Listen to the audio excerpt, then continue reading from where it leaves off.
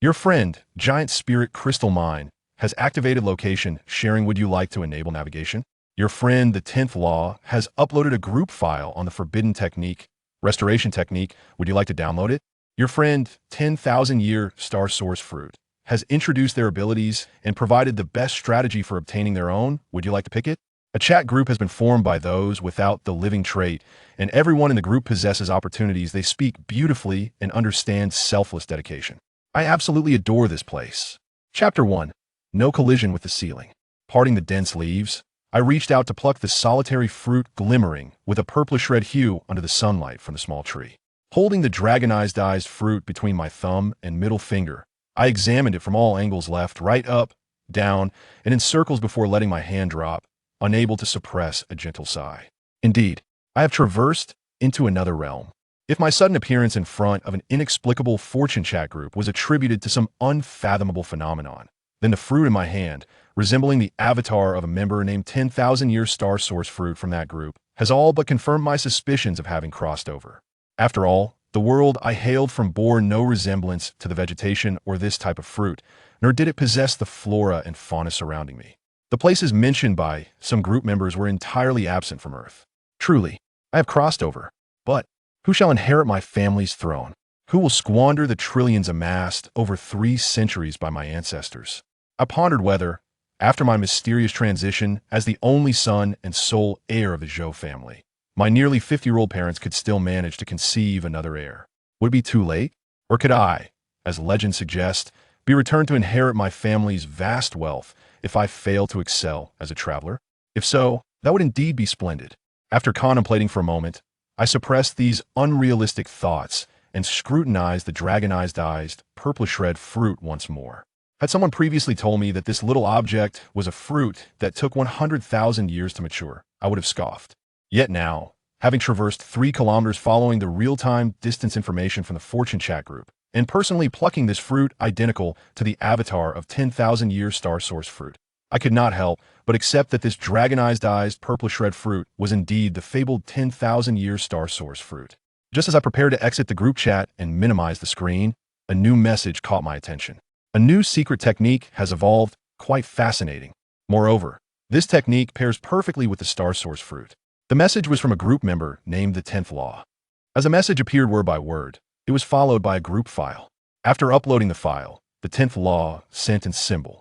After a brief silence, 2 question marks were followed by another message from the 10th Law.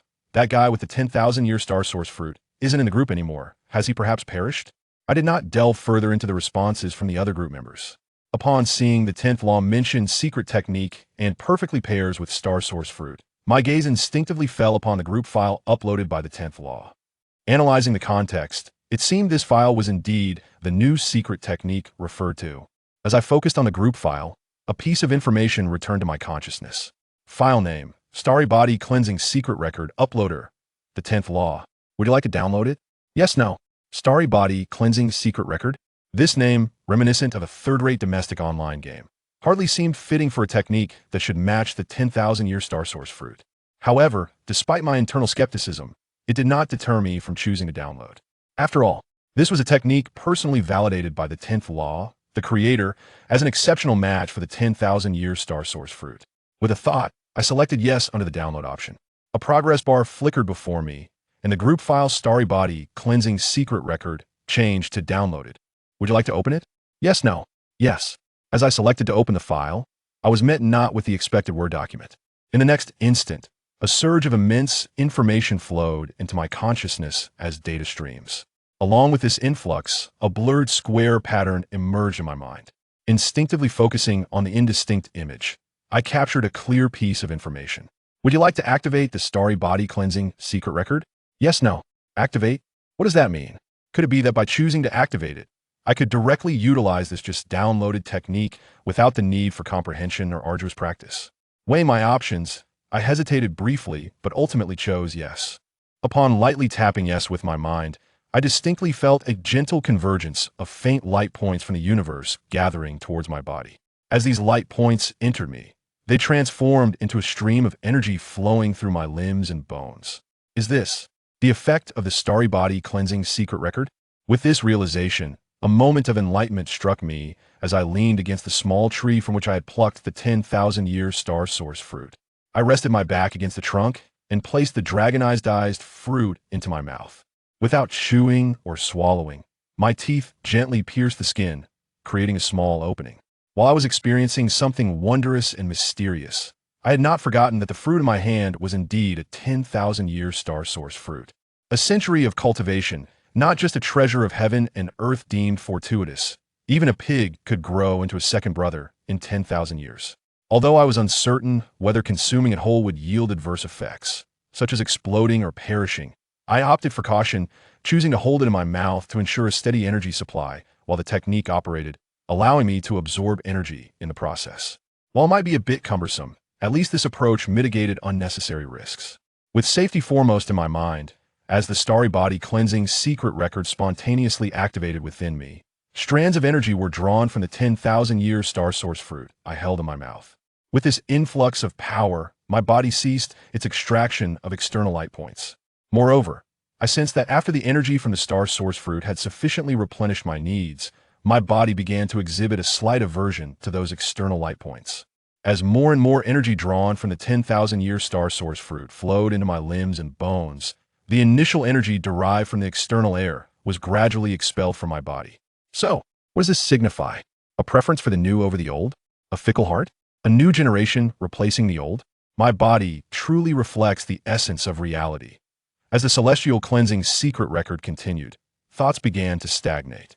Each fleeting notion seemed to require an interminable duration to manifest. Eventually, consciousness dissolved into nothingness, and the individual entered a state of serene extinction, void of sorrow or joy, thought or recognition, existence or non-existence. Thus, in the blink of an eye, 14 days passed. When Zhou Yi's awareness returned, the once self-operating celestial cleansing secret record had come to a standstill. After a brief pause, Zhou Yi's initial reaction was to realize that this fruit, surprisingly, had no pit. Upon opening his eyes and glancing at the celestial cleansing secret record, now transformed into a state of harmonious unity, reaching the ultimate realm, he couldn't help but feel somewhat bewildered. So, had the cleansing been completed? Yet, he felt no discernible change in his body. Was it not stated that the celestial cleansing secret record, in conjunction with the essence of the 10th Sandier star source fruit, could forge the most potent innate divine demonic body, achieving an ethereal physique of jade-like purity? Why, then, did he feel no transformation whatsoever? Puzzled, he stood up and looked down at his own body. His arms remained the same, fair-skinned and smooth as silk. His legs were still long and slender, seemingly crafted by a divine creator. His body appeared unchanged. So, what had become of the promised effects of the secret technique? Even if the technique were a sham, where had the energy from the enormous 10th Sandier star source fruit gone? Surely, the essence gathered from eons of celestial refinement would yield something substantial. How was it that he had not even produced a negligible result? He had not cultivated the innate divine demonic body, nor had he forged the ethereal physique. It even seemed that he had not experienced the cleansing effect, as he bore no filth or odor that one might expect post-cleansing. Had he truly squandered a 10th Sandier star source fruit in vain? Unwilling to give up, he pinched his arm and kicked his leg. He jumped in place several times, yet he did not experience the embarrassing scenario of hitting his head against the ceiling that was supposed to accompany the cleansing process. Although he was outdoors, lacking a ceiling, even a 3-foot leap did not reflect the expected agility of a cleansed body. However, it appeared that his physical control had become somewhat more acute. Upon awakening, he had felt a disconnect with his body, as though he were a player struggling to control a character in a game with inherent lag. Now, that sensation of delay had vanished. It was as if he had upgraded from a mouse and keyboard to a fully immersive holographic interface. Thus, the combination of the celestial cleansing secret record and the 10th Sandier star source fruit had culminated in an enhancement of his connectivity. Chapter 2. The primitive man digs, but I cannot. A gentle breeze swept across the lake's surface, creating ripples. Standing at the water's edge, Zhou Yi's first instinct was to lower his gaze. He hiked up his trousers to look. He exhaled a long breath of relief. Thankfully, it was still there. But was this truly the body he now inhabited? Was this face perhaps a tad too exquisite? Contemplating this, he instinctively averted his gaze from the reflection that bore a furrowed brow. At this moment, Nearly 15 minutes had elapsed since Zhou Yi concluded his practice of the celestial cleansing secret record. Although he bore no visible dirt, he had not bathed in over a month. Recall surged of small lake he had passed while searching for the star source fruit, and after examining his bodily changes, he had made his way here. Crouching down, he tested the water temperature, ensuring it was bearable. Without removing his clothes, Zhou Yi plunged into the water, holding his breath for nearly 2 minutes before surfacing. After shedding his garments underwater and using the lake's water to scrub himself clean, he rested on a few stones that had been washed free of debris. Returning to the center of the lake, he meticulously scrubbed every inch of his body until it gleamed. Only then did he shift his focus to washing his lengthy hair. As a modern individual accustomed to short hair, the sudden transition to nearly waist-length, straight black hair presented a unique challenge. Gathering his long hair from his shoulders to the front, he began to wash it strand by strand. Just as he was halfway through, he heard a sound behind him akin to splashing water. Instinctively, he released his hair and turned swiftly, his right hand deftly seizing a white figure swimming toward him. Drawing it close, he realized he had caught a small white snake. A snake? Had he truly reacted so quickly to grasp a small snake gliding through the water? When had his agility improved to such an extent? Even if this body inherited some innate qualities, his awareness and reflexes had sharpened significantly. It seemed that the lengthy practice had indeed yielded some benefits. As he pondered this, attributing his success in catching the snake to his recent training, Zhou Yi held the small white snake firmly and quickly tied a knot around its body. Swimming to the shore, he tossed the bound snake onto the bank and returned to finish washing his hair. Just then, a gurgling sound emanated from his stomach. Feeling his belly, he recalled that during the days of practicing the celestial cleansing secret record and consuming the Tentasanier star source fruit, he had not felt hunger. Now that the cleansing had concluded, his human instinct for sustenance reminded him that he had not eaten in many days. Observing the struggling white snake, which had managed to wriggle its way to the end of its binding, Zhou Yi swiftly caught it again. Wetting his hands, he resecured the knot around the snake and tossed it back onto the shore. Perfect. There was food readily available. With one clean strand of hair tucked behind him, he resumed washing another unclean section. Addressing the little white snake in a tone of negotiation, he said, "O little white snake, you initiated the ambush, yet ended up as my captive. Now that I'm hungry, I plan to roast you for a meal you wouldn't object, would you?" The snake paused its struggles, flicking its tongue to glance at Zhou Yi. The two locked eyes, neither discerning the other's intentions through their gaze. However, after their brief exchange, Zhou Yi noticed the snake's thrashing intensified. "Well, since you remain silent, I'll assume you consent," Zhou Yi affirmed, nodding with satisfaction at the snake's apparent cooperation. He swiftly retrieved the snake, which was on the verge of slipping free, and tied a new knot before returning to his hair-washing task. After a full half-hour, he finally cleaned his long hair thoroughly. Regrettably, there was no shampoo available. Even if washed clean, it lacked the silky smoothness of a fine conditioner. Shaking his head in mild disappointment, Zhou Yi emerged from the water, bare. Lowering his gaze, he spotted the small white snake, now free from its knot, stealthily preparing to slip back into the water. Sensing Zhou Yi's stare, the snake froze and glanced up at him. In that moment of eye contact, Zhou Yi couldn't help but wonder, did he feel embarrassed? Shaking his head, he chuckled at the sight of the snake's rigid posture. "Hey, this is quite unbecoming of you.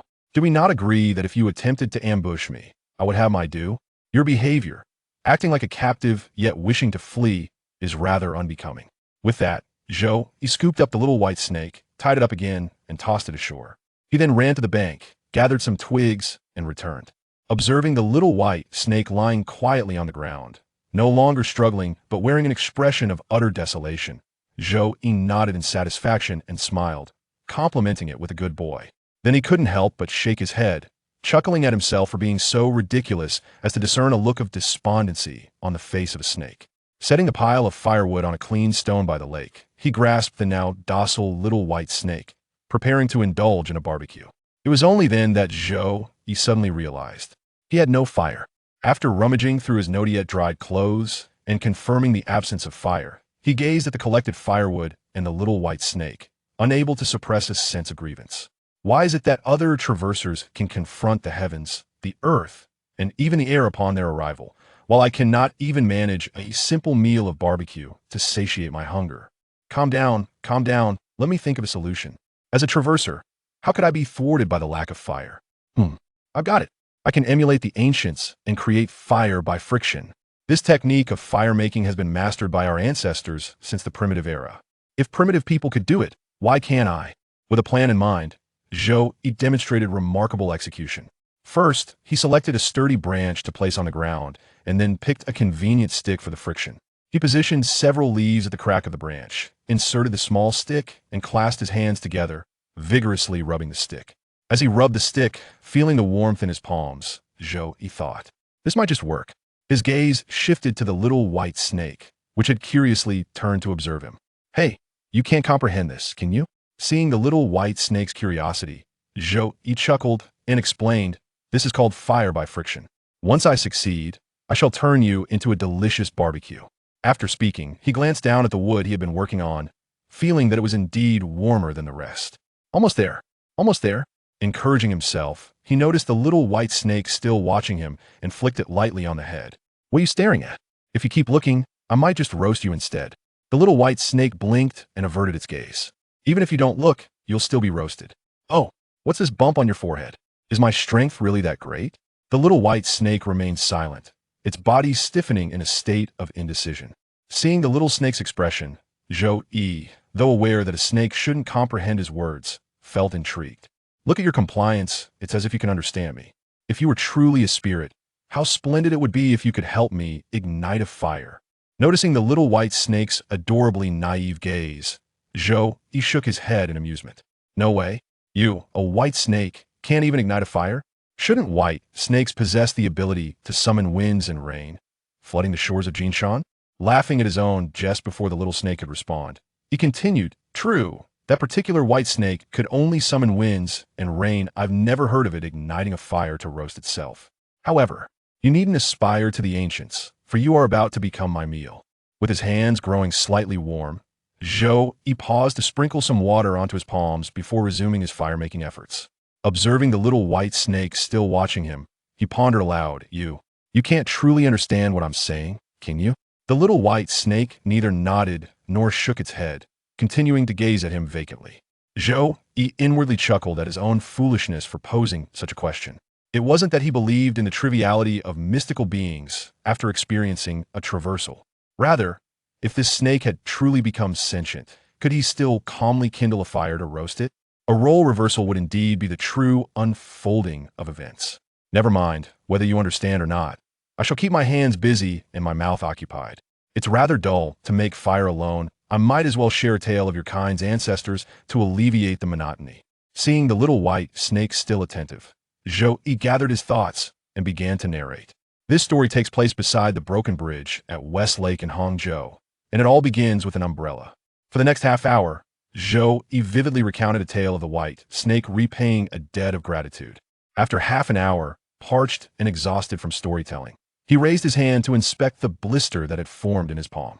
Looking down, he observed the branches that had produced no smoke, despite his vigorous efforts.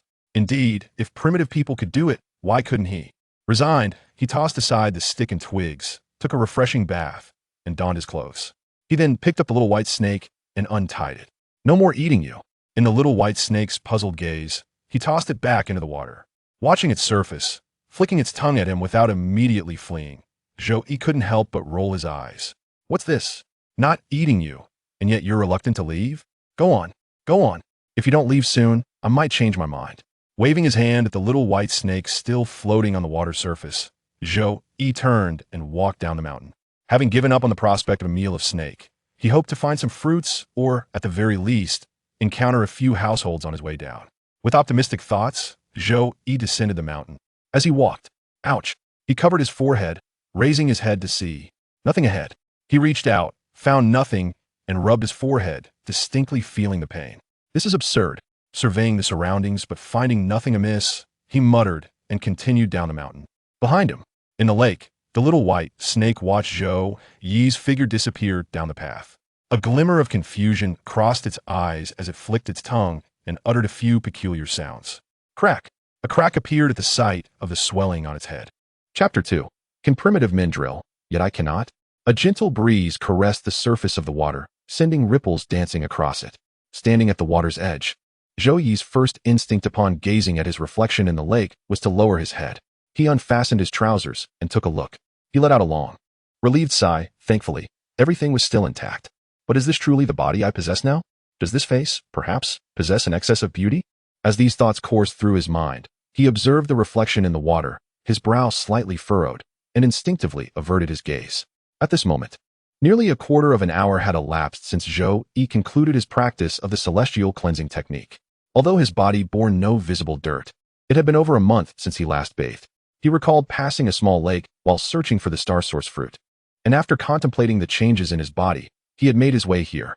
He crouched down, dipped his hand into the water to test its temperature, confirming that he could withstand it without succumbing to the cold. Without even removing his clothes, he plunged into the lake. Zhou Yi held his breath for nearly 2 minutes before resurfacing. He shed his clothes underwater and used the lake water to scrub himself clean, leaving his garments draped over several stones that had been thoroughly washed. As a modern individual, he was accustomed to a neat, short hairstyle. Suddenly faced with a mane of jet black, nearly waist-length hair, the task of grooming proved quite challenging for Zhou Yi. He gathered his long hair from his shoulders to the front and meticulously washed it strand by strand. Before he had washed even half of his hair, he sensed a disturbance behind him, the sound of splashing water. Letting go of his hair, he swiftly turned around, his right hand darting out to grasp a white figure swimming towards him. Upon drawing it close, he realized he had caught a small white snake. A snake? How did my reflexes become so sharp that I could snatch a nimble little serpent from the water? When did my agility improve so remarkably? Even though this body inherited some foundation from its previous existence, my consciousness and reactions have sharpened significantly. It seems that the weeks of cleansing and training have indeed yielded some results. As he reflected on his adeptness in capturing the snake, he quickly tied a knot around its body with both hands. Swimming to the shore, he cast the bound serpent onto the bank and returned to finish washing his hair. Just as he was absorbed in his task, a low rumble echoed from his stomach. He patted his belly, realizing that after the effects of the celestial cleansing technique and the star source fruit, he felt hunger for days. Now, having concluded his bathing, the instinct to eat reminded him that he had gone without food for several days. Observing the little white snake, which was now writhing to loosen the knot around its tail, Zhou Yi casually picked it up, wetting it slightly. He retied the knot and tossed the little serpent back onto the bank. Perfect, here lies a ready meal. Gathering the clean strands of hair behind him, he resumed scrubbing the unwashed portions, addressing the snake in a tone of negotiation. Oh, little white snake, you made the first move, yet your ambush failed, leaving you as my captive. As I find myself hungry now, I suppose I shall roast you to fill my belly. You have no objections, I trust? The snake paused momentarily, flicking its tongue as it glanced at Zhou Yi. They exchanged glances, neither discerning the other's intentions. After their gaze met, Zhou Yi noticed the little white snake's struggles intensified. Well, since you choose not to speak, I shall assume your silence is consent. Satisfied with the snake's apparent compliance, Zhou Yi nodded approvingly. He hastily seized the snake, which was nearly free from the knot, retied it, and continued his hair-washing endeavor. After a full half-hour, he finally cleaned his long hair thoroughly. Regrettably, there was no shampoo available. Even if cleaned to perfection, it lacked the silky smoothness one achieves with fine products. Shaking his head slightly in disappointment, Zhou Yi emerged from the water, only to find the little white snake had untied itself and was stealthily preparing to swim away. Sensing Zhou Yi's gaze, the little snake froze, lifting its head to look at him. In that fleeting moment of eye contact, Zhou Yi couldn't help but wonder, was it feeling embarrassed? Shaking his head, he chuckled at the thought of interpreting the snake's stiff posture as embarrassment. Hey, that's not very fair. We had an agreement. You attempted to ambush me first, and now I'm entitled to a meal as reparation. Such behavior of trying to escape after being captured is quite unseemly. Seeing the little white snake lying still, devoid of struggle and appearing utterly resigned, Zhou Yi nodded in satisfaction, chuckling, what a good little snake. Yet, he soon found himself shaking his head, amused at his own absurdity for interpreting a snake's demeanor. He piled firewood onto a clean stone at the water's edge and grabbed the now docile white snake, preparing to grill it. Suddenly, he realized he had no means to start a fire. After rummaging through his damp clothes, confirming the absence of any fire-making tools, he gazed at the gathered wood and the little serpent, feeling a surge of frustration. Why is it that other traversers can confront the heavens, the earth, and even the air upon their arrival, while I cannot even manage to prepare a simple meal? Calm down, calm down. Let me think of a solution. As a traveler, surely I can overcome the absence of fire. An idea struck him. I could emulate the ancients and create fire by friction. This technique, known since prehistoric times, was once mastered by our ancestors. If primitive people could do it, why not me? With determination, Zhou first selected a sturdy branch and placed it on the ground, then chose a suitable stick to use for drilling. He positioned a few leaves in a crack of the branch and pressed the small stick into it, clasping his hands together as he vigorously rubbed the stick. As he continued this endeavor, he felt the warmth building in his palms and sensed that success was near. His gaze shifted to the little white snake, which had curiously resumed observing him. Ah, you don't understand, do you? This is called drilling for fire. Once I succeed, you will become a delightful roast. He glanced at the wood, noticing it was indeed warmer than the surrounding area. Almost there, almost there, pumping himself up internally. He noticed the curious little serpent still watching him. With playful irritation, he flicked the snake on its head. What are you staring at? Look away, or you might just find yourself on the grill. The white snake blinked and averted its gaze. Even if you don't look, you'll still be cooked. Suddenly, Zhou noticed a bump forming on the snake's forehead. How did you get that? Is my strength really that formidable? The little snake stiffened, caught in a dilemma of whether to look or not. Although aware that snakes likely couldn't comprehend his words, Zhou found himself intrigued. You know, your cooperation suggests you might understand me. If you really were a mystical creature, how wonderful it would be if you could help me ignite a fire. Seeing the little white snake gazing at him with a naive expression, Zhou couldn't help but chuckle. Surely, you can't be a white snake if you can't even start a fire. Aren't white snakes supposed to summon winds and flood the rivers? After speaking, Zhou chuckled to himself before the little white snake could react. Indeed, that white snake could only summon winds and rain. There was no word of it ever kindling a fire for its own cooking. However, there was no need for it to emulate the sages, as it would soon find itself as my meal. With his hand feeling slightly warm, Zhou paused to sprinkle some water into his palm and resumed his endeavor of creating fire by friction. Noticing the little white snake still gazing at him with curiosity, Zhou pondered for a moment and tentatively asked, You can't really comprehend my words, can you?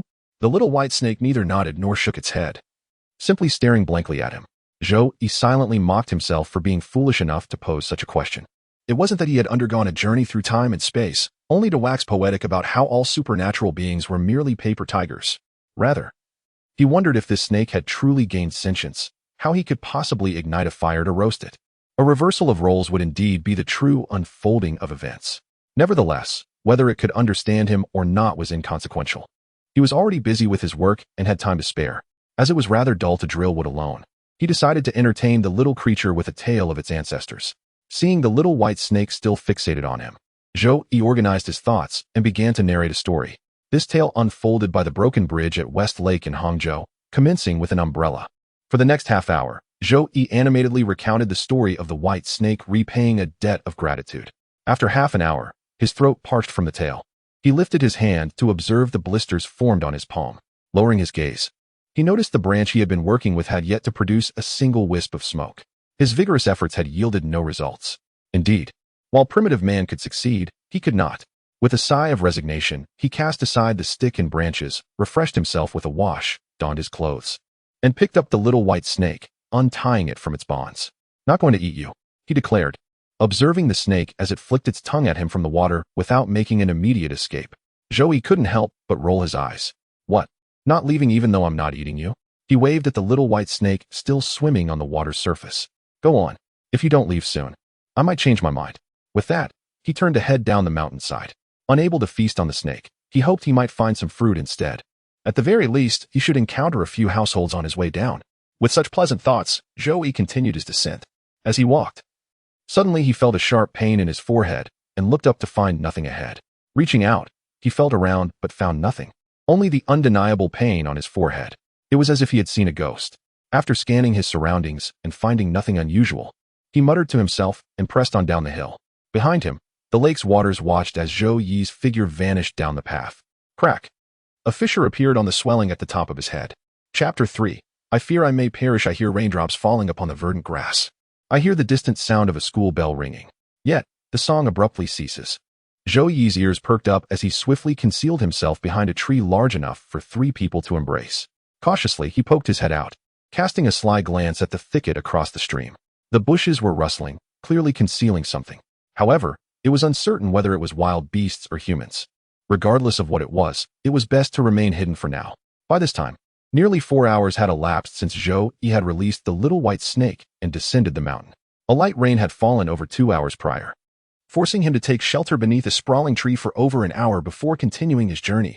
which explained why he had only now reached the foot of the mountain. Don't ask how he kept track of time so precisely. The chat group interface displayed the time.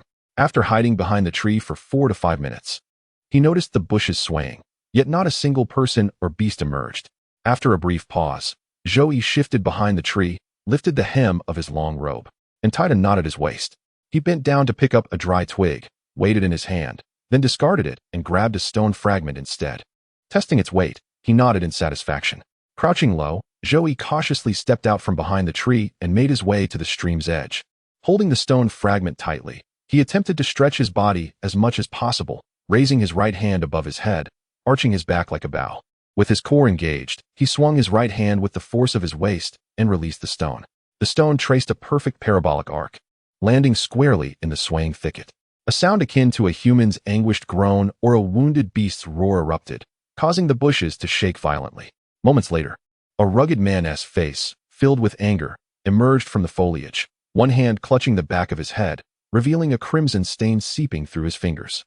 Following closely behind him was a disheveled woman, appearing to be in her early 20s, made up and possessing a beauty of around 7 out of 10.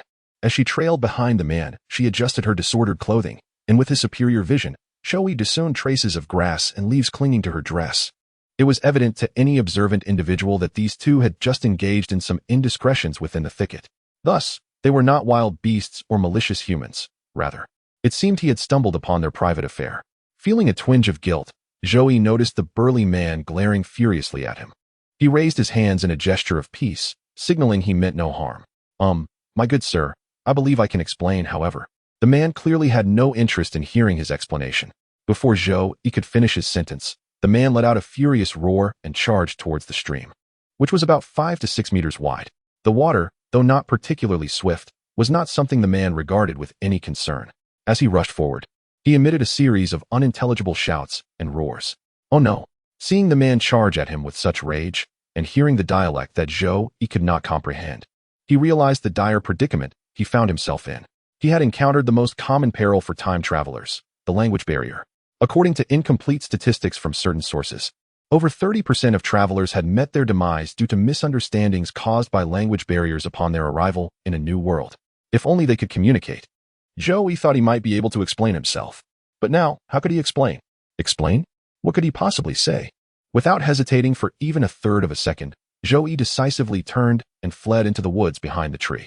Thankfully, he had prepared well for a swift escape. The long robe that covered his calves posed no hindrance. Behind him, witnessing Zhou sprint away, the man bellowed and hurriedly splashed across the stream. Despite not understanding the words, Zhou surmised that the man was likely shouting commands to stop. However, to halt now would be sheer folly. Paying no heed to the man's pursuit and shouts, Zhou dashed into the thicket, navigating through the dense trees and bushes as best as he could. His garment would not hinder him, but the man had not taken the time to secure his long robe, and as he raced through the underbrush, it would undoubtedly slow him down. After all, a lovely lady awaited him. Indeed, after pursuing Zhou for over 10 minutes and losing sight of him, the man stood in place, muttering a few curses before begrudgingly turning back. Having realized that the man was no longer behind him, Zhou continued to run for another 5 or 6 minutes before stopping to rest against a large tree that caught his eye. Indeed, being a traveler was a perilous profession.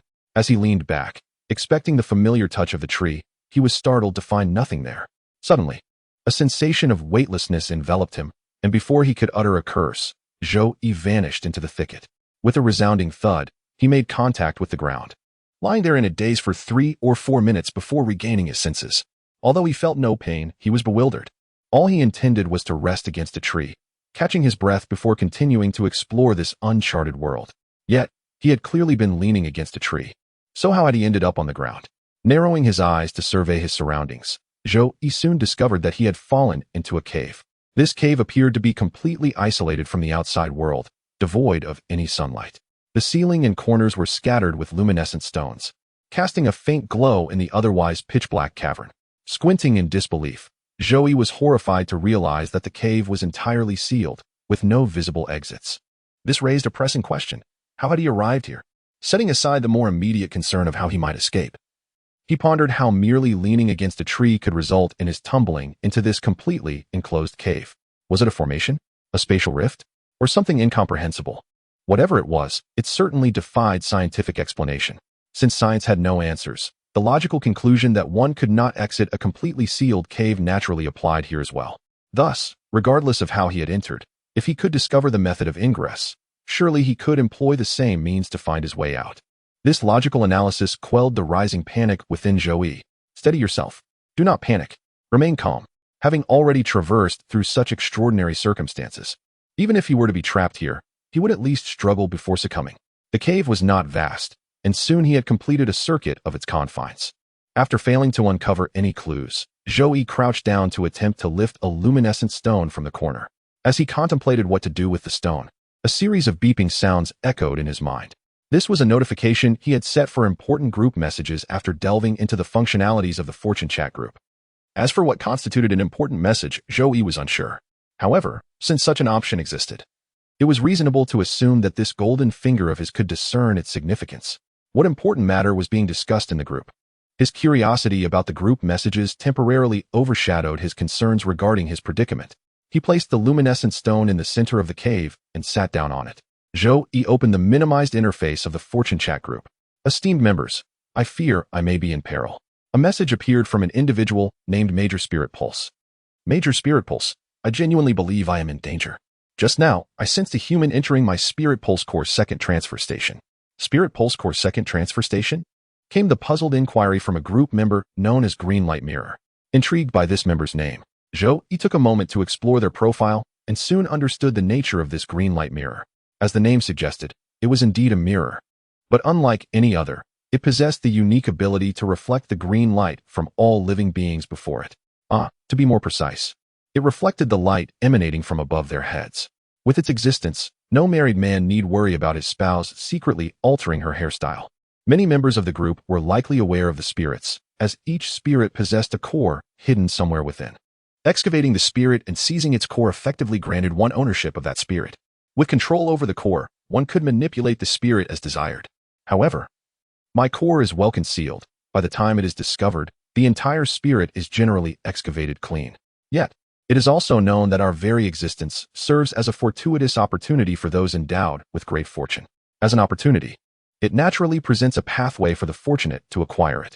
In my case, entering the Spirit Pulse Core's second transfer station is the only method to seize control of the spirit's core without excavating it. Every opportunity has a corresponding pathway granted by the fortunate. Such rules exist. However, who established these rules? Are they applicable to all opportunities? If these rules possess absolute universality, then Joey need only infiltrate the group and discern the pathways corresponding to particular members to effortlessly acquire the desired opportunity. Thus, this matter could be observed and verified slowly, without haste. Just as Joey prepared himself for long-term strategizing, new messages surged through the chat. 3,000 years of dogtail grass. So, does this mean that entering your Spirit Pulse Core's second transfer station is akin to pushing open your front door? No. This transfer station is a completely enclosed space. Aside from scattered luminescent stones, there is nothing else inside. To push open my front door through this station, one must collect all the luminescent stones and arrange them in a bagua pattern at the center of this enclosed space. This bagua pattern can activate the teleportation formation leading to the space where my Spirit Pulse Core resides. If one cannot pass this trial, they will be trapped inside a completely sealed space, devoid of anything but the luminescent stones. Why did Joey feel that the Spirit Pulse Core's second transfer station described bore such a striking resemblance to his current predicament? Just as Joey contemplated the uncanny coincidence, another message materialized in the group. Collect all the luminescent stones and arrange them in a bagua formation to activate the spatial teleportation. Such grotesque conditions are unimaginable. I'm out of here. This person is merely toying with us. Even if the intruder were to turn to ash, you would still be safe. With such stringent conditions, it would be a miracle for anyone to succeed without a detailed guide.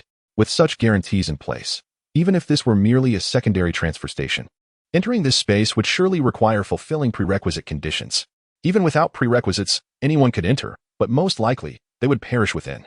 However, considering the guide, if this location were indeed the Spirit Pulse Core's second transfer station mentioned by Major Spirit Pulse, then if Joey were the intruder he referred to, his recent messages would effectively serve as an ideal guide for him.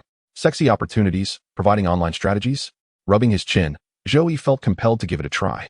Rising from the luminescent stone beneath him, he moved to a corner of the enclosed space.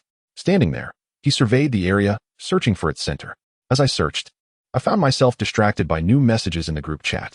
Alas, one must understand that even the trials of reinsurance cannot deter the fortunes of those truly favored by destiny, especially those known as the children of fate, who appear only once every few hundred or thousand years. When they do emerge, it is as if the very heavens conspire to grant them unparalleled fortune, utterly defying reason. If you think the trial of my spirit veins course secondary transit station is harsh, you have yet to grasp the daunting prerequisites for entering this space. Seemingly dissatisfied with the remarks of the Songlong Divine Blade regarding using everyone for amusement, the large spirit vein promptly countered with several messages. The entrance to the Spirit Veins Course secondary transit station is located on a tree in a tranquil grove at the foot of the hidden Mist Mountain, a location devoid of any danger. This particular tree is not fixed. It changes daily according to the cycles of the celestial stems and terrestrial branches. To trigger the entrance, finding this tree is merely one of the conditions.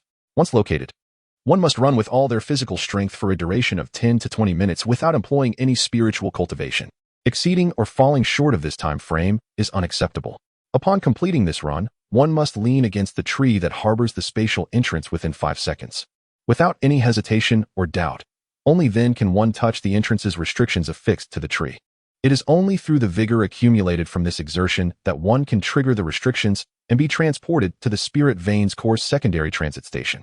After articulating the strategy for entering the Spirit Veins Course secondary transit station, the large spirit vein paused and directed its comments towards the Songlong Divine Blade. Old Blade, do you believe the first prerequisite is easier to accomplish without prior knowledge than gathering all the fluorescent stones in this space to create a Bagua diagram at the core of the enclosed area? Songlong Divine Blade finally managed to utter 2 words: absurd. Indeed, absurd. As others in the group expressed their astonishment, I, Zhou-Yi, came to a realization that the intruder spoken of must indeed be myself. Therefore, I extend my gratitude to you, esteemed large spirit vein. Without your detailed strategy, I would likely have perished here. In my mind, I silently thanked the large spirit vein for its selfless generosity. The core of this enclosed space appeared to be precisely where I had placed a fluorescent stone. Thus, one could say that fortune was indeed on my side. As for whether my perception of the center might be flawed, I pondered as I collected all the fragments of fluorescent stones scattered throughout the confined space and piled them at its core. Done. At that moment, the large spirit vein sent another message in the group. The human has gathered all the fluorescent stones at the core of the enclosed space. Now, all that remains is to arrange them into a Bagua diagram. Don't panic. What if this human happens to be unaware of the Bagua diagram? Replied Wan Yin Lan Lingua. The large spirit vein responded with a wry smile. How could that be? At this point, I feel my existence is merely to await this individual's arrival. Every step he takes feels as though he is following a complete guide to his tasks. How could such a person falter over a simple Bagua pattern? Wan Dao Tu interjected, Bagua diagram? Is this it? Image expression. Now the question arises. Does Zhou-Yi know what a Bagua is? Naturally, he does. However, knowing merely in theory does not equip him to replicate it from memory, which would indeed pose a challenge. Just as I was contemplating whether to risk exposure by asking in the group chat, the savior appeared without warning, without a hint of caution. They dropped a diagram, precisely the Bagua diagram that several members were discussing, and which Zhou-Yi now desperately required. What a good person. Truly deserving of the title of Fate's benefactor. If only Wan Dao Tu were present, I would have embraced him and showered him with 100 kisses. Delighted by this vision, I opened the image shared by Wan Dao Tu in the chat. A standard Bagua diagram materialized before me, and whether it was an illusion or not, I felt this particular diagram was more beautiful than any I had previously encountered. Staring at it for a while, I almost believed it was coming to life, spinning before my eyes. Upon closer inspection, however, it was merely a Bagua diagram, albeit one that appeared more aesthetically pleasing than others I had seen. With this reference in hand, I realized arranging the fluorescent stones into a Bagua diagram was far more challenging than I had anticipated. After 8 hours of diligent effort and numerous adjustments, I finally managed to lay out a Bagua pattern on the ground. As the last stone found its rightful place, a brilliant light suddenly illuminated the enclosed space. In the next instant, an overwhelming sensation of weightlessness enveloped me, and before I could react, my body was drawn into another realm. Upon regaining my footing, I was engulfed by a dizzying sensation. I rushed to a stone wall, gripping it tightly as I bent over. After retching for some time, only a bit of bile escaped my lips. It dawned on me that I had not eaten for over 40 days. Oh, but wait. It was not my body that had gone without sustenance since I crossed over. I had no recollection of how long it had been since this body had last eaten.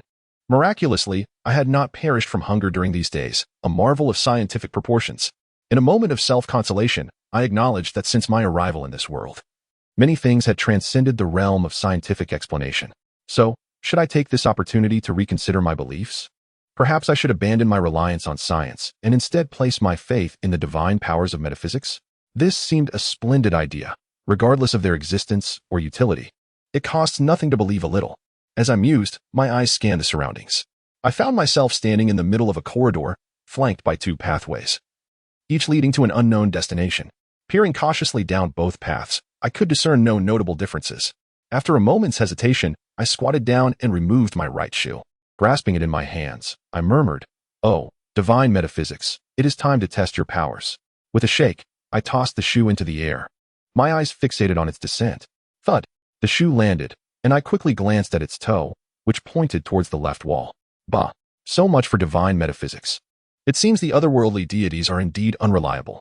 In light of this, Joey, found myself once again questioning my newfound beliefs. In the presence of the scientific deity, the tip of my shoe pointed towards the right wall. It seems that the brilliance of the scientific deity has yet to illuminate this land. Oh, wise one, strive harder. I believe that one day your faith will reign here. I have faith in you. I picked up my shoe once more, holding it in hand. Since the scientific deity has not yet contemplated spreading belief in this direction, I implore the deities, Amitabha, Buddha, Guanyin, Sun Wukong, Tang Sanzong, Zhubeiji, the White Dragon, and the monks of Shaolin, please guide me. Indeed, foreign sects remain foreign. In critical moments, we must rely on our ancestors. I retrieve the shoe, redirecting its tip towards the top of the passage, shaking my head in contemplation. Jade Emperor, 3 pure ones, great sage equal to heaven, Marshal Tianpeng, your guidance is awaited. As the shoe hit the ground, a gentle breeze lifted the hem of my garment. Observing the shoe with its tip pointing downward, I couldn't help but fall into deep thought. Could it be that even our native deities are untrustworthy? No, that can't be right. Could it be that the deities intend for me to follow the direction indicated by the shoe? After glancing at the direction indicated, I nodded in satisfaction. Indeed, the deities of Taoism are reliable. With a sense of gratitude, I set forth towards the path illuminated by the deities. With the radiance of so many divine beings guiding me, I felt an overwhelming sense of fortune, certain that I would easily acquire the core of this grand spiritual vein and ascend to the pinnacle of life once more, marrying a wealthy beauty. As I confidently advanced along the path indicated by the deities, a new message appeared in the chat group concerning the grand spiritual vein. Esteemed ones, it is time to bid farewell once again. The 3,000-year-old dogtail grass. Has that human already found your spiritual core? Not yet. But he has reached the bottom of the vein and is now heading towards its location. Given his demonstrated luck, I have no doubt he will discover my spiritual core. As I read the messages in the group, my steps faltered slightly. I gazed toward the direction said to lead to the spiritual vein, then looked down at my shoes. With my chin in hand, I could not help but ponder. Is my faith in the Taoist deities insufficiently strong? Chapter 6. Perhaps I should descend once more. How foolish I am. I only knew to wait for the snow. I believed the mystical deities were unreliable and that I must await the brilliance of science to blanket this world. I had not anticipated that the scientific deity showed no intention of spreading faith in this direction. I had always assumed that only foreign deities like the Buddha were untrustworthy. Yet, I was taken aback to find that even the indigenous Taoist deities had begun to mislead their followers. This thought briefly crossed my mind before I dismissed it. Oh well, since I have come this far, I might as well see it through to the end. I have never laid eyes on what a spiritual stone looks like, nor do I know what a spiritual crystal is. After walking for approximately 20 minutes, I began to see scattered spiritual stones and crystals along the way. With a single glance, I quickly understood the distinction between the two. In the passage before me, there were glimmering crystals akin to gems, alongside irregularly shaped stones scattered about, composed of the same material. It was clear to any sensible individual that those crystals must be the spiritual crystals referred to by the Grand Vein, while the irregular stones were the legendary spiritual stones. Who was the first fool to write that spiritual stones were uniform crystals used as stable currency? Come forth. I assure you I won't harm you. Setting aside the notion that spiritual stones are merely irregular stones infused with spiritual energy. Even the spiritual crystals should not contain equal amounts of energy, should they? If the quantities vary, how can they serve as a medium of exchange? Such a currency system would surely collapse. With such thoughts swirling in my mind, I continued on. As time passed, the spiritual crystals became increasingly abundant, while the path grew narrower. After approximately half an hour, I found the way ahead completely blocked by an abundance of spiritual stones and crystals, making passage impossible. Standing at the end of the passage, I beheld an overwhelming sight of countless spiritual stones and crystals, yet regrettably, I could not take any. First, I must secure the core of the spiritual vein. Once I claim it for myself, I can admire these treasures for as long as I desire. After nearly 3 hours, I arrived at the end of the passage. Standing there, gazing into the dark abyss below, it felt as if the depths were unfathomable. I could hardly contain my frustration. Can you hear me? Where's the promised spiritual core? Why, upon reaching the end, was I met only with this seemingly bottomless pit? Could it be that the so-called spiritual core lies within? However, even knowing a mine awaited below, I couldn't bring myself to leap. It was too deep, surely. Jumping would lead to certain death. Just then, as I stared blankly into the abyss, that melodious voice echoed again in my ears. Sensual opportunity, online guidance. The phrase flashed through my mind, prompting me to quickly open the chat group interface. That individual has reached the space housing the spiritual core. Just one final leap remains. The 3,000-year-old dogtail grass. Last leap? What do you mean by that? The grand spiritual vein. At the end of the passage is an entrance leading to another tunnel below. The entrance is an illusion. It appears to be a chasm, yet its true depth is but 1 zhang, approximately 3 meters. Now, it is a matter of whether he dares to take the plunge, seeking a glimmer of hope, or if he chooses to remain trapped above, starving. As I read the messages in the group and looked at the abyss before me, hesitation crept in. Is what they say true? I cannot see their conversation. Surely the grand spiritual vein would not deceive at the brink of death? Besides, the core lies below. If I do not jump, I will be trapped above. Then, I shall jump. But wait, how foolish am I? 1 zhang, maybe over 3 meters. What if I land poorly and hit my head first? If my face meets the ground, I may ruin my appearance. Thus, I turned, gripping the edge of the pit, deciding to descend instead. Chapter 7, at last. I can emerge. The integrity of the grand spiritual vein's guidance proved to be quite high. Upon descending into the pit, the illusion dissipated, and I realized that my feet were only about 1 meter away from the ground. Releasing my hands, I leapt lightly and landed firmly on the surface. Once stable, I surveyed my surroundings. Thanks to the soft glow of the luminous stones in the passage, I discovered that I was in a downward sloping tunnel. Continuing forward for about half an hour, I soon encountered a turn ahead. I hastened towards it, turning suddenly to a halt, almost colliding with the door. I took a few steps back and glanced at the passage I had come from. He felt a phrase lingering in his heart. Yet he was uncertain to whom it should be conveyed. This grand entrance, whose design is this? A corridor leading to a corner where the door is positioned at an intersection. Had he reacted any slower or moved any quicker, he would have surely met with a grievous collision, resulting at the very least in a spectacular misfortune. Such a brutal design. Was the architect a fool? After a moment's reflection, he reconsidered. It appeared that the design was not intended for human passage. Rather, it seemed the creators relished the idea of no one ever reaching this place. Thus, whether it resulted in a mere bump or a fatality, they might secretly delight in such outcomes. With this thought, Zhou Yi's resentment diminished somewhat. When one is pushed to the brink, one should at least be afforded the opportunity for a moment of catharsis before the inevitable. With a magnanimous heart, he chastised the architect silently 100 times before taking 2 steps forward and pushing the door. Contrary to his expectations, it was not heavy. Perhaps it was due to the strength of his current form, or maybe the door was merely a fade designed for collisions, never intended to obstruct entry. With a slight exertion, the tightly shut stone door swung open effortlessly. Stepping inside, he found a stone chamber roughly the size of a playground. The floor was thickly layered with golden sand, the origins of which within this spiritual vein remained a mystery. Scattered across the surface were vibrant gemstones.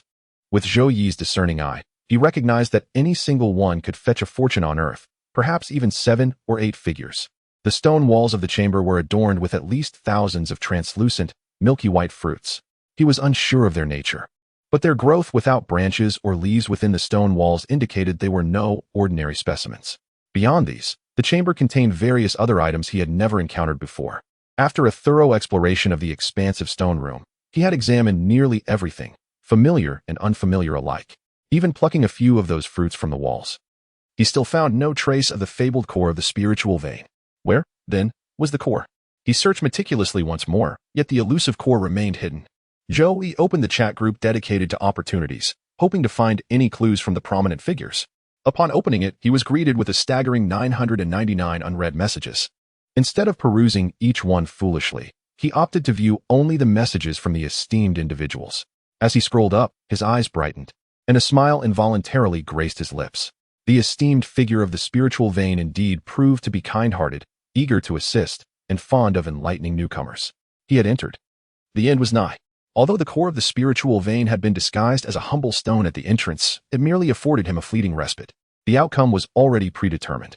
Farewell, dear friends. There, near the wall, lay an inconspicuous stone, seemingly discarded. He had found it. With hurried strides, he seized the small stone in his hand. At last, he could leave. Chapter 8. Is this a pay-to-win game? Clutching the small stone, Zhou Yi intuitively grasped the method of utilizing the core of the spiritual vein. Choosing a direction, he focused on movement. Through the feedback of the core, he sensed the entire vein shifting towards his chosen path, albeit at a rather sluggish pace, slightly faster than an ordinary walk. However, the previous information conveyed by the stone explained that the speed of movement was directly proportional to one's cultivation level. As an ordinary individual, his control over the vein's movement was merely a tad quicker than that of an average person. Were he to possess the cultivation of a golden core or nascent soul, would he not command an even swifter pace? Of course, this presupposes that such realms exist in this world. After experimenting with the movement of the entire spiritual vein, Zhou Yi halted its advance, preparing to test the ability to traverse freely within the vein while holding the core. As he envisioned traversing through the spiritual vein, an invisible force enveloped him, propelling him upward. The stone walls, spiritual stones, and crystals became mere illusions, despite the absence of a visible passage. With the disguised stone core in hand, Zhou Yi navigated effortlessly through the entire vein. After circling within the vein, he reversed direction and ascended. At the apex, he discovered that the spiritual vein was not exposed to the surface. Above it lay a layer of earth whose thickness he could not ascertain. Once the pinnacle of the vein broke through the ground, he would be able to emerge, needing only to wait. Under Zhou Yi's control, the entire vein shifted upward at a pace of approximately 10 kilometers per hour. Reclining amidst a sea of spiritual crystals, he toyed with the small stone in his hand. The more he observed it, the more he deemed it rather unsightly. Not only was it unattractive, but it also did not do justice to its identity as the core of the spiritual vein. Moreover, it was cumbersome to safeguard. This little stone was troublesome to hold. In his palm, it impeded his movements, while placing it in his bosom raised fears of misplacing it. How splendid it would be if it could be stored within him like legendary treasures. This thought burgeoned uncontrollably in Zhou Yi's mind. Indeed, this was the core capable of controlling an entire spiritual vein. It ought not to be so unremarkable. He speculated that this seemingly ordinary stone was but a disguise, with the true core concealed within. With this audacious thought, he awaited patiently for over 10 hours, perhaps due to the previously encountered 10,000-year stellar fruit.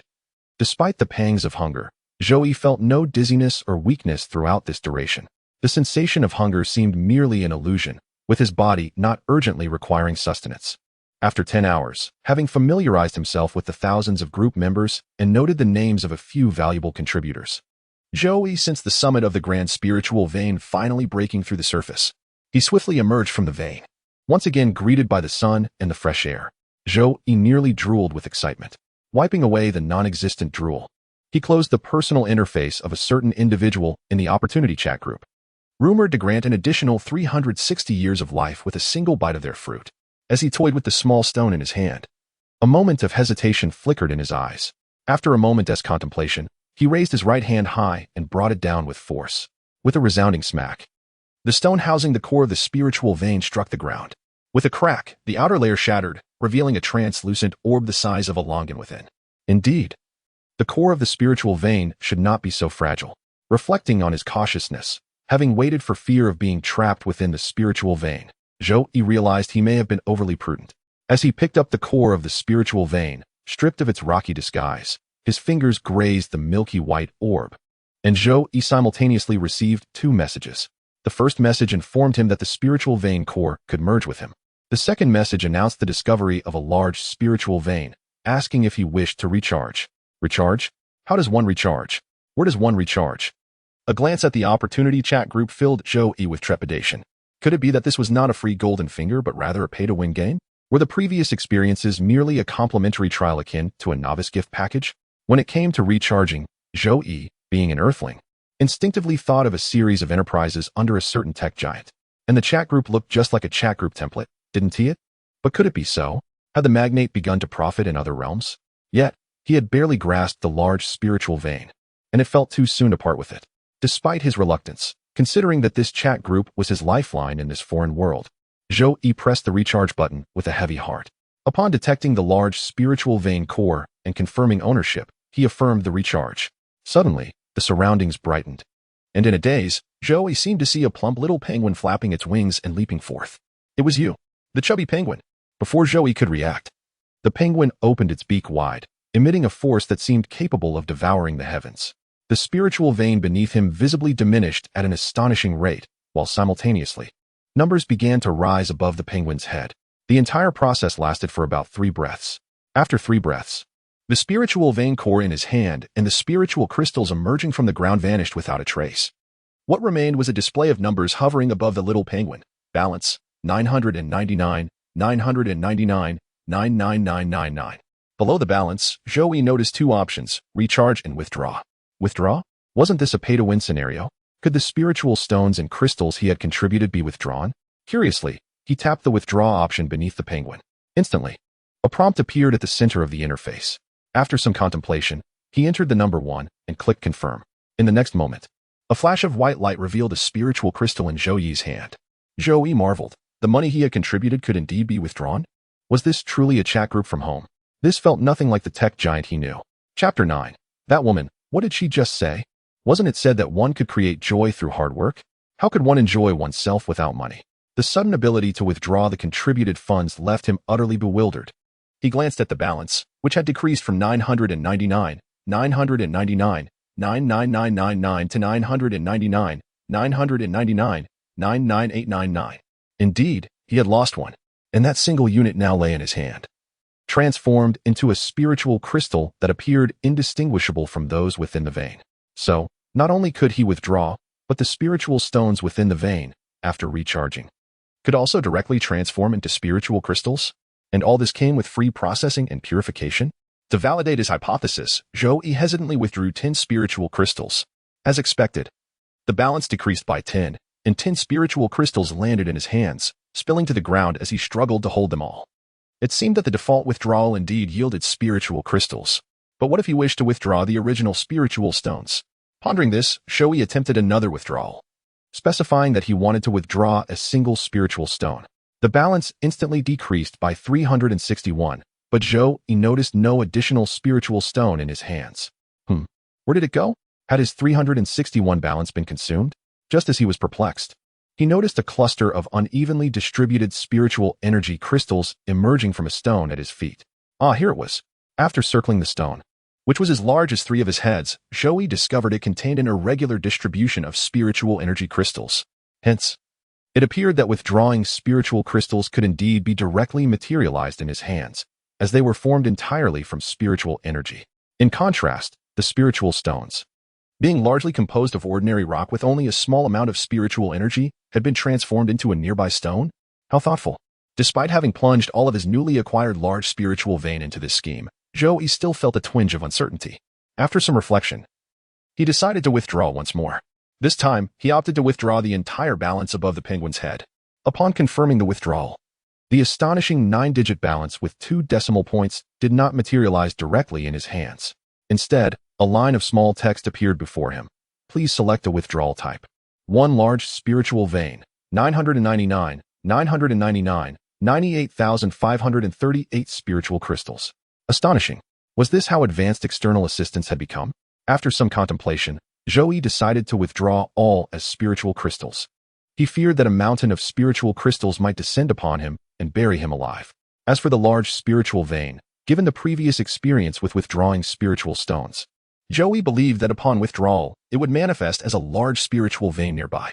With that thought, he confirmed the withdrawal of the large spiritual vein. A white light enveloped the ground, only visible to him, and after 3 breaths, a large spiritual vein appeared beneath his feet, diminished by several crystals. The vanished core of the spiritual vein reappeared in his grasp, and with a mental command, Zhou immersed himself within the large spiritual vein. After surveying the area, he realized that upon recharging and subsequently withdrawing the large spiritual vein, everything inside remained unchanged. How remarkable! With this feature, in the future, whenever he acquired new spiritual veins or crystal mines, he could avoid the hassle of carrying and transferring them, simply recharging to package it for transport. When he desired to release it, he could directly withdraw it. Moreover, should he ever find himself in a predicament during a conflict, He could withdraw a heap of spiritual crystals to hurl at his opponent. Just imagine, amidst a fierce battle, he could suddenly disengage. And while the enemy is left in a daze, a mountain of spiritual crystals could rain down, burying them alive. Should he find himself unable to win, he could simply crush them with wealth, couldn't he? After shifting to a new position, he conducted another test. Even after repositioning, he confirmed that withdrawing the spiritual vein retained all its contents, including the tunnels and unfamiliar gemstones within. Concluding that once he chose to recharge, he effectively deposited all spiritually infused items from within the vein. Joey felt a sense of satisfaction as he clapped his hands and turned to leave. As he ambled along, humming a tune, Joey felt a delightful lightness in his heart, pondering the beauty of serendipitous encounters at every corner. Having just turned a corner, I instinctively halted my steps. Why has the sky darkened? I looked up reflexively, and my gaze narrowed slightly upon noticing a woman clad in a flowing purple garment hovering gracefully above me, as if she had just discovered my presence. She began to descend slowly from the air. With wide eyes, I stared, unable to blink as she landed directly before me. What puzzled me was that despite her dress, there was not a hint of exposure as she touched the ground. As I observed the woman in the purple attire, I couldn't help but admire her, for she truly embodied the essence of a flying woman.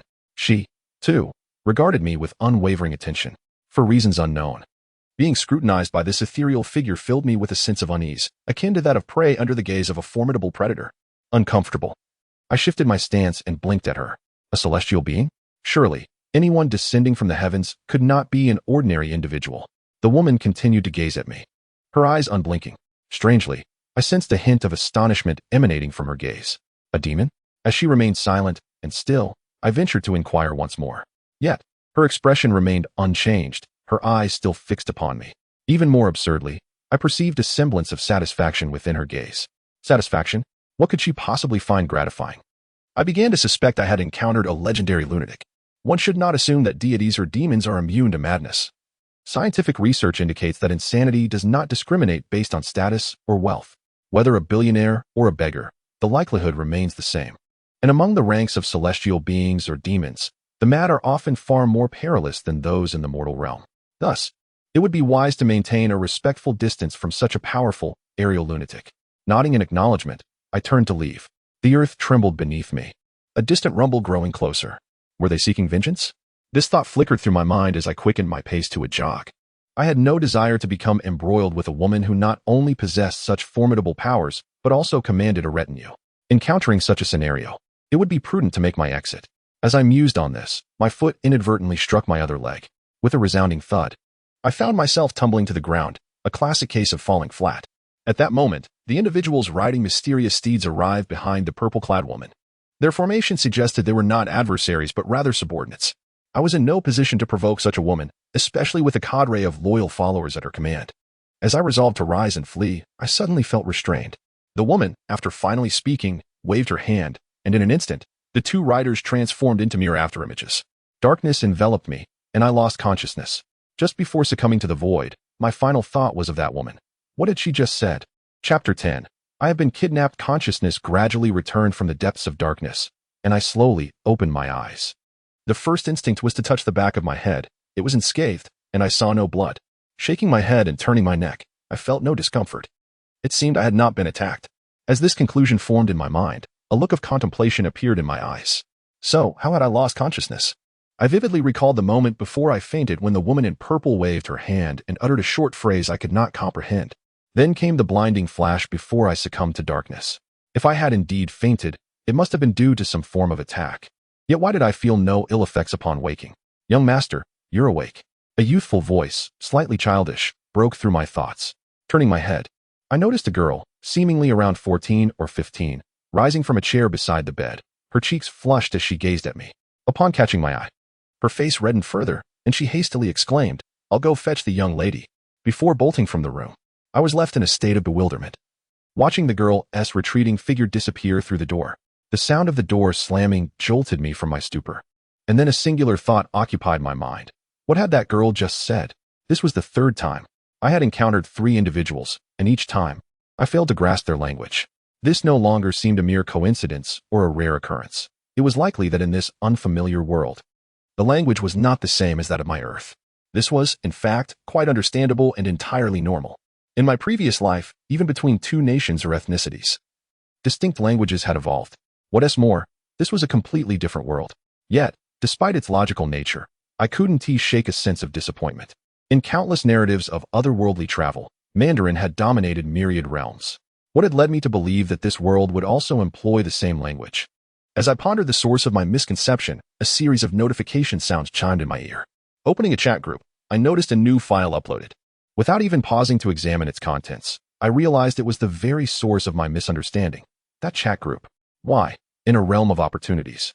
Were the discussions conducted in a language that did not belong to this world? This was a question that could not be resolved through mere imagination. So I decided to set aside my confusion and focus on the newly uploaded file. However, before I could even glance at its title, the sound of a door opening drew my attention. A woman entered, dressed in white, her sleeves and collar adorned with intricate golden patterns. Her long black hair cascaded down to her waist, and her delicate features seemed flawless, as if examined under a microscope. She approached with graceful steps, a gentle breeze lifting her garments, illuminated by the golden hues of the setting sun, making her appear like an ethereal being from a myth. "You are awake," she remarked softly, her voice like a clear spring, melodious and soothing. Yet, I was left utterly perplexed. Seeing my silence, the woman appeared to recall something and smiled apologetically. "You need not fear. I shall not harm you.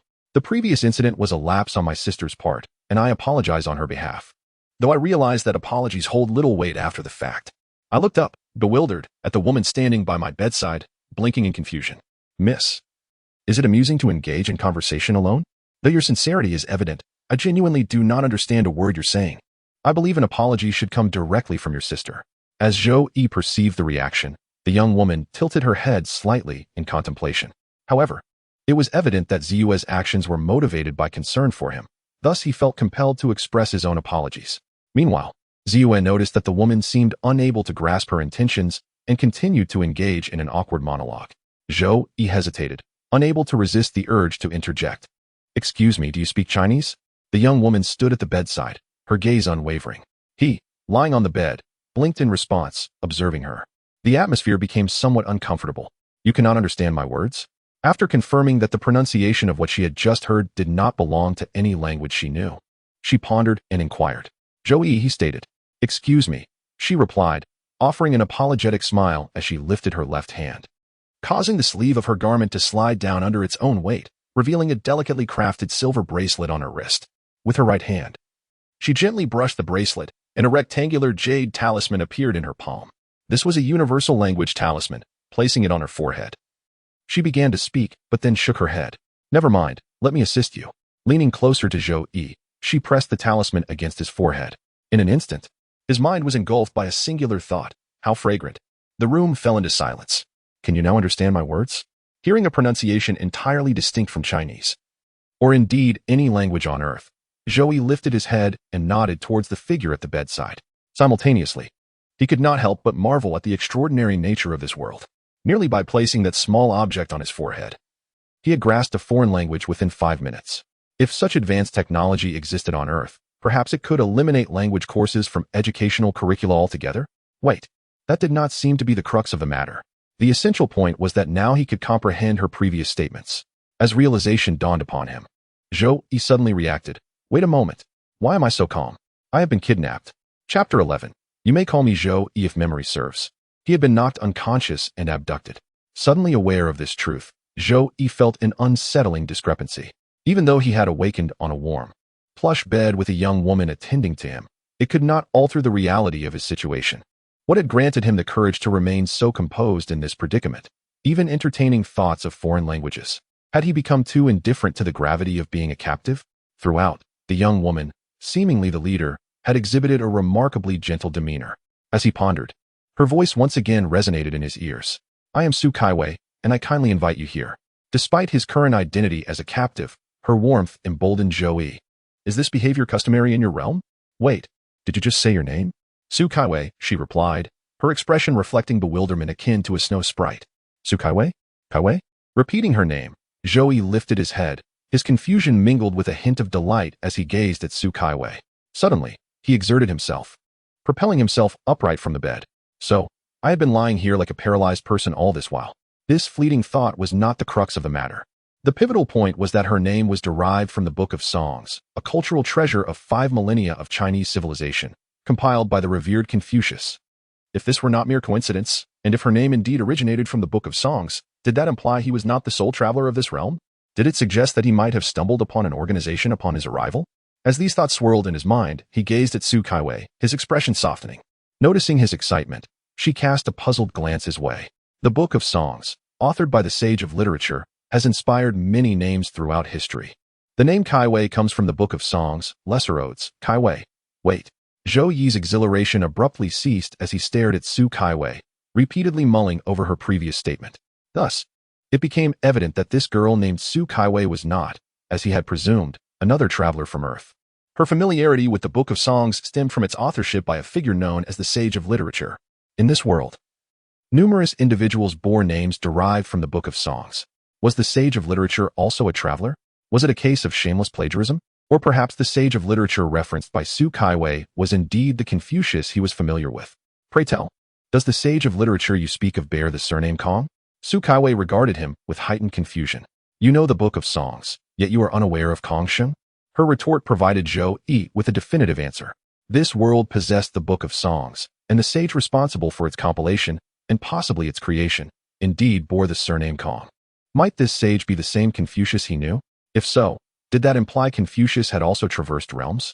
If not, was it mere coincidence that two disparate worlds, devoid of any linguistic connection, shared the same literary masterpiece? Is there a copy of the Book of Songs here? Might I borrow it? Su Kaiwei regarded him with curiosity but nodded. I shall have Xiu'er bring it to you shortly. She added, Xiu'er is the little girl you saw when you first awoke. Zhou Yi nodded in gratitude. Thank you. Having expressed his thanks, he found himself at a loss for words. As a victim of abduction, he should be vocally condemning the gentle demeanor of this apparent leader in hopes of securing his freedom.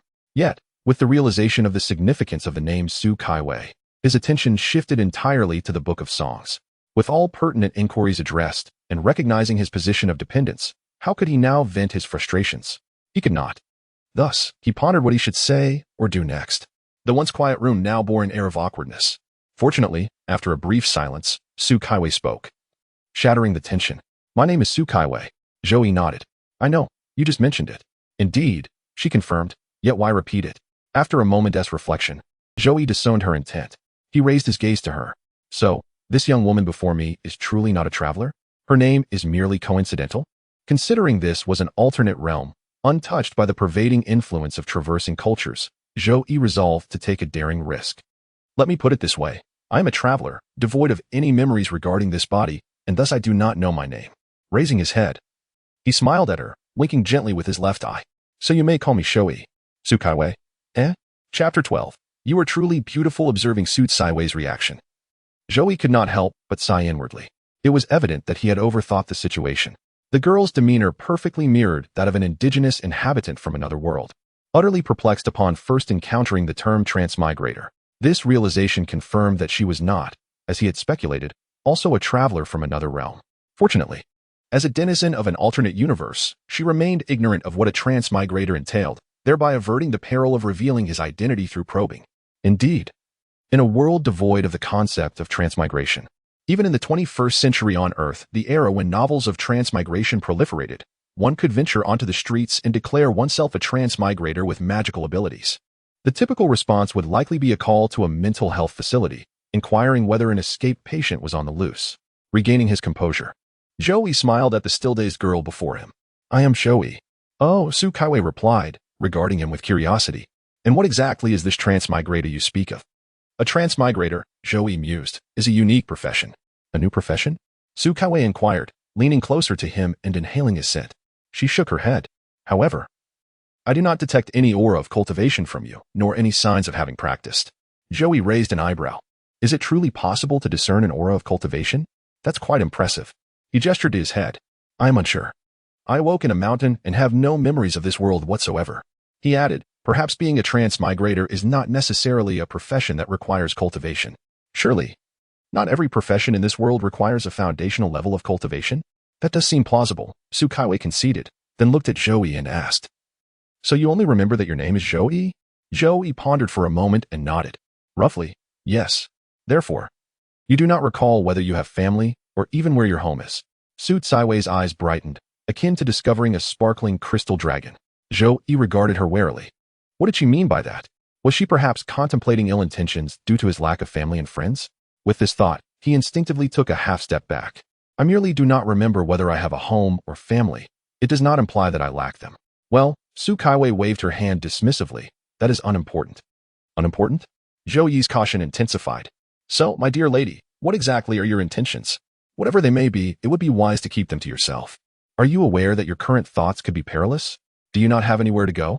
Zhou Yi contemplated and nodded. However, he truly had no plans for what to do next. Seeing him nod, Su Kaiwei's eyes narrowed slightly, resembling a cunning little fox poised to steal a chicken. Have you considered staying?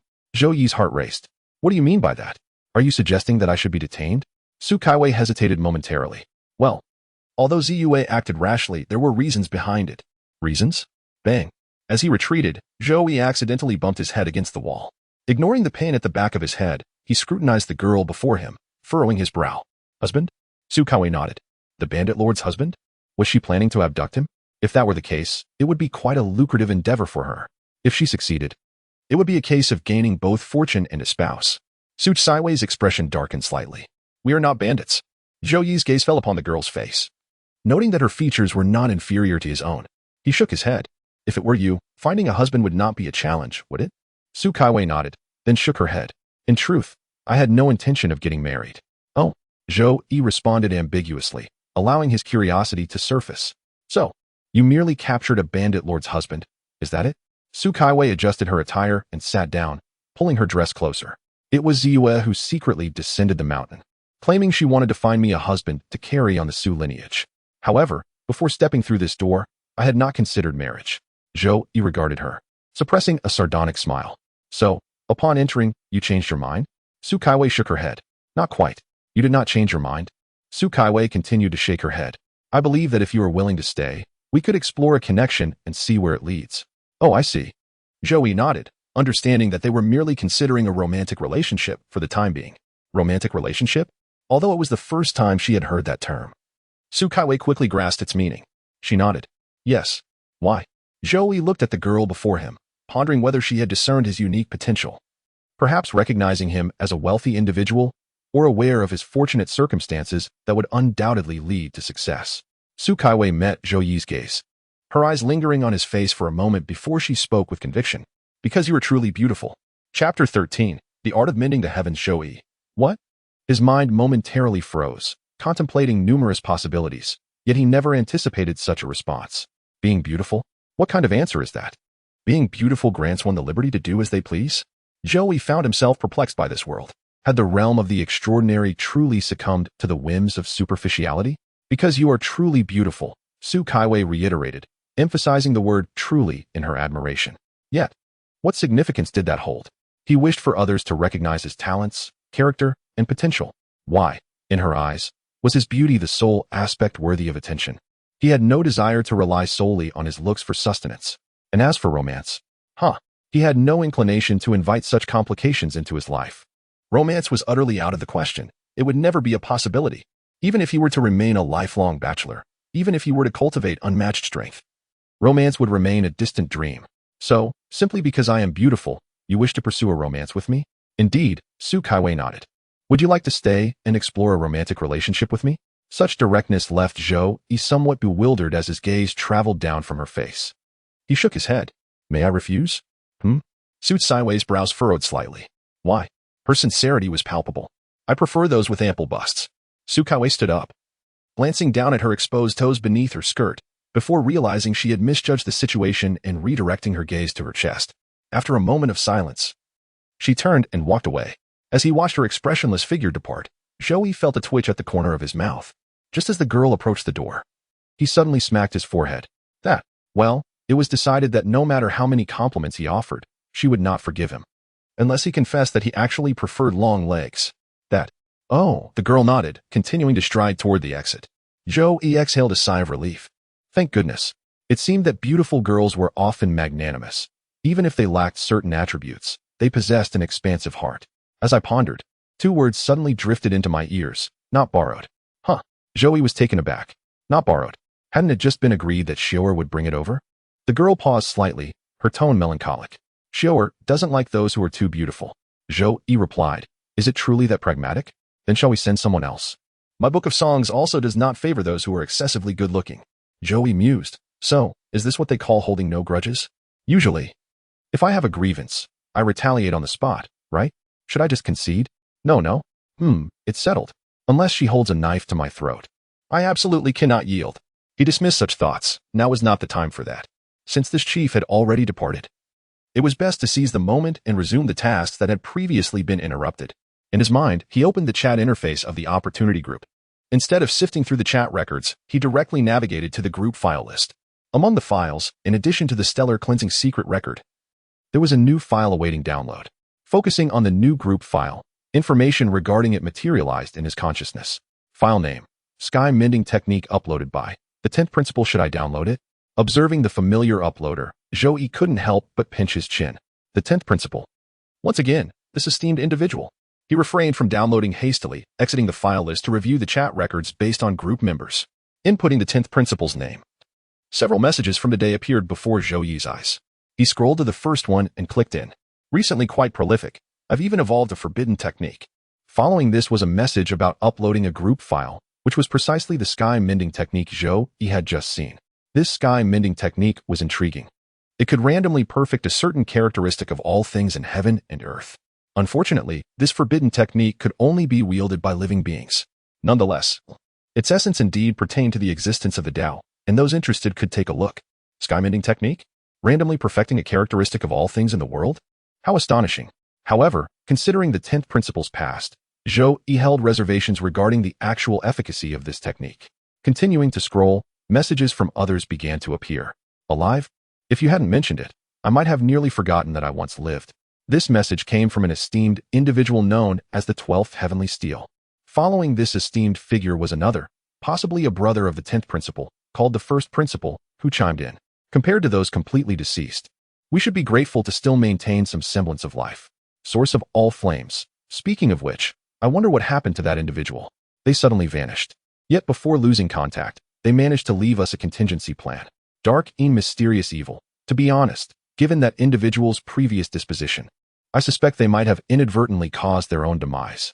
After a few more messages, the 10th principle lamented, indeed, who knows what that individual went through. He then added, forget about them, it's been so long. Thus, this topic was concluded by the 10th principle. So, who was that individual? Who could these illustrious beings refer to as them? What sort of entity could elicit such reverence? To have played themselves to the point of vanishing without leaving a trace? What exceptional individual could achieve such a feat? From the fragments shared by these esteemed individuals, it could be inferred that them seemed to have left some contingency plan before their disappearance. Was this contingency referring to the opportunity group? Or something else? The information was too scant to make a definitive judgment. After a moment of analysis, Zhou still arrived at no concrete conclusion. His gaze once again fell upon the new group file. Should I download the forbidden technique? Sky mending technique? With the experience of the previous stellar cleansing secret record, Zhou felt somewhat adept at downloading files. However, it was precisely this past experience that made him skeptical about the efficacy of the sky mending technique. Could it truly be as the 10th principle claimed? Capable of randomly perfecting a characteristic of all things in the world? Setting aside whether this was excessively outrageous, just consider the previous stellar cleansing secret record. The 10th principle had audaciously claimed that when paired with the 10,000-year star source fruit, it could forge a primordial divine demon body and cultivate an ice-skinned jade bone immortal form. And yet, aside from transforming his dial-up internet into fiber optic, he had seen no other changes. Was the 10th principle merely boasting? Or could he himself be the primordial divine demon body, the ice-skinned jade bone immortal form? Pinching his face, he felt no coolness at all. Zhou's trust in the 10th principle's credibility waned further. However, judging by the effects of the stellar cleansing secret record, even if it didn't reach the promised efficacy, it surely wouldn't be detrimental, right? Thus, since it was free, what harm could there be in trying? Internally chastising the 10th principle for his deceptive practices, Zhou's mind made a decisive move. He lightly tapped the affirmative option. The moment he made his choice, a progress bar flashed by, and the group file Sky Mending Technique transitioned to a downloaded status. Sky Mending Technique, downloaded. Should I open it? The same recipe, yet a different flavor.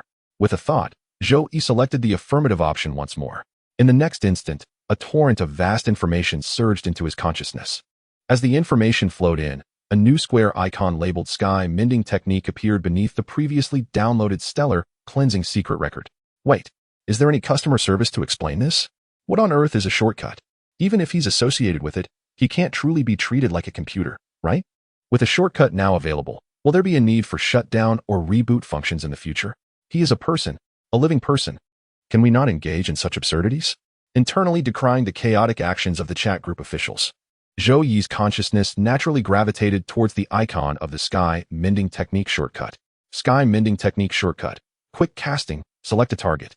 Double-click the Sky Mending Technique shortcut to cast the technique on the target. Note, the Sky Mending Technique is a forbidden art. All things in the world can only bear the power of the Sky Mending Technique once in their lifetime. Repeated use will bear consequences. While the beginning retained its original form, the latter part bore a different essence. After downloading and opening, the icon in his consciousness no longer presented an option to determine its operation, but instead transformed into a quick casting shortcut. Yet, what did the note truly mean? Did it imply that he could only cast the Sky Mending Technique once in his lifetime, or that all things could only be subjected to the technique once? This answer held great significance, as it pertained to an important decision he would soon have to make. If it were the former, then regardless of whether the Sky Mending Technique was as impressive as the 10th principle claimed, having only one opportunity in a lifetime naturally meant it should be utilized for oneself. Conversely, if it were the latter, Zhou Yi believed it prudent to first experiment with something else. When dealing with such an unknown forbidden technique, it was best to avoid becoming a test subject. Regrettably, despite tirelessly studying the art of mending the heavens throughout the day until dusk, Zhou Yi was unable to derive a convincing answer. This 10th master truly proved to be rather unreliable. With the technique uploaded, could they not provide a clearer introduction? Alas, after expending much effort in vain, Zhou Yi sighed inwardly. Ultimately, he could not escape the fate of being his own test subject. With a heavy heart, he placed his right hand upon himself, selecting himself as the target for the spell. With a gentle thought, he double-tapped the shortcut for the mending technique. An invisible white light enveloped him, and he felt an overwhelming sense of comfort, nearly unable to suppress a moan. It was as if he were immersed in a warm spring, the soothing sensation making him too languid even to flutter his eyelids. At that moment, all he desired was to sleep. And indeed, he succumbed to slumber. He slept deeply, as if for centuries, feeling rejuvenated, every cell and pore in his body responding with a delightful sensation to his soul. Upon opening his eyes, fragmented rays of sunlight filtered through the window, dispelling the darkness of the room. The environment, both strange and familiar, momentarily left his mind in a daze. His gaze instinctively swept across the room, finally resting on a square table not far from his bedside. At the table, 4 chairs were arranged, and in one of them sat a young girl of about 14 or 15. The girl leaned on the table, cradling her chin in her hands, her eyes fixed intently on his face, unblinking. As the fatigue of his long sleep faded, his consciousness fully returned. He smiled kindly at the girl who sat before him. "You must be Xiao'er, correct?" She gasped, abruptly springing from her seat. Meeting his gaze, her expression transformed through shock, confusion, innocence, and helplessness. Struggling to regain her composure, she took a few steps forward. "Young master, you are awake." Though puzzled, she felt certain that her current appearance should not frighten anyone. Perhaps her earlier smile had been unappealing? She thought to adopt a gentler smile. "Were you pondering something just now? You seem quite lost in thought." With a glimmer in her eyes, the girl murmured, "The young master's smile is truly lovely." "What?" Zhou Yi furrowed his brow, unable to catch her exact words. But he vaguely heard "truly lovely." Did Su Kaiwei not claim that her Xiao'er did not appreciate beauty? Women are all like braised pig trotters. Startled like a deer, she darted her eyes left and right, avoiding his gaze. After stammering for a moment, she turned and hurried out of the room. From a distance, a flustered voice called out, "Young master, I will fetch the young lady." At last, Zhou Yi understood. So, young master? What had that woman Su Kaiwei said to the little girl? How could she tarnish his reputation so casually? When Su Kaiwei re-entered the room, she held a blue-covered, stitched book. On its cover were 2 large characters in an unfamiliar script, which Zhou Yi recognized as Shijing. "Here," she said, placing the book on the table and sitting across from him. He took the blue book, opened it to the first page, and saw the familiar poem Guanju. Closing the book, he looked up at the girl. He smiled. "Did you not say that your Shijing does not favor beauty?" It seemed the owner of those eyes was somewhat lost in thought. She murmured, glancing down at her attire, which, despite being unchanged since waking, remained spotless. She touched her face, finding nothing out of the ordinary. "Is there something on my face?" Her focus returned, and in her flustered state, she glanced at him. "What did you just say?" "I said your Shijing is truly beautiful." Joey emphasized the last two words, and the girl instinctively averted her gaze. Her eyes darted upwards to the ceiling, then down to the table, left and right, avoiding his handsome face. In a quiet voice lacking conviction, she replied, "This belongs to Xiaoer." "Oh," Joey nodded, feigning belief. Seeing the evident disbelief on his face, the girl pursed her lips and remained silent. After a moment's pause, she looked up at him again. Noticing him calmly perusing the Shijing, she felt reassured enough to gaze upon his face. "When Xiaoer brought dinner last night, she found you unconscious, unresponsive to calls." Joey replied softly. It was likely a side effect of using the mending technique. However, upon waking, he had checked his body and found no missing parts, nor any signs of mental fatigue. For now, it seemed there were no significant side effects. Yet, he did not perceive any enhancements as if he had been perfected in some way. Most likely, the 10th master was just boasting again. However, it could be that the technique had indeed worked, but he simply failed to notice. Thus, the 10th master remained an irresponsible figure, leaving him unaware of what abilities had been mended. He pondered whether requesting a patch from the master would raise suspicions. Of course, such thoughts were merely idle musings. Noticing Zhou Yi's calm demeanor, Su Kaiwei was surprised by his tranquility. Could it still be after effects of amnesia? He seems accustomed to this state of unconsciousness, perhaps indicating a problem with his spirit? In this light, there was indeed a bond of shared suffering. After all, empathy could be a form of fate. Gently shaking her head, she dismissed her errant thoughts and scrutinized his exceptionally handsome face, an appearance she had never seen before. After a moment, she could not help but furrow her brows slightly. Earlier, Xiaoer had rushed to tell her that the young master seemed even more handsome upon awakening. Yet, this face appeared no different from yesterday's. How could the same face become more beautiful? However, recalling his earlier smile, which had left her momentarily entranced, she felt a hint of confusion. Perhaps there were indeed subtle differences from the day before. "Do you feel anything unusual?" "Unusual?" Joey lifted his gaze, attempting to glean something from her eyes, but he saw only tranquility. Yet, why did she ask this? Had she noticed something different about him?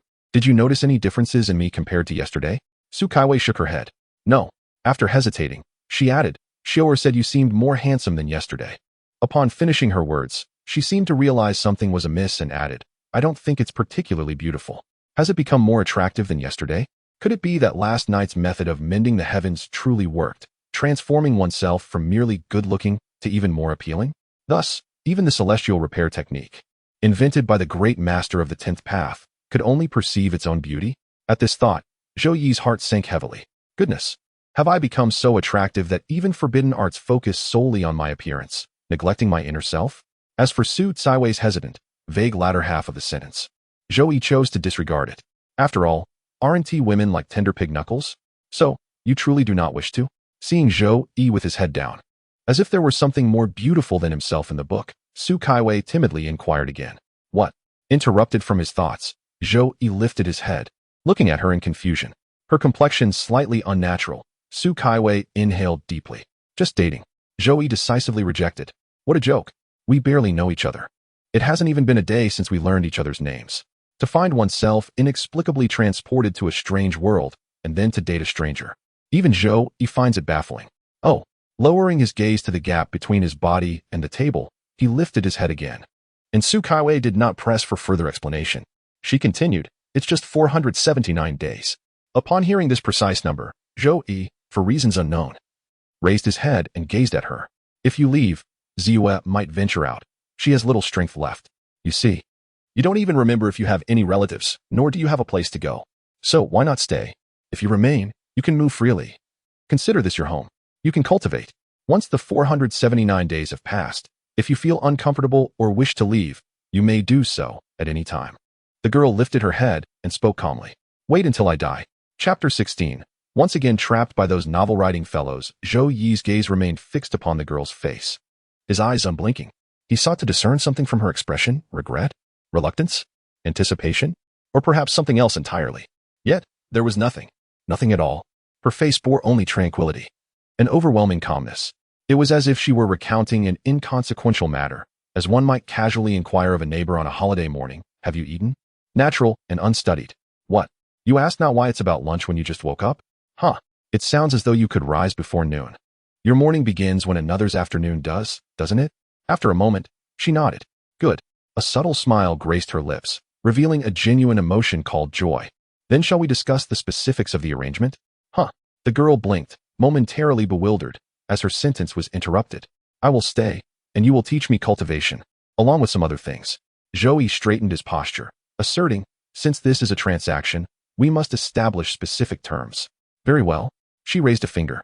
Firstly, even though a transaction has been made, you cannot in any form restrict my freedom. Agreed. She extended a second finger. Secondly, during this time, you must teach me cultivation earnestly and wholeheartedly, without half-heartedness. Understood. In response to the girl's puzzled gaze, she withdrew a finger, conceding. As for the third, I have yet to decide, but I reserve the right to add it at any time. Sounds good. The girl narrowed her eyes slightly. Now is it my turn? Zhou Yi was taken aback. What? He lifted his head, receiving a gentle smile from the girl. Since this is a transaction, surely I am not the only one to set the rules? Zhou Yi hesitated, then nodded. What are your requests? The girl raised a finger, pondered, then extended another. Hesitating further, under Zhou Yi's darkening expression, she raised a third. 2 requests. Zhou Yi nodded, encouraging her to continue. First, the girl mimicked Zhou Yi, shaking her index finger, indicating the first point. No one shall restrict your freedom. You may leave at any time. However, should you decide to depart, you must inform me in advance. Zhou Yi considered this. Even when visiting others, one ought to inform the host when leaving. He nodded in agreement. That is reasonable. Secondly, she folded her second finger back down, letting the first remain up. Forget it. I reserve the right to add more requests at any time. Zhou Yi remained non-committal, nodding. Whether or not to add more would depend on his consent. When do you plan to begin teaching me cultivation? Anytime. A day chosen is less favorable than one seized. Let us do it now. Very well. Su Kaiwei stood. Follow me. Upon exiting, they found themselves in a modest courtyard. Before the courtyard lay a winding mountain path leading directly to the summit. On either side of the path, similar courtyards were built in a seemingly chaotic but not disorderly manner. Without pausing at these dwellings, Zhou Yi followed Su Kaiwei up the mountain trail. After approximately 5 minutes, they halted before a 3-story building. Here are some techniques I have collected. Before you begin your cultivation, you must first choose one that resonates with you. As she spoke, Su Kaiwei took a jade talisman from her left wrist and placed it in a stone groove at the entrance.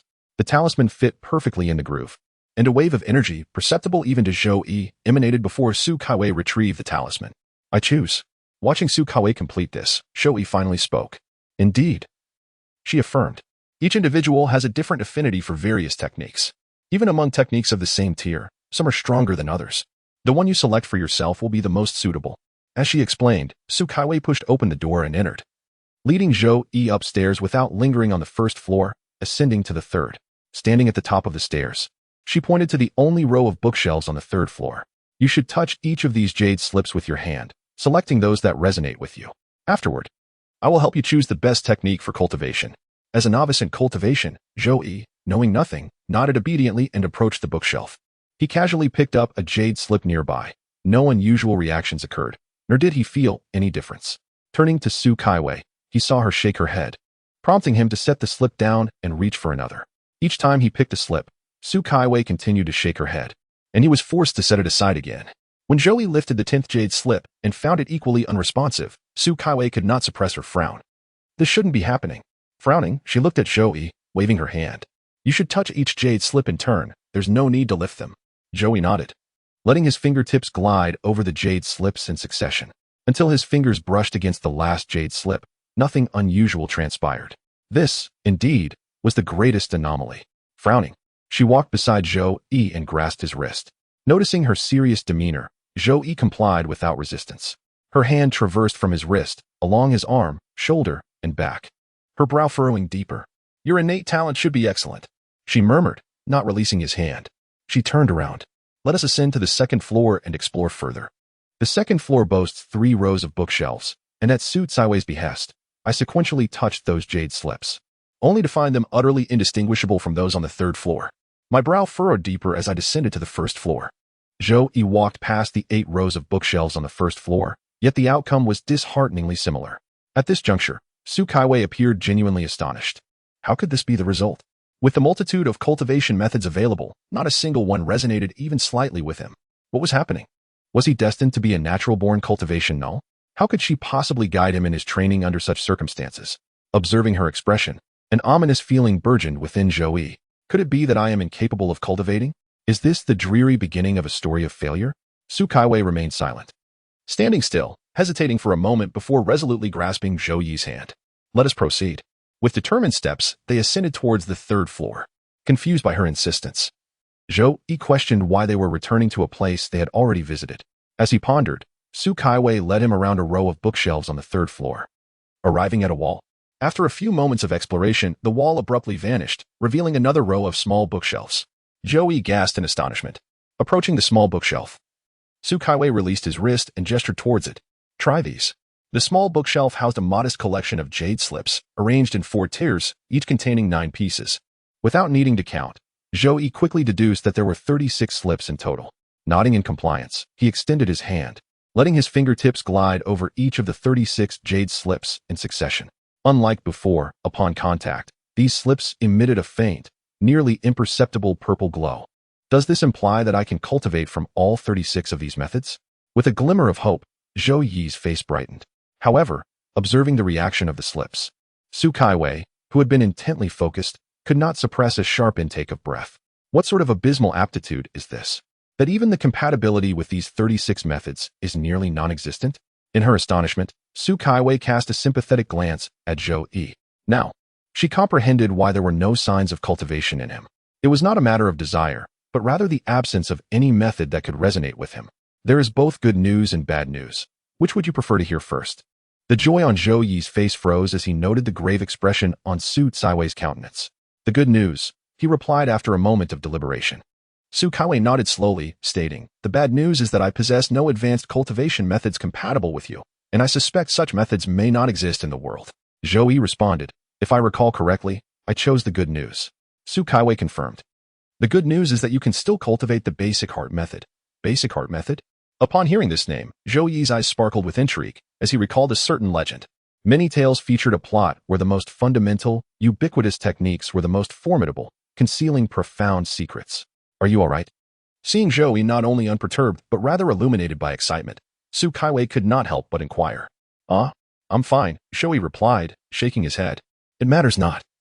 Since there are no other options, I shall cultivate this basic heart method. Her reaction struck him as peculiar. After a moment's contemplation, Su Kaiwei suddenly considered a possibility. You must be thinking that the most basic, most suitable methods for the masses could very well be the best. Perhaps they harbor some grand secret, or could yield extraordinary results. Zhou Yi pondered. How did she discern my thoughts? Could it be the fabled ability to read minds? Is this seemingly narrow-minded young lady actually a concealed mastermind? Are you contemplating something nefarious? Su Kaiwei shot him a sidelong glance, shaking her head. I advise you to abandon such notions. Throughout history, you are not the only one who has entertained such thoughts. Even unparalleled geniuses have fallen prey to the allure of the basic heart method, striving desperately to validate their conjectures. Yet to this day, the basic heart method remains just that, a basic method. Its only merits lie in its universality and adaptability. Regardless of whether there are other compatible methods, it can be cultivated normally. Zhou Yi's expression soured as he mused. Once again, I have been misled by those authors. Yet, he continued, from what you imply, this basic heart method still holds merit. Although it may slow my cultivation speed and diminish my combat prowess compared to peers of the same level, it nonetheless offers a path for those without other methods to pursue their training. Su Kaiwei shook her head. No, the basic heart method is not slow. The spiritual energy it generates is not inferior to even the most extraordinary methods. This is precisely why countless prodigies through the ages have believed that the basic heart method conceals a monumental secret, only to meet with a grim fate. Listening to her, Zhou Yi found himself increasingly bewildered. If that is the case, then surely the basic heart method is an exceptional cultivation technique. Su Kaiwei nodded, then shook her head. In the early stages, that is indeed the case. However, the greatest strength of the basic heart method lies in its compatibility with anyone. Anyone can cultivate it. Yet, as one continues to train, this very strength transforms into a significant flaw. The basic heart method appears to resonate with everyone but never achieves perfect harmony with any individual. In contrast, other methods allow the cultivator's physique to subtly adapt, enhancing compatibility until a perfect synergy is reached. The basic heart method, however, inversely alters the physique of those who cannot achieve perfect compatibility, steering them away from harmony with any method, including itself. Thus, as one practices the basic heart method, the longer they train, the less compatible they become with it and any other techniques until they ultimately find themselves incapable of cultivation. Throughout history, It seems no one has ever managed to cultivate the basic heart method to a level beyond the moonlight stage. The moonlight stage? Upon hearing Su Caiwei's analysis, even Zhou Yi, who was utterly unfamiliar with cultivation, could not help but marvel at the basic heart method's peculiarities. Just as he was contemplating, he encountered a term he struggled to comprehend. Indeed, Su Caiwei confirmed. The moonlight stage is a level of cultivation. The ranks of cultivators, from lowest to highest, are as follows: ascending the tower, gazing at the sea, moonlight, plucking stars, and ascending to the heavens. The moonlight stage is the third level. And what lies beyond ascending to the heavens? Zhou Yi inquired. Su Caiwei contemplated for a moment. That would be the celestial realm. Oh, Zhou Yi nodded decisively. Then please teach me this basic heart method. Are you certain? Su Caiwei hesitated. Practicing the basic heart method may very well mean you will never surpass the moonlight stage. Zhou Yi chuckled softly. Yet if I do not cultivate, I may never even ascend the tower, correct? Su Caiwei appeared uncertain. It is also possible that the methods available here simply do not resonate with you. Perhaps other techniques could be found. Zhou Yi smiled, gesturing towards the 36 jade slips on the nearby shelf. Although I am unaware of the levels of these methods, I can sense something about them. After you allowed me to try these, I have essentially determined that aside from the fundamental mind method, there are no other cultivation techniques for me to practice in this world, correct? Su Caiwei remained silent, and after a moment, she nodded. After another brief silence, Zhou Yi shook his head, remarking on the vastness of the world. There must be many cultivation methods beyond the reflective moon realm, right? Su Caiwei shook her head, asserting that it was exceedingly rare. The majority of people spent their entire lives wandering between the 9 levels. Then it is settled, Zhou Yi smiled. Many believe they have given everything, exerting themselves to the point of exhaustion, only to find that what they awaited was merely separation and unfulfilled desires. Life's 8 sufferings must be tasted before one learns the realities of existence. Given this, Zhou Yi would not foolishly neglect the opportunity to cultivate the fundamental mind method while solely pursuing a suitable cultivation technique. With the chance of a chat group at his disposal, as long as he possesses sufficient strength, what opportunity could he not seize? As long as he practiced the fundamental mind method initially to gain the strength to grasp those opportunities, surely among the myriad of opportunities, one would resolve the shortcomings of the fundamental mind method, right? Even if none existed, it did not mean there was no other cultivation method that could resonate with him. Moreover, the fundamental mind method might not be a dead end, for who knows what kind of technique the 10th principle's celestial repair could yield. What if, under the celestial repair, this fundamental mind method truly aligns perfectly with him? Would that not be a cause for universal joy? After all, the greatest characteristic of the fundamental mind method is its adaptability. As for whether he could still perform the celestial repair, even if he could not, with his wealth, could he not find someone else to assist him? Was it truly settled like this? Observing Su Caiwei, who had initially expressed her ability to cultivate the fundamental mind method, but now appeared hesitant, Zhou Yi smiled, his tone resolute. It is decided. Su Caiwei nodded, opened her mouth to speak, then closed it again, refraining from further persuasion. After a moment of silence, she turned and walked towards the staircase. Follow me. To do what? Naturally, to obtain the fundamental mind method. Zhou Yi understood and nodded, following the girl's footsteps down the stairs. Upon reaching the ground floor, they did not linger but left the quaint 3-story building that could serve as a repository for techniques. Following Su Caiwei, they soon arrived at a small courtyard. Entering through the gate, they found a girl who appeared to be around 14 or 15, playing with a footbag by a pavilion. Her cheeks were rosy, and she seemed to be enjoying herself immensely. Zhou Yi recognized her as Xiao'er, who was said to dislike pretty girls. The footbag rolled to Zhou Yi's feet, and he smiled as he picked it up and tossed it back. Go on, keep playing, Su Caiwei said, nodding as she walked toward a door. Zhou Yi glanced at the adorably flushed girl, who seemed momentarily lost, and smiled kindly before following Su Caiwei. Pushing the door open, he found it was likely the girl's private chamber. Come in, he heard Su Caiwei call, still hesitating. He obediently stepped inside and quietly surveyed the room. Fortunately, it was free of the rumored clutter that girls often leave scattered about, thus avoiding the potential danger of being silenced. While reflecting on this, the girl gestured towards a table in the room. Have a seat. Zhou Yi nodded and approached the table, pulling out a chair to sit down. Once he settled, Su Caiwei opened a teacup and personally poured him a cup of tea.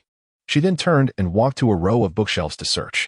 The opportunity for his first cultivation experience was about to arrive, and suppressing his excitement, Zhou Yi took a gentle sip of tea, another sip, and yet another. Meanwhile, the girl had searched through the entire row of bookshelves and stood there, frowning slightly, looking somewhat perplexed. Finishing the last sip of tea, Zhou Yi felt he could almost envision the girl's current inner thoughts. Where is my fundamental mind method?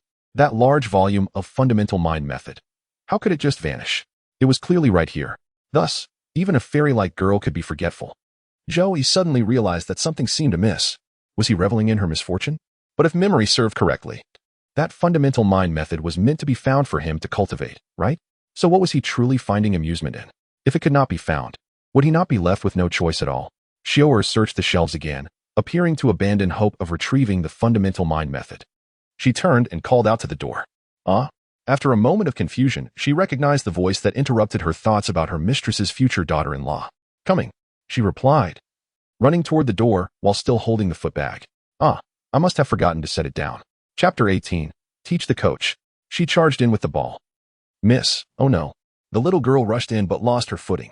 Joey thought, teach the coach. She charged in with the ball. The footbag collided painfully against his shoulder, yet the little girl remained perched there. He hesitated to rub his shoulder, as it was the girl's chest pressing against him through the footbag. Realizing, she quickly moved away from Zhou Yi's shoulder, tossed the footbag aside, and flusteredly patted Zhou Yi's shoulder. Young master, are you all right? I didn't mean to. Noticing the girl's frantic demeanor and the footbag that had rolled away to the corner of the room, Zhou Yi could not help but express his confusion. What was the purpose of bringing the footbag in? Just to bump into me? Was it necessary to have a ball in hand? Indeed, as a maid accompanying her mistress, Xiaoer seemed unable to perform her antics without a ball. Of course, being merely 14 or 15 years old, this was a normal phase with room for growth, unlike a certain Miss Su. Out of the corner of his eye, Zhou Yi glanced at Su Kaowei, who had remained quiet and appeared to have anticipated this very scene. A flicker of doubt crossed his mind. Could this have been orchestrated by her? Did she arrange for her maid to bump into me because I mentioned she had no ball? Is her sense of revenge overly pronounced? Besides, did she not already have her vengeance at that moment? With a skeptical blink, Zhou Yi observed Su Caiwei's calm demeanor, which showed no signs of guilt under his scrutinizing gaze. He then concluded he was perhaps overthinking it. Even if she were petty, surely Miss Su would not stoop to such a level? I'm fine, Zhou Yi said gently, noticing the little maid's anxious expression. Your mistress has something to attend to. Right. The realization dawned on her that she had collided with Zhou Yi because her mistress had called her in. Xiaoer, do you remember where I placed that jade slip after I finished studying the fundamental mind method last time? Su Kaowei asked, her expression composed, seemingly ignoring the incident with her maid. Su Kaowei frowned. Why was it not found on the shelf? Xiaoer pointed to the table beside her. A few days ago, when you were reading, you said this table was a bit wobbly, so you asked me to find something to prop it up. I searched around, and that jade slip seemed the least useful. So I used it to stabilize the table leg. Su Kaowei. So, the jade slip is under the table leg now? Why didn't you just tell me that you used it to prop up the table leg when I asked you earlier? Before Miss Su could respond, the little maid looked at her with a puzzled expression. So, miss, are you looking for that jade slip? She bent down, retrieved the jade slip from beneath the table leg, and handed it to her mistress. Why didn't you ask me if I knew where the jade slip was, instead of asking if I remembered where you placed it after you last looked at it? Su Kaowei. So it's my fault then? With a helpless sigh, she chose not to argue with her adorably naive maid. The maid, raised since childhood, was naturally of such a simple-minded disposition. What could be done about it? All right, there is nothing to do here. You may go and play. Oh. Nodding, the little maid walked to the corner to pick up her rattan ball, cradling it in her arms. Turning, she exited the room. As she casually closed the door, the little girl glanced back at her mistress and couldn't help but gently shake her head. Miss, please be more mindful. It's broad daylight. How will anything progress with the door left open? Having done a good deed, the little maid happily returned to play by the pavilion. Inside the room, there was initially no particular feeling. However, upon closing the door, especially in a young lady's boudoir, a subtle sense of solitude between a man and a woman suddenly emerged. Sitting there, Zhou Yi felt a bit parched and poured himself another cup of tea from the teapot. Clink! A jade slip landed on the table before him, and Miss Su promptly seated herself opposite him. Here you go. This contains the basic heart method. By pressing it to your forehead and concentrating, you will be able to read it. His hand, which had been reaching for the teacup, pivoted to grasp the jade slip instead. Moistening his lips, he found that the matter of thirst paled in comparison to the importance of cultivation. His fingertips brushed against the jade slip on the table. Buzz! A brilliant white light, more accurately a creamy white glow, erupted, illuminating the somewhat dim room that had grown darker with the door closed and the windows bare. Startled, he stood abruptly, knocking over the chair behind him, oblivious to it. His eyes widened, fixated on Zhou Yi, or rather, on his hand that was in contact with the jade slip. How could this be possible? Was there yet another issue? perhaps as this appeared to be the last hope. His expression grew more cautious when it seemed that even this final hope was fraught with complications. No problem. With a gentle sigh, Miss Su suppressed her astonishment. Gazing at Zhou Yi, her eyes reflected a mix of intrigue and regret. So who can tell him what exactly is happening? Under her scrutinizing gaze, Zhou Yi felt a mix of confusion and irritation. He detested when people only spoke partially. Why couldn't they express their thoughts clearly and openly? Seemingly sensing Zhou Yi's thoughts, Miss Su pondered for a moment before organizing her words. Perhaps you have the potential to break the record of the basic heart method's difficulty in transcending into the moonlit realm. The first sentence sent a tremor through Zhou Yi's heart. Could it be that he was the legendary genius who had never appeared before? Capable of perfectly harmonizing with the basic heart method? Your compatibility with the basic heart method is simply beyond anything I have ever heard or seen. The second sentence seemed to affirm Zhou Yi's speculation. So it's not an inferior start. I truly am the fabled genius? The third sentence, however, revealed that he was still a fraction short of perfect compatibility. Thud. After soaring high from the first two sentences, the impact of the third sentence brought him crashing down. So it still has to achieve perfect harmony. I must seek opportunities from the celestial repair technique. Of course. The first thing to ascertain is whether a person can only use the celestial repair technique once in their lifetime, or if it can only be applied to any single object once. If it's the latter, then it wouldn't affect the application of the celestial repair technique to the basic heart method. If it's the former, it can be easily resolved, since a person can only use it once in a lifetime. One could hire someone to pass on the technique and have them perform it for oneself. At worst, for confidentiality's sake. One could eliminate the other person after they've completed the task. The only flaw is that even after employing the celestial repair technique, one cannot definitively know what effect it has had. Ding, ding, ding. Just as he was contemplating this, a series of notification sounds rang out in his mind. He decisively opened the opportunity chat group interface. In the group chat, a new document was prominently displayed. With a mental touch, the group file name appeared before him. File name, Celestial Repair Technique Patch Version uploaded by the 10th Principle Download? Download. Chapter 19. This time, he felt targeted. Celestial Repair Technique? Patch version? Are today's experts really this mischievous? Just uploaded the software. No. The secret technique, and they're already issuing a patch? While pondering, the interface flickered, and another message appeared. The 10th principle. After dialectical analysis, the celestial repair technique is genuinely effective. A patch has been specifically issued to correct the unclear optimization direction of the technique. Tinga. Download the celestial repair technique patch version and add it to your Tinga mystical methods as a forbidden technique. Let us give a second for enlightenment. Wuzi Tinga. Manual expression. Wuzi Tinga. However, I think 1 second is still a bit long. How about we make it 0? 1 seconds? The 10th principle. All right. 3,000 year dogtail grass. 10,000 year Zhu fruit. Water S path. Thumbs up expression. Quite ruthless. Zhou Yi. Observing the stream of messages from the group S experts, Zhou Yi found himself in agreement with Water S path, whose name clearly indicated their expertise. Not even a second for enlightenment? 0. 1 seconds? Even he, downloading the file directly to learn, wouldn't he have enough time in 1 seconds? So this completely eradicated the possibility of anyone gaining insight into the celestial repair technique. What, then, is the purpose of producing such a thing? However, it was a relief. Although he felt sympathy for those who could only watch and not obtain opportunities. The sheer elation he felt knowing that while others couldn't learn the technique even if they saw it. He merely needed to click a finger in the group to download the file and instantly master it was indescribably satisfying. Maintaining a stoic expression while internally reveling in delight. He lightly touched the Celestial Repair Technique patch version and selected yes at the download option.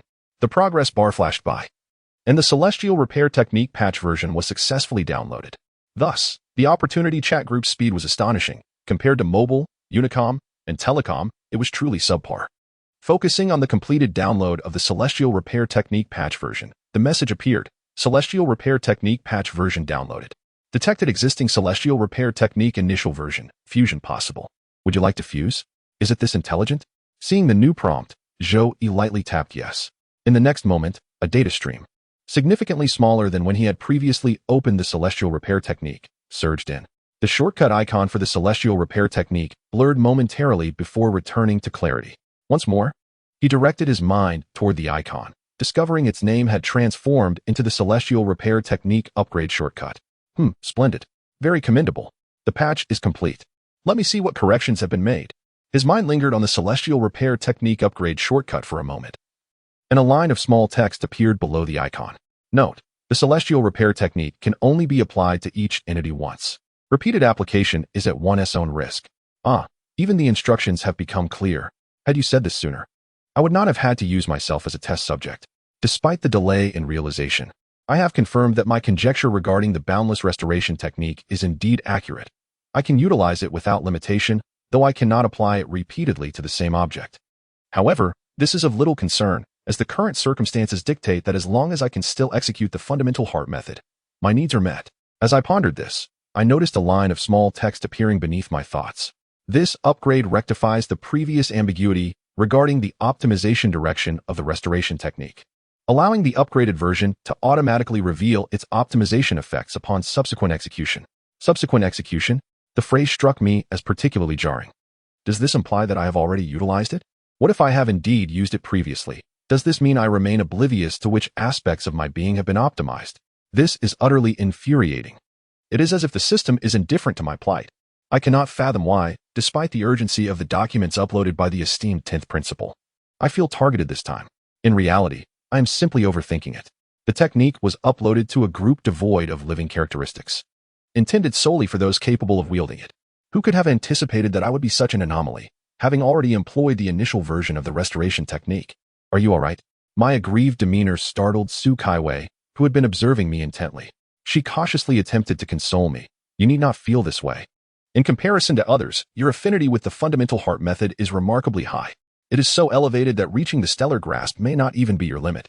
Consider this. You could potentially become the first individual in history to cultivate the fundamental heart method to the celestial realm. And then what?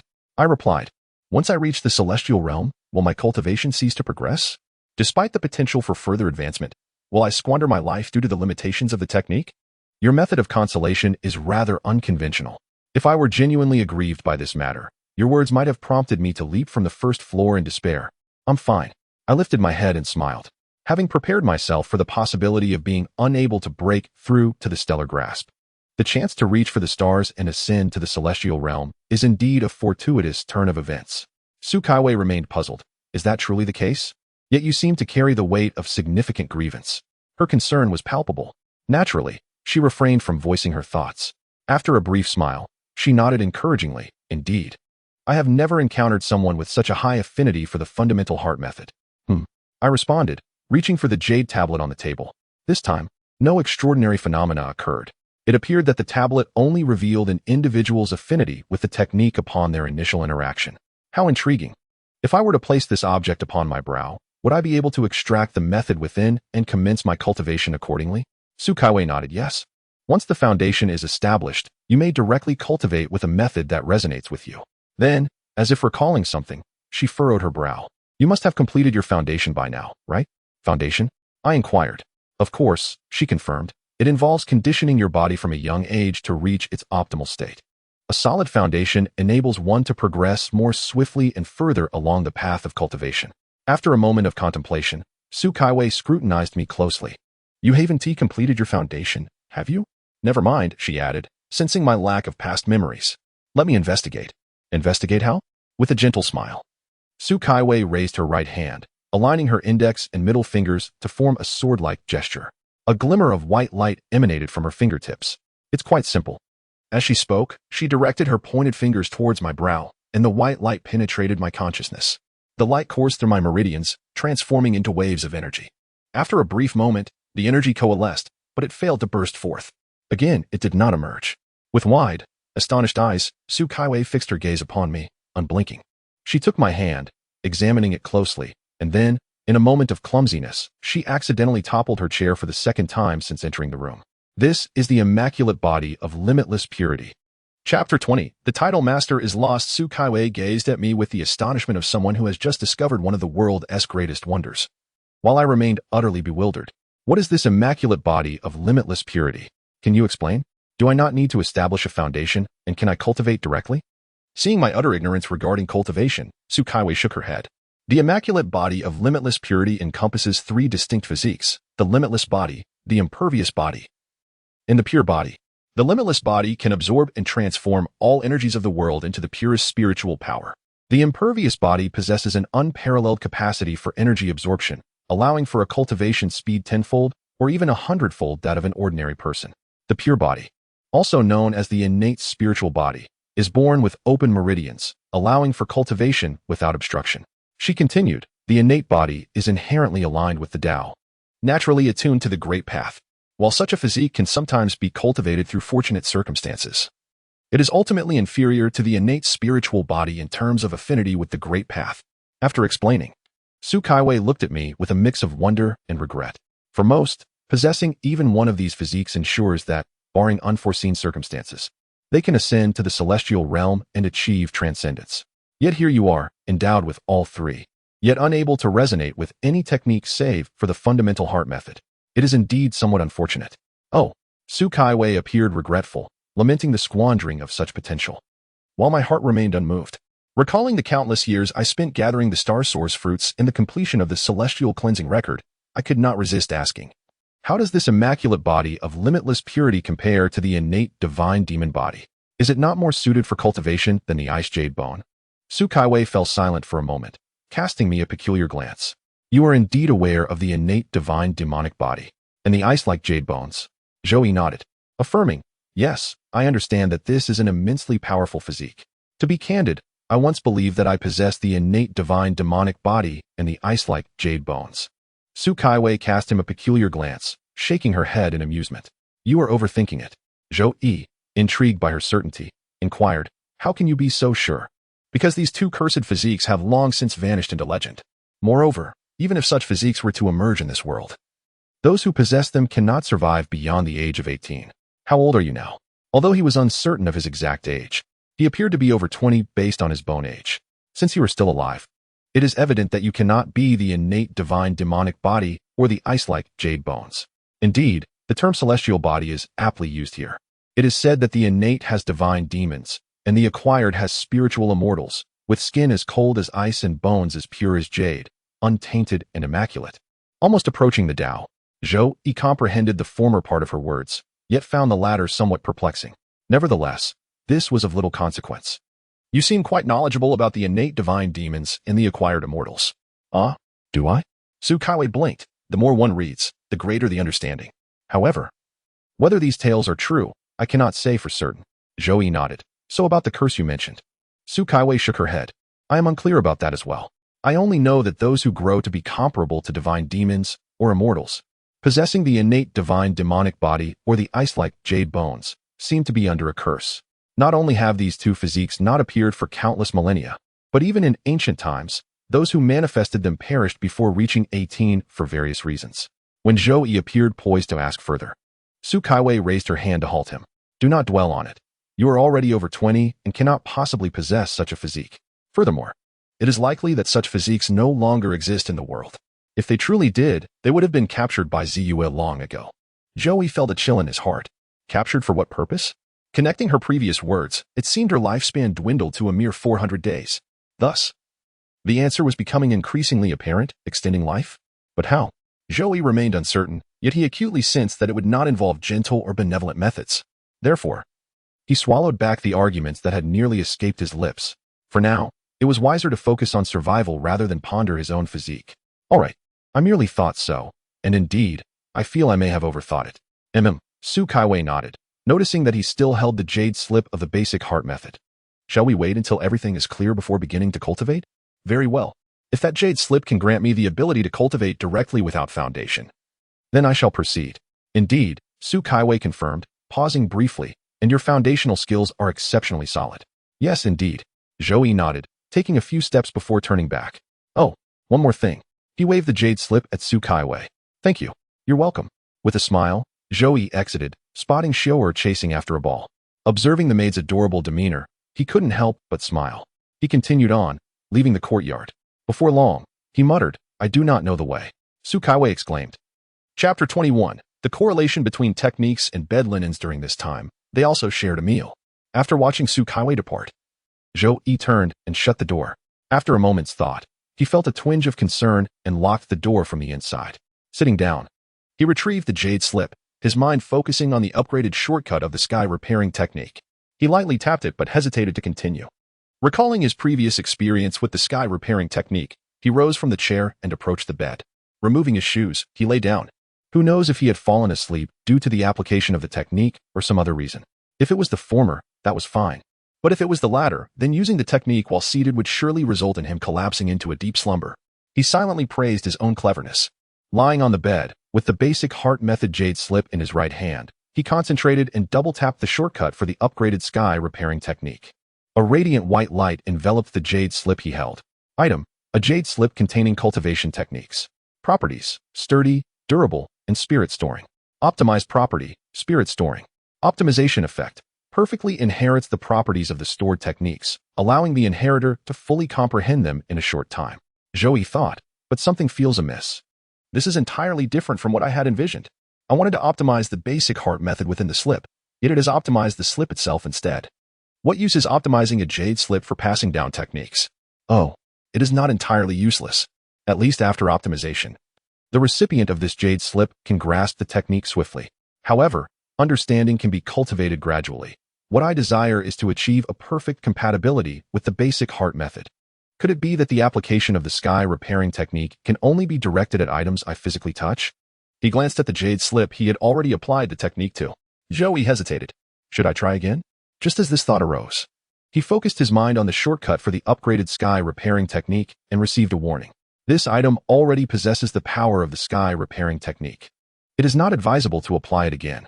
If forced, unpredictable consequences may occur. It was not that he could not apply it again.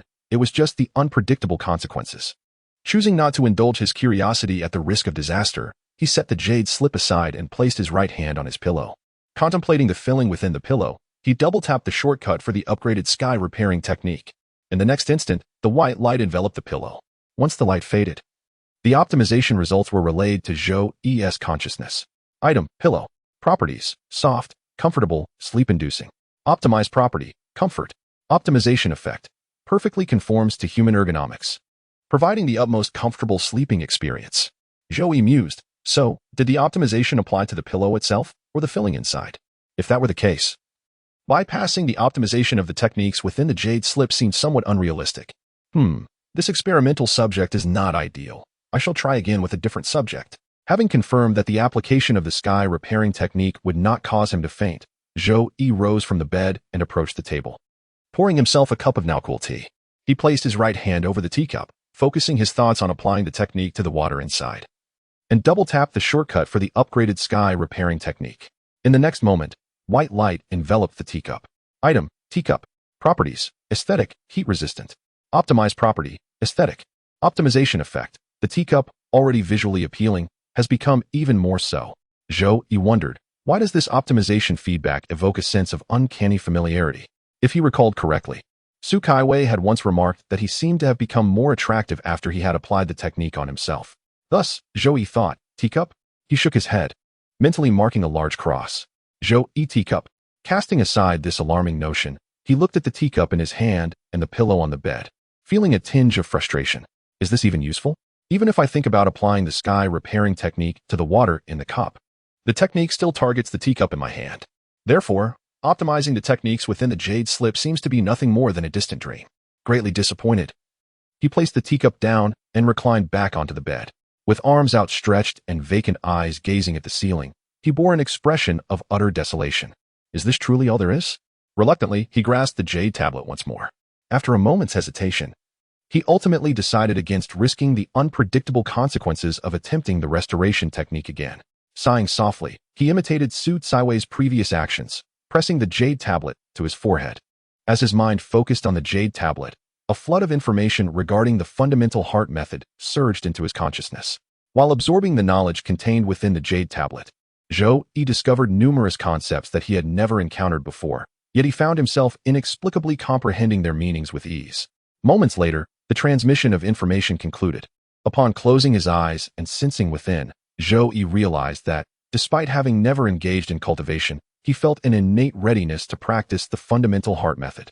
Perhaps it could be said that this was an unintended yet fortuitous occurrence. The ability to optimize the transmission jade tablet would undoubtedly save considerable time in learning and comprehension when he pursued other disciplines. Consoling himself with these thoughts, he rose from the bed and settled into a meditative posture. Just as he was about to attempt cultivation of the fundamental heart method using the transmission method indicated by the jade tablet, a sudden flash of inspiration struck him. Wait. The introduction to the restoration technique stated that all things in heaven and earth could be optimized. If everything is subject to optimization, then it stands to reason that even an esoteric technique, which one cannot directly contact, should also be capable of being optimized. Thus, if one cannot optimize the carrier of the technique, what if one were to optimize the technique itself directly? What would be the outcome? First, there is a challenge. The technique is ethereal and cannot be directly touched. So how does one set the technique as the target? No need to panic. Let me first make an attempt.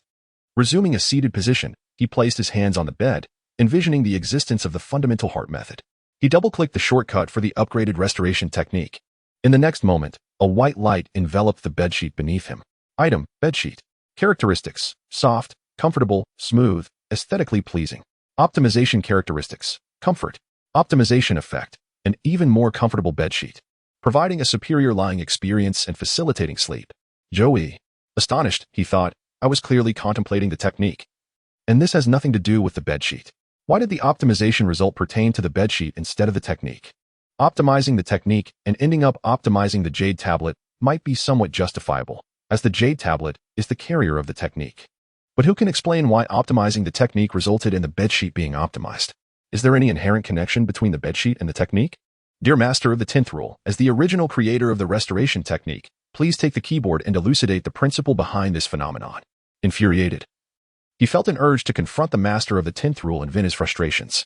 After a brief moment of internal grumbling, Joey began to analyze the situation dialectically. Since optimizing the technique resulted in the optimization of the bedsheet, there must be some underlying logic to it. But where is this logic? Unconsciously, Joey glanced at his hands. If memory serves, when he chose to apply the restoration technique to the envision method, his hands were resting on the bed, or rather, the bedsheet. Could this be the reason? With this thought, Joey suddenly found it quite plausible. After all, the original method of applying the restoration technique involved contact with the object of focus using his right hand. Thus, it is quite possible that this rudimentary technique acknowledges only the physical contact of his hand rather than his intentions. In that case, let me conduct another experiment. He raised his hands, ensuring they touched nothing. Of course, if this rudimentary technique could misinterpret even the air as the primary object of application, he resolved that he would confront the Master of the 10th Rule, regardless of the risks involved. With his hands elevated into the air, he envisioned the fundamental heart method. He double-clicked the shortcut for the upgraded restoration technique once more. In the next moment, a white light emanated from the void, enveloping Joey entirely. Once the white light dissipated, Joey, receiving feedback from the optimization process, could not suppress his joy. It worked. It truly worked. Item, the fundamental heart method as remembered by Joey. Characteristics, compatibility, plasticity, infinite transformation, boundless potential. Optimization characteristics, compatibility. Optimization effect. The fundamental heart method stored within his mind can harmoniously integrate with this body. Chapter 22. Where is the building? He then realized that this was not something visible to the eyes. Rubbing them would be futile. Yet, could it be played with in such a manner? The item name was the fundamental heart method as remembered by Joey. Is the operation of this restoration technique so audacious? Although he was taken aback by this unexpected maneuver, the outcome was quite favorable. Upon examining the optimized fundamental heart method, Joey noted that it bore little significant alteration compared to the original version. Since there appeared to be no issues, he concluded that the original fundamental heart method, aided by the optimized transmission jade tablet, had been entirely comprehended by him. The optimized fundamental heart method showed negligible differences from the original. He could directly begin practicing based on his understanding of the original. With this thought, Joey settled into a meditative position on the bed, embracing the foundational essence. His eyes gently closed. Whether it was due to his remarkable aptitude or the method being exceptionally suited to him, in that instant of meditation, a vortex formed around him, drawing in the surrounding spiritual energy. The spiritual energies from the universe were irresistibly attracted, being consumed by Joey's body. Within the span of a single incense stick, the spiritual energy within a 1-kilometer radius was entirely depleted, leading to the creation of a vacuum of spiritual energy. In another courtyard, Sukaiwei, who was painting in a pavilion, abruptly halted her brush. Turning her head, she gazed curiously in the direction of Joey's residence. The next moment, her expression changed drastically. In a flash of white, her figure vanished from the spot. In the quiet courtyard, only the sound of the brush falling onto the paper remained. Realizing that the surrounding spiritual energy had been entirely consumed, Zhou ceased his first attempt at cultivation, opening his eyes in confusion. Glancing at the time, he then delved into an unknown realm, observing a solitary staircase in the mysterious space that should house his Dantian's energy sea, leaving him feeling bewildered. Let me sort this out. The first realm of cultivation is referred to as the ascending the building realm. Therefore, this solitary step that appears to be a staircase must indeed be a level of stairs, right? Ascending requires stairs, that is logical. But where is the building? Gazing at the empty energy sea of his Dantian, Zhou initially felt perplexed, followed by confusion, and then an uncontrollable panic. He hurriedly retrieved the fundamental heart method from his memory, meticulously studying it word for word. Casting the fundamental heart method aside, he returned to the empty Dantian energy sea. Still staring at the solitary staircase, his eyes filled with bewilderment. The fundamental heart method was merely a method of cultivation. The description of realm states that the first step to ascending a tower is to construct the staircase, practicing diligently step by step.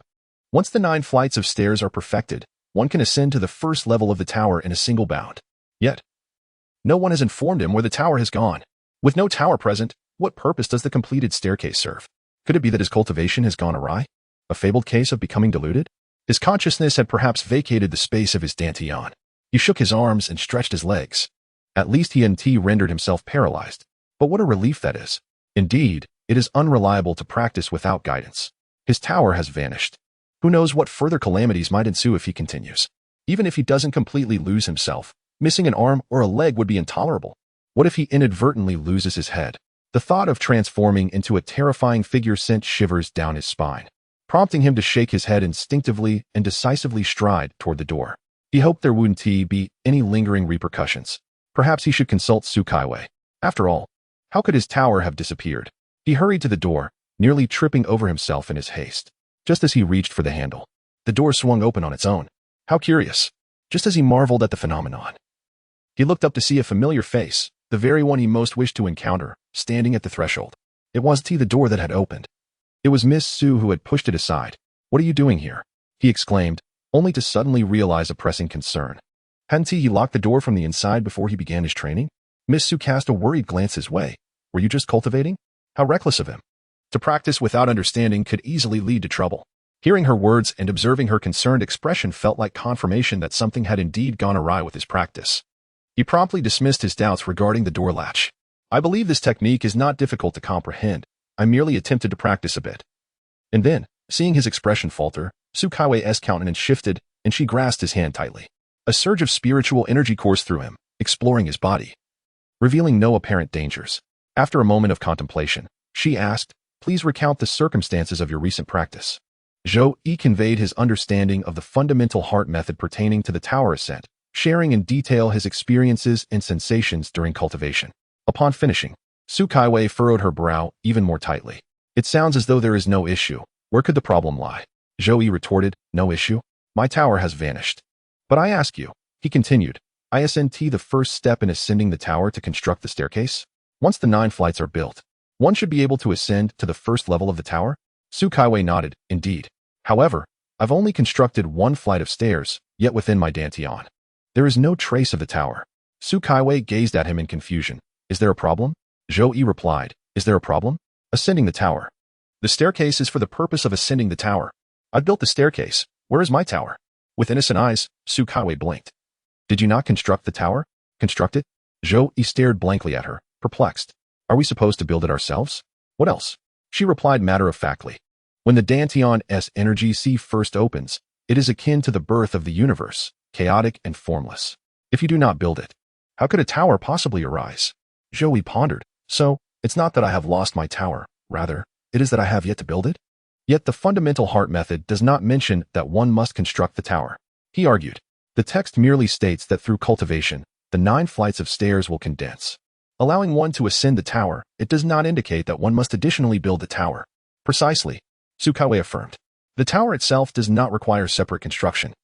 As the staircase and heavenly ladder condense, the tower simultaneously begins to take shape. When your Dantian's energy sea gathers the 9 heavenly ladders, the first level of the tower will naturally form." Zhou regarded Su Kaiwei with some doubt. "Is that truly the case? Why then? Is this not stated in the fundamental heart method?" "Because it is common knowledge," she replied. Anyone capable of establishing a solid foundation for serious cultivation understands this. Why would it be necessary to record such an obvious fact in the jade slip? The space within the jade slip is precious. It should not be squandered.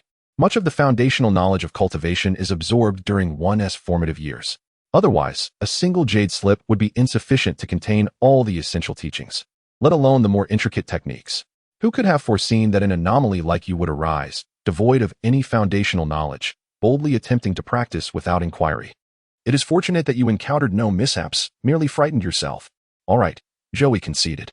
Nodding, Su Kaiwei continued, so, you have indeed formed the first layer of the heavenly ladder? Reassured that his situation was normal, Joey nodded affirmatively. Yes.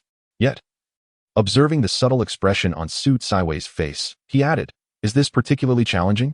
Am I perhaps progressing too swiftly? Su Kaiwei gazed at him deeply and shook her head.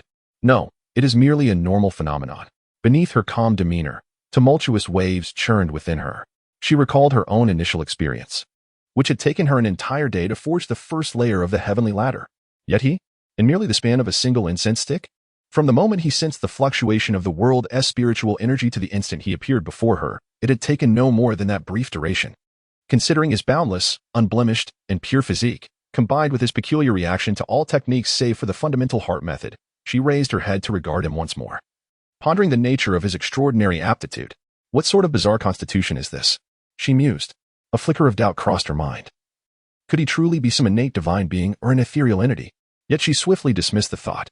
How could that be? When you were cultivating, did you not experience any peculiar sensations? Peculiar sensations? He shook his head, then hesitated before adding, when I first entered meditation, I felt a pure strand of spiritual energy was absorbed at my brow, and then the world's spiritual energy surged in through my pores. Su Kaiwei raised an eyebrow. Surged? Yes, Joey nodded. It was akin to a throng of bargain-hunting mothers at a clearance sale. Su Kaiwei recalled her previous experience in Yujing City, where she had encountered a similar scene, and found his analogy quite vivid. So, it was a pure strand of spiritual energy that drew in the world's spiritual energy? Joey hesitated. That should be the case? Indeed, Su Kaiwei confirmed. That is correct. When she had previously examined his foundational state, she had infused him with a strand of her own spiritual energy. Now, recalling that moment felt oddly familiar. However, upon reflection, it became clear why he had managed to forge a layer of the heavenly ladder in such a brief time. After all, it was her strand of spiritual energy. Though only a single strand, given her purity, it had indeed drawn in a considerable amount of the world's spiritual energy. Having unraveled the mystery, Su Kaiwei's brow relaxed, and a radiant smile graced her features. Inspired by her joy, Joey felt a wave of relief wash over him. Was there really no issue on my part? Su Kaiwei nodded affirmatively, expressing that everything was splendid. However, she cautioned him against practicing alone without seeking clarification whenever uncertainties arose. Joey nodded thoughtfully, but a hint of hesitation crossed his face. Was there something unclear at this moment? Yes, Joey confirmed, revealing his curiosity about why the first realm of cultivation was referred to as ascending the tower. Su Kaiwei agreed, asking if there was a problem with that designation. Since it was called ascending the tower, it must necessitate a staircase. Thus, he could comprehend the need to construct the staircase prior to ascending. Yet, he found himself puzzled as to why the staircase was limited to 9 tiers. Su Kaiwei was momentarily taken aback by this question, which caught her off guard. Nevertheless, the answer was not elusive, as the number 9 represents the ultimate in numerology. Thus, the celestial ladder could only possess 9 rungs. Joey nodded in understanding, then inquired further, if one climbs the first tier of the staircase, does that mean the subsequent floors do not require stairs at all? Of course they do. Why not try moving your celestial ladder? Su Kaiwei encouraged him. Joey concentrated deeply, attempting to shift the solitary staircase within his dantian. Upon exiting his meditative state, his eyes widened in astonishment. The staircase was indeed mobile. How wondrous. Su Kaiwei exhaled softly, maintaining her composure as she nodded, affirming that with a 9-tiered celestial ladder, one could ascend to the first floor, and once the subsequent floors were constructed, the ladder could facilitate ascent to the 9th floor. Joey appeared enlightened, nodding in agreement before questioning why the second realm was termed observing the sea. He found the classifications of realms perplexing. What connection existed between ascending the tower and observing the sea? Why must one ascend before observing? Could one not simply gaze at the sea from the shore? Was it merely a matter of distance? Su Kaiwei gazed at him, momentarily bewildered by such inquiries, which he had never contemplated before. Why was the first realm designated as ascending the tower? Why not directly observe the sea without the preliminary ascent? Suddenly, a realization struck her. Do you know why the realm of observing the sea is named as such and not observing the mountains or observing the stars? Zhou Yi, still puzzled, asked why. Because of the sea. You see, it is vast and boundless. If you do not first build a tall tower and stand atop it, how could you possibly float in the ocean once spiritual energy converges into a sea? What if you cannot swim? Listening to Su Caiwei's explanation, Zhou Yi found it somewhat reasonable, yet sensed an underlying inconsistency. Was the addition of ascending the tower merely to prevent one from being submerged by the ocean's depths upon reaching the observing the sea stage? What about illuminating the moon? Zhou Yi mused that if he were to supplement his foundational knowledge of cultivation, he would likely unravel these inquiries. However, his current understanding of cultivation was deficient, making it challenging to acquire knowledge swiftly. Some questions required him to consult books, yet he was uncertain of which texts to reference. Thus, it was far more efficient to pose questions directly to someone who could elucidate matters. Other foundational knowledge would have to be accumulated over time. Upon hearing yet another question from Zhou Yi, Su Caiwei blinked in confusion. What do you mean by illuminating the moon? Precisely that, the realm of illuminating the moon, Zhou Yi clarified. He then added, I lack knowledge regarding cultivation. Could you explain the characteristics of the preceding realms and their interconnections, as well as any precautions to take during cultivation?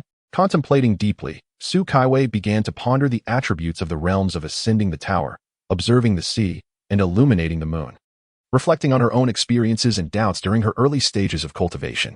Yet, she found no answers.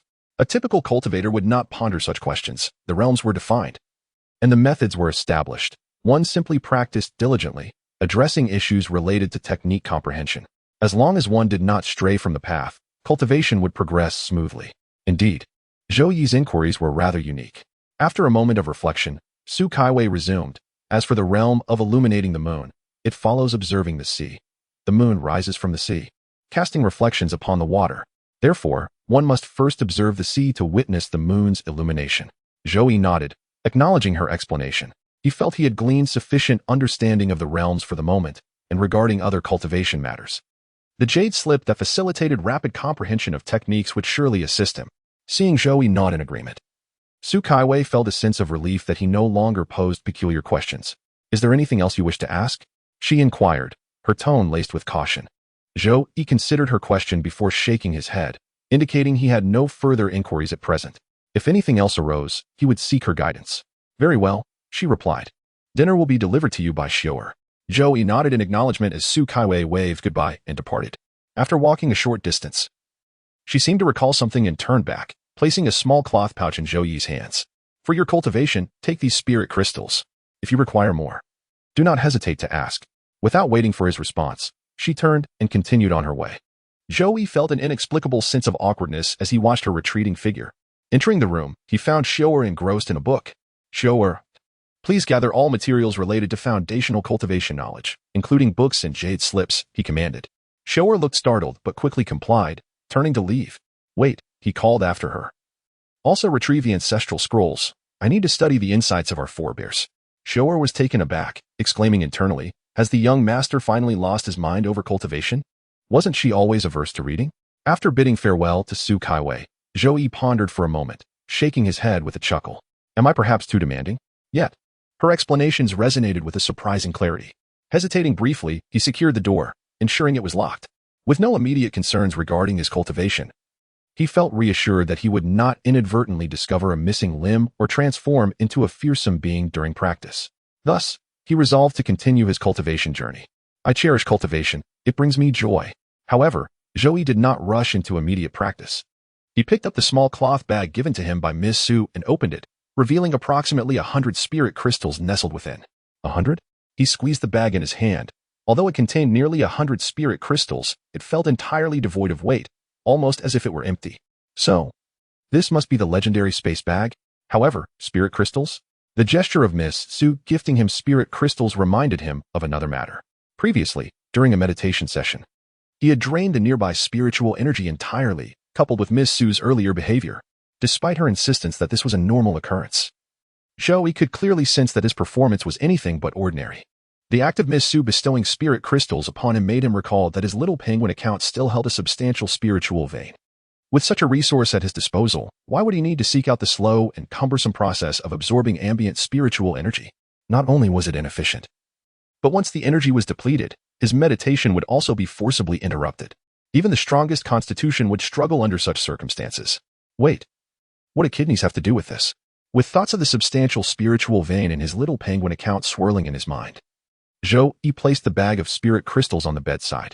Summoning the little penguin, he gazed at the deposit and withdrawal options displayed beneath his balance.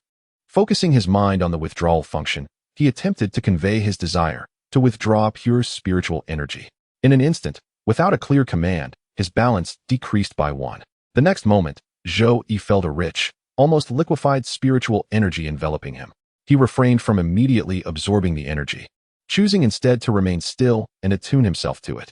After a cup of tea's worth of time, he noticed that the once concentrated spiritual energy had significantly diminished, approaching its original state. At this rate, he would be unable to absorb it all, leading to considerable waste. If only he could directly withdraw it into his body. Just as this thought crossed his mind, Joey suddenly realized that the withdrawal function seemed remarkably intelligent.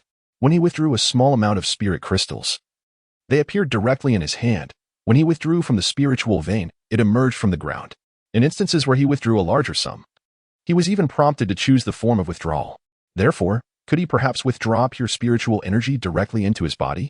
Conveying this thought, Joey opted for a modest withdrawal amount for safety. The moment the command was sent, his expression shifted and his face flushed. He quickly sat cross-legged, closing his eyes to begin his meditation according to the basic heart method. After a cup of tea's worth of time, Joey opened his eyes, a hint of joy gleaming within them. It worked. The balance on his little penguin account could indeed be transformed into pure spiritual energy and directly absorbed into his body. His voice trembled with excitement. Once he calmed his heart, he encountered another issue. Although the balance could be withdrawn as pure spiritual energy directly into his body, absorbing too much at once could overwhelm him, potentially causing harm. Just moments ago, he had nearly been overwhelmed by the pure spiritual energy from a mere withdrawal of 1 unit. And this only lasted for about 5 minutes. Shaking his head, he looked once more at the little penguin. Great penguin, I have one final request. Could you assist me by converting my balance into pure spiritual energy at a rate I can safely absorb while I meditate? After making this request, Joey felt a tinge of embarrassment, realizing he might be asking too much of the penguin. However, before he could dwell on his embarrassment, it was swiftly replaced by astonishment. It truly worked. Feeling the steady increase of pure spiritual energy within him, a smile broke across Joey's face. Thank you, great penguin. Compared to those ostentatious figures outside, you are truly a wonderful companion. Expressing his gratitude to the little penguin, he quickly focused his mind, immersing himself once more in the depths of his training. During this time, he sensed the presence of Xiaoer lingering at the door for a moment. It seemed she had noticed his meditation and chose not to disturb him, turning away after a brief pause. Zhou, absorbed in his practice, paid little attention to these occurrences, wholly dedicated to his passion for cultivation. Watching the layers of stairs within his Dantian's energy multiply felt akin to witnessing his child grow year by year, an overwhelming sense of accomplishment. Until chapter 25. The stairs were an unavoidable challenge. Exhaling deeply, Joey opened his eyes, awakening from his meditation with an expression of confusion and bewilderment. Instinctively, he pinched himself. Ouch. That hurts. So this isn't a dream? However, as he delved back into the energy sea of his Dantian, he noticed the reappearance of an additional layer of stairs connecting the 9 levels.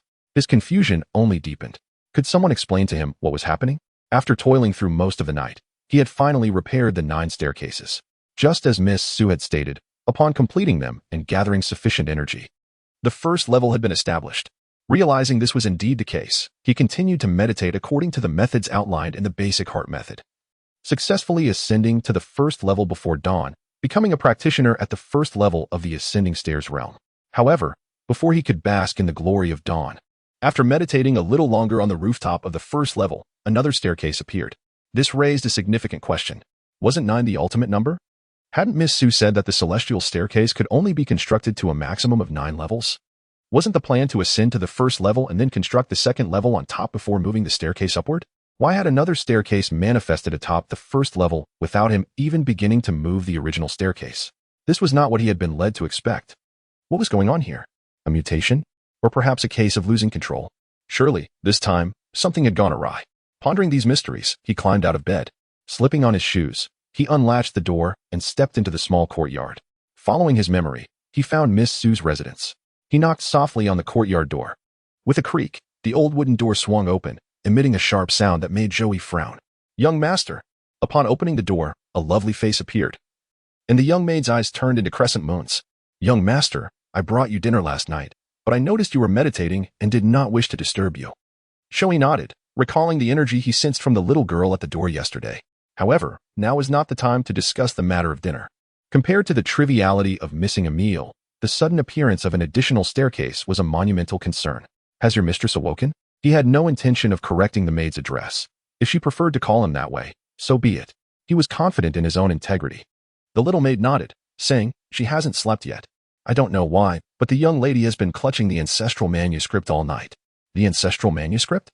Joey silently shook his head, knowing little about their ancestors and thus having no understanding of the significance of such a manuscript.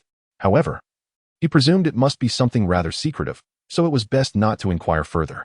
Nodding, he asked, "Could you please relay a message? I have matters to discuss with her." The little maid's eyes brightened at his request. "Has the son-in-law finally discovered the charm of our young lady? To come looking for her so early in the morning?" Shaking his head, he replied, "No need for that. If the son-in-law is here to see the young lady, he may enter directly." Without waiting for Joey to decline, the young girl tugged at his sleeve and led him inside.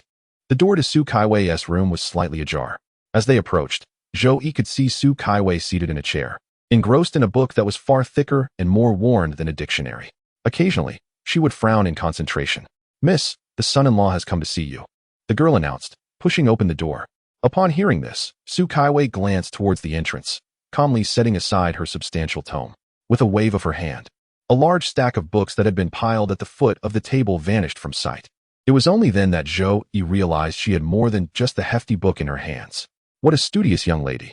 His admiration for her grew. Noticing that she did not seem eager to dismiss him, Joey offered a polite smile and stepped inside. "What is the matter? Have you encountered another problem?"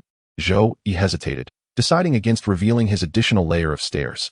"Could you please check if there are any issues with my health?"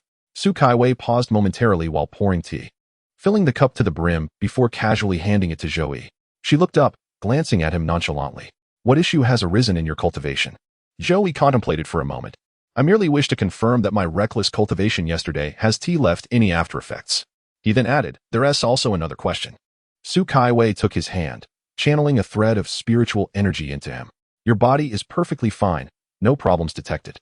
Oh, Joey nodded, feeling a slight sense of relief. This meant that although he had acquired an extra layer, he had not succumbed to any form of madness or other adverse effects. For now, at least, his body remained unaffected. Should he disclose the fact that he had an extra layer of stairs? Perhaps it would be prudent to approach the topic indirectly. Just then, Su Kaiwei inquired, "Did you not mention having another question? What is it? Speak your mind." Her demeanor was calm, yet she was acutely aware of the tightening in her chest at the mention of a problem. However, a glance at the stack of hefty tomes in her storage bracelet eased her anxiety somewhat. Surely, she wouldn't be unable to answer his queries? "Well," Joey began, gathering his thoughts. "You previously stated that 9 is the maximum number, hence the ladder can only be 9 layers, correct?" Su Kaiwei nodded in affirmation. Joey continued, "Then, if, hypothetically speaking, someone successfully constructs the 9 layers of the ladder, and upon reaching the first layer, manages to build a second layer, what would happen?" Su Kaiwei replied, "So, you've taken up an issue with the ladder? Do you harbor some grievance against it? You cannot circumvent this challenge, can you?" Internally, she scoffed at the absurdity of his question, knowing intuitively that her collection of books would be of little use this time. After all, no one throughout history had ever broached such an implausible topic. It was already established that 9 was the limit, yet he dared to speculate on constructing a second ladder? Nevertheless, aware of the improbability of such a scenario, Su Kaiwei applied her expertise to devise a theoretical response. "Well, that would indeed be a remarkable development." "Oh, that is indeed splendid," Joey responded, suddenly realizing the implications. He looked up, astonished. "You mean it's splendid?" "It is indeed." Recognizing Joey's lack of foundational knowledge, Su Kaiwei did not keep him in suspense. "You are aware that the 5th realm of cultivation is called the star-plucking realm?" Joey nodded, recalling her earlier mention. "Yes." Su Kaiwei continued, "The star-plucking realm allows one to stand atop the 9 layers and grasp the stars with one hand. The more stars one collects at this stage, the stronger the star power, and the more formidable the star map becomes at the next level, facilitating a smoother path to the celestial realm.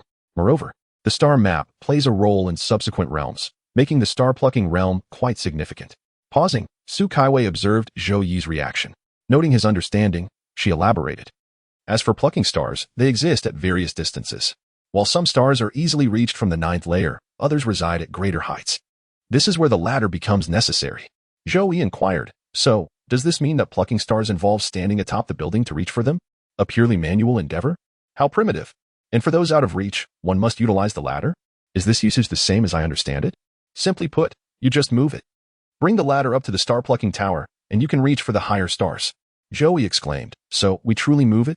Standing on the pinnacle of the star-plucking tower, using the ladder to grasp the stars embodies the essence of the star-plucking realm. He felt as though the entire concept of this realm had suddenly crumbled. Wait. The words of sarcasm nearly escaped him, but he swallowed them down. Looking at Su Kaiwei with uncertainty. What did you just refer to as a tower? Su Kaiwei replied, the star-plucking tower. Joey pondered, so? This 9-layer structure is called the star-plucking tower? Just one question. Hearing the name, I can't help but associate it with a certain woman named Sudaji, who may have been the one to establish this realm. Su Kaiwei appeared bewildered, confused, and at a loss. Sudaji. That name does not appear in the ancestral records. Seeing her perplexed expression, Zhou felt a twinge of disappointment. It was merely a question, it isn't of great consequence. Oh, Su Kaiwei nodded. Yet inwardly noted the name Sudaji, a reminder of a woman whose name lingered in the memory of one who had forgotten his past and family. Setting aside the inquiries about Sudaji and the star-plucking tower, Zhou synthesized Su Kaiwei's earlier statements. So what you mean is that in the star-plucking realm, the greater the number of layers in the ladder, the higher one can reach, and the more stars one can pluck, correct? Su Kaiwei affirmed, indeed. I see. Joey nodded. So, this is a positive development. There won't be any issues, right? Su Kaiwei confirmed, a positive development, no issues. Finishing her response. She couldn't help but add, you do tend to ask the oddest questions. If I didn't know better, I might suspect you've inadvertently created additional layers of stairs. Is it not that he wishes to cultivate in a straightforward manner? Joey lamented. He too desired a straightforward path to advancement. However, it was the cultivation that had initiated the complications first. With a resigned sigh, he accepted that confirming the existence of an extra layer of stairs, or an additional layer of the staircase, was not a calamity. Thus, he chose not to disclose his situation. While others built 9 layers of stairs, he felt compelled to construct 9 layers for each level. Why must he be so unconventional? There is an outlier among us. Let us isolate him. He certainly did not wish to witness such a scenario. Certainly, this is quite acceptable. In light of the accumulated experiences on Earth, it is generally observed that individuals who are markedly different, like this, tend to be disassembled and scrutinized by eccentric scientists. Su Kaiwei, are you still checking your body? Surely, you do not intend to exploit my spiritual energy? It's almost mealtime, and you have just begun your cultivation. Do you truly believe you can achieve fasting? After enjoying breakfast at Su Kaiwei's place, she shared several insights regarding the nuances of ascending to the next level of cultivation. Securing the door, I resumed my seated meditation on the bed. Closing my eyes and focusing on my dantian, I envisioned the newly formed staircase on the first level. Letting out a gentle sigh. Why is it so difficult to cultivate earnestly? Never mind, it is ultimately a positive endeavor. What's a few more steps up the staircase? We are not short on spiritual energy. I settled into meditation once more, embracing tranquility and visualization. Chapter 27. If you have the ability, continue to cause trouble. 1 staircase. 2 staircases. 3 staircases. When Shower brought lunch, I awakened from my meditation, having constructed 4 levels of stairs on the first tier. After lunch, once Shower had tidied up and departed, I entered a meditative state again. 5 staircases. 6 staircases. 7 staircases. Nightfall quietly descended. As the harmonious night enveloped the earth, I emerged from meditation once more, opening my eyes, a flicker of confusion crossing my gaze. The staircase is complete, but where is the building? I concentrated on my dantian, meticulously recounting. 1, 2, 3, 4, 9 levels, indeed. The 9 staircases have been successfully constructed, yet where is the second tier? During the first tier, the 9 staircases manifested promptly. Although reaching the top required some effort, it was a systematic process. Why then does the second tier remain elusive despite the completion of the 9 staircases? Could it be that I constructed the staircases too swiftly, and the building has yet to be finished? Pondering for a moment, I glanced at the sky. It was already late at night. Perhaps seeking Su Kaiwei would not be appropriate. After all, she is a young lady, and this hour is rather late. Moreover, given my current situation, it is likely that even she would find it perplexing. Her cultivation follows a conventional path, with no staircases at all for the second tier. Should I continue practicing? After a moment of hesitation, I once again settled into meditation. Above me, the little penguin adept synchronously initiated the transmission of spiritual energy. With the ample supply of pure spiritual energy, my cultivation accelerated dramatically, akin to a high-speed vehicle on an expressway. 1 complete cycle, 2 complete cycles, 3 complete cycles. Soon, I reached 36 cycles. With a thunderous rumble, the previously constructed 9 staircases on the first tier began to transform, identical to those constructed earlier. The staircases began to morph under the influence of a mysterious force, visibly bending. Once the transformation concluded, the originally equal-height staircases unexpectedly diminished by a quarter. Moreover, their shape transformed into a spiral. Joey, what on earth? It has turned into a spiral staircase? I was utterly astonished. How did a perfectly fine cultivation and staircase morph into this unexpected spiral? What do you think you are? However, now that it has already occurred, what else can be done? A spiral staircase is certainly preferable to nothing at all. Yet, with this reduction in height, even if the second tier were to materialize, this spiral staircase would not reach the top. Should I continue practicing? After a moment's contemplation, I resolutely entered meditation once more, accepting my fate. Whatever happens, happens. Given my current predicament, I have likely ventured beyond the realm of any conventional practitioner's experience. As I resigned myself to my cultivation, the number of staircases began to increase once again. The 10th layer of the spiral staircase, the 11th layer of the spiral staircase, the 12th layer of the spiral staircase. As the 12th layer was completed, a resounding boom echoed. The second tier, which had been delayed, finally materialized. Standing atop the first tier, gazing at the newly constructed second tier, confusion washed over me, followed by realization. So, the reason for your earlier absence was insufficient energy? It required the construction of 3 additional staircases for you to finally make your entrance? Yet, others ascend to their second tier without constructing a single staircase, simply bringing a ladder from the first tier to climb. Why must it be so arduous for me? Constructing 9 staircases still did not satisfy you. It required a 12-layer spiral staircase for you to emerge? Amidst my inner turmoil, my cultivation did not falter. I stepped onto the first layer of the second tier. Beginning my ascent, and to my surprise, I found the spiral staircase easier to climb than the 9 staircases of the first tier. It seemed significantly less strenuous. This revelation brought me a modicum of solace. Thus, I ascended the first staircase, the second staircase, the third staircase. As dawn broke, I successfully reached the top of the 12th staircase, stepping onto the apex of the second tier. At this moment, Zhou-Yi, the novice, had successfully advanced to the second level of cultivation. Observing the time, it was still early, well before breakfast. I could continue practicing for a while longer. I was curious to see if the third tier would present any further surprises. If you have the ability, continue to cause trouble. The little penguin adept silently provided spiritual support as I continued my cultivation for the third tier.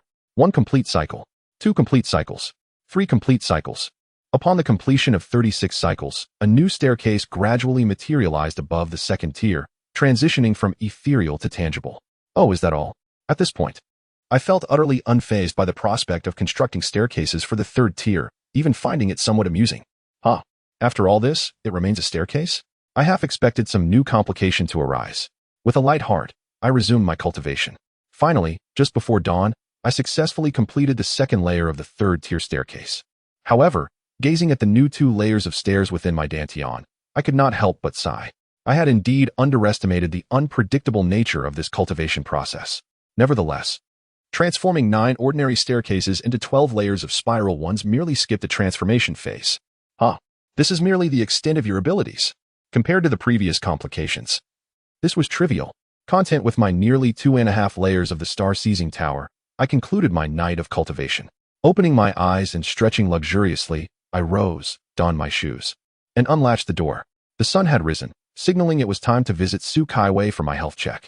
Chapter 28. You are here to deceive my spiritual energy, aren't you? Upon arriving at Su Kaiwei's residence, I discovered the courtyard gate ajar. Through the gate, I could see the maid Xiao'er seated in the pavilion, tinkering with something. As if sensing my gaze, she lifted her head and glanced in my direction. As Zhou-Yi cast his gaze upon Xiao'er, she set aside her carving knife and, like a bird released from its cage, joyfully trotted over. Young master, you have arrived. I opened my mouth, intending to correct her, but seeing the girl so naturally convinced, I hesitated. Zhou-Yi chose not to engage in further idle talk, merely nodding. Has your young lady risen? Yes, Xiao'er nodded. She was reading until midnight yesterday.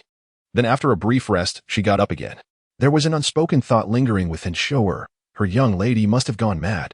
The girl who previously could barely endure half an hour of reading had suddenly become obsessed, devouring a significant portion of foundational knowledge over the past few days. Zoe nodded, acknowledging, Miss Su truly has a passion for reading.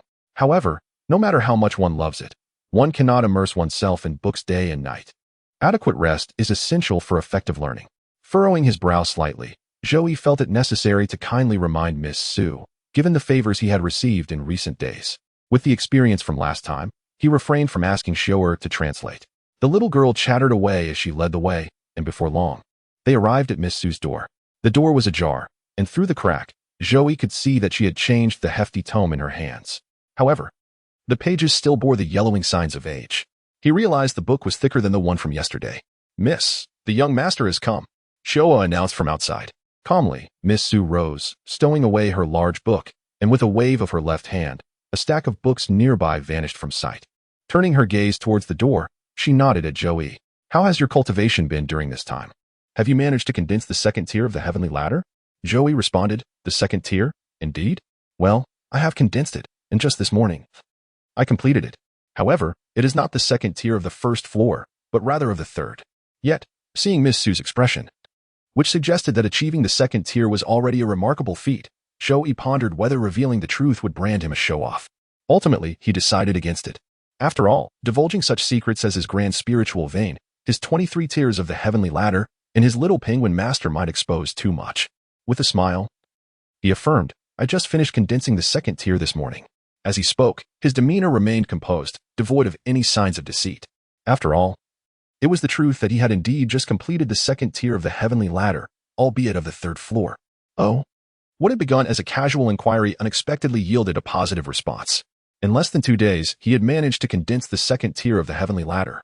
Although his pure spiritual power had played a role, such speed was still commendable. At this rate, he should ascend to the first floor within 17 to 20 days. While that was slightly slower than his own half-month pace, it was still impressive. Inwardly, Su Kaiwei evaluated Zhou Yi, nodding in approval. Very well, keep up the good work. Zhou Yi nodded back, feeling a bit embarrassed as he addressed Miss Su. Since I lack experience and am unsure if my practice is correct, could you possibly check my body once more? Although he felt his cultivation was somewhat unreliable, the body was still his own.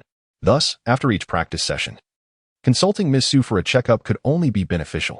If there were any issues, it would be wise to identify and resolve them promptly. Miss Su glanced at Zhou Yi's outstretched right hand, rendered speechless. Grasping his hand, she infused it with a thread of spiritual energy. The energy explored his body, revealing no abnormalities. Just as this thought was conveyed, the connection abruptly severed, and the energy vanished without a trace. Raising her head, Miss Su regarded Zhou Yi with a certain conviction. So, you are here to deceive me of my spiritual energy? Zhou Yi replied, is there a problem? Noticing the strange expression on Miss Su's face, he instinctively feared there was an issue with his body. She shook her head. No, your body is in excellent condition. In fact, it's so good that you could rob someone. Oh, Zhou Yi nodded, relieved. That's good to hear. Miss Su then suggested, shall you stay for breakfast? All right. Zhou Yi smiled, but hesitated as he perceived a hint of fatigue on her face. He couldn't help but advise.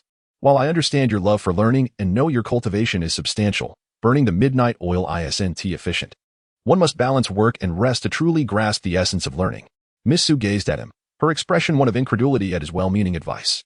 But do you truly have no inkling as to why I am so diligently reinforcing my foundations? If you possess the ability to advise me, perhaps you should refrain from asking such peculiar questions. Confounded by Su Tsaiwei's gaze, Zhou Yi shook his head, choosing not to elaborate further. Perhaps it was merely a lack of understanding of this world. After all, in a realm where the supernatural existed, it was conceivable that methods to study efficiently while sacrificing rest could also be found. With that thought, he ceased his counsel, silently reflecting that if even a young girl like Su Kaiwei could work so hard, he, as a transmigrant with advantages, must not squander his remarkable opportunities. Speaking of opportunities, he suddenly remembered the opportunity chat group and realized he hadn't checked its contents for 2 days.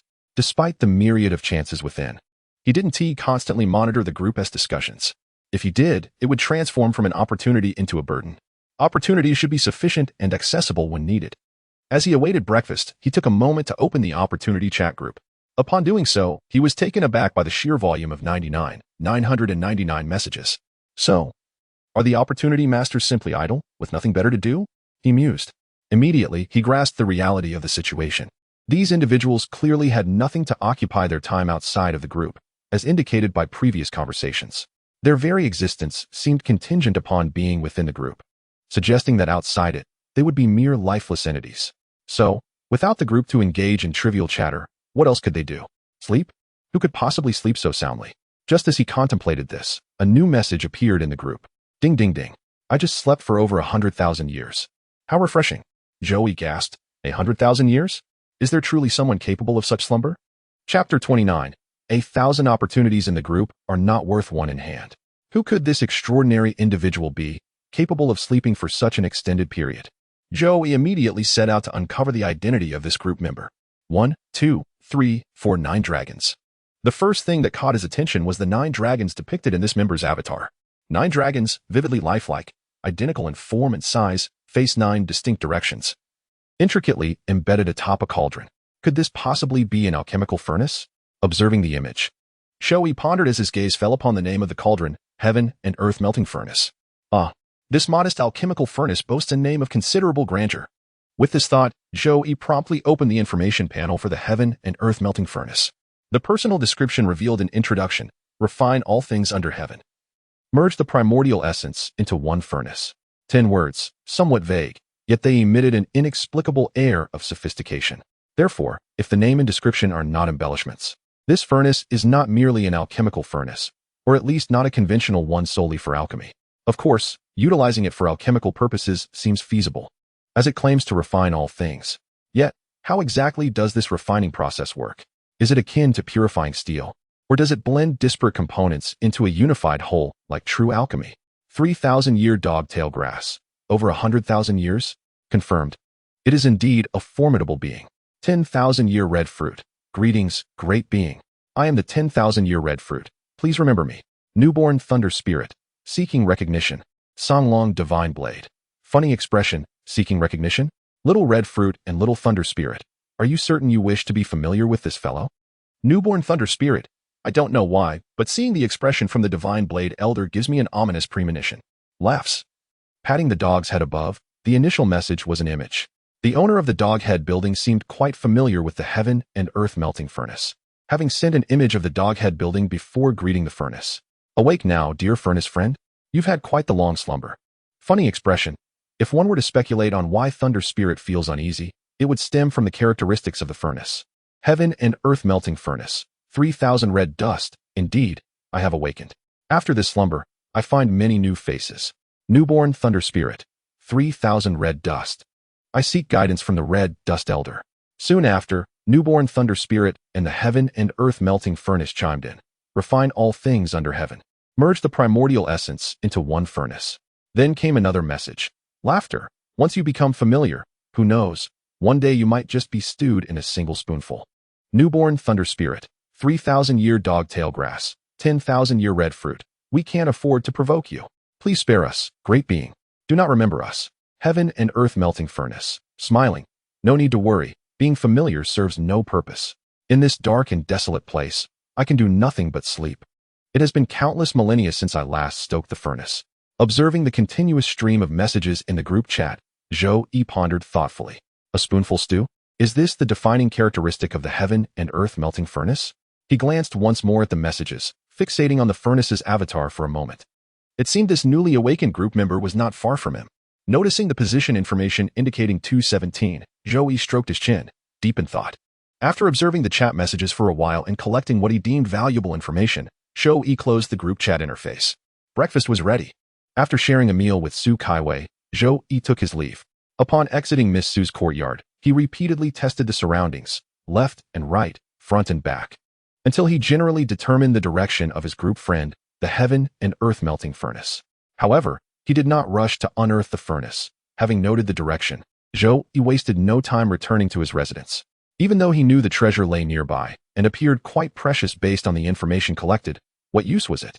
Not to mention his current weak cultivation level. Even if he could obtain it, Miss Su might not allow him to leave.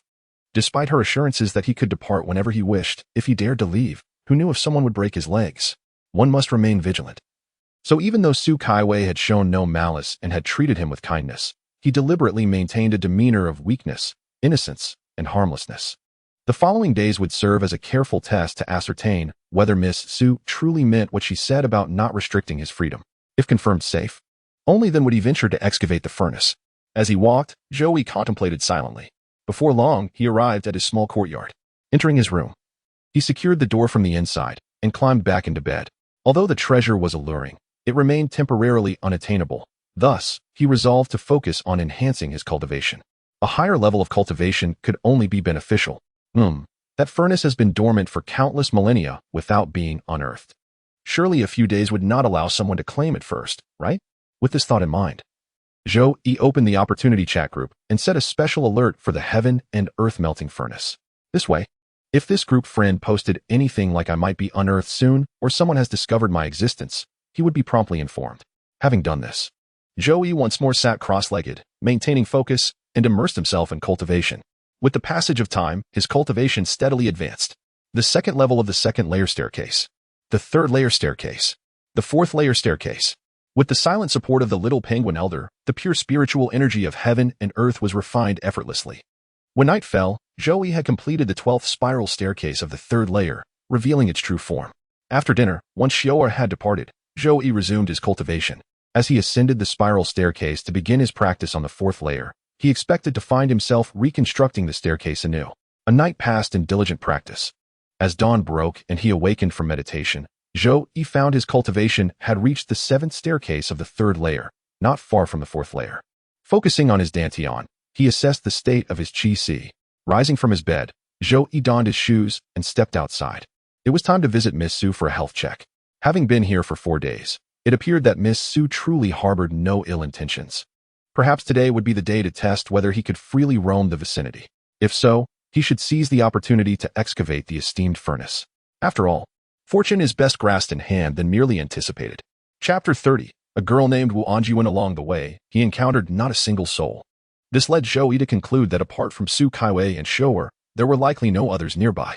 While confirming this, he could not help but feel puzzled. He distinctly recalled that the fiery woman was accompanied by a group of men riding unfamiliar mounts. Yet, why had he not seen any of them over the past 3 or 4 days? Had they temporarily departed, or did they simply not reside here? Lost in thought, he soon reached the entrance of Su Kaiwei's courtyard. Peering through the partially open door, he initially failed to spot Shou'er. Instead, he saw Su Kaiwei, who had previously been reading in her room, busily tending to the garden. She was moving through the flower beds with a long-spouted watering can, seemingly watering the flowers. Gently pushing open the half-closed courtyard door, Zhou stepped inside. Observing Su Kaiwei's actions, he nodded knowingly, feigning ignorance. Are you watering the flowers? As Miss Su pointed to a stone stool beside the pavilion, adorned with an unknown beast skin cushion, she suggested he sit for a while. Assuring him she would be ready shortly, Zhou approached. Noticing the stone table had been simply set with 2 exquisite dishes and 2 portions of pickled vegetables, pre-marinated for the congee. A clay pot of hot porridge bubbled away, though no steam rose from it. Sitting on the soft beast skin cushion, Zhou chose not to interrupt, resting his chin on his hand as he watched Miss Su tend to her flowers. Truth be told, aside from her modest bosom, Su Kaiwei was the most beautiful woman Zhou had encountered in his 2 lifetimes. Indeed, she was the second most captivating he had ever seen. Whether she sensed his thoughts or merely felt his gaze, Zhou imagined the endearing little maid, known for her playful nature, carrying a large watering can to water the flowers, and he nodded, asking if he could assist her. Miss Su shook her head, stating it was unnecessary and that he should wait a moment, a subtle smile gracing her lips, suggesting she was in good spirits. The 2 pairs of eyes behind her felt a warmth emanating from her demeanor. After a short while, having watered the last few flowers, she set down the watering can and approached the stone table. With a wave of her hand, the restrictions on the dishes vanished, releasing a delicate aroma of porridge that mingled with the fragrance of the dishes, awakening an appetite within Zhou. Let us dine, Miss Su declared, grasping a bowl and spoon. Yet, before she could ladle the porridge, she noticed Zhou's slightly furrowed brow. What troubles you? He glanced at the large watering can she had placed aside and then at her hands holding the bowl and spoon. After a moment of internal conflict, he could no longer suppress a question he had held back for 3 days. Do you not wash your hands before eating? He had been comforting himself with the notion that perhaps she had washed her hands out of sight. But this time he had witnessed her watering the flowers for an extended period before sitting down to eat. How could such a lovely girl not adhere to basic hygiene? Miss Su's smile faltered as she responded, wash my hands? Indeed, Zhou affirmed, Our hands accumulate numerous harmful substances daily, and failing to wash them before meals could lead to illness. Sukaiwei retorted, have you ever heard of a cultivator falling ill from consuming unclean food? Moreover, I have long reached a state of purity, untouched by dust or filth. Zhou Yi regarded her with a semblance of understanding, nodding slightly. It implied that she was, in fact, impervious to dirt and bacteria. Yet, despite this knowledge, he couldn't help but feel a twinge of discomfort. Well then, let us eat, she suggested, rolling her eyes at the conflicted expression on his face. Amused, she waved her hand, and a sphere of water materialized in the air, enveloping her hands and spinning to cleanse them. With her spiritual energy, she dried her hands instantly and shot Zhou Yi a playful glance. Are we good now? The tension in his expression dissipated, replaced by a sheepish smile. Some habits ingrained during his 2 decades as an ordinary person were not easily discarded, especially after only a few months of encountering the extraordinary. Accepting the porridge she offered, Zhou Yi glanced around, inquiring about Xiu'er, as he hadn't seen the girl all morning. Ah, Zhou Yi mused. Is Wuanjuan a formidable ally for Xiu'er? Indeed, Miss Su replied, adding pickled vegetables to her porridge, savoring the flavors. Wuanjuan is quite an intriguing young lady. Zhou Yi's eyes widened, more astonished than when he had learned of Xiu'er's friend Wuanjuan. So, Wuanjuan is a girl? Yes, she confirmed with a nod, an interesting girl indeed. Oh, Zhou Yi responded, gradually regaining his composure. He reminded himself to remain calm. After all, it was merely a friend of Xiu'er's named Wuanjuan. Even the revered works of Confucius had been transformed into this world's representative compositions without a hitch. In truth, it had been several days since his arrival, and he was still unfamiliar with the surrounding area. If time permits, may I explore this vicinity? Of course. Miss Su replied, her eyes sparkling with curiosity. Would you like me to accompany you? She hesitated, as if fearing rejection, adding, I've lived here for 20 years and know the area well. I just worry you might get lost wandering alone. Zhou Yi met her gaze, noting her careful yet hopeful demeanor. With a smile, he nodded affirmatively. I would welcome your company. Her eyes lit up, reminiscent of a child spotting a cherished doll. Shall we depart after our meal? Zhou Yi nodded again, agreeing. Miss Su squinted slightly, lifting a porcelain bowl from the table and sipping delicately. Zhou Yi chuckled, joining her in the meal. They exchanged light banter, and before long, the meal was complete. Let us go. I shall show you around, he suggested, placing his utensils on the table.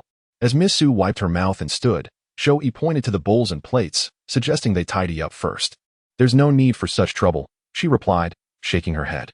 With a wave of her hand, all remnants of their meal vanished without a trace. All done. Now, let us be off. With a skip, she pulled Zhou Yi along, her excitement contagious, like a child receiving a beloved gift. Zhou Yi shook his head in amusement, pondering how she seemed more exhilarated than he was. Are we not companions in this adventure?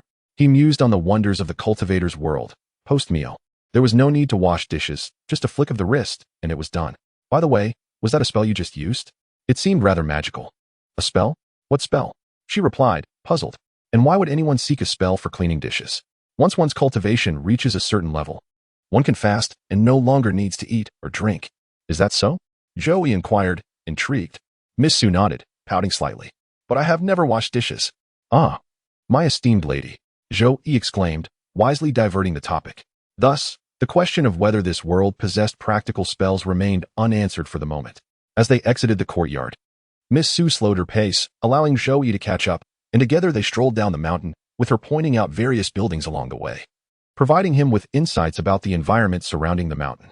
Through the introduction of Sukaiwei, Zhou Yi came to realize that the area he and Sukaiwei inhabited, extending to the mountaintop, was indeed part of the inner courtyard. Currently, the only residents of the inner courtyard were himself, Sukaiwei, and Xiu'er. Below this location lay another cluster of buildings, referred to as the outer courtyard, where the miscellaneous workers and guards resided. As Zhou Yi passed through the outer courtyard, he often caught sight of people wandering about the buildings. Each individual who saw them would bow respectfully to Miss Su, regarding Zhou Yi with curious eyes, as if he were a rare giant panda. This revelation dispelled Zhou Yi's previous doubts. The mountain was not devoid of inhabitants, nor were others absent from their homes. Instead, in the small space he had traversed these past few days, only they resided. The activities of others predominantly took place in the outer courtyard. However, despite this newfound clarity, Zhou Yi's sense of regret remained unfulfilled. Even though clusters of people could be seen in the outer courtyard, he still had not encountered a single living soul. As he followed the mountain path past the outer courtyard, He came upon fields cultivated with plants whose names eluded him, alongside pens housing unknown livestock. Further down, at the foot of the mountain, stood a colossal stone, marked by the passage of time, weathered by countless storms and sunrays. Inscribed upon the stone were three prominent characters. Zhou peered closely. The first two characters remained unfamiliar to him, but he guessed the third was mountain. Yujing Mountain. Noticing Zhou Yi's intense focus on the inscription, Su Kaiwei chuckled and read the characters aloud. Ah, so these two characters are Yujing. Had you not mentioned it, I would have never discerned it. Zhou Yi's tongue felt stiff, and his neck seemed rigid as he turned to Su Kaiwei. What mountain? Su Kaiwei responded, what of it? Could it be that he recognized Yujing Mountain?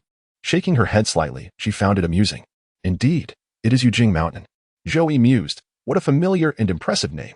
Just hearing it evokes thoughts of several remarkable figures. Have you heard of Hongjun? Su Kaiwei frowned. Hongjun? I have not.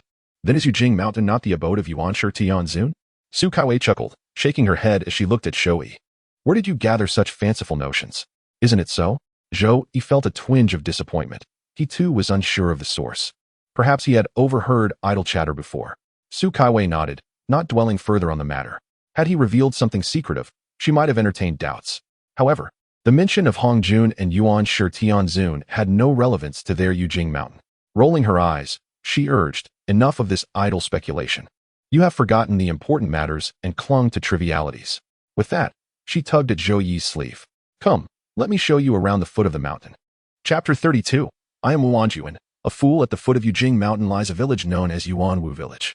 The origins of its name are obscure, but every villager in Yuanwu Village bears the surname Wu. According to the village elder, the Wu in Yuanwu Village stems from their family name. The origin of the Yuan character remains a mystery. Perhaps in the past, Yuanwu Village was home to two surnames, Yuan and Wu.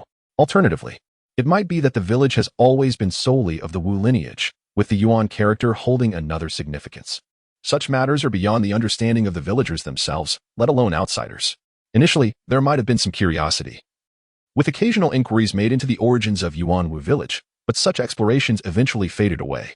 Nestled against the backdrop of Yujing Mountain, Yuanwu Village is traversed by a small river that divides it into two halves. Yet this river's division has not fractured the unity of the villagers' hearts. The inhabitants of the east and west banks support one another in camaraderie. When a child is born on one side, the other promptly delivers gifts of celebration. If misfortune befalls an elder on the west bank, the east bank will swiftly show concern. Even the village head is elected in rotation between the two banks. If the current head hails from the west, the next will certainly be from the east, ensuring that no one from the west appears on the nomination list. To prevent discord arising from unequal terms of service, they have agreed that each village head shall serve for 30 years. Thus, a saying has emerged in Yuanwu Village, 30 years in the west, 30 years in the east. Upon hearing Su Kaiwei recount the history of Yuanwu Village, Zhou Yi could not help but inquire further. After 30 years in the west and 30 years in the east, is there no phrase about not bullying the youth in poverty? Zhou Yi felt a fleeting sense of regret, believing that a lack of such a saying rendered the place devoid of soul. Yet this fact further underscored the harmonious relations between the villagers of the east and west banks. The united and friendly Yuanwu Village has thrived for countless generations. The long, stable development has rendered the village remarkably prosperous. Although its name contains village, in terms of scale, it rivals small towns. As they entered the village, they strolled along a lengthy street. The sounds of vendors hawking their wares echoed on either side, with passers-by frequenting the shops. Among these individuals were not just the villagers of Yuanwu. In fact, as an ancient village with a heritage spanning thousands of years, Yuanwu Village is renowned far and wide. Travelers from the south and north often choose to rest in Yuanwu Village, indirectly fostering its prosperity. Wuanjuan is one of the villagers of Yuanwu. After traversing half the street, they arrived at a crossroads. Turning left at the intersection and walking approximately 700 meters, they encountered a stone bridge adorned with dragon and phoenix carvings. Crossing the bridge led them to the east bank. Another 700 meters along brought them to another long street, which mirrored the west bank street, equally bustling with activity. Continuing southward along the long street for about 300 meters, they spotted a small alleyway on the right. Wuanjuan's home lay at the alley's end. The left door bore a faded red paper inscribed with the character Fu. The right door displayed remnants of a torn red paper, revealing fragments of the character. This was the entrance to Wuanjuan's home. At this moment, the door stood ajar, and as Zhou Yi approached, he peered through the crack into the courtyard. There, a modest gazebo was erected, with a stone table inside. Xiao'er stood before the table, holding a brush and painting something. Beside her stood a little girl. Even smaller than Xiao'er, who was likely Wu Anjun's close friend. The girl stood a head taller than the stone table, appearing to be around 6 or 7 years old. Delicately crafted like a porcelain doll, evoking a desire to cradle her in one's hands, afraid she might break. However, the charming image was somewhat disrupted as the little girl clutched an oil paper bag in her left hand, presumably filled with local delicacies. She was fixated on Xiao'er's brush, nodding in understanding or enlightenment as she listened, while her other hand busily stuffed food into her mouth. At that moment, Zhou could not help but feel he understood why Su Kaiwei described this little girl as particularly interesting. Xiao'er appeared deeply engrossed in her writing and painting, completely absorbed in her task without a hint of distraction. Beside her, a little girl observed intently while munching on snacks, seemingly learning something new. As if sensing the gaze of Zhou, she turned her head to glance toward the half-open courtyard door. Immediately, her eyes brightened at the sight of a charming face peering in. She turned back, noticing that the owner of that face was watching her as she clutched an oiled paper bag.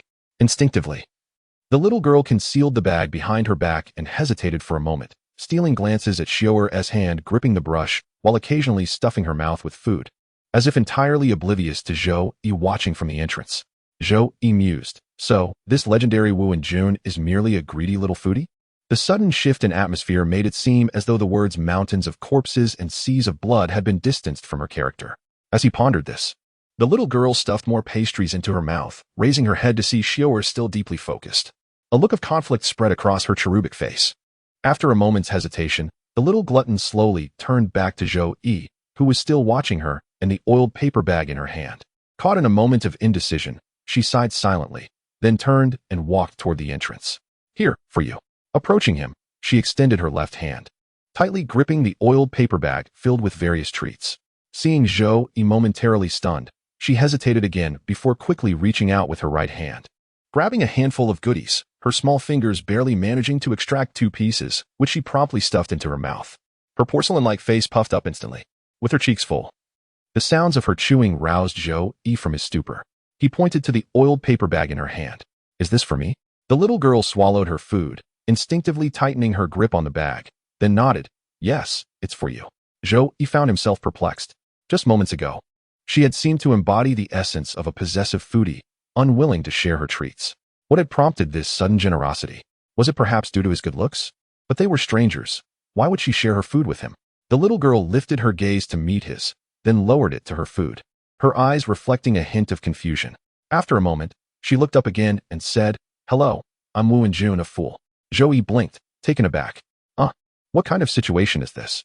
Noticing his bewilderment, she poked him gently with her right finger, signaling that it was his turn to introduce himself.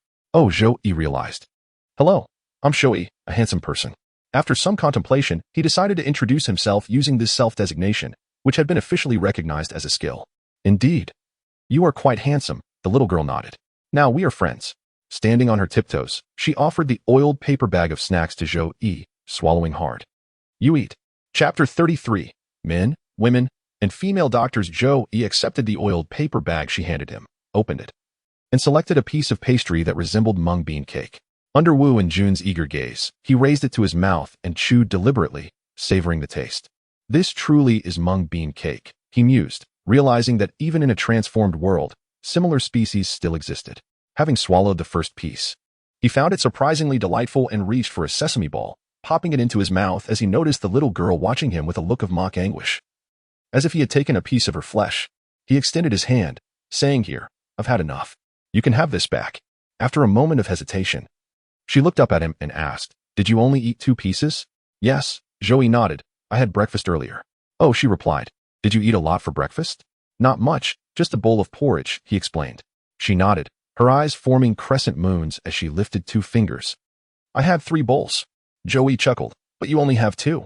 Then I'm a fool, she declared. Is it permissible to be so brazen about such things?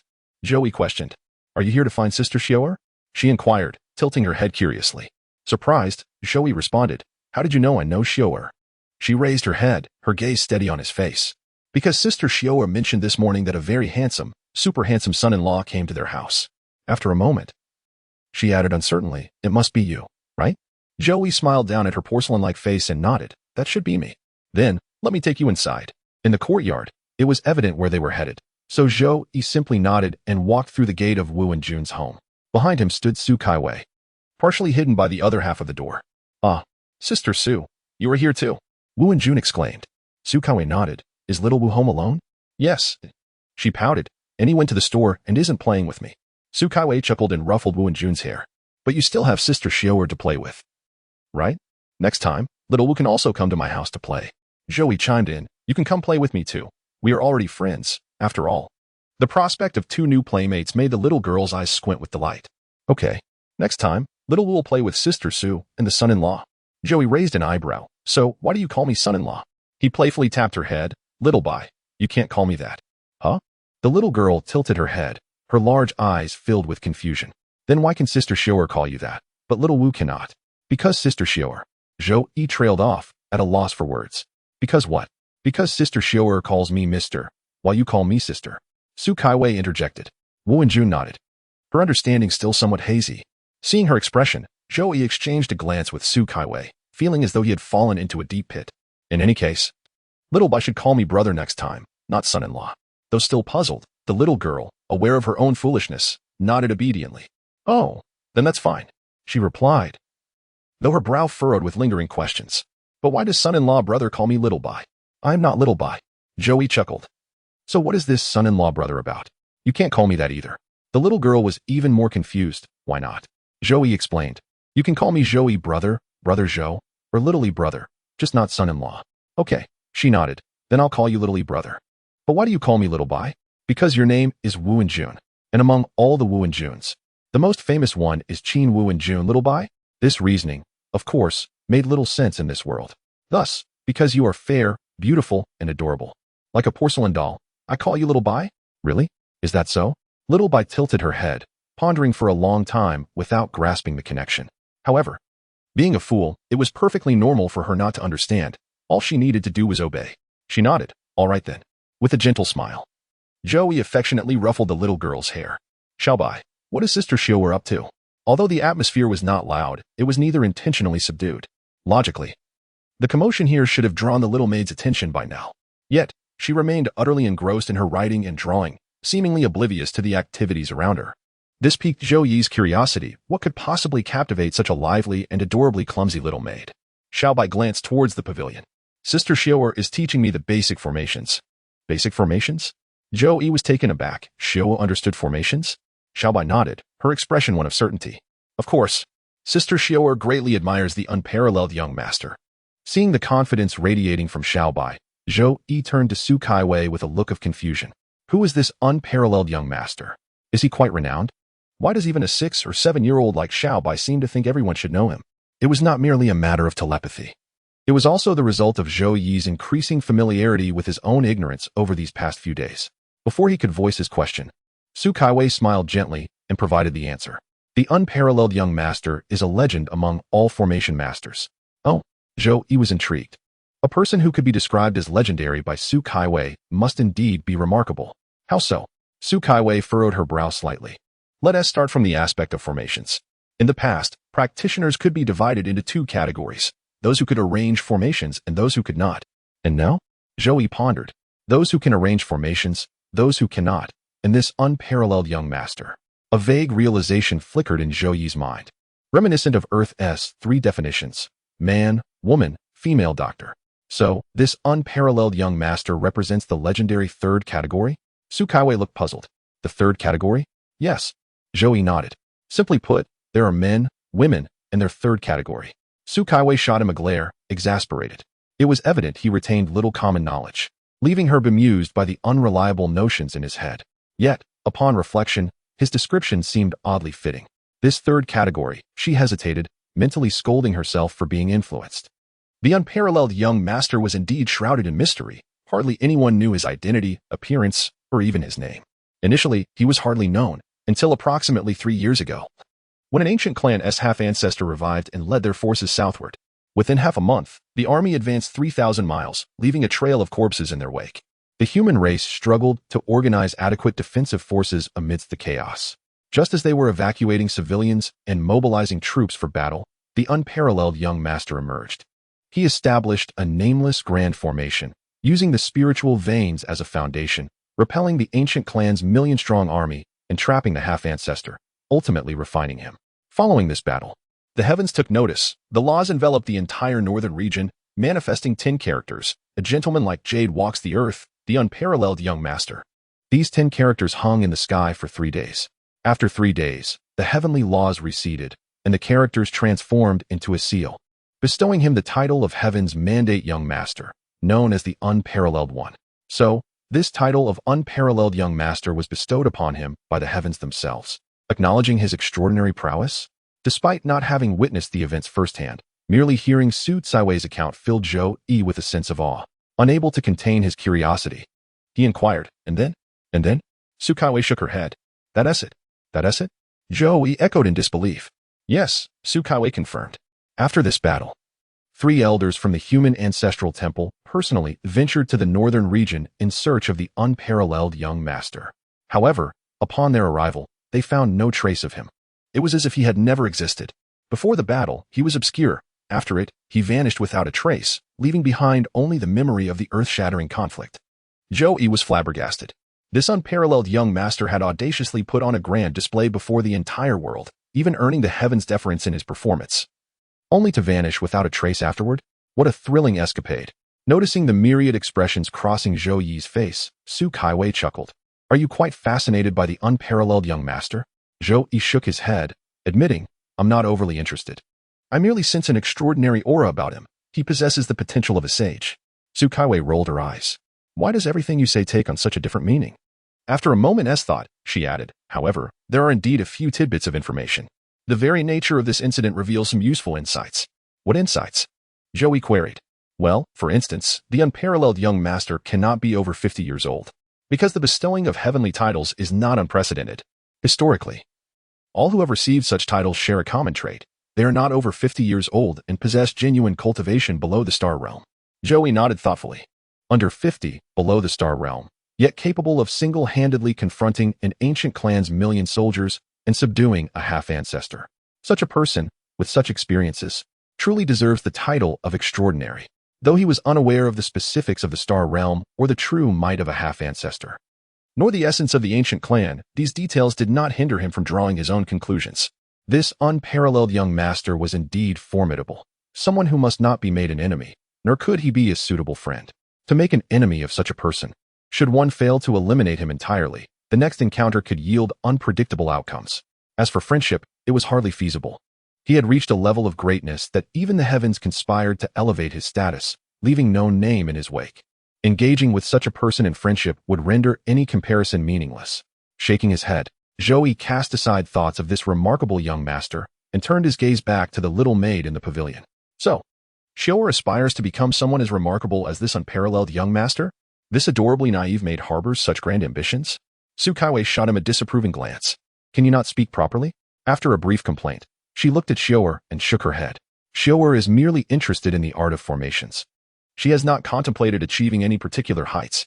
Moreover, she hesitated, lowering her voice. Her talent in formations is not particularly exceptional. Zhou Yi nodded and approached Xiaoer from behind, observing as the little girl held a spiritual ink brush, diligently drawing on a formation plate. She occasionally furrowed her brow, pausing to ponder. As time passed, the intervals of her contemplation grew longer. During one of her recent pauses, she remained deep in thought for an entire tea session, still frowning, seemingly at a loss. After watching for a while, Zhou Yi was surprised to discover that he could discern some underlying principles. The formation the little maid was attempting to depict appeared to be an evolution derived from the 8 trigrams. Noticing her furrowed brow and lack of direction, he hesitated before gently pointing at a position on the plate. What if you adjust this part? Would it help? At his suggestion, the little maid instinctively set her brush down. Tracing the path, Zhou Yi indicated. In the very next moment, a scintillating light flickered from the formation plate and quickly receded within. It worked. Thank you, uncle. The young maid's eyes widened in disbelief as she gazed at the man standing behind her. How could this be possible? The very person who had guided her through this final step was her husband, who was said to have forgotten everything from his past and had no apparent traces of ever having practiced cultivation. Wasn't it claimed that he had amnesia, completely erasing all memories of his former life? Wasn't it said that he had never been exposed to cultivation and was utterly ignorant of everything related to it? How could it possibly be him? Although this formation belonged to the realm of basic formations, it was a novel creation resulting from her recent whim to modify the Bagua formation through a series of changes over the past month. She had been researching this new formation for over half a month and, just a few days prior, had a sudden inspiration that allowed her to complete the final step. She had believed that the formation was quite perfect, which was why she chose to showcase it before her good friend, Xiao Wu, despite knowing that the silly girl would likely not comprehend it. However, as she flaunted her creation, Xiao Wu inadvertently sparked her thoughts with seemingly trivial questions, revealing that the final step she had deemed perfect was, in fact, fundamentally unstable. If her new formation were to be deployed, it would disintegrate into a cloud of fireworks within half an hour. Thus, she found herself pausing repeatedly to contemplate how to perfect her inaugural formation, ultimately getting stuck on the last step.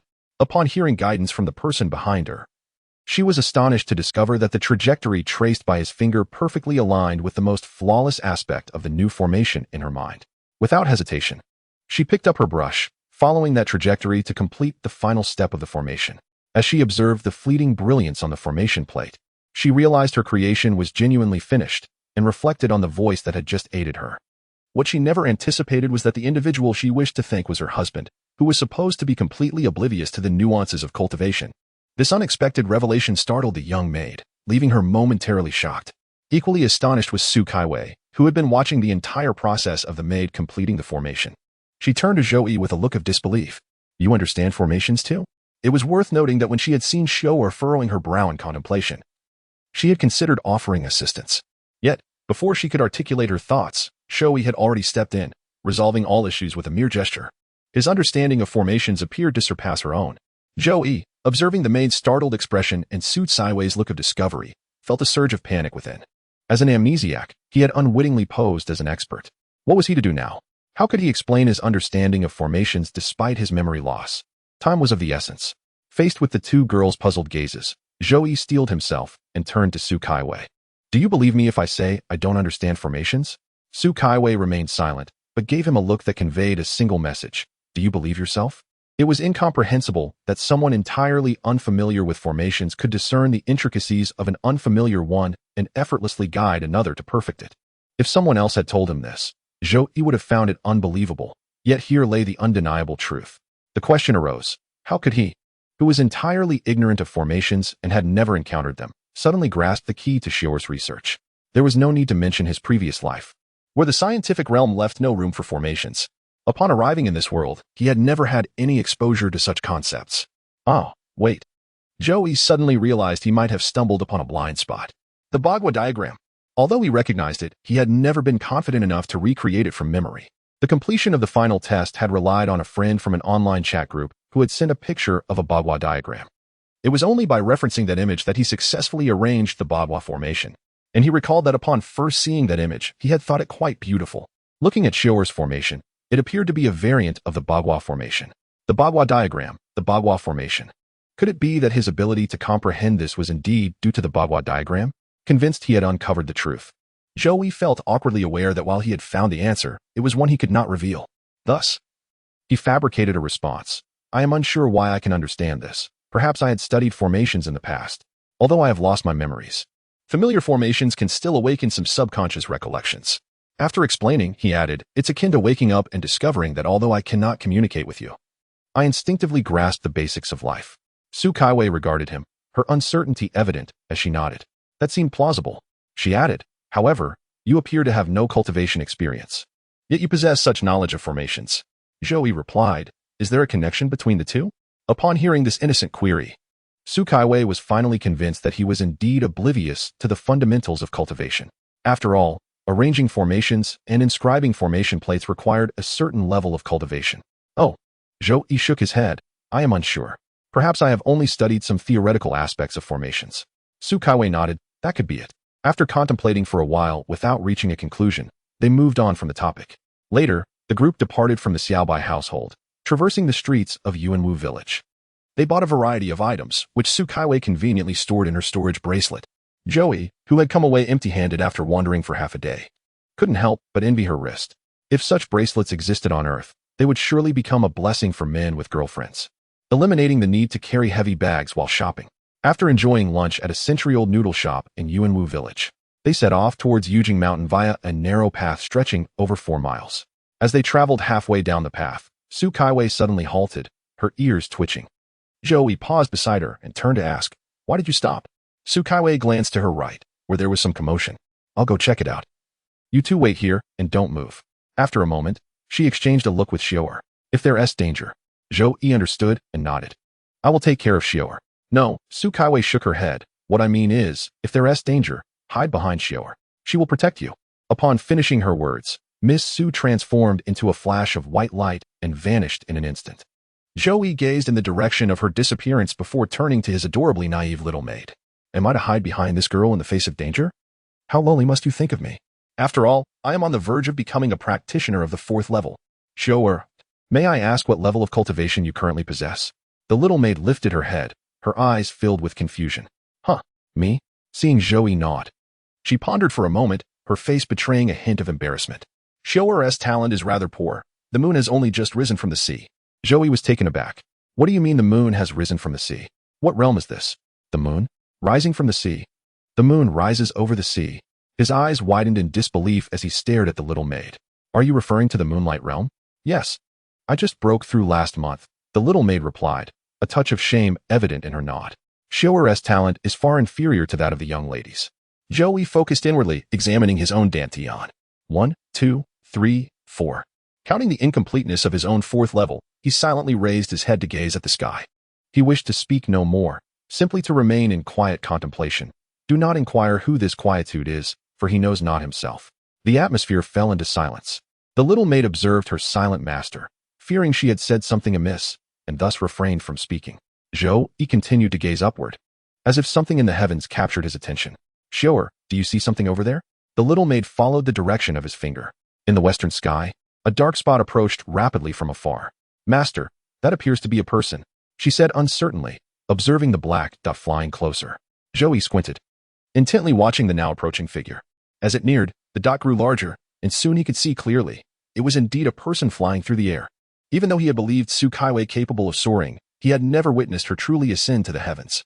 Now, he beheld a second individual flying in the sky. A flying person, Zhou Yi could not help but feel a yearning for such a romantic notion that the sky always held for men. Xiao'er, what realm is required to fly? The little maid tilted her head and thought. Master, I can fly now. Oh, so one merely needs to reach the moonlight realm to take flight. That should not take too long. After all, I cultivate rapidly, nearly ascending 1 level each day. There are 9 levels in total, in 5 or 6 days. I should reach the pinnacle. Then, after a brief interval in the sea observation realm, I might soar through the skies myself. Suddenly, Zhou Yi felt a surge of excitement. Just as he envisioned himself flying alongside the sun, he was interrupted by the little maid's peculiar voice. Master, that flying person seems to be falling. Looking up, he confirmed that the figure was indeed growing larger and appeared to be descending uncontrollably from the sky, heading straight for them. Quick, dodge. His mind processed the situation, and he grasped Xiao'er's hand, exclaiming in alarm. Before he could pull her aside, an immense force yanked him upward. In the next moment, he found himself propelled through the air, the wind rushing past him as he was carried off balance. Thud, as his feet landed back on solid ground. A loud crash echoed in his ears. Once the dust settled, Zhou Yi cautiously approached the sizable crater left by the fallen figure, peering into the roughly 3-meter wide pit. Master, he seems to be dead, Xiao'er said as she stepped closer. Before Zhou Yi could toss a stone or prod with a stick to check for signs of life, Xiao'er had already discerned that the fallen figure lay motionless. Dead, truly? Zhou Yi glanced at the still body before looking skyward, realizing his dreams of flight had been dashed. So, even if one could learn to fly, a moment's carelessness could lead to a catastrophic fall, and the consequences could be fatal? Perhaps it was best not to pursue flying after all. Suddenly, the romantic notion of flight felt less appealing, and he found comfort in the solid ground beneath his feet. Observing the peculiar expression on Xiao'er's face, she tilted her head in thought, unable to comprehend her master's sudden change in demeanor. After a long contemplation, she pointed to the fallen figure in the pit. It seems he sustained severe injuries prior to his fall, unable to control his flight, which led to his tragic demise. Typically, a practitioner at the Moonlight Realm would survive a fall from 10,000 meters. To bolster her credibility, she added, I have personally experienced this. Zhou Yi raised an eyebrow at the naive little maid. You have. So, this little girl possesses a penchant for extreme thrills? How unexpected. If she were on Earth, she would surely be an avid bungee jumper. Feeling somewhat bashful under Zhou Yi's astonished gaze, Xiao'er blushed. Well, I had just broken through, you see. I was too scared to fly alone, so Miss took me up. When I was in the air, she suddenly let go of my hand. I panicked and fell from the sky. Zhou Yi mused. So that was your method of experimentation? Xiao'er's face reddened further as she continued. Then I discovered that falling from over 10,000 meters doesn't harm one at all. I began to fly at lower altitudes, and gradually, I learned to soar. Fearing her master might mock her, she quickly shifted the topic. Master, shall we check if he possesses any valuable belongings?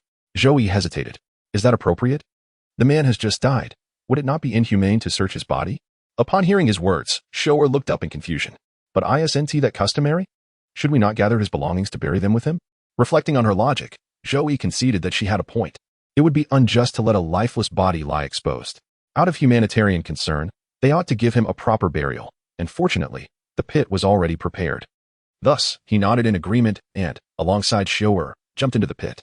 Zhou Yi had encountered death before. It was not something to fear. He approached the fallen figure, crouching down to turn him over. Indeed, one could not deny that he was a person who could fly. For it was said that those who fell from 10,000 meters would typically emerge unscathed, even in the event of a catastrophic flight accident, plummeting from the sky, and even landing face first upon the ground. This visage astonishingly exhibited no signs of deformation whatsoever. Despite the evident blood seeping from his orifices and the severe internal injuries he bore, his features remained distinct and well-defined. Through the faint traces of blood upon his face, it became apparent that he was a middle-aged man. His features were quite regular, not suggestive of a nefarious character. Of course, in this day and age, the notion of judging a person by their appearance is rather unreliable. Had humanity relied solely on external appearances, he might have been able to roam the world unchecked. Turning the unfortunate soul over and searching him for a moment, Zhou Yi retrieved a ring from his breast, its design archaic, adorned with intricate and enigmatic carvings. Upon further examination, he also unearthed a storage pouch from the man's waist. Beyond these items, nothing else of value was discovered. Concerned about overlooking any treasures, he requested Xiao'er to conduct another inspection. The young maid skillfully rifled through the belongings, shook her head, and confirmed that there was nothing more. Satisfied that no valuable items had been missed, they both climbed out of the pit. Standing aside, gazing at the lifeless figure of the fallen man, Zhou Yi hesitated before speaking. Xiao'er, do you have any suitable tools here? We should give him a proper burial. Tools? Xiao'er raised her head, looking at him with confusion. Wouldn't using the earth manipulation spell suffice? Zhou Yi replied. It seems I was naive. Very well. Can you perform it? Xiao'er nodded, forming a hand gesture as the surrounding earth began to gather into the pit, covering the corpse of the man. All done. She brushed her hands together with practiced ease. Observing the freshly filled ground, Zhou Yi mused that in a few days, with the rains washing over it, no trace would remain. Even if someone were to pass by, they would never suspect that a fallen man had been buried there. It was indeed a tragic end for the fellow. After sustaining such grievous injuries, he continued to fly. Unstable in his ascent, he ultimately met his demise, with no one to erect a gravestone for him, his grave simply flattened by a young maid. Reflecting on this, Zhou Yi was suddenly struck by a thought. Xiao'er, given his severe injuries, why would he still be flying in the first place? Pleased with her handiwork, Xiao'er tilted her head in contemplation. I'm not sure. However, it is clear he was attacked, and he was likely flying to escape. Escape? Zhou Yi instinctively looked up in the direction from which the man had fallen. He discerned a faint silhouette in the sky, appearing to be another figure in flight. Xiao'er, look over there. Is that yet another flyer? With his limited vision, he could only perceive a dark shape, but previously, even from a distance, Xiao'er had identified the fallen man. Thus, he deemed it prudent to inquire of her. Xiao'er squinted in the direction indicated by Zhou Yi and nodded. Yes, indeed. Did you notice that this new flyer is coming from the same direction as the one who just fell? Xiao'er nodded again, seeming to agree. Zhou Yi pondered for a moment. You mentioned that the fallen man, despite his severe injuries, was flying, which suggests he was likely being pursued. Is that correct? Xiao'er hesitated but eventually nodded. That's just a guess, though. Understood. Zhou Yi glanced at the approaching figure, which was now taking on a discernible shape. Xiao'er, did you only recently break through to the Moonlight Realm? Xiao'er confirmed. Yes, it's been almost a month. Zhou Yi nodded, glancing back at the flyer. Then it may be prudent for us to make our exit. Xiao'er looked up, her expression a mixture of confusion and concern. But Miss instructed us to wait for her here. Zhou Yi surveyed their surroundings and found no suitable place to hide. He gazed up at the figure now clearly visible in the sky. He sighed softly. It's too late to run now. After sighing, he turned to Xiao'er. If our adversary is at least of the Moonlight Realm, or potentially even of a higher level, what do you think our chances of escape might be? Xiao'er began to count on her fingers. If they're not above the Moonlight Realm, I should be fine. If they exceed that, well, she considered. As long as they don't surpass the heavenly realm, we should be able to handle it. Zhou Yi was not surprised by Shoer's manner of speaking, recalling previous encounters with Miss Su when she inquired about the fundamental heart method. However, he found it curious that Shoer had only just broken through to the moonlight realm. Was it truly feasible to confront an opponent of the heavenly realm? Shoer shook her head before nodding. Her implication was clear. If their opponent was of the moonlight realm, she could drive them off. If they were stronger but not beyond the heavenly realm, they could engage in a group confrontation. She pointed toward the distant mountains. Ahead lies Yujing Mountain. This is our home ground. Zhou Yi was taken aback by the earnestness with which the young maid spoke. Despite the unseemly nature of a group brawl, as their conversation unfolded, the approaching flyer had drawn near enough to observe them and began to descend from the sky.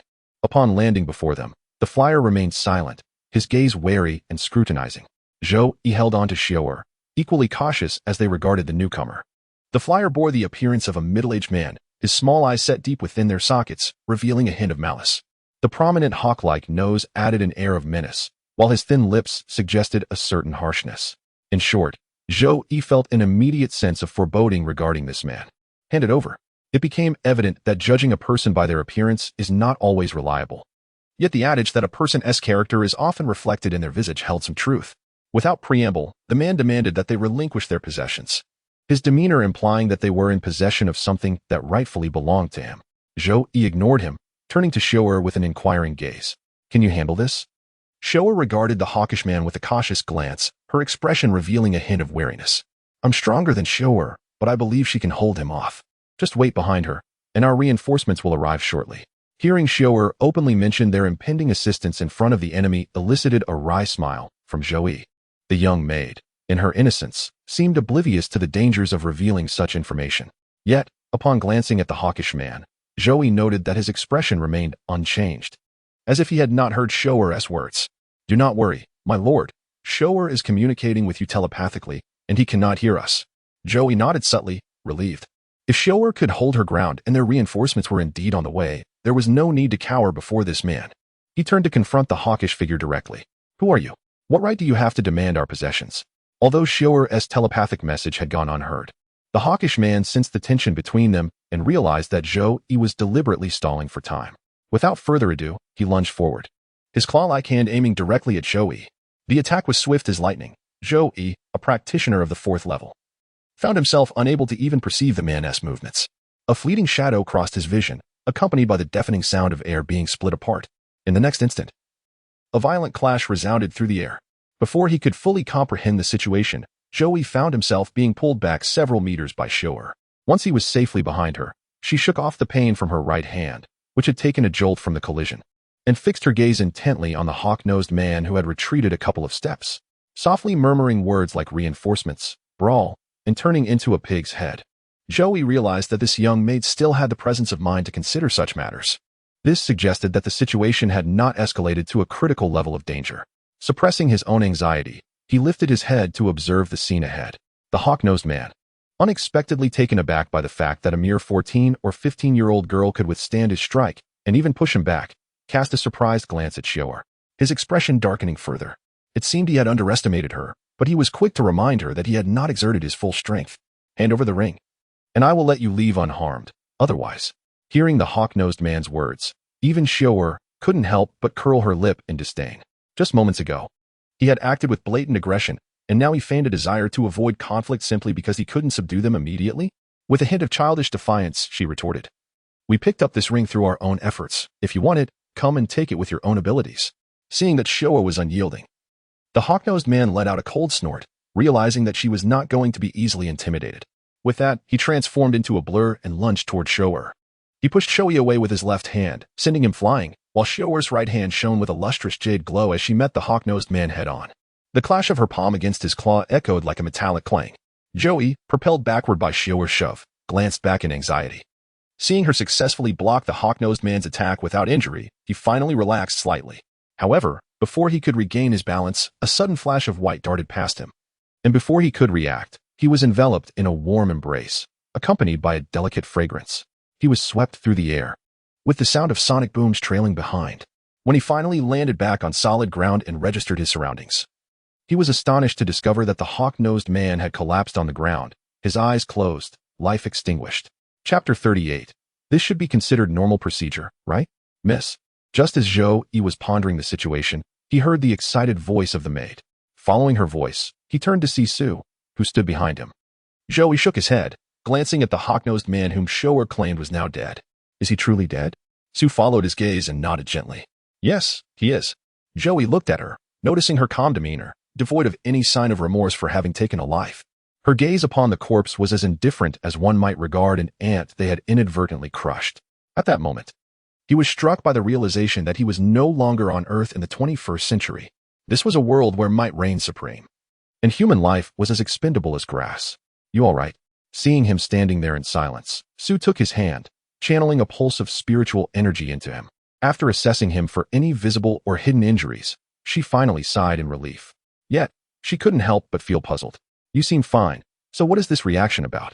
Are you perhaps frightened? While Su contemplated whether Zhou Yi had been shaken by the hawk-nosed man, he lifted his head and smiled at her. I'm fine. Zhou Yi, being a rational individual, did not harbor any resentment towards Su for dispatching an enemy. On the contrary, her actions to protect him deepened his sense of camaraderie and belonging to this place, Yujing Mountain. With a smile, he shook his head and glanced with concern at the hawk-nosed man's corpse. This won't cause any trouble, will it? Don't worry, it's fine. Su Kaiwei reassured him. Then turned to Xiao'er. Bury him. The young maid nodded. Okay. She then performed a hand gesture, and the earth beneath the hawk-nosed man's body began to shift, swallowing him into its depths. While Xiao'er attended to the burial, Zhou Yi handed the ancient ring he had found on the corpse to Su Kaiwei. This ring just dropped. Can you see what it can do? Su examined the ring closely, and after a moment, she replied, this appears to be a Qianquan ring, containing a pocket space within. However, it is currently sealed by some force, rendering it unusable for now, and its other potential functionalities are unclear. Seeing her look at him expectantly, Zhou Yi smiled and nodded. Sure, keep it. Once it's unsealed, if it proves useful, you can keep it.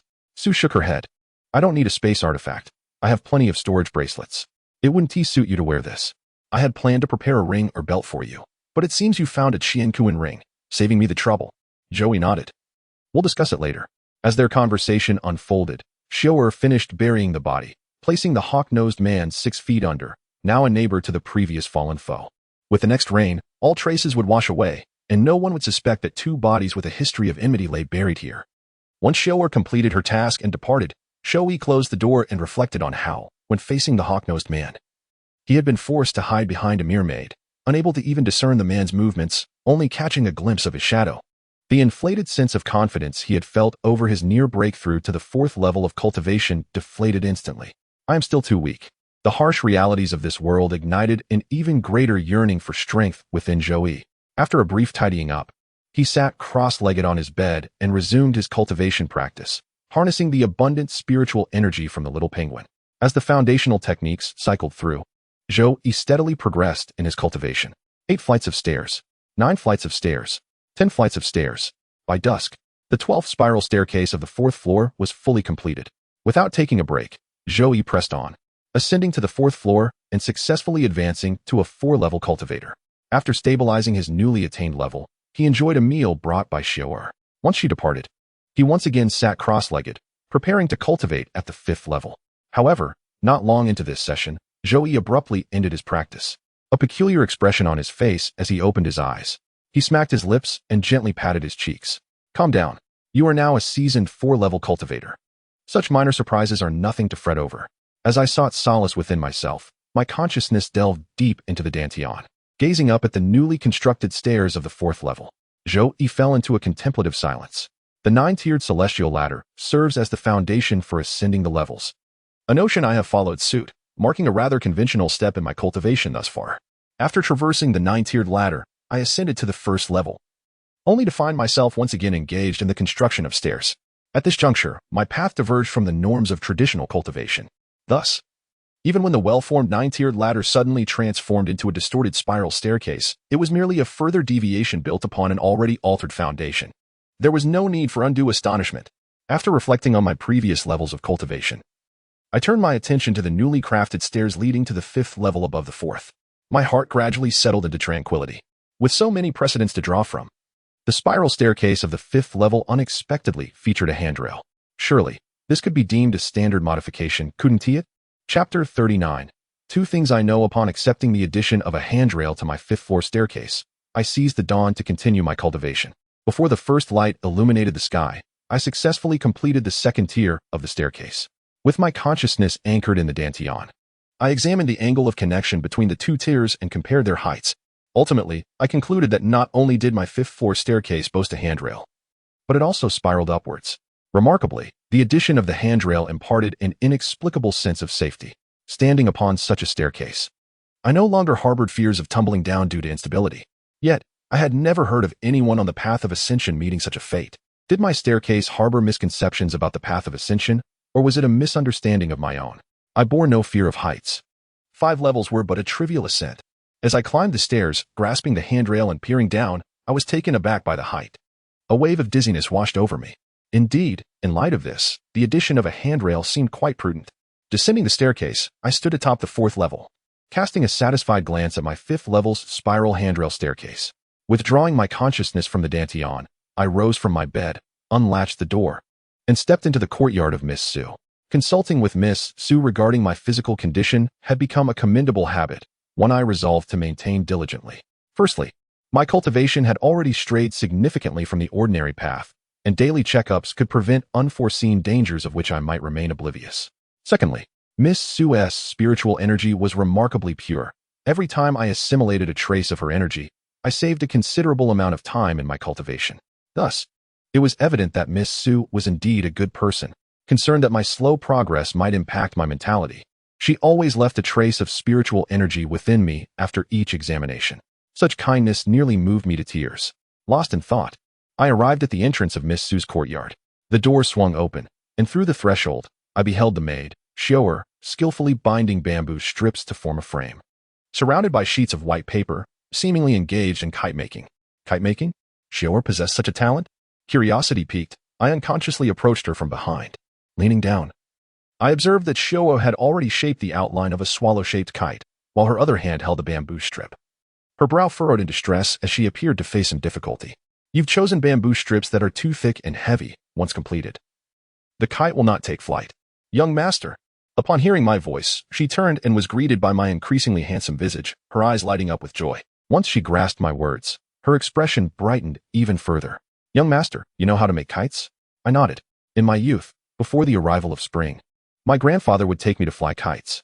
To impress me, he always crafted the kites himself, seeking my admiration as his only grandson. Over time, though I had only made a few kites, I understood well the art of kite making. Seeing me nod, Shior tossed the bamboo strip aside in delight and tugged at my hand, bouncing with excitement. Young master, will you help me make a kite? I could not refuse. Although I had little hands-on experience, nonetheless, I was confident in guiding her through the process. Despite it being Shior's first attempt, she wielded her magic. And within a mere quarter of an hour, under my guidance, a phoenix-shaped kite materialized before us. Thank you, young master. This kite will truly soar. I chuckled and nodded. While the kite was complete, adorning it with designs would enhance its beauty in flight. Shior agreed, yes. I can ask Miss to help me paint a picture on it. Just as she finished her sentence, Miss Sue's voice echoed from behind. Set it aside for now. Later, I will assist you in painting a phoenix. For now, go check with Aunt Wu if breakfast is ready. Turning to me, Miss Sue inquired, another health check? I felt a twinge of embarrassment as I considered my frequent reliance on her. Was it truly appropriate to be such a burden? Despite my thoughts, I extended my hand without hesitation. Thank you for your trouble. Miss Sue shook her head, taking my hand and channeling a stream of energy into me for a thorough examination. No issues detected. After confirming my health, she severed the connection without further ado. Attuned to the state of that energy within me, I acknowledged her actions with a grateful nod. Truly, Miss Sue was a benevolent soul. Thank you, I replied. Miss Sue waved her hand dismissively. It was but a small effort. She seemed reluctant to dwell on the matter, swiftly changing the topic. How is your cultivation progressing? Have you encountered any challenges? Reflecting briefly, I answered candidly, I will soon complete the 3rd tier of the staircase. After hesitating, I could not resist inquiring about the concerns I faced regarding the 5th level. Might there be a possibility that cultivators, while ascending, could slip and fall if the staircase lacks a handrail? Sukawe was taken aback, musing, what a peculiar question. Why must I inquire about his problems when it's clear that none of them are of the sort a normal person would contemplate? Can't you, as a serious cultivator, focus on proper training and consider more relevant issues? Internally chiding him, she rolled her eyes. How could that be possible? The path of ascension is merely a metaphorical realm. It is not as if you are truly climbing stairs. It is akin to wondering whether a cultivator in the moonlight realm, who has mastered the ability to fly, would suddenly plummet from the sky. Zhou pondered for a moment. I am aware of 2 such cases. Su Kaiwei. Chapter 40. Xiu'er, an unexpected surprise observing Zhou Yi's earnest and somewhat cautious demeanor. Su Kaiwei felt a wave of exasperation. The flying person you encountered yesterday does not count. He was already gravely injured. Yet he forced himself to channel his spiritual power to fly, which exacerbated his injuries, causing him to fall from the sky. Zhou nodded. Since one could fall from the sky when injured, who could guarantee that an injured person wouldn't tumble down the stairs while climbing? Moreover, there was Xiu'er. She had fallen from the sky without sustaining any injuries. Su Kaiwei remarked, Xiu'er, she is an accident. Zhou raised an eyebrow. Could it be that Xiu'er is also a fool? Just like that girl Wu Wanjuan, who ate 4 portions of my snacks in the morning and 6 different bowls of noodles at noon, only to waddle away, bloated, and needed me to carry her to the bookstore? Not at all. Su Kaiwei sighed softly, lifting her gaze to the sky, her face betraying a hint of melancholy. After a long silence, she finally spoke. Xiu'er has acrophobia. Zhou responded, acrophobia? How can someone who can fly be afraid of heights? What a peculiar affliction. However, if a fear of heights can still lead to falling from the sky, then why wouldn't there be a condition that causes a practitioner to tumble down the stairs? Perhaps a fear of stairs, for instance. Therefore, it was only natural for him to install handrails on his stairs. After all, adding handrails not only enhances safety, but also adds elegance. He admitted to himself that he was merely seeking a justification to convince himself that installing handrails was indeed a sensible decision. Su Kaiwei's face lit up with nostalgia as she began to recount Xiu'er's childhood. It all began when she was around 6 or 7 years old, and Ziyue was tasked with teaching her and a group of children the fundamentals. One night, after staying up late reading novels, Xiu'er fell asleep during class. To rouse her, Ziyue had placed her on a flying sword and whisked her around at full speed. Oh, so that's how Xiu'er developed her fear of heights, Zhou exclaimed. Realizing that even in this otherworldly realm, children would stay up late reading novels and subsequently doze off in class. Suddenly, he felt as if the distance between the 2 worlds had significantly narrowed. As they conversed, the protagonist of the tale, Xiu'er, approached with a small tray. Oh, miss. Young master, are you talking about me? Placing the tray on a stone table, Xiu'er turned to gaze curiously at her young master and mistress. Zhou shot a sympathetic glance at the little maid. No, we weren't discussing your flight on the sword when you were little. Oh, the little maid eyed them suspiciously, nodding but sensing something odd about Zhou's statement. Well then, miss, young master, it's time for breakfast. The 3 took their seats. Breakfast consisted of plain porridge, pickled vegetables, and 2 types of stir-fried dishes. The only difference was that for several consecutive days, neither the porridge, stir-fried dishes, nor even the pickles had been repeated. Thus, Zhou speculated that this otherworldly realm had been influenced by the culinary culture of a gourmet empire, developing a commendable food culture of its own. After breakfast, Xiu'er insisted that her mistress draw a phoenix for her kite. Su Kaiwei's artistry was remarkable. With a fluid stroke of her brush, a phoenix sprang to life on the paper. Had he not witnessed her create it, Zhou might have doubted whether a real phoenix had been trapped within the kite. Once Xiu'er received her beautifully painted phoenix kite, her joy was akin to that of a child who had just received a cherished toy. She eagerly pressed her young master and mistress. Miss, young master, I've made plans with Xiao to fly kites together. Would you like to join us? Su Kaiwei seemed somewhat tempted, casting her gaze toward Zhou. He pondered for a moment. It was an opportune chance to familiarize himself with the surroundings, so he nodded in agreement. Yet, with only 1 kite among the 4 of them, it seemed insufficient. Thus, with the little maid's enthusiastic involvement, Zhou and Su Kaiwei crafted another kite together, this time in the shape of a golden rock. The majestic golden rock, as depicted by Su Kaiwei, was so lifelike that it appeared as though it might reach out a claw at any moment. Having completed the 2 kites, they stored them in a storage bracelet. The little maid seemed to have taken the opportunity to contact the girl Xiaobai while they were busy crafting. As soon as they finished, she hurried over, chattering excitedly. Young master, I just told Xiaowu that you and the miss would join us, and she was overjoyed. Miss, Xiaowu said she would wait for us at the entrance of Yuanwu village. We should hurry down the mountain so she won't have to wait too long. Seeing the little maid rush to head down the mountain, Su Kaiwei chuckled and shook her head. Did you forget that you can fly down? The little girl tilted her head. Oh right. I'm no longer afraid of falling from the sky. Su Kaiwei playfully patted the little maid's head, waving her hand to conjure an invisible barrier that enveloped the 3 of them, lifting them into the air as they soared down the mountain. Soon, they reached the vicinity of Yuanwu village. From a distance, they spotted the small figure of Xiaobai waiting at the village entrance. Upon landing beside Xiaobai, the little girl joyfully rushed over, hugging Zhou Yi's leg tightly. Brother Xiao Yi, Sister Su, Sister Xiao, we can't fly kites in the village or on the mountain. Where shall we play? The first to suggest flying kites was Xiao, who seemed prepared, pointing southwest. About 30 miles away. There's a spacious plain where we can go play. There's also a small hill nearby filled with fruit. When we tire, we can go pick some. Thus, Su Kaiwei led the trio toward the plain Xiao had mentioned. Yet, unbeknownst to them, as they drew closer, Zhou Yi's expression began to shift to one of peculiarity. He observed the distance information on the chat interface of the opportunity group drawing nearer, and a sense of absurdity welled up within him. He had intended to accompany them for a leisurely outing while familiarizing himself with the surroundings in hopes of excavating the furnace later. Yet, why did Xiao's chosen direction seem to lead them closer to the location of the heavenly and earthly furnace? Chapter 41. Could it be that you also fear heights? Life is akin to a movie without rehearsals or scripts, unfolding in a live broadcast. As a participant in this drama, one is perpetually unaware of what the next moment may hold. After more than 20 years on Earth, Zhou Yi never imagined he would one day traverse into a realm teeming with cultivators soaring through the skies. Just like now, the surprises came too swiftly, leaving him momentarily bewildered. What was meant to be a reconnaissance mission had unexpectedly delivered him directly to the destination. This was far too exhilarating. Throughout, he remained fixated on the distance information within the chance chat group interface. Zhou Yi mused, is something the matter? Do I appear to be in distress? Glancing at him skeptically, she noted that he indeed did not seem troubled. After a moment's thought, she couldn't resist whispering, could it be that you also fear heights? Zhou Yi retorted, fear heights? Surely, you jest.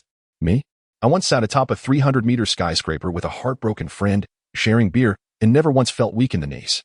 Shaking his head, he realized why they were looking at him so strangely. I was merely lost in thought for a moment.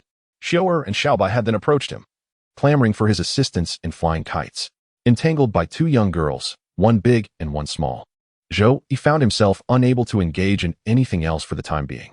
He could only obediently hold onto the kite, running alongside the two girls as they tugged on the string, assisting them in launching the kite into the sky.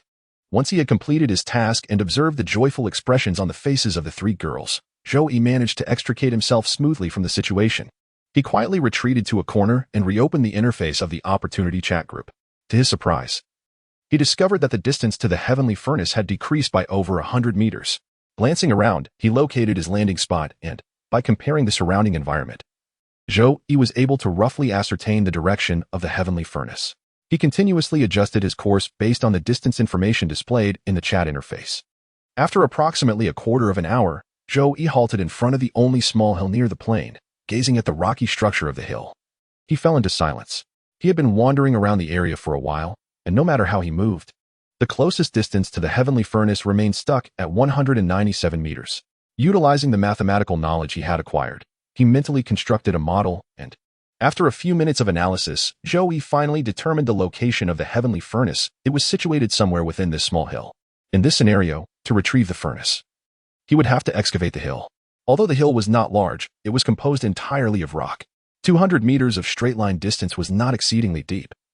But with his current strength, it seemed unlikely that he could complete such a task in just 3 to 5 days. Moreover, he could not fly, which made it impossible to dig straight towards the furnace along the shortest path.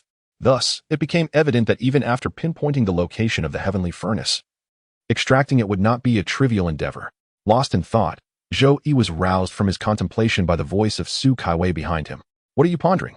After a brief pause, Zhou Yi pointed at the small hill before him and replied, I was considering how long it would take for me to dig through this hill with my current strength. Su Kaiwei shook her head, bemused. Indeed, your mind is filled with peculiar thoughts every day. Why would you want to dig a hill? Has it offended you? No, he responded, I'm merely curious. After a moment of silent calculation, Su Kaiwei replied earnestly, if you were to excavate with your current strength and appropriate tools, it would take roughly half a year. However, if you were to wait until your cultivation reaches the 6th or 7th level and could utilize minor spells like digging technique and earth-moving technique, you could probably tunnel through the hill in about an hour, accounting for the time needed to replenish your spiritual energy. Upon hearing this, Zhou Yi's eyes brightened. Digging technique, earth-moving technique. Such spells exist? The prospect of being able to wield such abilities at the 6th or 7th level excited him. He was currently at the 4th level, just 2 steps away from the 5th, and the 6th level was merely a couple of days away. Even the 7th level seemed attainable within 3 days. If that were the case, mastering these 2 minor spells would enable him to extract the heavenly furnace in no time. The only concern was that if he rushed to find Su Kaiwei to express his desire to learn spells upon reaching the 6th or 7th level, it would inevitably expose his rapid progress in cultivation. Observing the change in his expression, Su Kaiwei couldn't help but harbor doubts. "You're not seriously planning to dig through this hill, are you? If you are, just tell me where to start, and I'll assist you." Seeing Su Kaiwei roll up her sleeves, ready to help him excavate, Zhou Yi quickly shook his head in protest. "That is absurd. If you start digging and suddenly uncover a furnace, I want to be able to explain why I was intent on digging the hill in the first place. Not at all. There is no need for that." Fearing that Su Kaiwei might genuinely insist on excavating, Zhou Yi began to dissuade her while explaining. "I just got a bit excited upon hearing that one could start learning spells at the 6th or 7th level of cultivation. Digging through the hill was merely a jest." "Is that so?" Su Kaiwei raised her head and regarded him with skepticism. "Spells aren't exclusively reserved for those at the 6th or 7th level of cultivation. Some fundamental spells can be learned even without any cultivation. However, not everyone can grasp them. Moreover, even the simplest spells can be quite taxing. Many spells, even if learned, cannot be cast without sufficient cultivation. And even if one can cast them, the energy consumption can be significant, potentially exhausting all your spiritual energy after using just one spell. Thus, most practitioners in the early stages of cultivation prefer to hone their martial skills. It is only upon reaching the 8th or 9th levels, or even the ocean observation stage, when they have a more abundant supply of spiritual energy, that they begin to consider learning 1 or 2 spells as a backup. Chapter 42. Basic Spells. Zhou Yi, perplexed, wondered why someone who could soar through the skies would still be so fixated on flying kites. Having grown weary of the activity, Xiaobai approached her sister Xiu'er, who had lost interest in the kites. The 4 of them then climbed the nearby small hill, and soon the entire mountain echoed with Xiaobai's cheerful chatter. After nearly half an hour of picking various fruits from the mountain, the 4 gathered once more. Zhou Yi found himself burdened with the weight of the overly full Xiaobai on his back. Su Kaiwei conjured a protective shield and lifted the 4 of them towards Yujing Mountain. Not long into the flight, Xiaobai, feeling uncomfortable like a satiated frog, squirmed on Zhou Yi's back. Meeting Zhou Yi's gaze, she obediently settled down once more. After a moment, she wiggled her head again, finally unable to suppress her immature suggestion.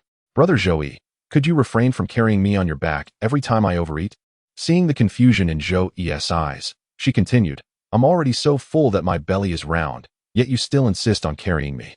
After making her point, Xiaobai offered an example. Zhou Yi gently set the small girl down in front of him and observed her tiny form. To his surprise, she was remarkably light. He could easily lift her with one hand. Freed from the pressure on her round belly, Xiaobai curled up into a ball, comfortably closing her eyes. Zhou Yi pondered for a moment and came up with a compromise, tucking Xiaobai under his arm. In this new position, Xiaobai discovered that being cradled under his arm was even more comfortable than being held in his hands. Ultimately, not having to walk after eating was quite pleasant. The only downside was that she could no longer curl her legs and head into her belly, rolling around like a ball. However, looking down at her small body nestled under his arm, Xiaobai mused that she probably resembled a frog basking in the sun by the river. This thought reminded her of the enticing aroma of roasted frog legs and the allure of frog porridge. Lost in these thoughts, she couldn't help but swallow. Noticing the commotion, Zhou Yi glanced down at Xiaobai, who was on the verge of drooling, and found himself at a loss for words. With a playful flick on her head, regardless of the little white girl's protests, Zhou Yi shot her a glare. "How can you still think about indulging in delicacies when you are already so stuffed? Aren't you afraid of bursting your stomach one day?" "What? How did you know I was thinking about tasty food, Zhou Yi Gu?" exclaimed Little White, her eyes wide with surprise. She rolled her eyes, her mouth watering. Flapping her tiny hands like a clumsy duck, she managed to wipe her mouth with her right hand. Inspecting it closely, she couldn't help but pout. Clearly, there was no drool, accusing Zhou Yi of deceit. Zhou Yi sighed. "Forget it. Arguing with a fool is futile. They often drag your intelligence down to their level and then defeat you with their vast experience. Now that you're so full, what were you just thinking about?" he inquired again. Little White couldn't resist wiping her non-existent drool from the corner of her mouth. "Being squeezed like this made me think I probably look like a frog sunbathing on its back by the river." The thought of a frog led her to imagine roasted frog legs, then to frog porridge. "Fool, frogs don't sunbathe on their backs. But I've seen many elderly villagers lying on their backs in chairs soaking up the sun," she countered. "That as humans, frogs don't lie on their backs. Any frog that does is dead. Is that so?" Little White blinked, her eyes filled with confusion. "Then that's even better. Dead frogs want to run away from me." "Fool," she boldly declared. But I am a fool after all. Zhou turned his head away, opting not to engage further. Yet, Little White continued unabated. Frogs are truly delicious. When roasted over the fire, their legs are especially fragrant. And when cooked in porridge, it tastes absolutely delightful. As she spoke, she rubbed her round belly. But I can't eat any more right now. With a gentle pat on her head, Zhou warned, stay still while flying. If you fall, you'll end up like a dead frog. Oh, then I 1T move. I refuse to become a dead frog. They're so ugly. Moments later, she couldn't help but add, my greatest dream in this life is to have a belly that will never get full. Then you might want to consider seeking out a glutton to consult. What's that? Little White wiped her mouth. Is that peach delicious? Zhou replied, it's decent. In the meantime, we arrived at Yujing Mountain. He set Little White down, observing that she stood on her legs rather than lying on the ground like a frog, which relieved him. He watched as she struggled to roll toward the pavilion and laboriously climbed onto a warm jade bench to lie down. Zhou turned to Su Kaiwei. Meeting her gaze, she smiled lightly and asked, are you interested in those several spells? Zhou thought, she already knows my intention without me saying a word. However, this was convenient, saving him the trouble of figuring out how to broach the subject. He nodded, I want to study them first. If I can learn them in advance, I could cast them directly when my cultivation is sufficient. Su Kaiwei nodded, all right, please wait a moment. Zhou nodded in return as she turned to enter her room. Shortly after, she emerged holding a jade slip. This contains 36 basic spells. You may select one that piques your interest to study. Taking the jade slip, he smiled and thanked her. After lingering for a moment and engaging in casual conversation, Zhou took his leave, turning to close the door tightly behind him. Lifting his right hand, a crystal, translucent and shimmering with colorful light, materialized in his palm. Gazing at the radiant colors within the crystal, Su Kaiwei's lips curled into a slight smile. Indeed, he has reached the 4th level. Moreover, he could unconsciously evade my perception and spiritual probing. Truly a remarkable constitution. However, he seems utterly ignorant of even the most basic knowledge. Muttering to herself, she shook her head gently and opened the hidden chamber in her room. The instant she held the jade talisman, all her spiritual energy withdrew, making her appear just like an ordinary person. Chapter 43. This jade slip must be poisoned. Zhou closed the door and sat on a chair, pouring himself a cup of water from the heat-retaining purple clay pot. He drank it in one go, calming his mind. Holding the jade slip in his right hand, he closed his eyes, visualizing the shortcut icon for the upgraded version of the heaven mending technique. Previously, applying the heaven mending technique to the jade slip containing the basic heart method had enhanced his comprehension abilities to perfection, yielding sweet rewards. This time, Zhou aimed to see if he could enhance the effect of storing the spirit. With the jade slip in hand, he concentrated on applying the heaven mending technique to it. Double-clicking the shortcut icon in his mind, a moment later, white light enveloped the jade slip. After a brief period, the light dissipated, and the optimization feedback registered in Zhou's consciousness. Item, storage spell jade slip. Attributes, sturdy, durable, spirit storage, realization. Optimized attributes, realization. Optimized effects, immersive experience. Witness the entire spellcasting process of the jade slip's creator, perfect level immersive effect, allowing a single instance of consciousness possession to personally experience the spellcasting process. After a moment, Zhou opened his eyes, his expression caught between disappointment and surprise. The heaven mending technique had not optimized to yield the spirit storage effect he desired, thus eliminating the benefit of swiftly mastering these 36 spells. However, although the high-efficiency spirit storage attribute was absent, the immersive effect would allow him to possess the experience of the jade slip's creator's spellcasting process. This could save him from many detours and enable him to master these spells at least to the level of the jade slip's creator. From a long-term perspective, the immersive experience was more beneficial than spirit storage. Regrettably, the spells included in this jade slip were all basic ones, and no matter how well he mastered them, they were unlikely to yield extraordinary results. Furthermore, he was uncertain whether experiencing the spellcasting process would guarantee his successful mastery of the spells. Thus, the balance of gains and losses depended on his own judgment. Shaking his head slightly, he dismissed those thoughts. Zhou stood up, walked to the bed, kicked off his shoes, and lay down. He placed the jade slip on his forehead, emptying his mind, concentrating on sensing the spell inheritance within. Instantly, his consciousness was drawn into a golden space. Before he could steady himself, a blaze of fire suddenly engulfed his vision. Just as he was about to evade, a massive fireball smashed directly into his face. In the split second before impact, all Zhou could do was close his eyes. Then, it doesn't hurt? Opening his eyes and instinctively touching his face, he felt no burns or pain. Looking back, He saw that the fireball had passed through his head and was already flying far away. So, it was merely an illusory projection? After the false alarm, he turned to look ahead. There, he spotted the source of his startled moment. A golden silhouette of a young man, his features indistinct. But he could vaguely tell it was a male youth. At that moment, as Zhou's gaze fell upon him, the golden youth raised his right hand, gathering a mass of water element in his palm, forming a water sphere the size of a human head. This must be the immersive effect optimized from the jade slip, he mused.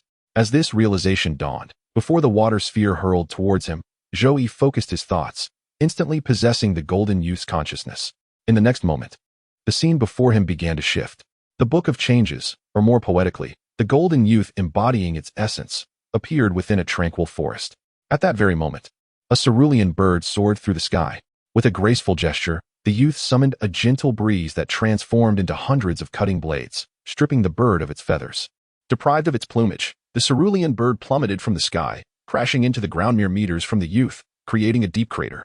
With a deft movement of his toes, he covered the distance in an instant. Standing at the edge of the crater, the youth snapped his fingers lightly, and the freshly formed pit was instantly filled with water. The featherless cerulean bird floundered in the water, cleansing itself of its former adornments. With a mere tug of his hand, an invisible force lifted the bird from the water. A stream of water surged from the pit, morphing into an icy blade that sliced open the bird's belly. The unseen wind transformed into a mighty hand, extracting the entrails and meticulously cleaning the cerulean bird. As the bird was being cleaned, the youth turned his gaze towards a massive tree nearby, its trunk thick enough for 3 men to embrace. At the moment his eyes fell upon it, the tree seemed to awaken, extending a branch of suitable thickness to impale the bird. Once the bird was secured, the branch snapped in the middle. The youth crouched down, gently brushing a nearby low shrub, which immediately sprouted into 2 supports, perfectly accommodating the severed branch that held the cerulean bird. The shrub sent forth several thorns, entwining branches stacked beside the youth, positioning them beneath the bird. With a gentle exhale, the youth ignited a flame that emerged from thin air, setting the dry twigs beneath the bird ablaze. Satisfied with the flames, he nodded approvingly and gracefully leapt backward. Branches from 2 grand trees reached out, intertwining with several vines to form a hammock where the youth reclined. As he rested in the vine chair, the shrub and thorns worked in perfect harmony, occasionally rotating the branch that held the cerulean bird. The thorns would occasionally pull in dried twigs to stoke the fire, carefully controlling the heat. Nearly half an hour later, a rich aroma of roasted meat wafted through the air. The youth's eyelids fluttered, awakening him from his brief slumber. He sniffed the air, his brow furrowing slightly. Scanning his surroundings, his gaze landed on several herbs in the distance, eliciting a satisfied smile. He extended his right hand, beckoning the herbs toward him as if they had sprouted legs. The herbs obediently moved from the ground. The thorns then swept across, plucking the most fragrant leaves from the herbs, which were then mashed into a paste and evenly spread over the golden, oily bird. Instantly, a more intense aroma filled the air, prompting the youth to swallow hard. Throughout the day and night, the consciousness of the Book of Changes had inhabited the youth's form. During this time, he absorbed the essence of each spell, embedding the techniques into his very being. Subconsciously, he looked up at the golden youth who had imparted wisdom upon him for a day and a night. However, before his gaze could drift away, the youth's eyes widened suddenly. A burst of flame struck his face, and before he could react, his consciousness was severed from the golden realm. Awakening with a start, he instinctively touched his face, relieved to find he bore no scars. Yet, the moment the fireball had struck was undeniably painful. Was this jade slip tainted? What kind of anti-human temperament did the creator of this slip possess? There was no enmity between them. He merely wished to learn spells. He had not wronged anyone. So why was he left with a fireball to the face after the inheritance? Chapter 44. Her name is Jingjing. After some time, the youth finally emerged from the disorientation caused by the fireball. Glancing at the clock, he realized it was nearly 5 in the afternoon. Setting the jade slip aside, he rose from his bed. To his surprise, despite the slip not enhancing his memory retention, the immersive experience from the embodiment had allowed him to master the 36 basic spells as if they were second nature. It was a remarkable sensation, as if he had truly mastered these spells to such a profound degree, only to have lost them and now sought to reclaim them. He swung his legs over the bed, slipped on his shoes, and walked into the courtyard. An old saying goes, "What is learned from books feels shallow." True understanding comes from practice. Yet he felt an innate confidence that he had indeed grasped all 36 basic spells, almost as if they were instinctual. However, the true test would be whether he could execute them with ease. Stepping outside, he reached the center of the courtyard. Previously, Su Kaiwei had mentioned that even the simplest spells required a cultivation level of 6 or 7 to perform. Yet, after receiving the inheritance of these basic spells, he sensed an instinctive intuition that he could manage to cast some of them. Perhaps it was due to his experience with embodiment that he had attained such a high level of proficiency with these spells. Or perhaps it was because he had diligently ascended 12 levels of the spiral staircase from the second tier onwards. Although his cultivation was only at the 4th level, the intensity of his spiritual energy was comparable to that of someone at the 6th or 7th level. Regardless of the reason, he felt certain that he could perform at least a few spells. The wind was omnipresent, and the essence of controlling it lay in mastering the winds that surrounded him. Expanding, contracting, shaping, and redirecting. Even basic spells, when perfected and supported by sufficient spiritual energy, could unleash devastating power. After all, he had witnessed the golden youth harnessing the wind to create a tornado that ravaged the forest. A peculiar sensation enveloped him, as if he had become a spirit of the wind, capable of perceiving the currents that flowed around him. He could distinctly feel that with merely a thought, the winds would obey his command. With that realization, he opened his eyes and focused on a tree with a trunk approximately half a meter in diameter. He issued a command to the winds to sway the tree. Understanding his own limitations, he refrained from instructing the winds to uproot the tree, as that would be unrealistic and a source of embarrassment. Based on his recollection of the golden youth's energy expenditure while performing the wind manipulation, he believed his current spiritual energy was sufficient to sway the half-meter-wide tree. As he concentrated, he felt the winds obediently converge around the trunk, drawing upon his spiritual energy to exert force against the tree. Success! A gleam of excitement shone in his eyes as he widened his gaze. Eager to witness the outcome of his first spell, the wind rustled through the leaves of the half-meter-wide tree, causing a few of them to sway. Then, abruptly, the wind dissipated and the tree returned to stillness. "What? Is that it?" he muttered, perplexed. He had commanded the wind to sway the tree, but why had it only stirred a few leaves? Frowning, he pondered attempting again, yet a weariness washed over him, signaling that his spiritual energy was nearly depleted. Was it true that his power, which he thought could sway a half-meter-wide tree, had only been enough to rustle a few leaves? The disparity between expectation and reality was stark. Why was this the case? He had embodied the golden youth, and had clearly sensed the energy required to sway the tree was comparable to his current spiritual capacity.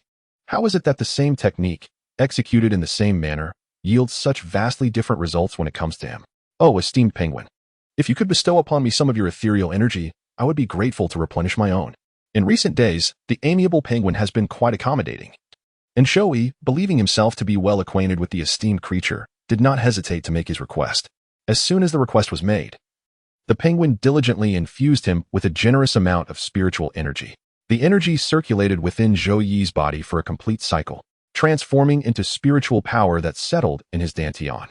A minute later, feeling revitalized and imbued with spiritual energy, Zhou Yi abandoned his attempt to control the wind and opted instead for a foundational spell he was most adept at: fire creation. This spell was one he felt he had mastered to the utmost, particularly because he had suffered the embarrassment of being struck in the face by a fireball on 2 occasions. Just like the wind control, he did not follow the hand seals or incantations as recorded in the jade tablet. The golden youth executed these spells with an invisible grace.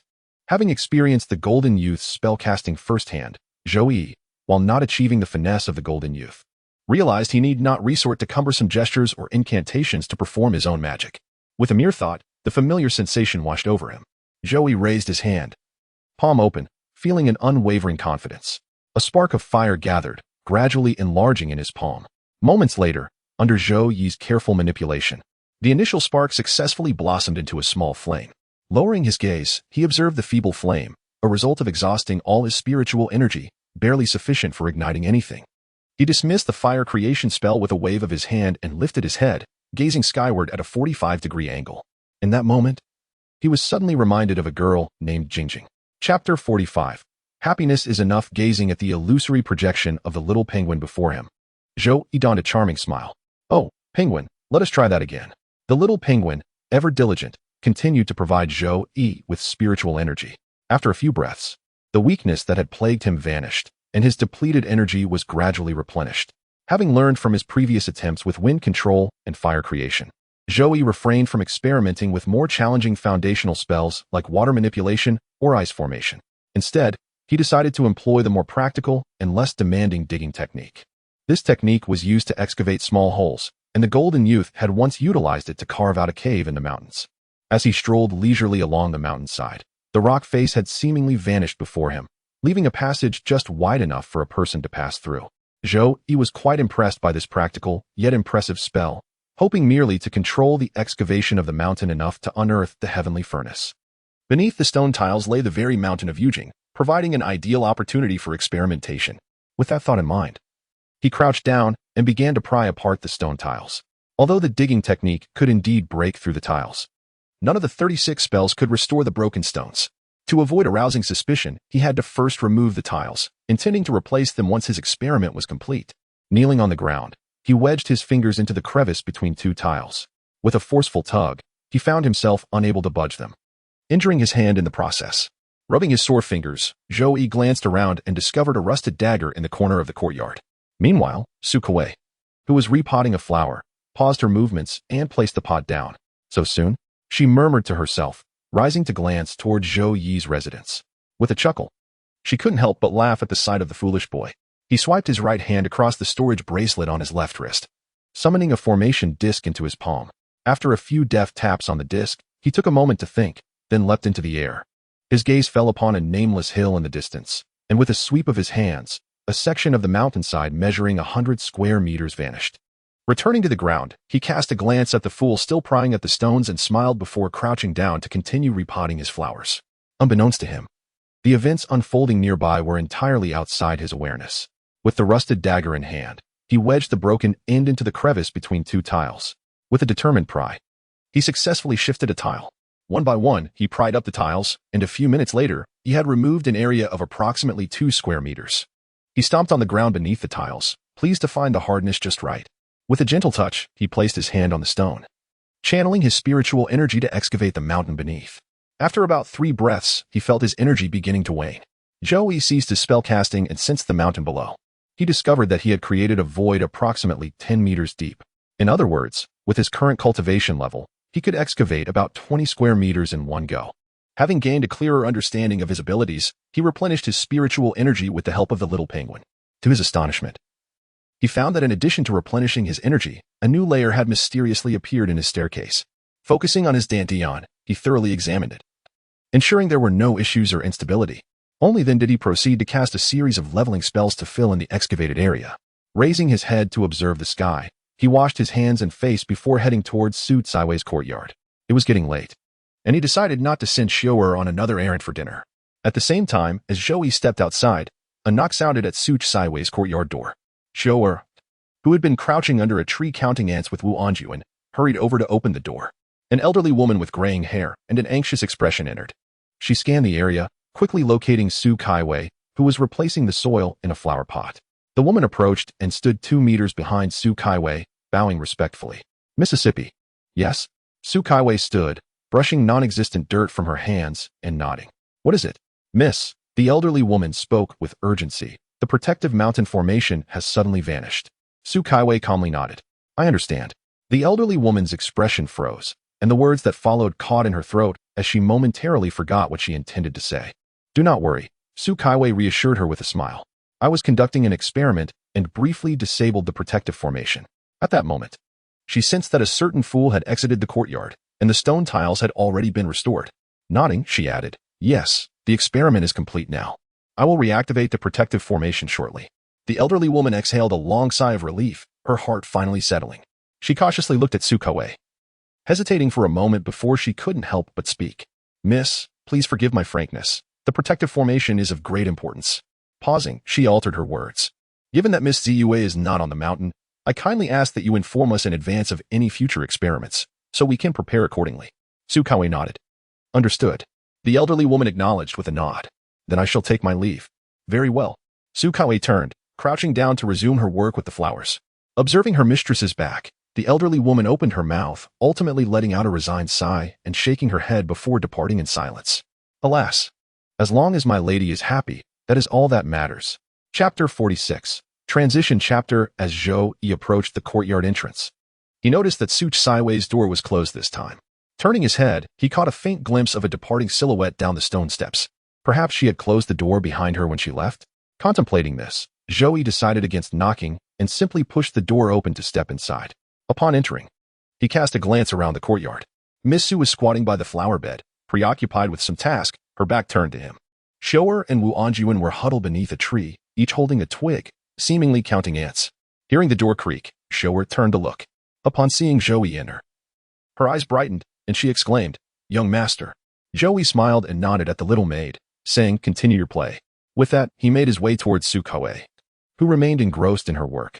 Zhou tilted her head, lost in thought for a moment before shaking it and returning to her task of counting. As she gently poked a twig near an ant, her movements suddenly froze. "Wait, how many did I count?"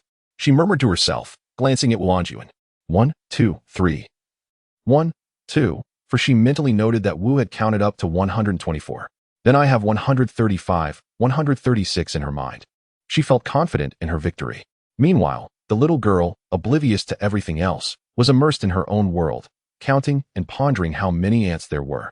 Wishing they could be eaten. Lost in thought, she unconsciously licked her lips. "Hello there." Su Kai greeted Zhou with a smile. "Just wait a moment. I'll finish changing the soil." Zhou nodded, stepping aside to admire her focused profile as she tended to the plants. However, a question arose in his mind.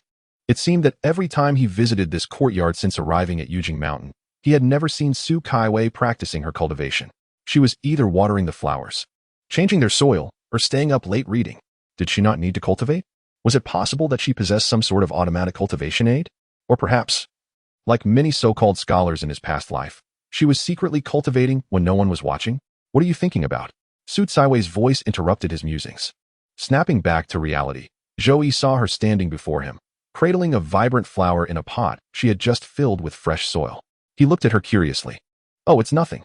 You seem quite free every day." Su Kai nodded. "It's all right." When she emerged moments later, the pot had vanished, replaced by an ancient-looking ring adorned with intricate patterns. She approached him, offering the ring. "Here, I've released the seal. It can be used now." Zhou took the ring, attempting to put it on, only to find it wouldn't fit. Embarrassed, he glanced at Su Kai. "How does this work?" She regarded him with mild surprise, recalling that he was an amnesiac with little foundational knowledge. With a smile, she gently pressed her finger against his right index finger. A drop of blood oozing out and landing on the ring. As the blood touched the ring, it vanished, and at that moment, Zhou felt a profound connection emanating from it. Remarkably, his finger bore no trace of injury. "All right, try to see which finger it fits comfortably on," Su Kai instructed. Zhou experimented with all his fingers before settling on his left index finger. Seeing him wear the ring, Su Kai began to explain its usage. "Once the ring has your blood, only you can use it. Just concentrate on it, and you'll perceive everything inside. With a thought, you can retrieve items from it. To store something, simply bring the item close or touch the ring while intending to place it inside." After her explanation, she looked at Zhou, who nodded in understanding. "Now give it a try." Following her guidance, Zhou focused on the ring and perceived a vast space within. The interior was spherical, with a diameter of several thousand meters, and in the center floated a solitary jade talisman. The rest of the space was empty. As he explored, he discovered that the ring's spatial form was not fixed. It could morph according to his will, stretching, compressing, or transforming into various shapes such as cubes, rectangular prisms, or even whimsical forms like Peppa Pig. After playing with the space for a while, he concentrated on the jade talisman and summoned it into his right hand. Looking up, he noticed Su Kai was watching him intently. With a smile, he displayed the talisman. "It's rather empty in here. I wonder what this does." Su Kai took the talisman, examining it thoroughly before returning it to him. "This should be a talisman that can conceal your presence. Carry it with you. And as long as you wish, no one will be able to discern your cultivation level or sense your aura. It's quite a valuable item." "Really?" Zhou took the talisman, toying with it for a moment before attaching it to his waist. Given that this ring had incited fierce competition among many, and with only this talisman inside, it seemed to possess considerable worth. Su Kai watched him, a slightly awkward smile on her face. "I believe they were after the ring itself. Before the seal was broken, no one knew what lay inside. As for this talisman, it could likely be exchanged for several small sections." As she spoke, her hand brushed against Zhou's fingertip again. A familiar scene unfolded as another drop of blood emerged from his fingertip, landing on the talisman and melding with it. In that instant, Zhou comprehended the talisman's function. With it on his person, he could control his aura at any level within his cultivation realm with just a thought. Furthermore, with another thought, he could completely suppress his presence, rendering him undetectable to others. Upon realizing the talisman's capabilities, Zhou felt a jolt of surprise. His first thought was the unsettling notion that others could discern a cultivator's level through their aura. Chapter 47. Nothing that a bit of cultivation cannot resolve. Suddenly looking up, Zhou met Su Kai's gaze. Noticing his expression, she raised an eyebrow. What's wrong? Joey opened his mouth, then closed it again, gathering his thoughts. After a moment of hesitation, he asked, can others really discern a cultivator's level through their aura? He had overlooked this crucial matter until now. Realizing what he was asking about, Su Kaiwei recalled that he had been concealing his true cultivation speed. This was precisely why she had gifted him the talisman. With a smile, she shook her head. It's not that impressive. More advanced cultivators can roughly gauge a lower-level cultivator's realm through their aura, but there's often some discrepancy. Generally, they can only pinpoint a certain major realm. Upon hearing this, Joey let out a slight sigh of relief. He glanced at Su Kaiwei and smiled, asking if she could discern his current realm. Her words reassured him, not because he feared revealing that he had already ascended to the 4th level, but rather because his cultivation had veered into an unpredictable direction. The exposure of his cultivation level was of little concern. It was merely a reflection of his rapid progress. However, revealing that he had climbed 12 flights of stairs on each level could lead to unforeseen consequences. Nodding with a grin, he admitted that his cultivation was indeed progressing swiftly. Su Kaiwei, casting a peculiar glance at him, agreed, noting that it was faster than she had anticipated. Jokingly, he restrained his aura to remain below the 1st level of ascension. When Su Kaiwei failed to detect anything unusual, Zhou finally felt at ease. It seemed that his relatively low cultivation and lack of deliberate display had kept him under the radar. After dining with the 3 girls, Zhou learned that Xiao Bai had lost her parents and was currently under the care of her aunt, who had to leave for a few days, allowing her to stay on Yujing Mountain for a while. Her presence had significantly enhanced the abundance of their dinner, nearly doubling the portions. Remarkably, not a single grain of spiritual rice was left by the end of the meal. The little penguin continuously supplied spiritual energy, and by the late hours of the night, Joey had successfully cultivated the 12th step of the 4th level. The 5th level also began to manifest above the 4th. After approximately an hour, he triumphantly ascended to the 5th level, thus becoming a practitioner of the 5th level, having traversed 5/9 of the path of ascension. 6, 7, 8, and 9 levels remained. Only 4 more to reach the pinnacle of ascension and attempt to break through to the sea observation realm. He was now a step closer to soaring into the skies and standing shoulder to shoulder with the sun. Spending some time solidifying his 5th level, Joey encouraged himself and resumed his meditation to start cultivating the 6th level. Having experienced the challenges of the first 5 levels, he was mentally prepared for potential complications with the 6th. With this mindset, he proceeded to circulate his energy through 36 cycles, successfully forming a new staircase complete with handrails.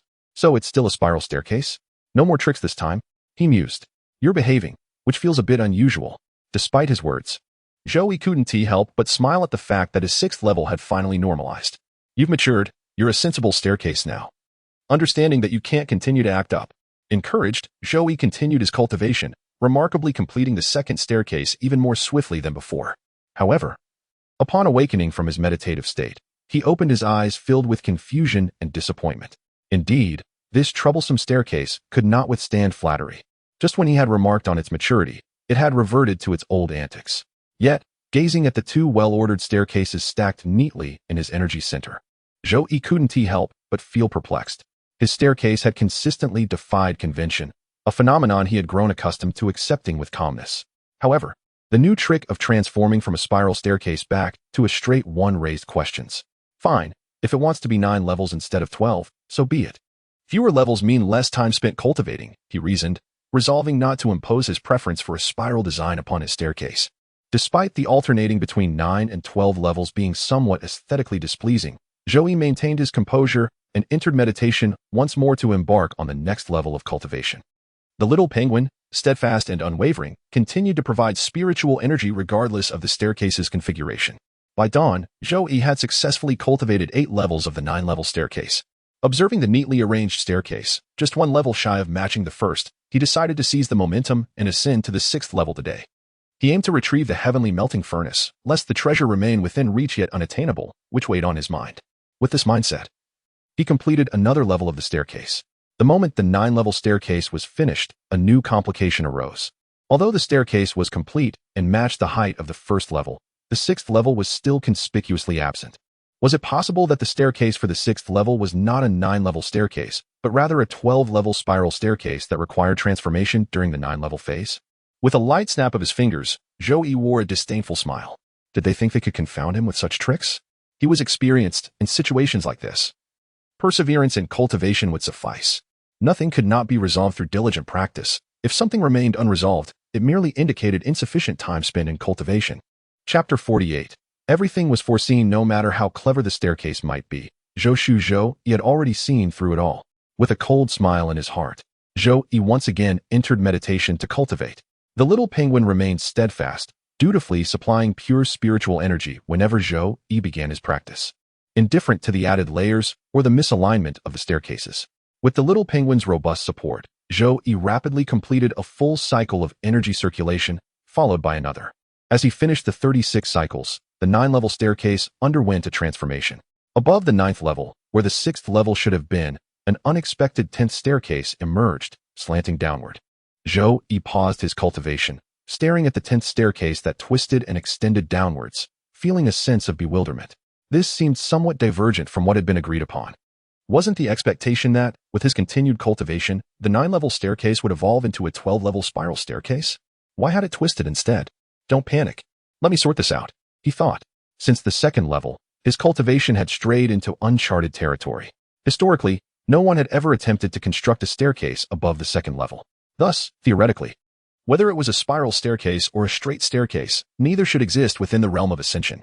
Yet, the evidence was clear. Within his 5th level, there existed not only the 9-level staircase but also a 12-level spiral staircase and a 12-level escalator.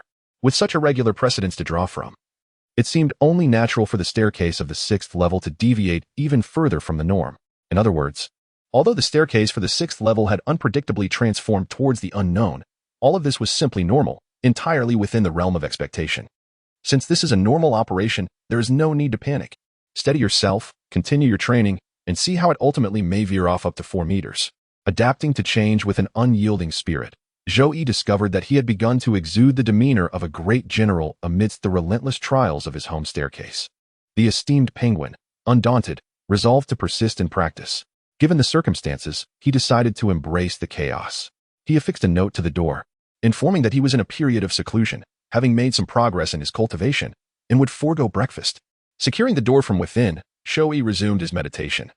Returning to the 6th level of his training, pure spiritual energy surged into his being, elevating his cultivation level. After approximately 15 minutes, a new 11th staircase appeared beneath the 10th level. This was soon followed by the 12th, 13th, and 14th staircases. As the staircases proliferated, Zhou Yi's expression grew increasingly peculiar. The more staircases he observed, the more familiar his own 6th-level staircase appeared.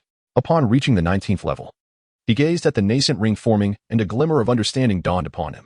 Counting the high rises he had constructed, 1, 2, 3, 4, 5, exactly 5 levels.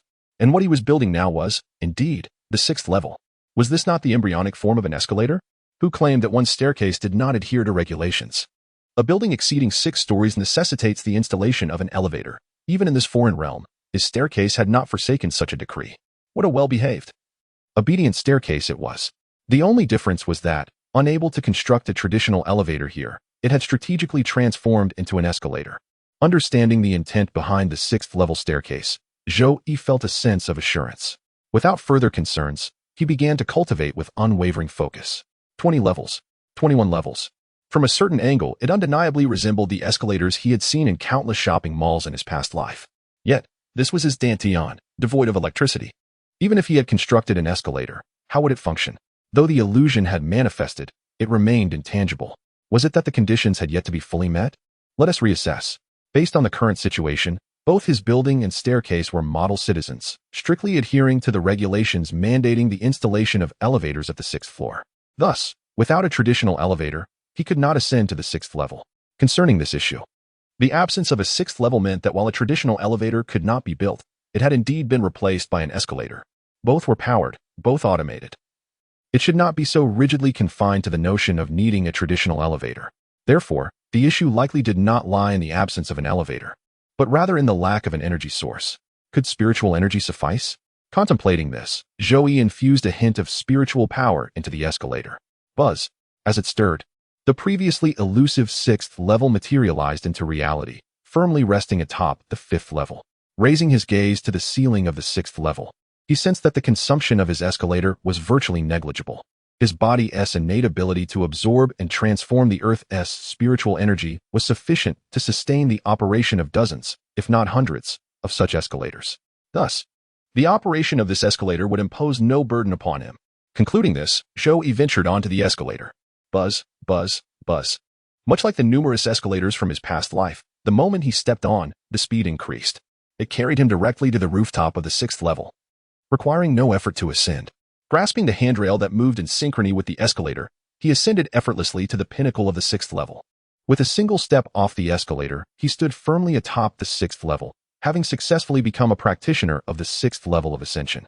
However, standing beside his new escalator, watching it resume its slow rotation, Zhou could not help but frown and fall into contemplation and conflict. The escalator had been constructed, successfully transporting him to the 6th level. But then what? With only this one escalator, he had ascended, but how would he descend? Jumping off? Chapter 49. The combat style of the affluent jumping off was not an option. It was simply not feasible. Even if he were to remain atop for eternity, he could never consider such a leap. This was not merely a matter of height or cowardice. It was fundamentally about the fact that jumping off is not a commendable habit. Yes, indeed. However, another dilemma arose. If he could not descend, how would he retrieve the staircases from the lower levels? If he could not bring them up, wouldn't he be at a disadvantage when it came time to pluck the stars? Just as he pondered this, Zhou suddenly noticed that the escalator connecting the 5th and 6th levels had come to a halt. As he stood in bewilderment, the escalator reactivated, this time moving in the opposite direction. Initially ascending, it now began its descent. After standing beside the escalator for a long moment, Zhou finally registered the solution to his predicament. Testing the downward escalator, he confidently descended to the rooftop of the 5th level. Turning around, he found the escalator had reverted to an upward direction. Thus, this escalator was indeed dual purpose. How splendid! It saved material, and more importantly, it conserved spiritual energy. Yet, considering that this escalator required no electricity, perhaps it was inappropriate to still refer to it as an electric escalator. Should it be renamed? Power-driven escalator? Air-driven escalator? Spirit-driven escalator? Each of these names seemed quite appealing. Which one should he choose? Momentarily paralyzed by indecision, Zhou ultimately settled on a name. Yes, it shall be called the automated escalator. Regardless of how it operates, it moves on its own. Having renamed his escalator for the 6th level, he again rode the automated escalator upward. This reinforced his resolve to never consider jumping off in this lifetime. Withdrawing his consciousness from the Dantian, he concluded his training session. Checking the time, he noted it was already past 10, approaching 11. Over the course of this day and night, not only had he successfully ascended to the 5th level, but he had also constructed an automated escalator, propelling himself to the 6th level in one fell swoop. Truly, a bountiful harvest. Reflecting on this, Zhou decided against further cultivation for the time being. He donned his shoes and stepped outside. After all, the pursuit of cultivation requires a balance of work and rest. Look at the remarkable Sioux girl. Does she not also take time each day to tend to her flowers, refresh the soil, read, and paint? Exiting his dwelling, he walked to the center of the courtyard, ascending to the 6th level. Zhou distinctly felt that he was now several times more powerful than when he was at the 4th level. With this newfound strength, he could not resist the urge to test the potency of the spells he could now cast. Reviewing the 36 fundamental spells in his mind, Zhou first chose the one with which he was most familiar, the fire spell. Recalling the essence of the fire spell, he opened his right hand, gathering sparks into his palm, transforming them into a flickering flame. As the spiritual power coalesced, the flame thrived, growing larger and more vigorous. In an instant, it transformed into a fireball the size of Zhou Yi's head. Feeling the searing heat in his palm, the temperature of the fireball distorted the surrounding air. The power of this iteration of the fire spell surpassed Zhou Yi's expectations. He could even sense that if the fireball were to stick to his face, it would likely obliterate his head. Thus, striking himself was out of the question. The yard had but a few trees, and to avoid raising suspicion, he couldn't strike them either. So where could he unleash this energy? In the corner, there was a small artificial lake resembling a puddle. However, given the high temperature of the fireball, it would probably turn the entire yard into a vaporous paradise upon impact. Striking the ground also seemed to promise considerable noise. He never anticipated that after successfully condensing a fireball the size of his head, he would find no immediate use for it. Letting it dissipate felt wasteful, especially since it had consumed a significant portion of his spiritual energy to gather. Lowering his gaze, he examined his left hand, where an ancient ring adorned his index finger. Upon seeing the ring, a bold idea suddenly bloomed in Zhou Yi's mind. This storage ring was designed for the containment of items, and a fireball should certainly qualify as an item, shouldn't it? Cautiously, he began to gather the fireball towards the palm of his right hand. As the ring made contact with the fireball, a surge of clarity accompanied the thought of storing the fireball within it. Zhou Yi's right hand suddenly felt empty. and as he probed into the space of the ring with his spirit, he discovered a swirling flame suspended in midair, resembling the sun. Did it truly work? Is it possible that the storage equipment in this world is so wondrous? However, if that were the case, what if affluent cultivators adorned themselves with multiple storage rings? Stacked bracelets, belts, and necklaces, all filled to the brim with fireballs, wind blades, and lightning spells. When engaging in battle, they could unleash a torrent of spells simultaneously. Even the foundational spells of the ascending realm, if sufficient in number, could crush high-level practitioners such as those who could pluck the moon or seize the stars.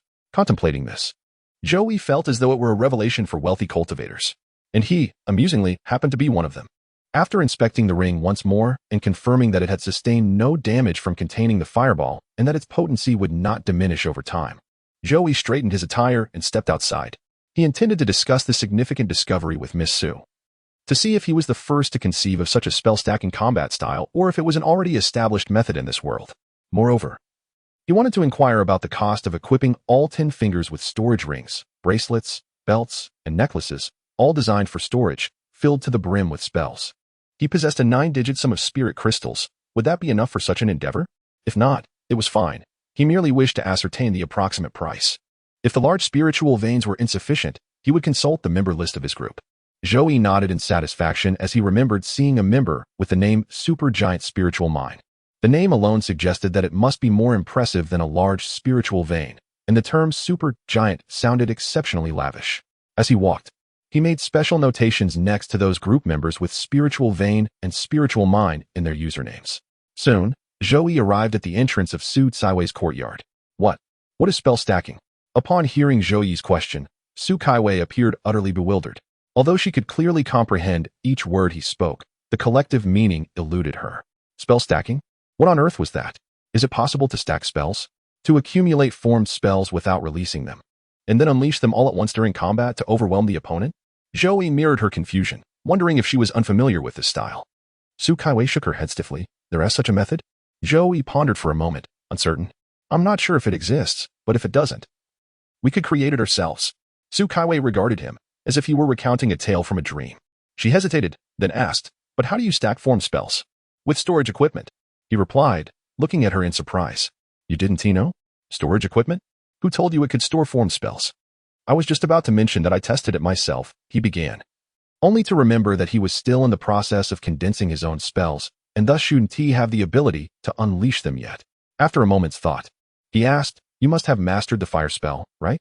Su Kaiwei nodded, summoning a fireball that was several times larger and hotter than the one Zhou Yi had previously created. Yes, just like this. Exactly, Zhou Yi affirmed, inching closer to the fireball in her palm. Be careful. Instinctively, Su Kaiwei attempted to disperse the fireball. Don't move, Zhou Yi urged. She froze, watching in trepidation as he approached the flame. A spark of worry ignited within her. This fire could easily reduce him to ash if he wasn't careful. As he carefully controlled the heat radiating from the fireball, he moved his hand closer, intent on drawing it into the ring. The moment the ring brushed against the edge of the fireball, Su Kaiwei felt a sudden lightness in her hand. Blinking in disbelief, she rubbed her eyes and looked down again. Her hand remained empty. The fireball she had conjured, which had been firmly within her mental grasp, had vanished the instant Zhou Yi brought the ring near. How did he do that? With a mix of incredulity and wonder, she gazed at Zhou Yi. How did you manage that? Zhou Yi looked back at her, equally perplexed by her astonishment. Isn't this basic operation? Su Kaiwei was at a loss for words, further deepening Zhou Yi's bewilderment. Using storage equipment to store formed spells, and then releasing them all at once during battle to create a devastating explosion. This is what I mean by the spell stacking combat style. Of course, I personally think it could also be called the wealthy cultivator method. But storage equipment can't store spells at all. Zhou Yi raised an eyebrow in surprise at her assertion. Observing her expression, she didn't seem to be deceiving him. Yet, gazing at the 2 distinct fireballs within the storage ring only intensified his confusion. He had tested it twice already. Given the destructive power of the fireball you just conjured, are you confident you wouldn't be injured if it were released? Su Kaiwei grasped his meaning. Are you saying you've stored my spell, and now you wish to attempt releasing it? Joey nodded. She pointed to the pavilion in the yard. Release it over there. Joey glanced at her, reassured by her confidence that it would not cause any issues. Nodding, he turned to face the gazebo, gazing at the large fireball nestled within the storage ring.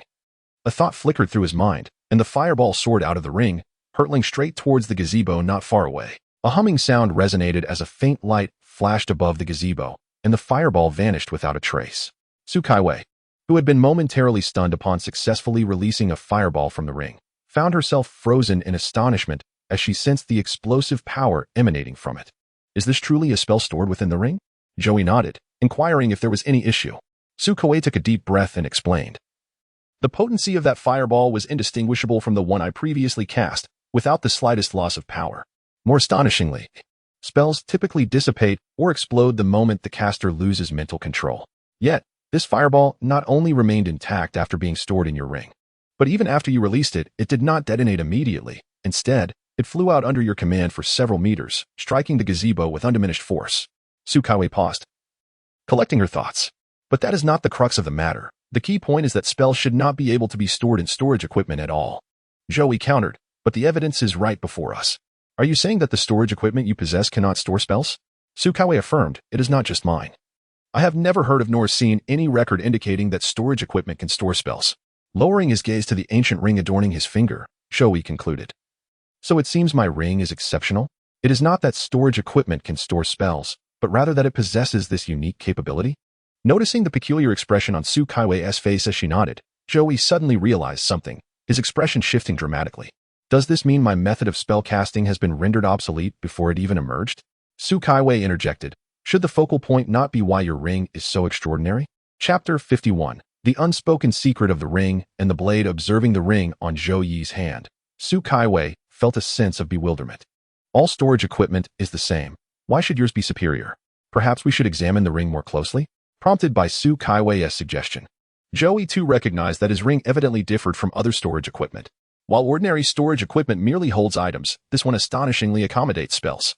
Thus, the ring must possess some unique attributes that Su Kaiwei had yet to uncover, attributes that may well explain why two individuals previously fought fiercely for it, even to the point of risking their lives. Contemplating this, Joey couldn't suppress his curiosity. What made his ring so extraordinary, and why was it capable of storing spells? Was there any other unique aspect to it? He removed the ring from his finger and handed it to Su Kaiwei. Perhaps you could investigate it further? After receiving the ring, Su Kaiwei extended her mental energy to examine it once more, yet she still could not discern any differences.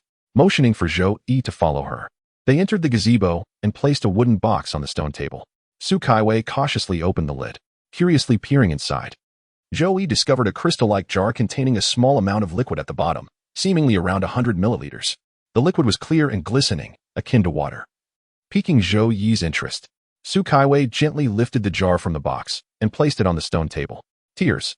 Zhou Yi asked. Tears? You went to such lengths to acquire a jar of unknown tears. To clarify Zhou Yi's curiosity, Su Kaiwei retrieved a dropper from the box, carefully extracting a droplet of the liquid. She took the ring from Zhou Yi and placed it on the stone table. Then she brought the dropper close, delicately allowing a drop of liquid to fall onto the ring. A hum filled the air as a purple light emanated from the ancient ring, obscuring all vision. Once the purple glow faded, the ring exhibited some changes. Its exterior appeared even more ancient, adorned with intricate patterns that, upon closer inspection, seemed to subtly reveal traces of the Dao. At the top of the ring, the elaborate designs coalesced into two complex characters. After scrutinizing the patterns for a considerable time, Joey finally recognized the two characters, Qianquan. The Qianquan ring? Su Kaiwei, who also discerned the characters, exclaimed the name of the ring.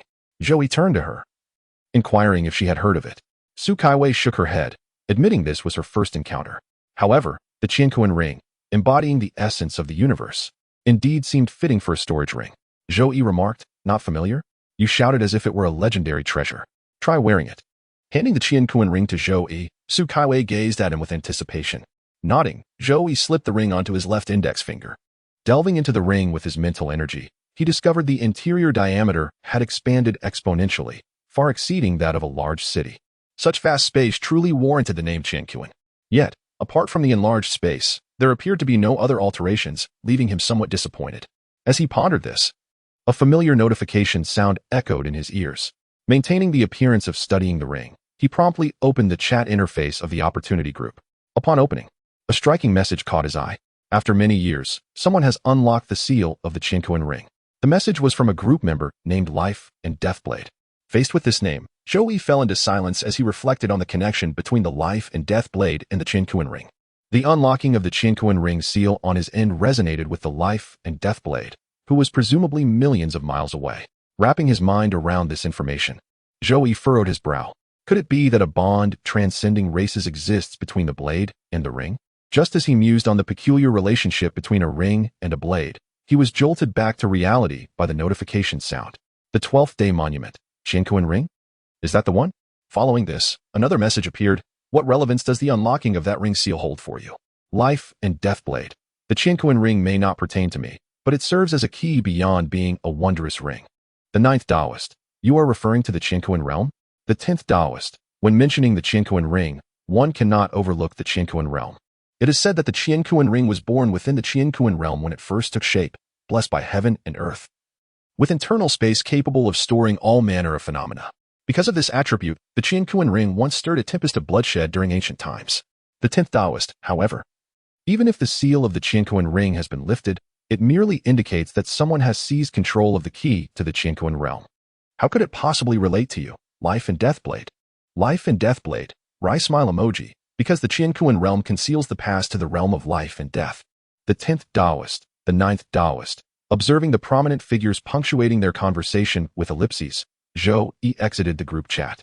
Life and Death Blade. The realm of life and death. The Qianquan realm? None of these were the focal points of his concern. The crux of the matter lies in the presence of these esteemed individuals who shed light on his queries, finally revealing why the Qianquan Ring in his possession is capable of storing spells. Upon opening his eyes, he turned to find Miss Su gazing at him with eager anticipation. Well, have you made any discoveries? Su Kaiwei inquired, her eyes alight with expectation. In response to her hopeful gaze, Zhou nodded. Indeed, as inscribed. This ring is indeed called the Qianquan Ring. When it was forged, it was blessed by the heavens, granting it the power to store the myriad laws of the universe. Store the myriad laws of the universe? Upon hearing Zhou Yi's revelation, a spark of delight flickered in Su Kaiwei's eyes. Indeed, it can store more than just spells? She mused, feeling that her precious tear was not shed in vain. Lifting her gaze, she fixed her intense stare upon Zhou Yi and commanded, remove the ring. Zhou Yi, taken aback, stammered, what for? Your gaze feels rather perilous. Here, the author wishes everyone a happy new year and all the best. A gentle inquiry follows. Is there any chance of obtaining a recommendation vote? Chapter 52. The life-saving ace. Observing Zhou Yi's pitiful expression, Su Kaiwei shot him an exasperated glare. What do you think I will do? Am I going to snatch your ring? I merely intend to store a few spells for you. Zhou Yi pouted, acknowledging that she wouldn't steal it, but the intensity of her gaze indeed felt threatening. If you keep looking at me like that, I fear you might unleash a spell at my ring. Despite feeling somewhat intimidated, Zhou Yi was also moved. In his previous life, whether in fantasy novels or tales of celestial beings, the world of practitioners was rife with treachery and the quest for treasures. Countless tales depicted brothers turning against each other and companions betraying one another over a prized possession. Though these were mere stories, the reality he had lived for over 20 years was not devoid of such occurrences. Yet now, he found himself experiencing something different. Despite knowing the immense value of the ring, Su Kaiwei exhibited no desire to seize it. Instead, her first reaction upon learning of its capabilities was to offer him the opportunity to store spells within. He was uncertain of her cultivation level, but it was undoubtedly far superior to his own. For him, having a few spells stored by her would equate to possessing life-saving charms. He removed the ring, erasing his imprint before offering it to her. However, Su Kaiwei shook her head, declining to take the ring. Storing spells requires your assistance. And since this is our first attempt, I am unsure of the ring's reliability. I would rather you not be harmed. With that, Su Kaiwei proceeded to cast numerous defensive seals upon Zhou Yi. After a moment's reflection, she uneasily removed a jade talisman she had kept close and placed it in Zhou Yi's hands. This talisman can withstand at least 10 of my full-strength attacks. Keep it with you. Seeing Zhou Yi grasp the talisman, Su Kaiwei felt reassured. She then formed hand seals and began chanting incantations. Zhou Yi sensed the fire elements of the world converging rapidly toward the pavilion. With a resonant cry, a fire phoenix materialized at Su Kaiwei's fingertips. The phoenix takes flight, its cry echoing melodiously.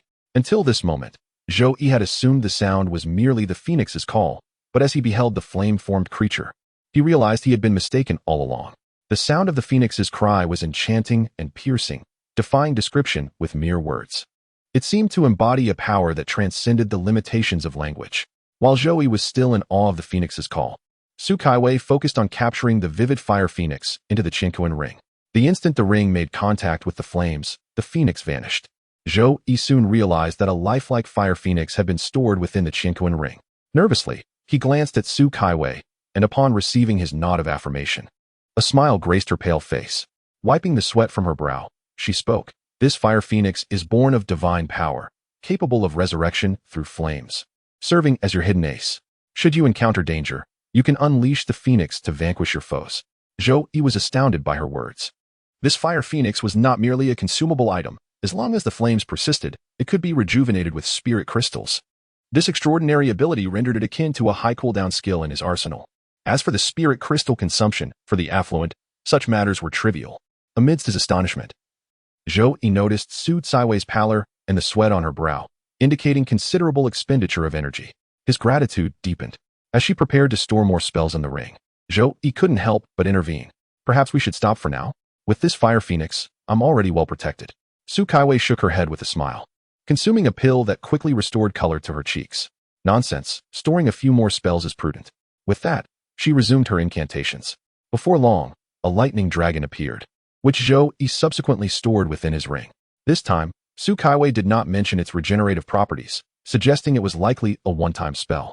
Observing her demeanor, she appeared to have endured less strain than with the fire phoenix, implying the lightning dragon was less taxing. Following the lightning dragon, Su Kaiwei stored a windbird and a frost spear in Zhou Yi's Qianquan ring. After successfully storing 4 spells, she finally ceased her efforts, panting slightly. Now, even with your low cultivation, your safety is greatly enhanced. As long as you're not ambushed, you should have ample time to react with these 4 spells. Zhou Yi nodded appreciatively, looking earnestly at Su Kaiwei. Thank you. With a gentle smile, Su Kaiwei replied, it was nothing, just a small effort. Zhou Yi smiled in return. Choosing to keep certain thoughts to himself, some sentiments are far more meaningful when held within than when spoken aloud. He slid the ring back onto the index finger of his left hand and handed her the jade talisman. This is for you. Su Kaiwei pushed it away, shaking her head. If we're discussing survival, we cannot rely solely on offensive spells. However, I am uncertain if defensive spells will remain effective once stored in the Qianquan ring, or whether they will indeed provide protection once released. So, keep this talisman close. It can buy you time should anyone attempt an ambush. Zhou Yi shook his head. Given its significance, I cannot accept it. After all, I saw you take it from yourself, meaning it was originally your safeguard.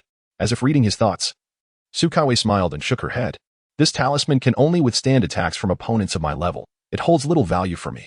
Typically, I can defeat adversaries of the same realm, and those I cannot defeat, this talisman would be ineffective against. After a few more persuasive words, Zhou Yi finally accepted the talisman. Checking the time, he pondered before asking Su Kaiwei, I plan to take a stroll down the mountain this afternoon. Would you care to join me? Miss Su's eyes sparkled. Her lips curved into a smile as she nodded. All right. Chapter 53. This is already quite explicit, isn't it? To be honest, could it be that I am bewitched? The lyrics that escaped Zhou Yi's lips echoed his current sentiments. Following closely behind Su Kaiwei, although his hands were free of burdensome bags, the singular word that encapsulated Zhou Yi's feelings was fatigue, whether it be women or girls. Accompanying them on shopping excursions invariably leads to one conclusion, sheer exhaustion. Thus, while trailing Su Kaiwei through the bustling streets, Zhou Yi could not help but ponder which spirit had possessed him to irrationally invite her on the shopping spree. What are you singing? Hearing movement behind her, Su Kaiwei turned, her face alight with joy, her eyes twinkling as she gazed at him. It sounded rather melodious. Zhou Yi forced a smile. Just singing. Song? Su Kaiwei mused, intrigued by this style of singing that seemed novel to her. Zhou Yi nodded. It sounds lovely. Could you sing it again? All right. Singing was undoubtedly preferable to shopping, Zhou Yi agreed. To be honest, could it be that I am bewitched by something? Su Kaiwei listened to his song, her eyes gradually narrowing with delight. What could this song signify? Was it a hidden message? Honestly, it's unattainable. Su Kaiwei's cheeks flushed slightly. Isn't this already quite explicit? Just as she contemplated this, the melody abruptly ceased. Looking up, she gazed at Zhou Yi bewildered. Why? Why have you stopped singing? Observing the change in her expression, Zhou Yi realized the implications of his lyrics and awkwardly glanced upward. I forgot the words. All right. Su Kaiwei regarded him with a peculiar look and nodded. They walked out of the city, with Su Kaiwei leading the way toward Yujing Mountain, soaring through the air. As Zhou Yi beheld the receding Yujing city, the singular impression it left upon him was one of exhaustion. Initially, he had planned merely to visit Yuanwu village at the mountain's base, but Su Kaiwei suggested that since Yujing city was nearby, it would be better to explore there. This place was indeed vast and had an abundance of goods, from the simple necessities of common folk to the extravagant luxuries of nobility, as well as the elixirs, talismans, magical artifacts, and cultivation techniques sought by practitioners, Yujing City possessed nearly everything one might desire. Thus, exhaustion was indeed inevitable. He accompanied Su Kaiwei through 17 apothecaries, 9 talisman shops, 6 magical artifact stores, 3 establishments specializing in cultivation techniques, and a large auction house. They also perused various clothing, accessories, and luxury shops. By the afternoon's end, even with Zhou Yi's formidable cultivation at the 6th level, his legs began to feel weak. Zhou Yi asserted that his weakness was certainly not due to the altitude. While lost in thought, a hand reached out and grasped his, slightly taken aback. He turned to find Su Kaiwei also gazing at him. Zhou Yi was momentarily stunned, unable to shake the thought of whether she had misunderstood his intentions. "Don't be afraid. You won't fall," she hesitated before saying. "If you are truly scared, hold my hand, and you won't drop." Zhou Yi thought it absurd to be frightened. This mere few thousand meters in height could not possibly intimidate me. Smiling, he assured her, "I am not afraid of heights." Su Kaiwei glanced at his hand firmly clasping hers and chuckled softly, choosing not to respond further, just as Zhou Yi wondered what she had called him for. Su Kaiwei swept her hand across the stone table, and a plethora of small jade vials appeared. "These are elixirs suitable for recovery of spiritual energy at your level of cultivation. You will surely need them for practicing your magic in the future." There were 100 vials, sufficient for him to use until he reached the viewing sea realm. Zhou Yi recalled noticing a quick recovery elixir while perusing the apothecaries. He had been particularly attentive to it, yet he had not anticipated that Su Kaiwei would procure it for him before he had the chance to buy it. "But I don't recall seeing you purchase any elixirs today." Su Kaiwei nodded. "I simply took them." Zhou Yi was taken aback. "Took?" "Yes," she confirmed, casting him a puzzled glance. "Did I not mention? The shops we visited today are all family-owned." "Your family owns them?" Zhou Yi was astounded. 17 apothecaries, 9 talisman shops, 6 magical artifact stores, 3 establishments for cultivation techniques, a large auction house, and over a dozen shops selling common goods. All of these belonged to her family? Did they possess such wealth? Zhou Yi was nearly tempted to voice a rather presumptuous request. Thankfully, he refrained, for he feared Su Kaiwei might agree and solidify their relationship beyond mere friendship. Dazed, he gathered the supposed 100 vials of recovery elixirs, even forgetting to express his gratitude to Su Kaiwei. As he prepared to take his leave, she called him back once more. With another sweep of her hand, a fresh array of small jade vials materialized on the table. "These are elixirs that can assist your cultivation at your current realm. Each vial is labeled with its purpose. Consuming them alongside your training will expedite your progress." Despite Zhou Yi's already extraordinary training speed, Su Kaiwei ensured he was well-equipped for his journey. After a moment of stunned silence, Zhou Yi accepted the second batch of elixirs. He did not rush to depart, but instead observed Su Kaiwei, mindful that she might summon him again with another offering. Su Kaiwei shook her head with amusement. "That's all. There are few elixirs available for your level, and these are the only ones without side effects." Zhou Yi nodded, engaging in conversation with her for a while longer before finally taking his leave. Upon returning to his room, he examined the instructions for the elixirs and consumed one of each of the 3 auxiliary training elixirs. He commenced a new round of cultivation. As he practiced, Zhou Yi discovered the efficacy of the auxiliary elixirs. With their combined effects, his training speed noticeably increased by nearly 1%. Chapter 54 The Grandmaster of the Celestial Furnace departed peacefully. The consumption of these 3 auxiliary elixirs remarkably elevated Zhou Yi's training speed by almost 1%. One must not underestimate this seemingly small fraction. To comprehend just how extraordinary Zhou Yi's training speed was, consider that he could ascend 1 level in a single night. Although his cultivation had become increasingly erratic since reaching the 2nd level, it could be inferred that his day and night of training would yield the equivalent of approximately 30 levels. Calculating this, 1% would translate to a mere 0. 3 levels in a single day and night. In 10 days, that would amount to 3 levels, and in a month, 9 levels. According to Su Kaiwei, it took her nearly half a month to reach the 1st level. Through their interactions over the past few days, Zhou Yi surmised that Su Kaiwei's cultivation had undoubtedly reached a realm he could scarcely name. Such talent as hers required time to cultivate, even for someone of her caliber. The combined effects of these 3 elixirs could enable him to ascend 9 levels in a little over a month. After deducting the time Su Kaiwei took to ascend the 1st level of the 9-tiered staircase after its repair, and removing the time she spent on daily necessities and rest, one can conclude that the enhancement effect of this elixir in aiding cultivation is nearly 1/5 that of Su Kaiwei herself. The 100th enhancement in speed for Zhou Yi appears rather insignificant. However, the derived acceleration of 1/5 of Su Kaiwei's speed is a testament to the extraordinary efficacy of these elixirs. For an ordinary individual utilizing such an elixir, their cultivation speed could potentially double. Despite the seemingly modest 1% enhancement effect, it still enables him to ascend the 9-tiered staircase more rapidly, ultimately breaking through to the sea observation realm. Contemplating the duration of the elixir's effects, Zhou Yi decided to consume one of each of the 3 types of elixirs, holding them in his mouth without swallowing. He then settled into a meditative posture to continue his practice for the night. As the repairs on the staircase progressed, reaching the 9th tier, the 7th tier remained elusive. Nevertheless, Zhou Yi harbored no concerns. He swallowed the 3 elixirs and resumed his cultivation of the fundamental heart method. As he continued, the staircase began to curve from the 9th tier onward, 10th, 11th, 12th, until the 13th tier was completed. Sunlight streamed through the window, rousing Zhou Yi from his meditation, marking the end of his evening practice. Though he did not achieve a breakthrough in his realm, the tangible increase in staircase levels was undeniably gratifying.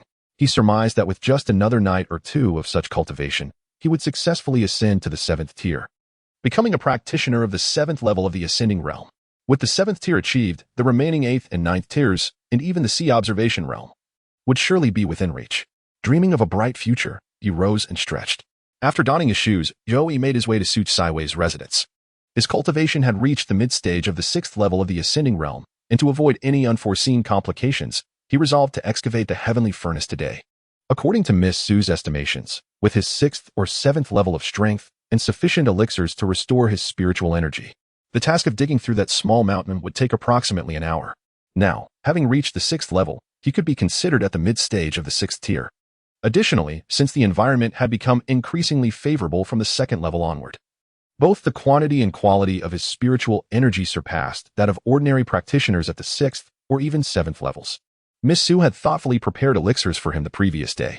With such advantageous conditions, he feared that if he did not act promptly, fate might intervene, leading someone else to claim his treasure. Upon arriving at Su Kaiwei's abode, Zhou Yi, as customary, requested her to examine his health before dinner. After the meal, he expressed a desire to take a stroll.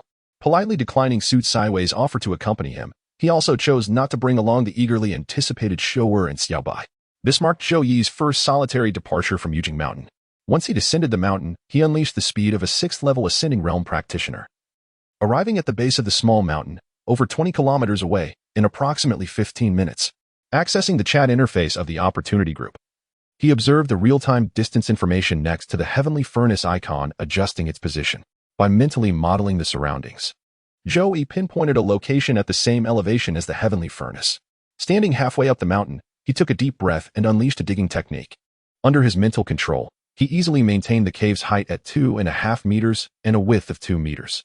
As his spiritual energy gradually depleted, the cave deepened. Eventually, a cave measuring 2.5 meters in height, 2 meters in width, and 40 to 50 meters in depth emerged before him. Taking a restoring elixir, he consumed it while advancing into the cave, with assistance from the little penguin to recover his spiritual energy. The 50-meter distance was traversed in mere seconds, and his nearly exhausted spiritual energy was replenished simultaneously. Once again employing the digging technique, the cave extended further. Thus, he continued digging, replenishing his energy as he proceeded deeper. When he cast his 5th digging technique, before his energy was fully spent, the cave expanded another 20 meters when a sudden thud echoed from ahead, resembling a heavy object falling. He promptly ceased the digging technique, consumed another elixir to restore his energy, and ventured deeper into the cave. Moments later, he halted before a furnace half a meter high, with a diameter of 30 to 40 centimeters, embedded with 9 dragons.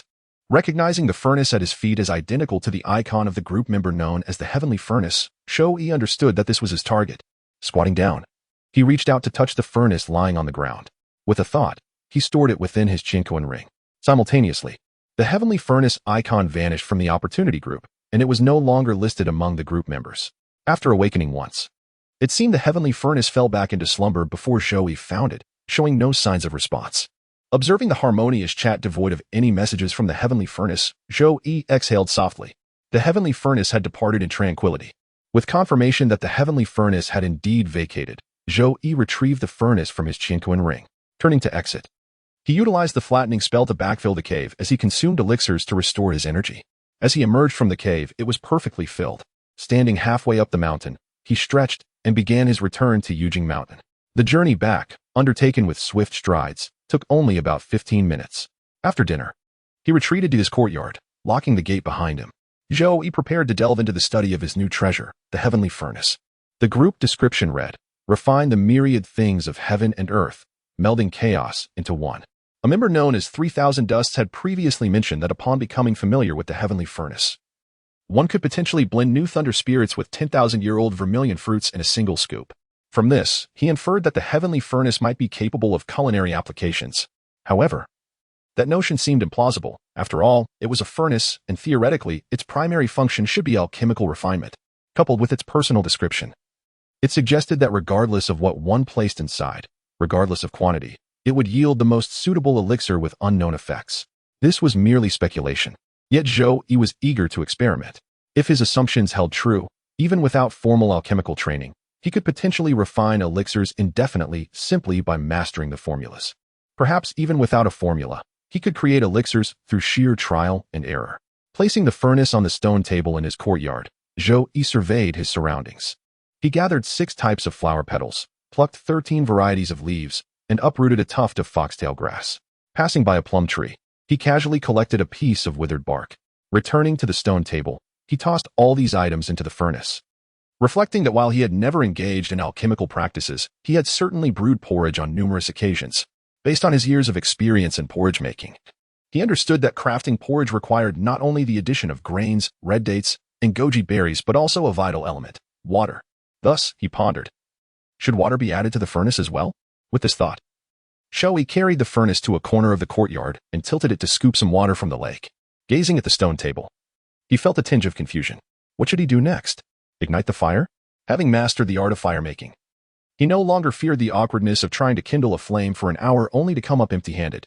He placed a lid on the furnace, gathered some dry twigs from the yard, and fashioned a simple support using wood control techniques to position the furnace above the pile of dry wood. Zhou Yi conjured a fireball and tossed it onto the wood pile.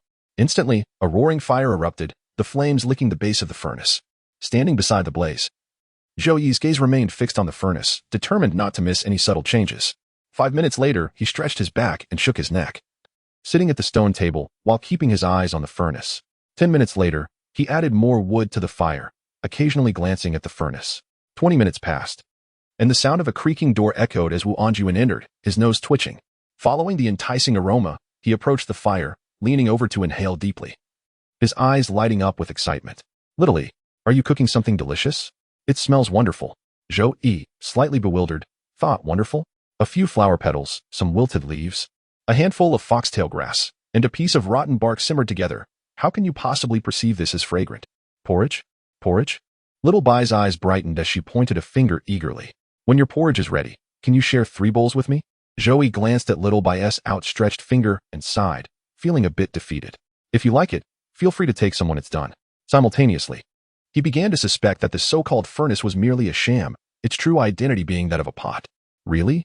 Upon seeing Zhou Yi nod in affirmation, her eyes squinted into crescent shapes. Thank you, Little Yi. Zhou Yi wearily nodded, then resumed counting the moons. 1,346, 1,345, 1,300. Amidst his counting, the sound of a swallow echoed, likely a sign of salivation. Observing Little Bai's arrival, who had added more fuel to the fire for him, Zhou Yi could hardly believe his senses. This truly smells delightful. What are you cooking? Su Kaiwei, drawn in by the aroma, was followed by Xiao'er, who peeked curiously with an expression of longing. Witnessing that his concoction had attracted 3 girls, Zhou Yi felt a swell of pride. See? This is the porridge I made. Wait, porridge? When did I start making porridge? I was clearly preparing to refine elixirs. To have ended up with a pot of porridge that smelled so good, what was there to be proud of? He was not a chef. As he stood contemplating whether to feel happy or anxious, steam began to escape from the furnace lid. Simultaneously, the bubbling sound of boiling water resonated from within.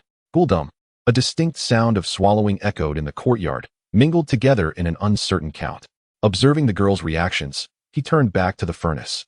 So you were truly just a pot, aren't you? Chapter 56. A furnace that refines elixirs on its own. Zhou Yi and Su Kaiwei sat silently across from each other at the stone table, while Xiao'er and Little Bai gathered around the furnace, their eyes wide with anticipation, eagerly waiting to hear Zhou Yi declare, "It's done. The pot is ready."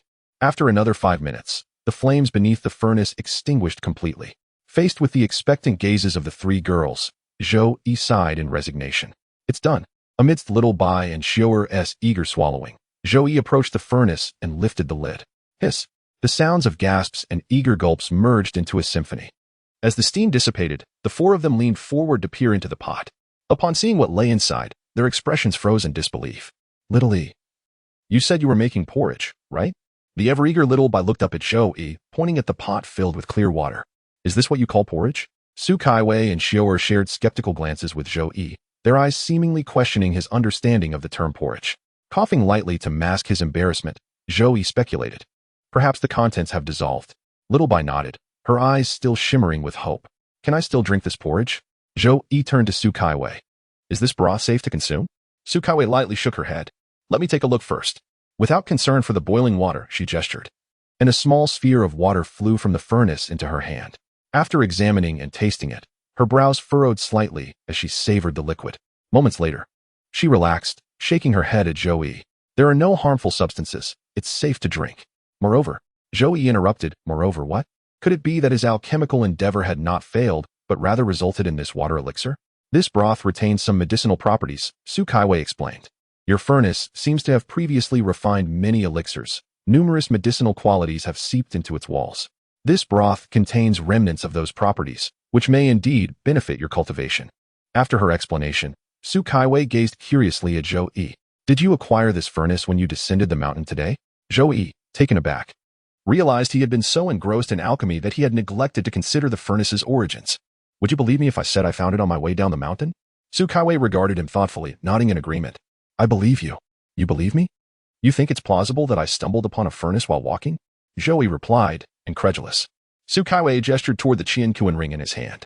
Isn't your ring also something that was delivered from afar? Zhou Yi could only concede, rendered speechless by her sound reasoning.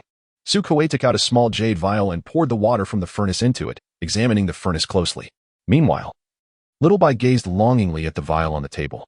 Zhou Yi chuckled softly, pouring a cup of water from the vial. Here. He handed the cup to Little Bai, who beamed with delight, savoring a sip and revealing an expression of rapture and satisfaction. So fragrant.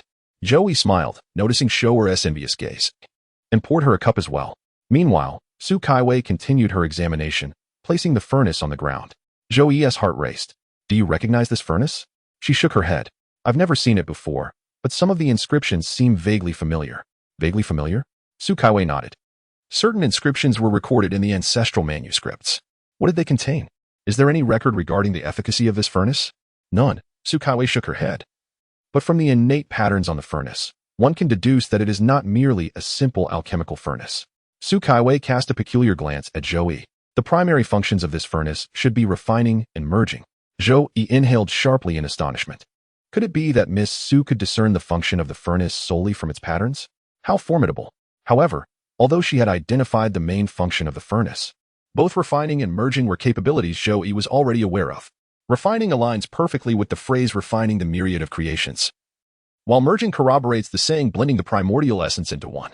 Therefore, her insights, after a lengthy study, were essentially knowledge he had previously acquired through serendipitous conversations in a chat group. As he pondered, he noticed Su Kaiwei had already lifted the lid of the furnace. With a flick of her hand, she retrieved an assortment of herbs, the names of which Zhou Yi could not even fathom, and cast them into the alchemical furnace one by one. She positioned the furnace on the table, secured the lid, and fixed her gaze intently upon it. Zhou Yi, observing her every move, felt compelled to remind her that she had forgotten to add water to the furnace and that there was no fire beneath it. Moments later, Su Kaiwei lifted the lid again, and Zhou Yi instinctively leaned in to peer into the alchemical furnace. He was momentarily taken aback. Was that an elixir? Indeed. She had merely tossed a heap of herbs into the furnace without adding water or igniting a fire, and despite this lack of any extraneous actions beyond the initial steps, the elixir had formed effortlessly after a brief wait. Upon hearing Zhou Yi's astonishment, Su Kaiwei nodded. Yes, based on the innate patterns above.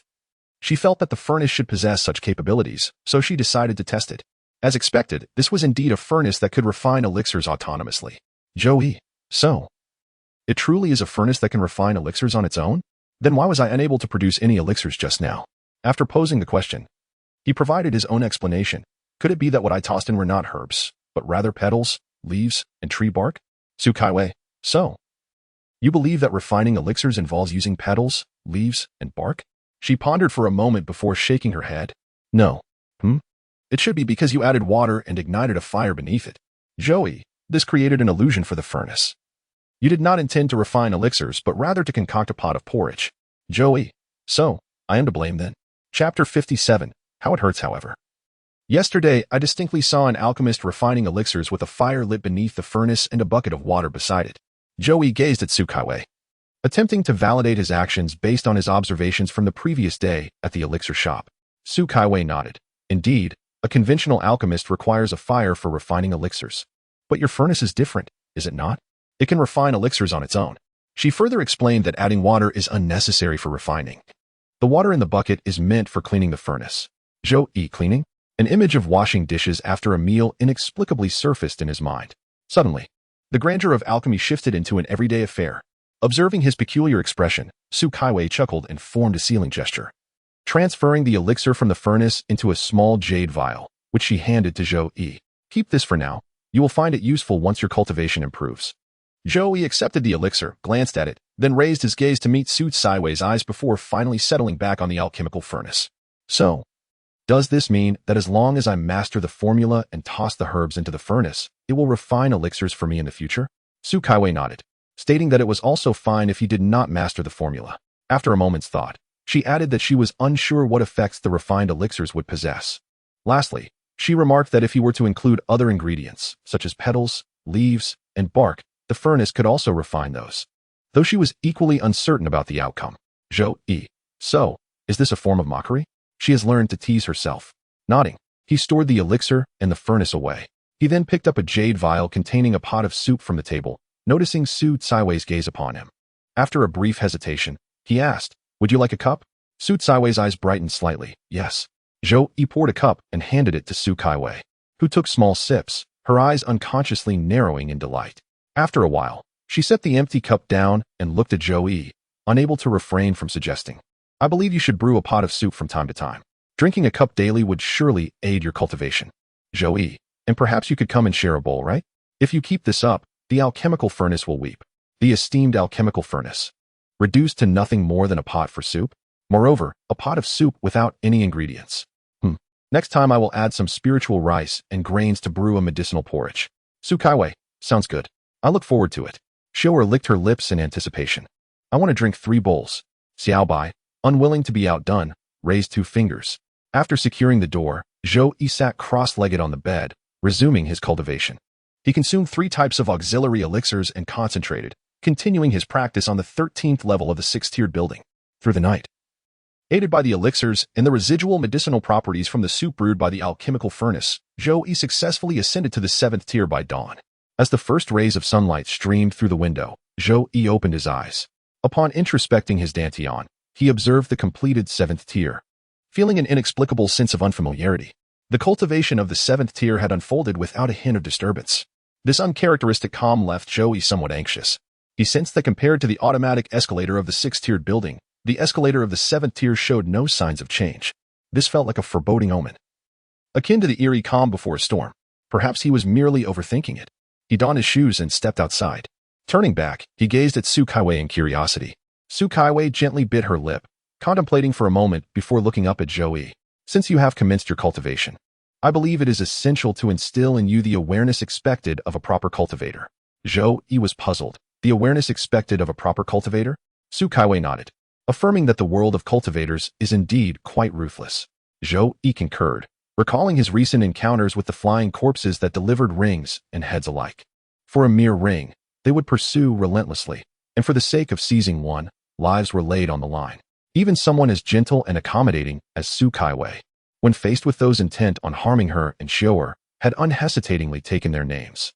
In the realm of survival of the fittest, he had already glimpsed a fragment of the jungle law, despite not having seen the full picture of the cultivation world. Observing his understanding, Tsukaiwei continued. In the world of cultivators, killing and stealing are commonplace, and conflicts may arise from the slightest disagreement. Whether it be a mere glare exchanged or a refusal to yield, such disputes can escalate into chaotic brawls, resulting in countless casualties. Listening intently, Joey grasped Tsukaiwei's essence, leading to the conclusion that as a cultivator, one cannot escape the inevitability of conflict throughout their life. Upon hearing this, Joey surmised Tsukaiwei's intent. So, you mean to say, riding the wind on a sword, vanquishing demons across the realms? When contemplating the battles of the martial arts practitioners, Zhou Yi's mind immediately conjured images of soaring through the skies on a sword, striking down enemies from 1,000 miles away like a celestial swordmaster. Following that, he envisioned a multitude of spells clashing at a distance, culminating in one side utterly vanquishing the other. The mere thought of it stirred a sense of excitement within him. Zhou Yi flashed a smile at Su Kaiwei and inquired, "What shall I learn?" Upon receiving his nod, Su Kaiwei returned his smile with satisfaction. With a wave of her hand, a row of jade slips appeared on the stone table.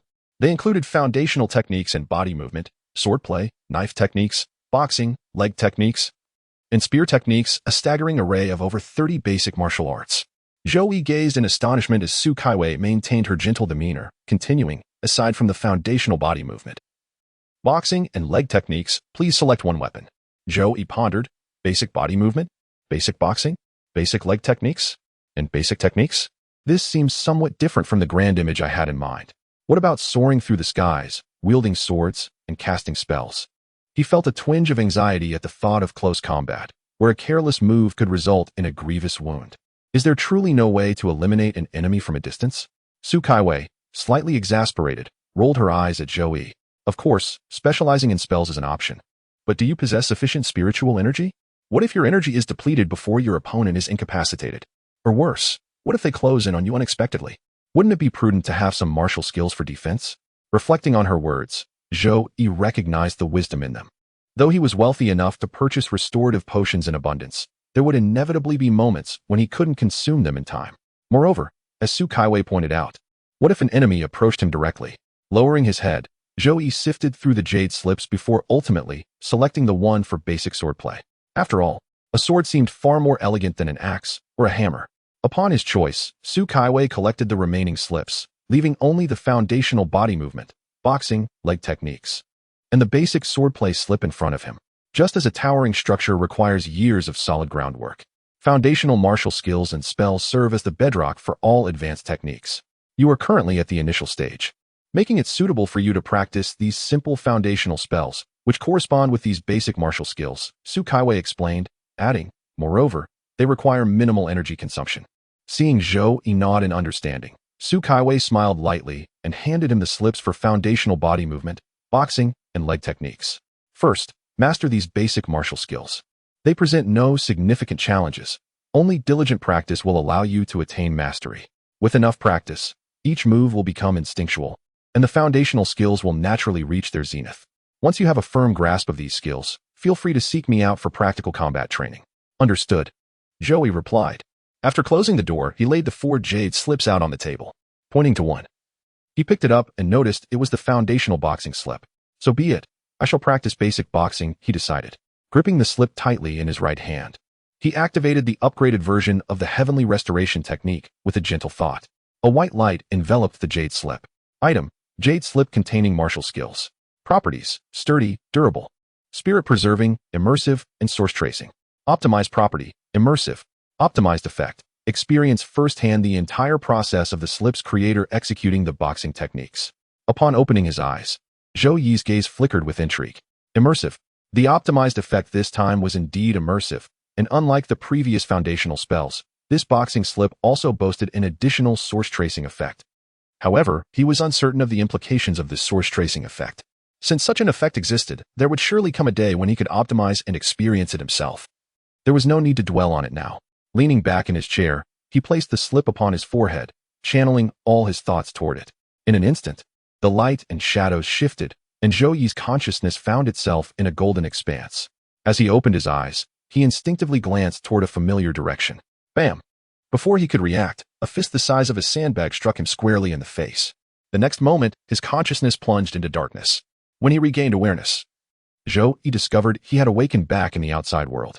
So, what was the purpose of entering that golden space? Was it merely to receive such a punch? And furthermore, wasn't he promised an immersive experience of the basic boxing techniques?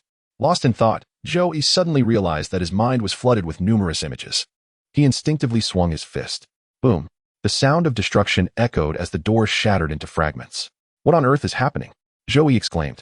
He distinctly remembered not having the opportunity to experience the immersion, yet his body seemed to have instinctively mastered the basic boxing techniques.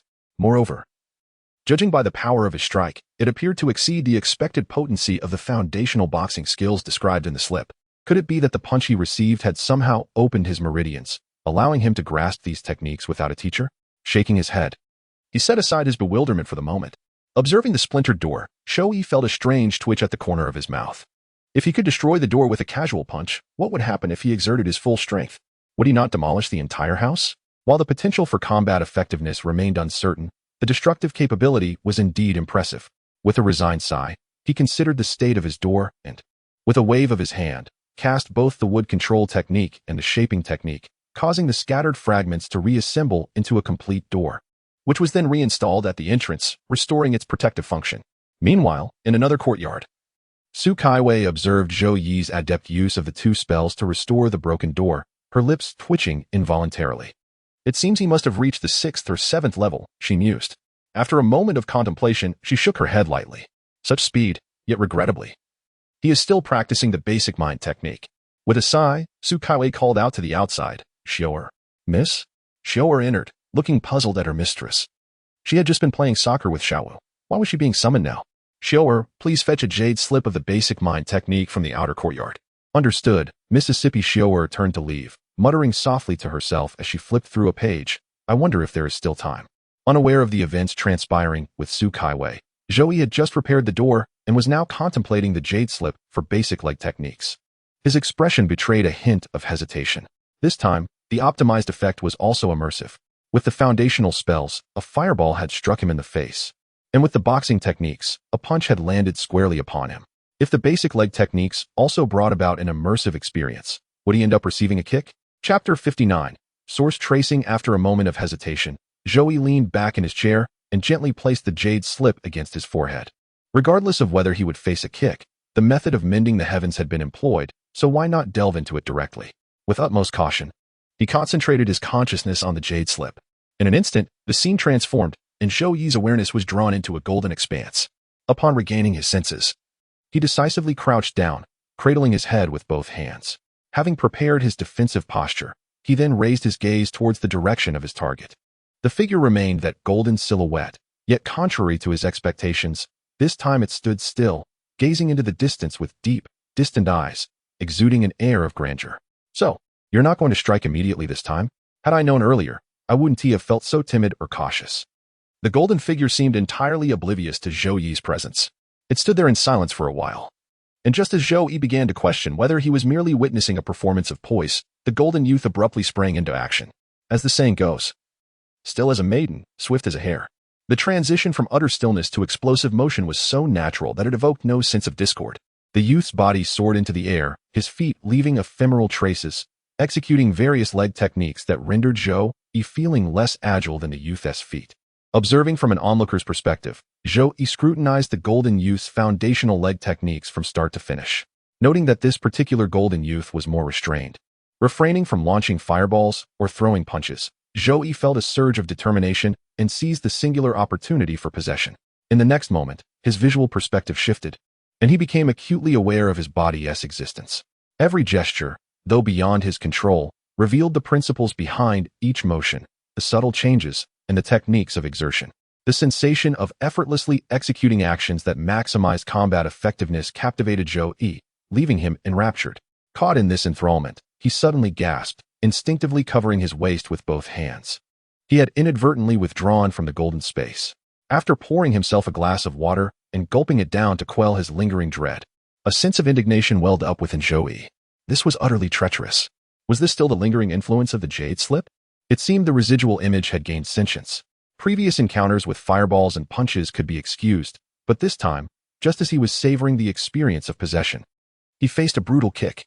Fortunately, his reflexes had saved him. Otherwise, even if the kick inflicted no serious harm, it might have left a psychological scar for life.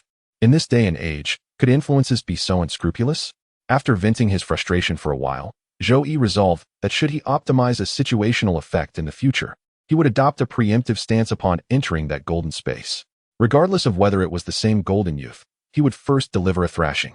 Visualizing himself pinning the golden youth to the ground, his heart felt a tad more balanced. He selected another jade slip from the two remaining on the table, discovering it to be one concerning foundational body techniques. Thinking that foundational techniques surely wouldn't involve punches or kicks, he felt reassured, believing there would be no further concerns. Joey activated the mending technique on the jade slip. With a swift mental command, a beam of white light enveloped the jade slip. Item: Storage Martial Technique Jade Slip. Characteristics: sturdy, durable, spirit-preserving, situational, source tracing. Optimized characteristic: source tracing. So, this time there was no situational effect? However, the opportunity to personally partake in the creation and optimization of martial techniques seemed far more meaningful than merely experiencing them through possession. Moreover, since this optimization did not involve a situational effect, he needn't worry about being ambushed by the golden youth in that golden space. With these thoughts, Joey leaned back in his chair and placed the jade slip against his forehead. He concentrated, absorbing the information contained within the jade slip. In the next moment, his consciousness was entirely withdrawn. When he regained clarity, he found himself devoid of control over his body. The scene around him rapidly receded. As if he were in the midst of a swift run, trees surrounded him, and the sky was obscured, suggesting he was in a dense forest. Behind him, urgent footsteps approached, accompanied by shouts of "Stop! Thief!" So, I'm being pursued? Joey realized. And it seemed he had assumed the rather unsavory identity of a flower thief. In this perilous situation, he had no notion of how long his body had been running. Ultimately, whether from fatigue or the urgency born of the shouts behind him, he pondered. Is it really necessary to chase me for merely catching a glimpse of your lady bathing? Suddenly, a sense of foreboding gripped his body. Almost instinctively, he shifted his feet, narrowly altering his trajectory. The sound of his shoulder scraping against a tree echoed, leaving a patch of raw flesh. Had he not instinctively taken that critical step to adjust his position, the outcome would have been far worse, perhaps akin to the hapless rabbit in the fable, meeting its end by crashing into a tree. Though his body continued to run, Joey, possessing the consciousness within, was unable to suppress his exasperation. Why was the pain in his shoulders so vividly felt, even in this state of possession? Was this not treacherous? As he grappled with these thoughts, the scene before him abruptly transformed. Joey was astonished to discover that his body was suspended between a cliff and the valley below, essentially in freefall. Head down and feet up. Chapter 60. When women get fierce, they are fiercer than men freefall. Head down and feet up. These two phrases together almost guaranteed certain death, gruesome death at that. Thus, even if he could not alter the outcome of the fall, at the very least, he needed to change his position, perhaps to a head-up, feet-down stance. That might afford him a sliver of hope, perhaps sharing Joey's sentiments. The true owner of this body was also struggling during the descent, seemingly attempting to adjust the position of the head to avoid the impact. However, the acceleration of gravity only intensified, and the ground loomed ever closer. His efforts bore no fruit. At a critical moment, just before plummeting to the valley floor, Joey felt an instinctive surge. His body's feet kicked out, miraculously altering his orientation and allowing him to flip, so that he landed feet first instead of head first. Simultaneously, the body crashed heavily against the rocks below the cliff. Judging by the strength of the body, it appeared to possess some cultivation. At least, the fall did not result in immediate death. Yet, an intense pain radiated from his lower body. Joey could distinctly feel that the bones from his waist down had shattered into fragments, while the upper half remained somewhat intact. Before he could utter a curse, darkness enveloped him, and Joey's consciousness succumbed to unconsciousness. Upon reopening his eyes, he was met with an enormous fist, reminiscent of a sandpot, magnifying in his vision. The sound of flesh colliding echoed, accompanied by curses, followed by the delightful experience of relentless punches raining down upon him. Joey could only watch helplessly as his body was mercilessly pummeled from all angles, akin to a sandbag. As the beating continued, his body movements gradually transitioned from clumsiness to proficiency. Ultimately, his opponent concluded this supposed instructional battle with a decisive rising dragon fist. Joey's consciousness, once again, honorably succumbed to oblivion. Subsequently, he endured a series of harrowing experiences, being relentlessly pursued by a cacophony of blades on the battlefield, being gnawed upon by beasts in the forest, and being ambushed by hidden mechanisms in a secret realm. Time and again, he found himself battered nearly to death. Through these trials, Joey successfully experienced the entire evolution of foundational body techniques from inception to refinement, all the while accompanied by an array of injuries in the agony of being beaten. He could hardly fathom why, despite being merely an experience, the sensations were so vividly acute. It baffled him further that, although he was meant to witness the birth of a fundamental technique, the perspective did not immediately shift after a certain variation was created. Instead, it transitioned abruptly to the next scene after the pain registered clearly in his body, leaving him no time to lament. When the entire experiential process concluded and he awoke from the inheritance of the jade slip, he found that, although his body bore no injuries, Even the slightest movement of his pinky finger sent waves of excruciating pain coursing through him. He felt that he had encountered every form of suffering known to man, save for the pain of childbirth that women endure. After reclining in the chair for quite some time, the overwhelming illusion of suffering gradually dissipated. Straightening his back, he gazed at the final jade slip on the table. It took him a while to muster the last remnants of courage to grasp the jade slip. As he cast down a repairing technique, Zhou Yi awaited his ultimate judgment like a condemned prisoner. Item: jade slip storing martial techniques. Special effects: sturdy, durable, spirit storing, situational, source tracing, essence refining. Optimization characteristics: essence refining. Optimized effects: simplifying the complex, discarding the superfluous, preserving the essential. Upon discovering the emergence of a new effect within the jade slip, Zhou Yi's heart quivered involuntarily. Starting from the foundational spell jade slip, the addition of a situational effect made each subsequent effect leave a profound impression upon him, each more striking than the last. Now, following the source tracing, the appearance of essence refining raised his concerns. Would this not be even more laborious than source tracing? Nevertheless, whether it was laborious or not, he thought he might as well learn it. After all, he could always discard it if necessary. With utmost care and a silent prayer, he placed the jade slip against his forehead. All consciousness surged into the jade slip, and in the next moment, the scene before him transformed once more. This time, he did not enter the golden space, nor was he immediately immersed in various painful experiences. When Zhou Yi regained his senses, he found his consciousness drawn into a vibrant world of colors. At the center of this bizarre, kaleidoscopic realm stood a woman whose features were blurred, though her gender was vaguely discernible. A woman this time. Yet, when a woman unleashes her fury, she can often surpass a man's wrath. As he noticed that she was the sole inhabitant of this colorful space, Zhou Yi heightened his vigilance, watching her with utmost caution. While he scrutinized the woman, she too regarded him from a distance. He could not shake the feeling that her gaze held a mix of satisfaction and reassurance. Did they know each other? Why did she regard him with such a look? A long sword appeared in her hand, and as she twirled it gracefully, her voice resonated. Basic sword techniques. Comprising 28 forms, categorized as slash, thrust, point, crash, strike, lift, hook, cut, intercept, support, press, hang, shave, flick, twirl, penetrate, compress, cloud, wipe, frame, sweep, lead, draw, block, cradle, push, twist, strangle. With each word, a corresponding basic sword technique materialized. Although the explanation was fragmented, each move appeared to Zhou Yi as an exquisite and seamless display, devoid of any stiffness. After the complete breakdown of the 28 basic sword techniques, Zhou Yi closed his eyes, visions of the techniques flashing before him. Each move seemed etched into the depths of his soul, becoming an instinctual part of his being. Upon reopening his eyes, he wished to express his gratitude to the woman, whether she was a figment of imagination or a tangible presence. However, before he could utter a word, the sword in her hand stirred once more. The basic sword techniques, comprising 28 forms, can be unified into the 4 maternal swords: strike, thrust, guard, wash. Unlike the previous 28 forms, although she spoke of the 4 maternal swords, each utterance seemed to unleash countless swords in Zhou Yi's view. From different angles, with various transitions and transformations, he struggled to keep pace with her movements.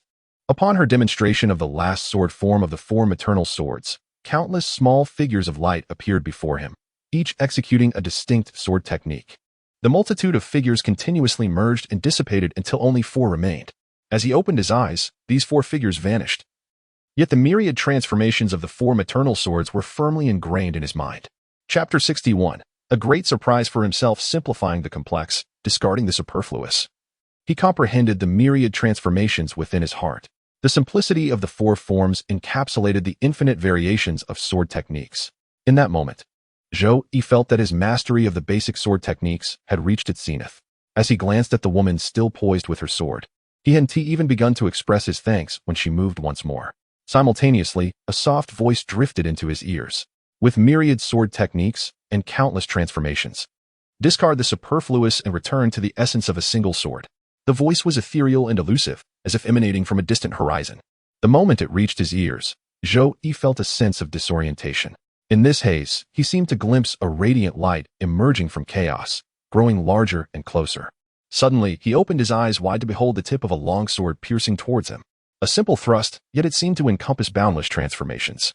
Its direct trajectory sealing off all avenues of retreat, instilling in him an overwhelming sense of entrapment. This is bad. He quickly searched his body, exhaling a sigh of relief. Thankfully, that final thrust did not strike him, even though he had not been pierced. The sight of that sword instilled within him an unsettling premonition. If that thrust had connected, even if only on a conscious level, it would have wrought consequences beyond his endurance. Wasn't this merely a pursuit of martial arts, a bit of boxing and swordplay? Why did they feel the need to target him so fiercely? He had neither stolen their daughters nor owed them money. Wiping away the non-existent cold sweat from his brow, he made his way outside. In the open space of the courtyard, he picked up a branch to use as a sword and attempted to perform the complete set of 28 basic sword techniques. After executing the full sequence and confirming his mastery of the foundational techniques was not merely an illusion, Zhou-Yi proceeded to experiment with the various transformations of the 4 maternal swords, followed by attempts to integrate the newly acquired body techniques with the sword techniques. The entire process posed no difficulty whatsoever. Be it the fundamental swordplay or the basic footwork, they flowed together as naturally as instinct. Akin to the very essence of the I Ching, it was as effortless as walking while breathing. The integration of the basic footwork and swordplay presented no conflict. Once these two elements were harmonized, Zhou-Yi then endeavored to incorporate the foundational techniques of boxing and kicking. After a full half hour, he had thoroughly mastered all 4 basic martial arts, weaving them into the fabric of his own experience. With a long exhale, Zhou-Yi reflected on Su Caiwei's earlier words and could not help but shake his head. It was not as challenging as she had suggested. After all, he had effortlessly assimilated the 4 basic martial arts in just half an hour. Upon returning to his room, he reclined on the bed for a brief respite. Turning over, Zhou-Yi summoned the upgraded shortcut icon for the sky replenishing technique in his mind. Visualizing the content of the basic boxing techniques, he double-clicked the upgraded shortcut. In the next moment, a radiant white light enveloped him. As the luminescence faded, a hint of bewilderment lingered in his eyes. Item: basic boxing techniques from Zhou-Yi's memory. Characteristics: achieve perfection. Optimization characteristics: none. Optimization effects: none. After attempting the basic kicking, footwork, and swordplay, he received the same feedback each time. After a lengthy period, Zhou-Yi shook his head in resignation. The sky replenishing technique from the 10th Taoist master seemed a bit excessive. Despite being fundamental martial skills, they all manifested as perfect levels. Beyond optimization, the previous 36 basic spells also proved unoptimizable, rendering the sky replenishing technique ineffective. This marked the second instance, and he pondered whether there was a feedback function in the fortune chat group. If he were to report the sky replenishing technique, would the 10th Taoist master provide a remedy and perhaps bestow some feedback rewards upon him? He chuckled to himself, finding the thought rather improbable. After lounging on the bed for a while, Zhou-Yi rose to commence a new round of training. With the dual assistance of the little penguin master and elixirs, his cultivation soared as if propelled by a rocket. 1 flight of stairs, 2 flights, 3 flights. From the newly embarked 7th tier, the stairs continued to rise layer upon layer. Thus, within the harmonious blend of training and intermittent visits to check on Su Caiwei's well-being, 2 days swiftly elapsed. On the 3rd morning, at the break of dawn, Zhou-Yi awakened from his meditative state and opened his eyes. 1, 2, 3, 14, 15, 16. He counted the 16 newly formed layers of stairs in the 8th tier of his dantian. Though his cultivation had progressed without incident, an inexplicable anxiety stirred within him.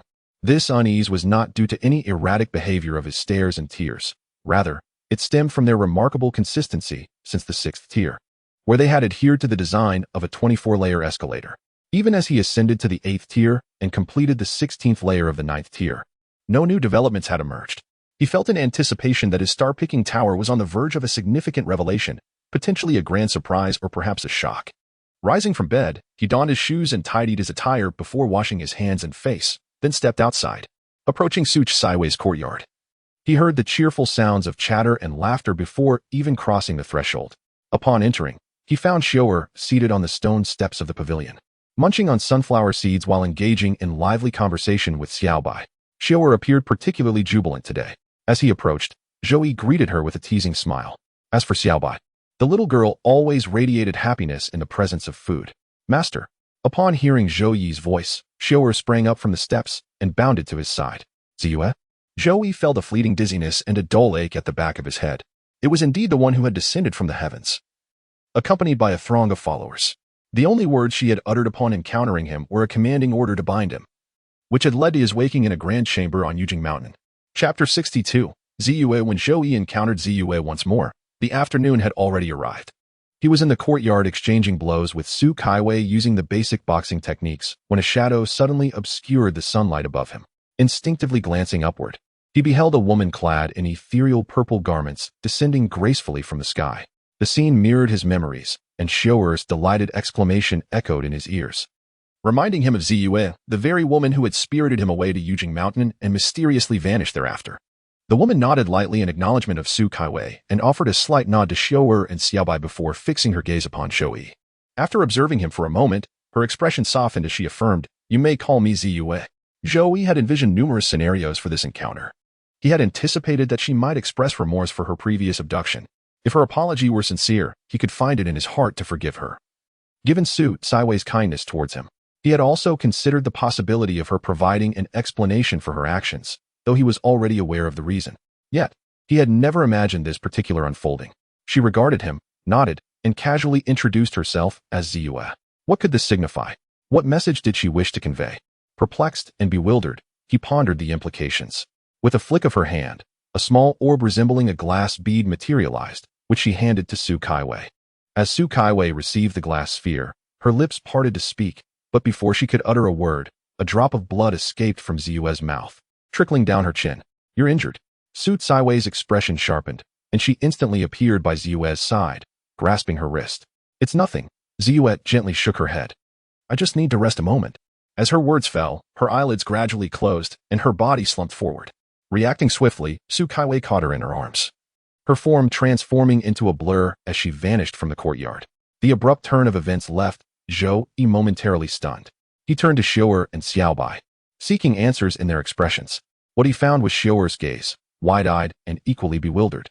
Ziyue's elder sister is injured. The young maid's voice trembled, a mixture of disbelief and confusion evident in her demeanor, as if confronted with something utterly unprecedented. Had she never been harmed before?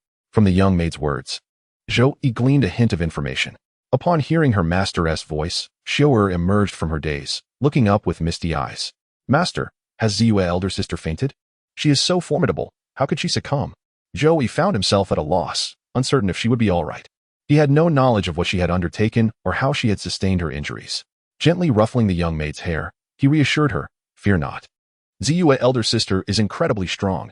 She will surely be fine. What one can do is, like countless others facing the afflictions of illness and death surrounding them, offer comfort through benevolent lies. After all, in such matters, he seems unable to provide any real assistance. Until now, the only healing knowledge he possessed was a basic spell from the 36 foundational incantations. However, compared to this rudimentary spell that could merely mend a small cut, it seemed rather insignificant. Fortunately, after about a quarter of an hour, Su Kaiwei reappeared in the courtyard. "Miss, Sister Ziyue." Before the little maid could finish her sentence, Su Kaiwei gently shook her head. "Ziyue is fine. She just needs a few days of rest." "Oh." The little maid sighed in relief, but couldn't help but ask, "Sister Ziyue is so formidable. How could she get injured?" Su Kaiwei shook her head lightly. "It's nothing. She encountered a few unwilling spirits." The little maid was perplexed. "Huh." Ignoring her confusion, Su Kaiwei pinched Xiao'er's cheek playfully and turned to Zhouyi. "Is everything all right?" Su Kaiwei nodded. "It's nothing serious. I didn't realize she had become so weak. I blame myself." "Has she been injured before?" Zhouyi inquired. "Not at all." Su Kaiwei replied, looking at him quizzically before she understood his implication. After a moment of thought, she clarified, "Ziyue is not human." "Not human? Then what is she?" Zhouyi, knowing Su Kaiwei to be quite cultured and considering the fantastical nature of their world, was nearly led to doubt her words. "Have you heard of a battle soul?" Upon asking, she remembered that he was nearly clueless about cultivation, being someone who could produce mere soup from a self-refining alchemical furnace. The battle soul is an existence between life and death. For various reasons, they are either willingly or forcibly transformed into battle souls, allowing for eternal legacy. A battle soul retains all their powers from life. As long as the contract master can provide sufficient energy, the battle soul can unleash formidable strength. From the moment they are forged, they are ageless, immortal, and indestructible. Even if gravely wounded or their body shattered, with enough energy, they can regenerate from their soul pearl. Zhouyi nodded. "So, Ziyue is a battle soul?" Su Kaiwei confirmed. Ziyue was once the ancestor's maid. After the ancestor vanished, Ziyue transformed herself into a battle soul at the peak of her powers, guarding the descendants of the ancestor through generations. Zhouyi nodded, suddenly realizing that many things fell into place. Chapter 63. Who stole my balance? A solitary figure wandered aimlessly along the path, a myriad of thoughts flashing through his mind. Although Su Kaiwei claimed everything was fine, he sensed that the reality was far from simple. At the very least, he could see that upon Su Kaiwei's appearance after Ziyue's injury and unconsciousness, her face was painted with a forced smile. So what exactly was the issue? Was Ziyue's injury truly severe, requiring a long recovery? That shouldn't be the case, as Su Kaiwei had mentioned that as a battle soul. As long as her contract master provided sufficient energy, she could regenerate from her soul pearl. Was it a matter of insufficient energy? Or, delving deeper, could Ziyue's injury and unconsciousness, being the guardian battle soul of their lineage, provoke some ill-intentioned entities towards Yujing Mountain? If it were the former, one could only wonder if 99 spirit crystals would suffice. If not, he could always venture out to excavate more spirit veins and mines. But if someone indeed harbored malicious intentions, with his current cultivation at the 8th level nearing the 9th, it seemed he could do little to help. Lost in thought, he opened his account balance, glancing at the number above the little penguin's head. Zhou Yi's expression froze. 1, 2, 3, 4, 5 nines. Rubbing his eyes, he recounted meticulously, confirming that only 5 nines remained. Zhou Yi was utterly bewildered. Where did my other 4 nines go? Who stole them? He recalled having a balance of 9 nines. How had it diminished to 5 nines and 4 eighths? Perhaps sensing his bewilderment regarding the balance shift, the little penguin shimmered with black and white light, revealing a detailed expenditure list beside it. Upon perusing the expenditure details, Zhou Yi's confusion dissipated. So, it turned out that his balance had plummeted by 4 nines in just a few days of cultivation. Looking at the balance of 999, 998, 888, 99 atop the little penguin, a sense of urgency welled within him. The rate of expenditure was alarmingly rapid, with only 5 nines remaining. He felt an unsettling lack of security. Having made a decision, Zhou Yi opened the member list of the Fortune chat group, sifting through the names, preparing to select a few potential spirit veins. Just as he was pondering, the light before him dimmed abruptly. Instinctively glancing up, Zhou Yi found himself confronted by a robust figure resembling a meat mountain blocking his path. "Excuse me, sir," he muttered, assuming he had unwittingly obstructed the way. Seeing the burly figure staring at him with an impassive expression, Zhou Yi offered an apologetic smile, attempting to sidestep the imposing presence. As he moved, the mountain of flesh shifted as well. "Are you the new son-in-law who just arrived on the mountain?" Zhou Yi was taken aback, looking up at the towering figure, who was at least 2 heads taller than him. Squinting, he discerned the unwelcoming intent in the man's demeanor. "Oh, it appears I wasn't blocking the way." This individual came to confront me. After a brief moment of contemplation, Zhou Yi retorted, "So, according to you, are there old son-in-laws who are not newcomers on the mountain?" The burly figure's eyes widened in bewilderment. "Sister Ziyue?" Zhou Yi surveyed the man, whose face was obscured by a thick beard and layers of flesh, and felt his words becoming increasingly disjointed. "Sir, do you not think your address carries a hint of malicious cuteness?" "Sir?" The man seemed to just notice Zhou Yi's term of address. "You dare call me sir?" Zhou Yi, still looking up, replied, "Could you possibly crouch down a bit? It's quite strenuous to talk while looking up." The man paused. Then, noticing Zhou Yi's continued gaze, he crouched down to meet Zhou Yi's eye level. "Like this?" "Yes, thank you." Zhou Yi politely expressed gratitude and inquired, "Is there an issue with me calling you sir? Should I call you grandpa instead? You hardly seem like an elderly man." The burly figure stammered, struggling to articulate a coherent response, "But I am only 15. Zhou Yi scrutinized the man's beard and ample flesh, pondering for a moment before shaking his head. "Don't be ridiculous. I really am 15. Zhou Yi thought for a moment, and then realized. "Oh, you mean 15 as in the decimal part? I, Su Xiaoshan, am 15 years, 3 months, and 7 days old." Observing the sincerity in the man's expression as he earnestly attempted to prove his age, Zhou Yi contemplated. "So, are you truly here to stir trouble? This hardly seems like the proper way for a villain to make an entrance. Besides, who would have a villain who appears to be a 15-year-old but looks like a 45-year-old simpleton? Stir trouble?" The man looked bewildered. "What does that mean?" Then recalling his purpose, he declared, "I am here to challenge you." "A challenge? With someone who has barely cultivated for 10 days? Thus, is this honest yet somewhat excessive little mountain of flesh truly a villain seeking trouble? Why does he wish to compete with me? I have no prior knowledge of such a person. What is his motive for challenging me? Could it be that he has learned of my exceptional cultivation talents and astonishing progress, and feels envious? Since I began my training, peers of the same level have been unable to best me. Now that I have reached the 8th level of the Ascending Tower realm, even those at the 9th level cannot withstand a single blow from me. Today, as I passed by the training grounds, I overheard Coach Jean and Coach Mu discussing the new son-in-law, praising his prowess as a rare contender in the Ascending Tower realm. I pondered that if even those at the 9th level cannot withstand my strike, surely this new son-in-law must also be an unparalleled opponent in the Ascending Tower realm. Thus, I sought to challenge you, to determine who among us is superior. Otherwise, I am unable to exert my full strength, and I remain oblivious to my true capabilities. Zhou. So, you have come to me for a fight merely to ascertain who is stronger while simultaneously gauging your own prowess? Yet, how did coaches Jean and Mu ascertain their own cultivation levels? Even Miss Su could not perceive her own strength. Moreover, even if they could discern their abilities, they should only exhibit the cultivation level of the 8th level of the Ascending Tower realm. Ascending Tower realm invincible? With no familial ties? Is there a need for such self-aggrandizement? As these thoughts crossed his mind, Zhou narrowed his eyes. Blindly, he seemed to uncover a crucial insight. Chapter 64. How embarrassing. There is a conspiracy. Undoubtedly, there is a scheme afoot. However, the orchestrators of this plot are not the naive Su Xiaoshan before him, but rather the two coaches who happened to mention him during their conversation, which he fortuitously overheard. Whether they are the true masterminds remains uncertain.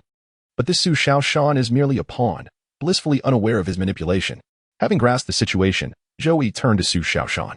Your name is Su Xiaoshan, correct? The mountain of flesh nodded. Yes, I am Su Xiaoshan. Are you truly the new son-in-law? If you refer to the one brought to the mountain by Ziyue a few days ago, then that would be me. Su Xiaoshan's eyes lit up. So you are the new son-in-law? Is it true, as Coach Jean said, that you are invincible within the Ascending Tower realm? Zhou pondered for a moment before affirming. Indeed, invincible within the Ascending Tower realm, that is I. With his eyes shining ever brighter, Su Xiaoshan rubbed his hands together. Then, may I challenge you to a duel? I wish to know just how formidable I truly am. Zhou exhibited a look of difficulty. Observing this, Su Xiaoshan eagerly inquired, is there a problem? Zhou nodded. Indeed, there is a problem. What is it? Did you not just claim that no one at the 9th level of the Ascending Tower realm can withstand your punch? What if I cannot withstand your blow either? Wouldn't that result in my injury? Before Su Xiaoshan could retort, Zhou continued, you call me your new son-in-law. Thus, my identity is that of your family's son-in-law. If you were to injure me, would your family's young lady be displeased? Would she not be upset? Might she not punish you? Zhou maintained a demeanor that suggested he was merely considering Su Xiaoshan's welfare. Even if I were willing to spar with you, you cannot strike me. Su Xiaoshan tilted his head in contemplation before nodding in agreement. You make a valid point. If I were to injure you, Sister Kaiwei would surely be upset. If Sister Kaiwei is unhappy, then my mother would be displeased. If my mother is displeased, I too would be unhappy. Therefore, I cannot strike you. Although he was uncertain about the nature of his relationship with Miss Su, and why he referred to her as Sister Kaiwei rather than Miss, he nonetheless nodded vigorously at Zhou, as if affirming the logic presented. Yes, therefore, even if I wish to engage in a contest, I cannot strike you. Then, Su Xiaoshan hesitated for a moment before suddenly shaking his head. No, that is not right. Coach Jean and Coach Mu were saying that you are invincible in the Ascending Tower realm. You yourself admitted to being invincible in the Ascending Tower realm. If you were truly invincible, how could you possibly be injured by me? Zhou, observing Su Xiaoshan's seemingly coherent logic, found himself at a loss for words. Are you genuinely this foolish, or merely feigning it? However, even if I surpass you in skill, would not my mother be pained if I were injured? Moreover, even if I am slightly superior, given that you can knock down someone at the 9th level of the Ascending Tower realm with a single punch, you certainly wouldn't be much weaker than I. As they say, words are powerless in the face of fists, and blades can inflict harm. Even if I am marginally stronger, an inadvertent misstep could lead to my injury at your hands. Su Xiaoshan pondered for a moment, then nodded. That makes sense. But does that mean we cannot fight? Zhou, who had just released a sigh of relief, felt his heart leap again at the eager glint in Su Xiaoshan's eyes. A mountain of flesh capable of knocking down those at the 9th level of the Ascending Tower realm. If he were to land a punch on me, even if I am a few levels higher in the 8th level, I might not withstand the blow. What a dilemma! With a facade of calm, Zhou maintained his composure. Su Xiaoshan turned around, scratching his head awkwardly. New son-in-law, I've been thinking although I cannot strike you. Would it be acceptable for you to strike me? Zhou, what do you mean? I simply wish to understand my current strength. Would you be so kind as to strike me once, allowing me to gauge the difference between my abilities and your invincibility in the Ascending Tower realm? Zhou, strike you once? So you want to feel it? You want to retaliate? In his life, he had never encountered such an audacious request. However, while he feared he might not withstand a punch powerful enough to fell someone at the 9th level of the Ascending Tower realm, he too was aware that his own strength at the 8th level was formidable. If he were to unleash his full power upon this little mountain of flesh, He might inadvertently cause harm. Perhaps it would be better to decline after all? Su Xiaoshan shook his head. No need. I'm tough. New son-in-law, please. Exert yourself and strike me. Are you truly ready? Su Xiaoshan nodded firmly. Absolutely. You want to retaliate? Not at all. How embarrassing. With a sense of urgency. Zhou Yi wasted no time and unleashed all his strength, landing a punch squarely on Su Xiaoshan's chest. Poof! Su Xiaoshan's body flew backward like a discarded sandbag, spewing blood as he soared, painting the air with a crimson arc thud. He crashed to the ground like a ragged sack. Cough, cough, cough. Struggling to rise. Su Xiaoshan gave Zhou Yi a thumbs up.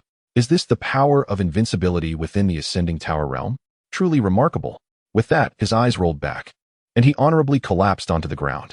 Zhou Yi gazed at the fallen Su Xiaoshan, who lay unconscious, before looking down at his own fist. Doubt crept in. Is it possible that I have become this powerful? A single punch can send a mountain of flesh. Capable of defeating those at the 9th level of the Ascending Tower realm, flying and bleeding? Just how formidable is my strength? Am I approaching the ocean viewing realm? Or perhaps rivaling it? After contemplating for quite some time, no meaningful quantitative data emerged. Zhou Yi raised his head. Glancing at the motionless mound of flesh lying in the distance, a surge of panic gripped his heart. Oh no, could it be that he had inadvertently struck this mound to death? Chapter 65. Could he be a fool? He moved closer to Su Xiaoshan, reaching out to check for a pulse. There was still a breath. Zhou Yi secretly exhaled in relief. At least he hadn't killed him. However, although he was alive, Su Xiaoshan had already fainted. It wouldn't he do to leave him lying on the ground like that? Zhou Yi supported Su Xiaoshan's shoulders and shook him vigorously. Su Xiaoshan's head thudded against the ground twice, showing no sign of waking up. After pondering for a moment, Zhou Yi released him and cast a basic healing spell with both hands. 2 beams of healing light descended, merging into Su Xiaoshan's body, mending his injured organs. The frown on Su Xiaoshan's forehead eased slightly. Seeing the spell was effective, Zhou Yi cast 2 more healing spells upon him. Now, having reached the 8th level of the Ascending Building realm, Zhou Yi was no longer the novice who would be drained by a simple spell. At present, even casting 4 basic spells would leave him feeling exhausted. He popped a pill into his mouth, slowly restoring his spiritual energy. Times had changed. In the past, he had 9 units of spiritual energy, with a decimal point trailing behind. Now, only 5 remained. He had to conserve his resources.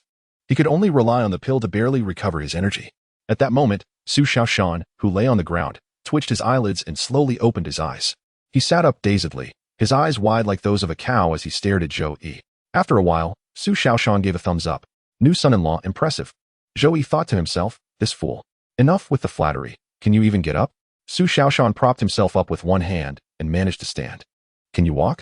Zhou Yi inquired. Su Xiaoshan tentatively stretched his arms and kicked his legs, realizing he had no issues with movement. He nodded at Zhou Yi, indicating he was fine. Then follow me, Zhou Yi commanded, turning to retrace his steps. Su Xiaoshan was momentarily taken aback. Realizing Zhou Yi had already walked quite a distance, he hurriedly chased after him. New son-in-law, where are you taking me? You're not going to tell my mom. Are you? Please don't report me to her. I just wanted to spar with you, and I didn't even strike first. How about you hit me a few more times? This fool must have a significant fear of being reported. After all, it was he who had been struck until he spat blood. However, an idea struck Zhou Yi, and he smiled. You don't want me to report you to your mom? Su Xiaoshan nodded, thought for a moment, and then shook his head. No, I don't want that. Then agree to one condition, and I want to tell on you. How about that? All right. Su Xiaoshan readily agreed without a second thought. Zhou Yi became curious. Aren't you going to ask what the condition is? Su Xiaoshan shook his head. Any condition is fine, as long as you don't tell my mom. She doesn't allow me to fight. Zhou Yi nodded. Then, you must keep the secret of my invincibility in the Ascending Building realm. Don't tell anyone about me making you spit blood today, and I want to report you. Su Xiaoshan's eyes widened. This condition? Zhou Yi nodded. What? Can't do it? Su Xiaoshan quickly shook his head. No, I can do it. It's settled then. I'll keep your secret. And you want to tell my mom. Seeing Zhou Yi nod, Su Xiaoshan secretly chuckled to himself. Could this new son-in-law really be a fool? Would he dare to reveal that he had been struck until he bled? Wouldn't he that expose his own involvement in the fight? However, is your invincibility in the Ascending Building realm still a secret? Not wanting to take advantage of the fool, Su Xiaoshan hesitated for a moment before kindly reminding Zhou Yi. I heard about your invincibility from Master Jean and Master Mu. Zhou Yi shook his head. No, they don't know. Su Xiaoshan turned his head to look at Zhou Yi, his gaze resembling that of someone observing a great fool. I heard them say it with my own ears. Zhou Yi nodded. They were misleading you. Su Xiaoshan skeptically pursed his lips and glanced at the path they had walked, finding it somewhat familiar. Unable to resist, he asked, "Where are you taking me?"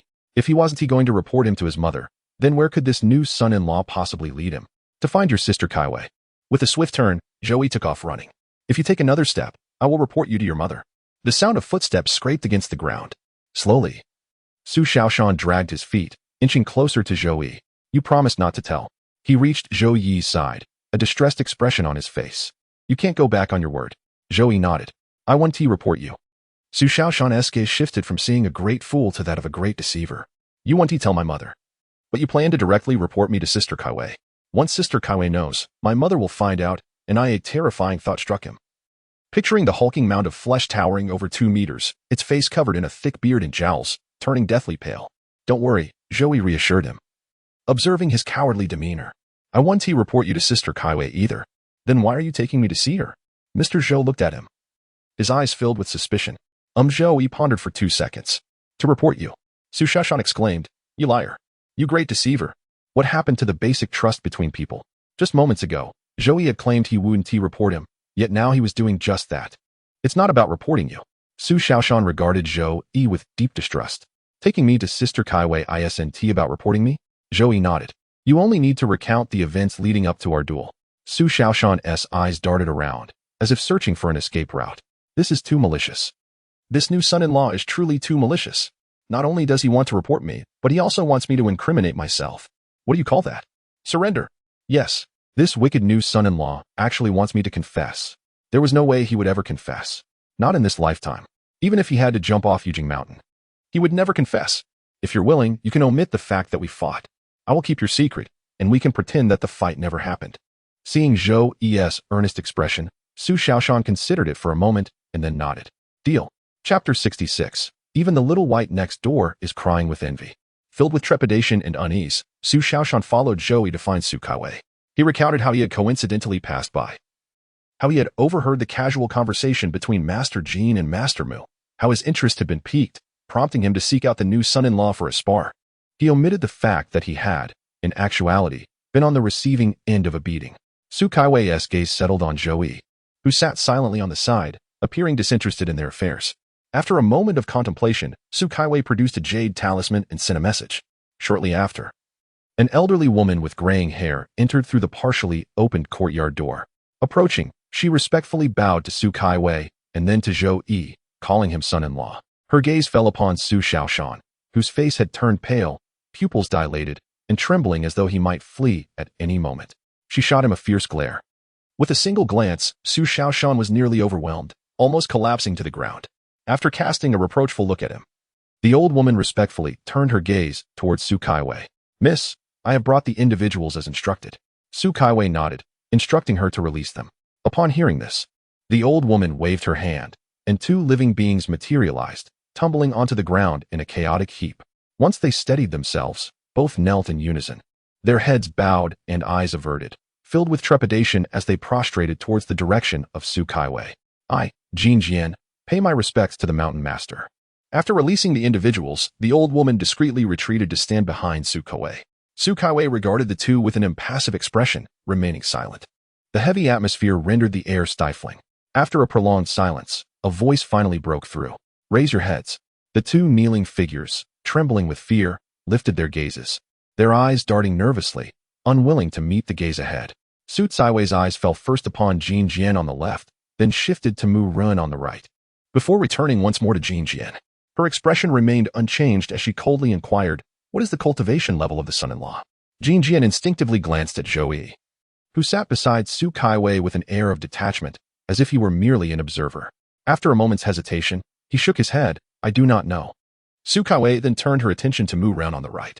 "You assess the combat capabilities of the son-in-law." Mu Ren quivered, his face a mask of dread. "I do not know." "Oh." Su Kaiwei nodded, withdrawing her imposing aura, her voice light and casual. "Who is the mastermind behind this?" "I do not understand the Mountain Master's meaning." They nodded, their faces devoid of any anger, appearing genuinely perplexed. The old woman quickly comprehended the situation, stepping forward, her questioning gaze directed at Su Kaiwei. "Search their souls." The 3 seemingly innocuous words from Su Kaiwei rendered the faces of Jin and Mu, already filled with fear, utterly ashen. "Mountain Master, spare us." We are innocent. We know nothing. Su Kaiwei remained unmoved. Without her intervention, the old woman would unconditionally execute her commands. She approached Jean and Mu with deliberate steps, each footfall seeming to crush their hearts, causing their pallor to deepen with each stride. Finally, as the old woman neared, Mu Ren, trembling uncontrollably, could bear it no longer. He flung a cloud of gray mist towards Zhou Yi and, without hesitation, attempted to flee skyward. Su Kaiwei waved her hand, dispersing the mist aimed at Zhou Yi and carelessly tossing Mu Ren to the ground. The old woman approached, grasping the heads of both Jean and Mu. Their expressions of terror gradually faded, replaced by a mix of seriousness and indignation. Miss, it is Zhou Tianzong.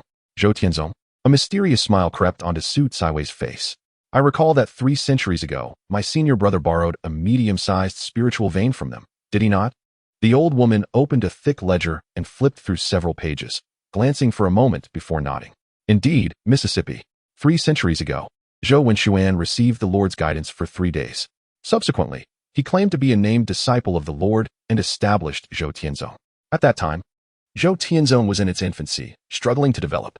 After encountering numerous setbacks, Zhou Wenxuan shamelessly sought to borrow a medium-sized spiritual vein from the Lord.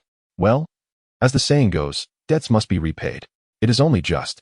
Remember to send someone to collect the debt, and let the interest be at 9 out of 13. Observing her mistress's nonchalant decision, the old woman's lips twitched, yet she did not find her actions excessive. Very well, I shall arrange for someone to collect the debt. Closing the ledger, the old woman turned her attention to the 2 instructors, who appeared utterly dejected, as if they had endured the torment of 80 burly men. These 2. Su Kaiwei waved her hand dismissively. Bury them.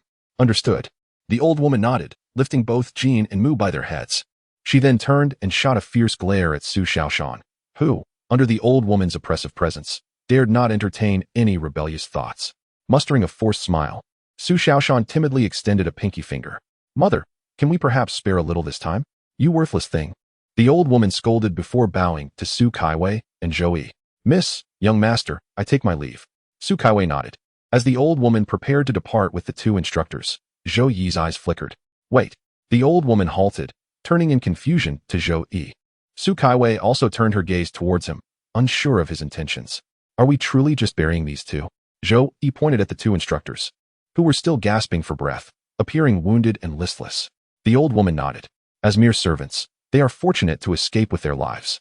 Su Kaiwei regarded Zhou Yi with curiosity, pondering aloud. You are not suggesting that their punishment is too severe and you wish to intercede on their behalf, are you? Zhou Yi rolled his eyes. Do I appear to be that saintly? Though unfamiliar with the term saintly, Su Kaiwei felt she understood Zhou Yi's sentiment.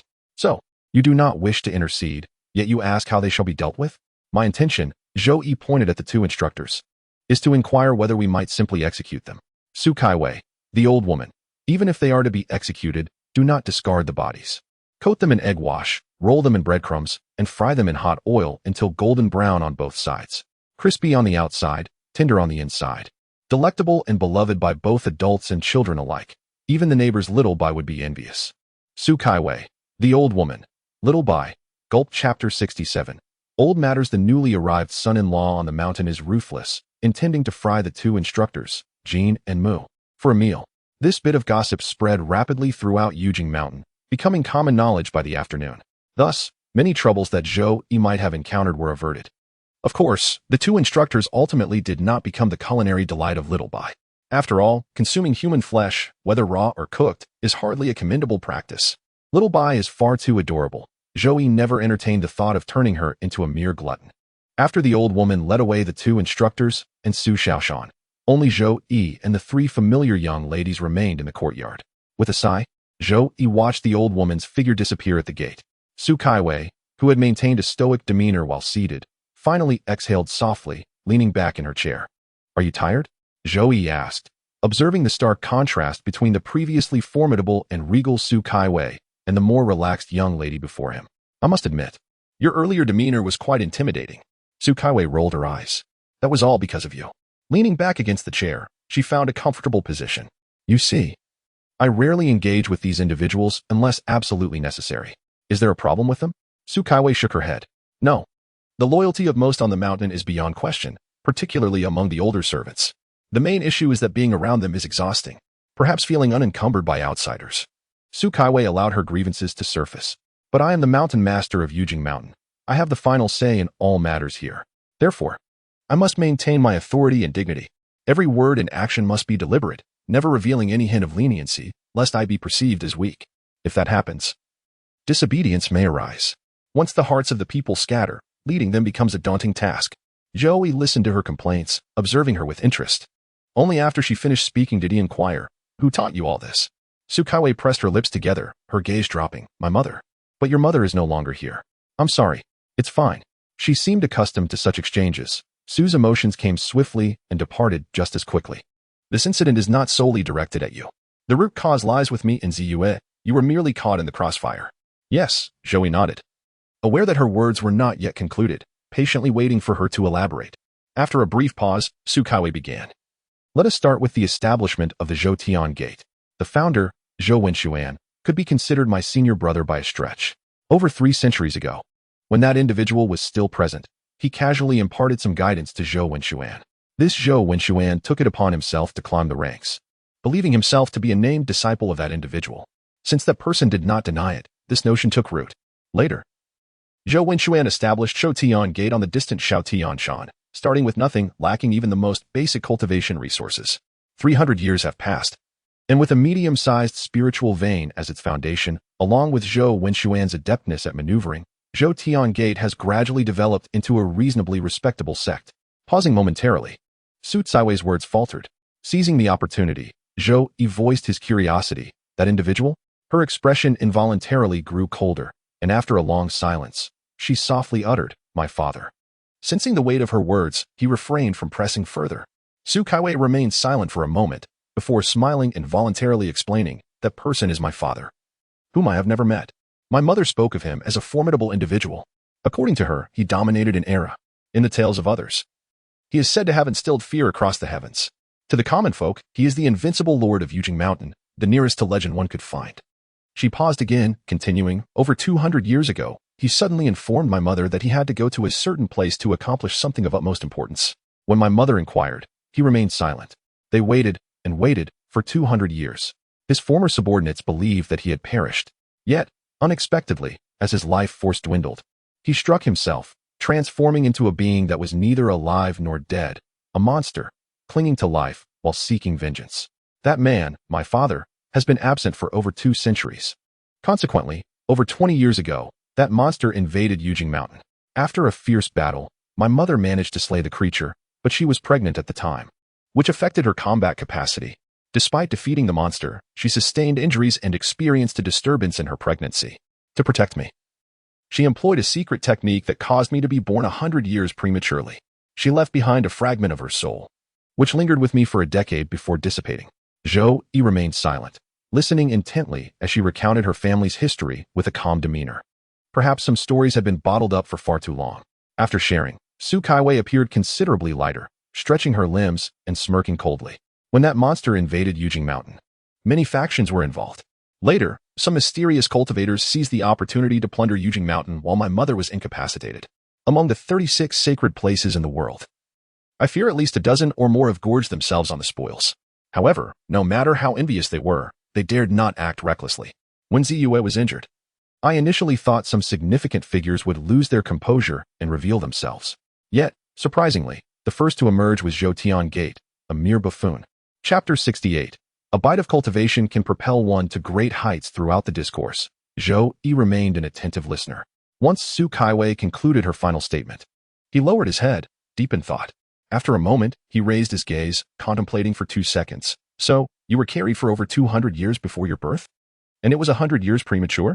Isn't a typical human pregnancy around 10 months, taking approximately 280 days from conception to birth?" He wondered, "Why has your timeline extended hundreds of times?"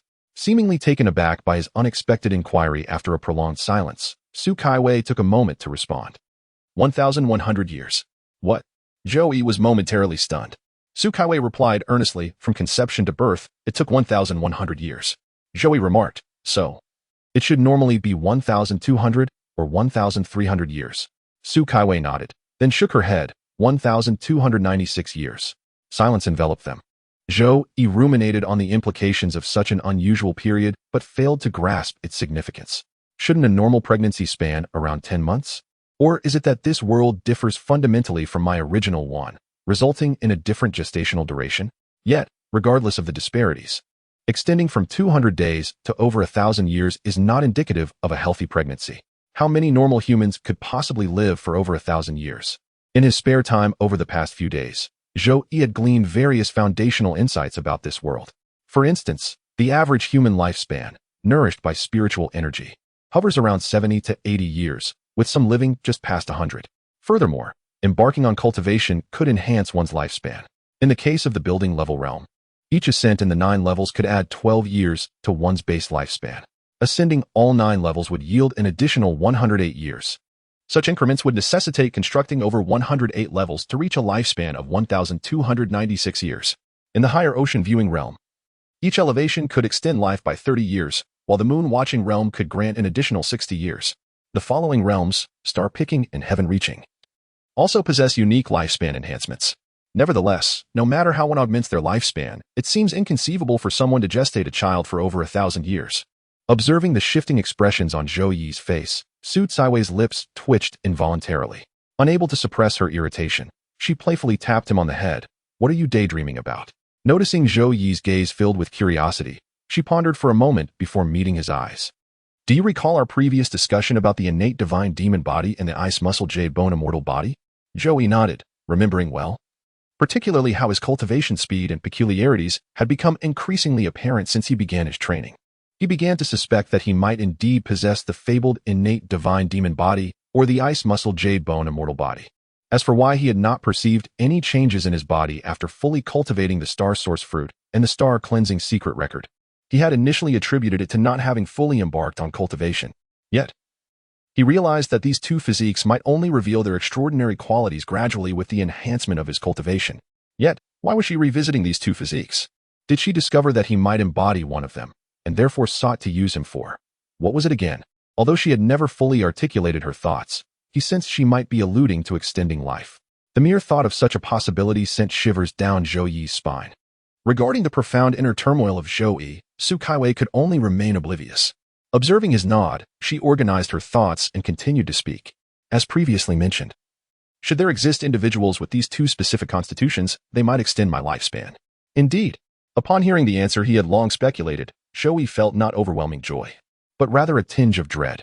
Of course, even if he were to gain an additional few years, it would ultimately bear little significance. Gazing at her nonchalant attitude towards life and death, Zhou Yi could not help but inquire, if such individuals truly exist, how might they extend your life? As if she had anticipated his thoughts, Su Caiwei chuckled and shook her head. Do not overthink. It is impossible. With a smile, she partially explained and partially questioned. You are familiar with the innate divine demon physique and the legend of the icy jade-like body. Have you ever heard of the immortal fetus? Immortal fetus? Zhou Yi echoed. Yes, Su Caiwei confirmed with a nod. According to legend, the innate divine demons give birth to divine demon offspring, while the spiritual immortals are born as immortal fetuses. Although both divine demons and spiritual immortals have perished since antiquity, the innate divine demon physique and the icy jade-like body still occasionally manifest. Furthermore, some powerful cultivators nearing the celestial realm may also give rise to bloodlines that could potentially result in an immortal fetus. So, an immortal fetus signifies a lineage of immortals? Zhou Yi inquired. Essentially, Su Caiwei nodded. The gestation of an immortal fetus is exceedingly arduous, requiring both parents to be exceptionally powerful cultivators for there to be any chance of conception. It is well known that the higher a cultivator's prowess, the lower the probability of conception. Thus, every immortal fetus is a rare and challenging occurrence. Pausing for a moment, she elaborated. The gestation period for an immortal fetus requires 1,296 years, known as the minor yuan meeting. Upon hearing the term minor yuan meeting, Zhou Yi's eyes lit up. He finally uncovered a clue linked to the year 1,296 in his memory. The major yuan meeting spans 12,960 years. Indeed, Su Caiwei affirmed. That duration encompasses the entire process from the commencement of chaos to the establishment of heaven and earth. So, you imply that your delayed birth is due to your being such an immortal fetus? Zhou Yi surmised. Su Caiwei nodded. That is somewhat accurate. She paused before continuing. However, due to insufficient gestation time and injuries sustained in the womb, I relied on my mother's secret methods to preserve my life, resulting in my premature birth. Despite surviving, I remain lacking in innate vitality. Therefore, if I could obtain the blood of those with the innate divine demon physique or the icy jade-like body, it would replenish some of my innate deficiencies, potentially extending my life by a few years. After sharing her circumstances, as if recalling an amusing thought, Sukaiwei smiled coyly and winked at Su-Han. You know, throughout history, every immortal fetus has attracted countless eyes before reaching maturity. Oh? Joey pondered. Is it due to their exceptional talents? Sukaiwei shook her head. That is merely one aspect, the primary reason. Suddenly, she burst into laughter. If one were to capture an immortal fetus, one could simply cook it, after frying it until golden brown. It would be crispy on the outside and tender on the inside, a delicacy adored by both adults and children. Little Boy next door would surely be tempted to tears. Joey, he stared at her in disbelief for a couple of seconds. Sukaiwei licked her lips and continued in a teasing tone. The most important part is that a single bite would elevate one's cultivation. Chapter 69. The Unbearable Burden of the Person. Tangsang's meat. Upon hearing her final remark, Joey immediately associated it with the legendary Tangsang meat. Although it is said that consuming Tangsang's meat grants eternal life, the enhancement of cultivation must surely be a supplementary benefit, right? Moreover, as Sukaiwei suggested, consuming a piece of her flesh would boost one's cultivation. Thus, enhancing cultivation would naturally accompany an increase in lifespan. Therefore, this delicate young lady before him was evidently a walking piece of Tangsang meat. However, despite its allure, Joey was not inclined to take a bite. Cannibalism is not something one does lightly, even for the sake of cultivation. His progress was not so slow as to resort to such sinister methods. Noticing Zhou Yi's strange expression, Sukaiwei chuckled and extended her wrist. With just a drop of my blood, you could elevate your cultivation several levels. What do you think? Care to give it a try? As she spoke, she gestured toward her wrist, mimicking a bloodletting motion. Zhou Yi, he regarded her as if she were insane and decisively shook his head. I have no interest in consuming human flesh or drinking human blood. Strangely enough, as he sincerely uttered these words, Joey sensed a sigh of relief emanating from the girl before him. But surely, that must have been a figment of his imagination? What was his cultivation? A fledgling at the ascending building stage. And what about her? A formidable figure capable of effortlessly vanquishing those at the illuminating moon stage, possibly even transcending the heavens. Even if he had such thoughts, could he truly devour her? Just as he contemplated this, Sukaiwei, after a moment of reflection, lifted her head and regarded him earnestly.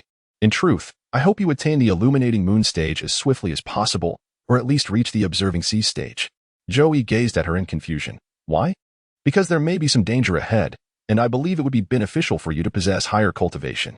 At least, if you are at the illuminating moon stage, or even just the observing sea stage, you would not perish from a fall should you be randomly transported to a high altitude.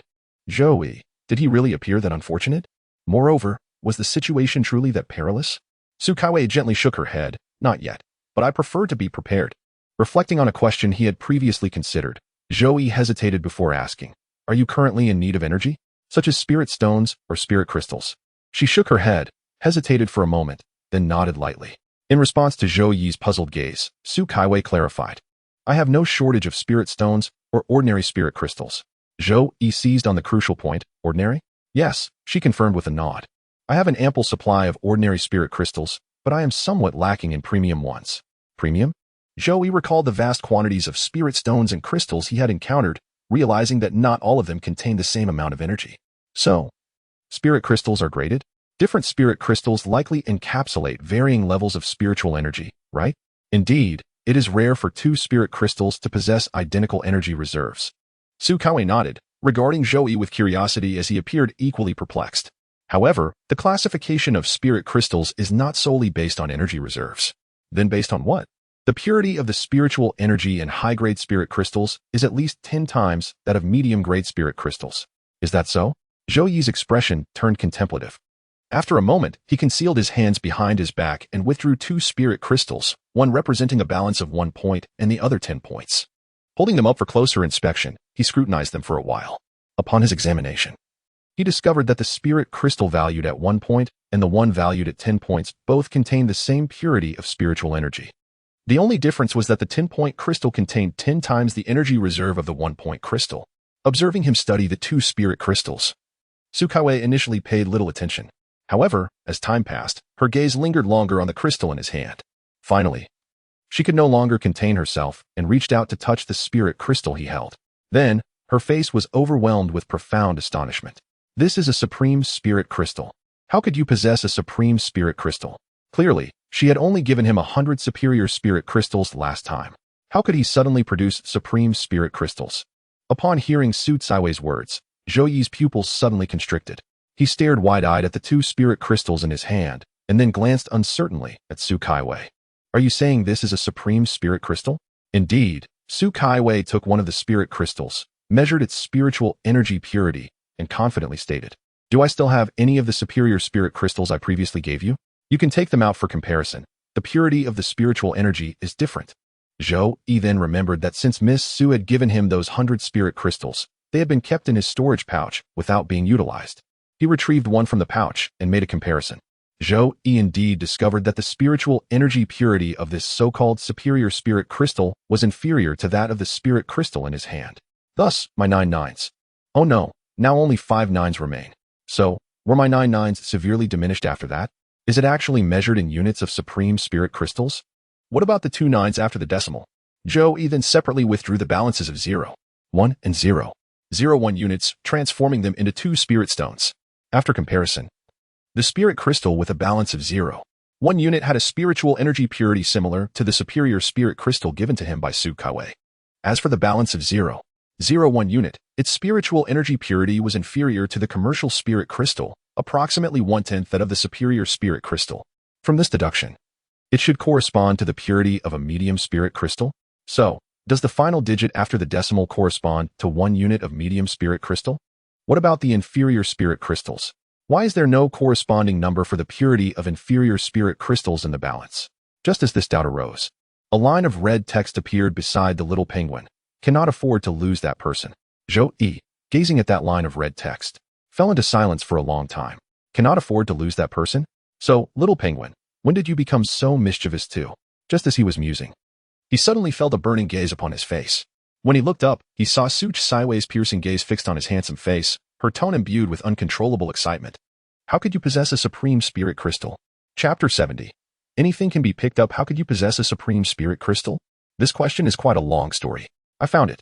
Zhou Yi decided to keep it brief. Found it. Slightly taken aback, Su Caiwei nodded. Oh, do you have many supreme spirit crystals that you found?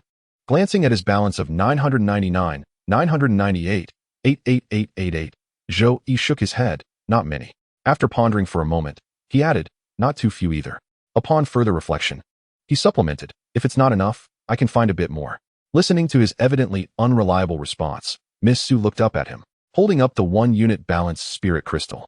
Is there a 10,000 of this kind? Zhou Yi glanced at his balance. Yes. Her eyes brightened. What about 100,000? Yes. 1,000,000? With a light chuckle, he nodded. Yes, that too. Su Caiwei. So, you must have stumbled upon a spirit vein. Zhou Yi, how does she know? A large spirit vein might not even yield over 1,000,000 supreme spirit crystals. Zhou Yi counted his balance, confirming it was a 9-digit number, which should indicate billions, then looked uncertainly at Su Caiwei. Can a large spirit vein not produce 1,000,000 supreme spirit crystals? Miss Su nodded affirmatively. Supreme spirit crystals are exceedingly rare, even in a spirit vein with extremely dense spiritual energy. The likelihood of producing supreme spirit crystals among all spirit crystals is 1 in 10,000. Thus, even if the total spiritual energy stored in a larger spirit vein could be converted into billions worth of supreme spirit crystals, the actual number of supreme spirit crystals that could be filtered out from a large spirit vein often fails to reach 1,000,000. Oh, now it makes sense. My little penguin's recharge function not only allows me to carry a spirit vein with me, but also helps purify and process my spirit stones and spirit crystals for free. Therefore, my balance essentially represents the total amount of spiritual energy reserves from that entire large spirit vein converted into equivalent supreme spirit crystals. Moreover, my little penguin can not only assist in converting my balance among supreme, superior, and medium spirit crystals, but also supports various withdrawal methods such as spiritual energy, spirit stones, and spirit veins. Thinking about this, my little penguin truly is a conscientious companion. Having grasped the underlying factors, Zhou Yi raised his head and offered Su Caiwei a reassuring, warm smile. If one spirit vein is not enough, we can find another one. Oh, Su Caiwei nodded thoughtfully. So, spirit veins can be casually picked up? Hearing Miss Su's musings, Zhou Yi felt a sudden panic. Oh no, he had become somewhat complacent and forgot the difficulty of actually finding a spirit vein. Just as he was about to explain, he saw Miss Su had already accepted the idea, wearing a calm smile on her face. Indeed, it's been so long since I ventured out that I forgot when lacking something, one can go out to find it. Zhou, listening to her self-talk. Zhou suddenly felt utterly bewildered. What does that mean? Zhou, when I was 3, I found a spirit crystal in a storage bracelet. At 6, I discovered an ancient immortal cave. Zhou, at 7, I encountered a tiger demon, and fortunately, I picked up a pile of sword talismans. Zhou, I remember the last time I found something was at 17 when I accidentally kicked a small stone that opened a cave, from which I retrieved 6 pieces of immortal beast spirit bones. Zhou, so, your full name should be Su anything can be picked Kaiwei? Zhou had once heard a theory about the story of a person waiting by a stump for a rabbit. If a person encounters an incident like a rabbit colliding with a stump and dies once, and thereafter considers such occurrences as common, it would be a foolish and naive behavior. However, if a person's life is filled with rabbits colliding and dying in front of them every day, would their worldview and outlook on life remain the same as an ordinary person's? Most likely, such a person would genuinely believe that the world operates this way. When you are hungry, a rabbit will run into you and die. When you are in need, a rabbit will come and die for you to collect, right? And this Miss Su seems to have grown up by a rabbit's den. This revelation suddenly clarified everything. Why was it that when he casually picked up a ring from a corpse, it turned out to be a concealed universe ring? And Miss Su was not the least bit surprised. She did not find anything abnormal at all, because in her worldview, the world is inherently like this. Realizing this, Zhou could not help but take a sharp breath. Born noble, with a tumultuous background, coupled with her countless experiences of rabbits colliding and dying in front of her, this is undoubtedly a quintessential protagonist template. This must be the legendary child of true fortune. Actually, I also picked up a book, thinking of facing someone who has picked up rabbits to the point of exhaustion. Zhou suddenly realized that he no longer needed to explain himself excessively if he were to stumble upon any opportunities. Upon hearing that he had found a book, Su Kaiwei's interest was piqued. What kind of book? A skill book. A skill book? Su Kaiwei stood in a daze, pondering the nature of the book before her. It was a tome imbued with a unique skill, one that promised mastery of its contents with but a gentle tap. Could such a book truly exist in this world? She mused. After all, she had stumbled upon this skill book and learned a forbidden technique, enabling her to perfect a certain characteristic of anything in existence at random. Zhou audaciously claimed that his ability to mend the heavens stemmed from this very skill book. Yet, she contemplated, weren't you inherently lacking in some aspect? Chapter 71. Our aspirations are the stars, and the sea. Though his ability allowed for the random enhancement of a particular trait, he could not foresee which trait would be chosen. Furthermore, he was uncertain whether Su Kaiwei's inherent deficiency could be classified as a trait. But what if? It would do no harm to try, would it? As Zhou elucidated the effects of the heavenly repair technique, Su Kaiwei's gaze narrowed slightly. Such a forbidden art surely demanded a hefty price for each execution, did it not? A price? Zhou was bewildered. Had he incurred any cost while utilizing his heavenly repair technique multiple times? It appeared not. Not required? Su Kaiwei's confusion mirrored his own. This forbidden technique was nothing short of a violation of the world's fundamental laws. How could it possibly be free of consequences? Yet, no repercussion seemed evident. Zhou shook his head, urging her to extend her hand. With a skeptical glance, she obliged, presenting her right hand. Zhou grasped it, intending to invoke the heavenly repair technique, activating the upgraded shortcut in his consciousness. A veil of ethereal white light enveloped Su Kaiwei. A wave of comfort washed over her, as if it were emanating from the depths of her soul, lulling her into drowsiness. She gently closed her eyes, yearning to succumb to the soothing embrace of slumber. Fortunately, her formidable cultivation and mental fortitude kept her from losing herself in such comfort, preserving her clarity of thought. Moments later, as the white light dissipated, the optimization information of the heavenly repair technique flowed into Zhou's awareness. Character: Su Kaiwei. Traits: root bone, comprehension, fortune, charm. Optimized trait: fortune. Optimization effects: bestowed by fortune. Child of destiny, transforming misfortune into blessing, turning adversity into prosperity. Zhou pondered whether these 4 traits were distinctive to Su Kaiwei or if they were universally applicable to all individuals. If all shared the same traits, he suspected he might discern the characteristic he had previously optimized using the heavenly repair technique. If he was not mistaken, it should be charm. Yet, what purpose does even a perfect level of charm serve? Despite his mental preparation, when the minuscule flicker of hope extinguished, when the singular opportunity to utilize the heavenly repair technique failed to resolve Su Kaiwei's predicament, Zhou could not suppress a sense of disappointment. How did it go? The comforting sensation faded, and Su Kaiwei opened her eyes to gaze at Zhou. Despite her awareness that her condition had not improved, she inquired. Hearing her question, Zhou Yi looked at her, shaking his head apologetically. According to the feedback from the forbidden technique, it appears that your fortune has been enhanced. Fortune? Su Kaiwei chuckled lightly. Well, that's certainly a positive outcome. At least my chances of stumbling upon treasures in the future should increase. With a subtle sigh of regret, she suppressed her fleeting disappointment. I possess a large spiritual vein that has remained untouched save for the finest spirit crystals. I could offer it in exchange for 1 million premium spirit crystals. What do you say? Over the years, the premium spirit crystals in Yujing Mountain had dwindled to a critical state, although her fundamental issues remained unresolved. Acquiring 1 million premium spirit crystals from Zhou Yi would alleviate her immediate crisis. Zhou Yi shook his head, mentally activating the withdrawal option beneath the little penguin icon. He entered the staggering sum of 99,998,888 into the prompt. Upon confirmation, spirit crystals rained down, filling Su Kaiwei's courtyard and cascading outward like an avalanche. The sudden influx of spirit crystals left Su Kaiwei momentarily stunned, and she swiftly extended her consciousness to envelop the ever-increasing bounty. With a mere thought, countless spirit stones vanished from sight. After several iterations, nearly 1 billion spirit stones were secured, and a glimmer of anticipation graced Su Kaiwei's visage. With a sweep of her hand over her storage bracelet, a core of the spiritual vein materialized in her grasp. This is the core of the spiritual vein. It lies beneath Yujing Mountain, a tributary of the Yujing spiritual vein. Zhou Yi accepted the core and sensed its essence. Confirming that the large spiritual vein Su Kaiwei referred to lay deep beneath Yujing Mountain. Stowing the core, he did not rush to recharge the vein. As it was conveniently located nearby, there would be ample opportunity to replenish its power when needed. As night descended upon Su Kaiwei's abode, Zhou Yi returned to his quarters. Although Yujing Mountain appeared to be on the brink of turmoil, he had no means to assist beyond providing premium spirit crystals. After freshening up, Zhou Yi settled cross-legged on his bed, embarking on a new round of cultivation. After bestowing Su Kaiwei with 4 nines worth of premium spirit crystals, his balance dwindled to a mere 9. Yet, with a nearly intact large spiritual vein beneath him, the urgency in his heart had lessened. With the unwavering support of the little penguin's pure spiritual energy, Zhou Yi's cultivation soared. The 17th flight of stairs. The 18th flight of stairs. With each ascent, Zhou Yi's anticipation intensified. At last, upon reaching the 23rd flight, his heart raced to his throat. It was here. The 24th escalator was nearing completion. The 9th floor of ascension was within reach. Climbing to the 9th floor would signify the completion of his ascension, and the next step would be to challenge the sea-viewing realm. Yet, Zhou Yi felt a nagging apprehension that his journey to the 9th floor might still harbor unforeseen complications.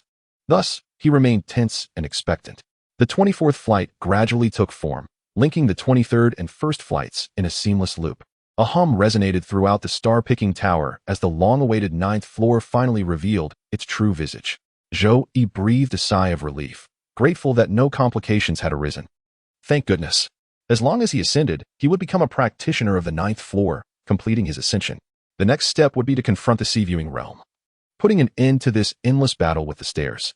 Yet, despite the absence of complications, surely a good thing, he felt a twinge of melancholy in his heart.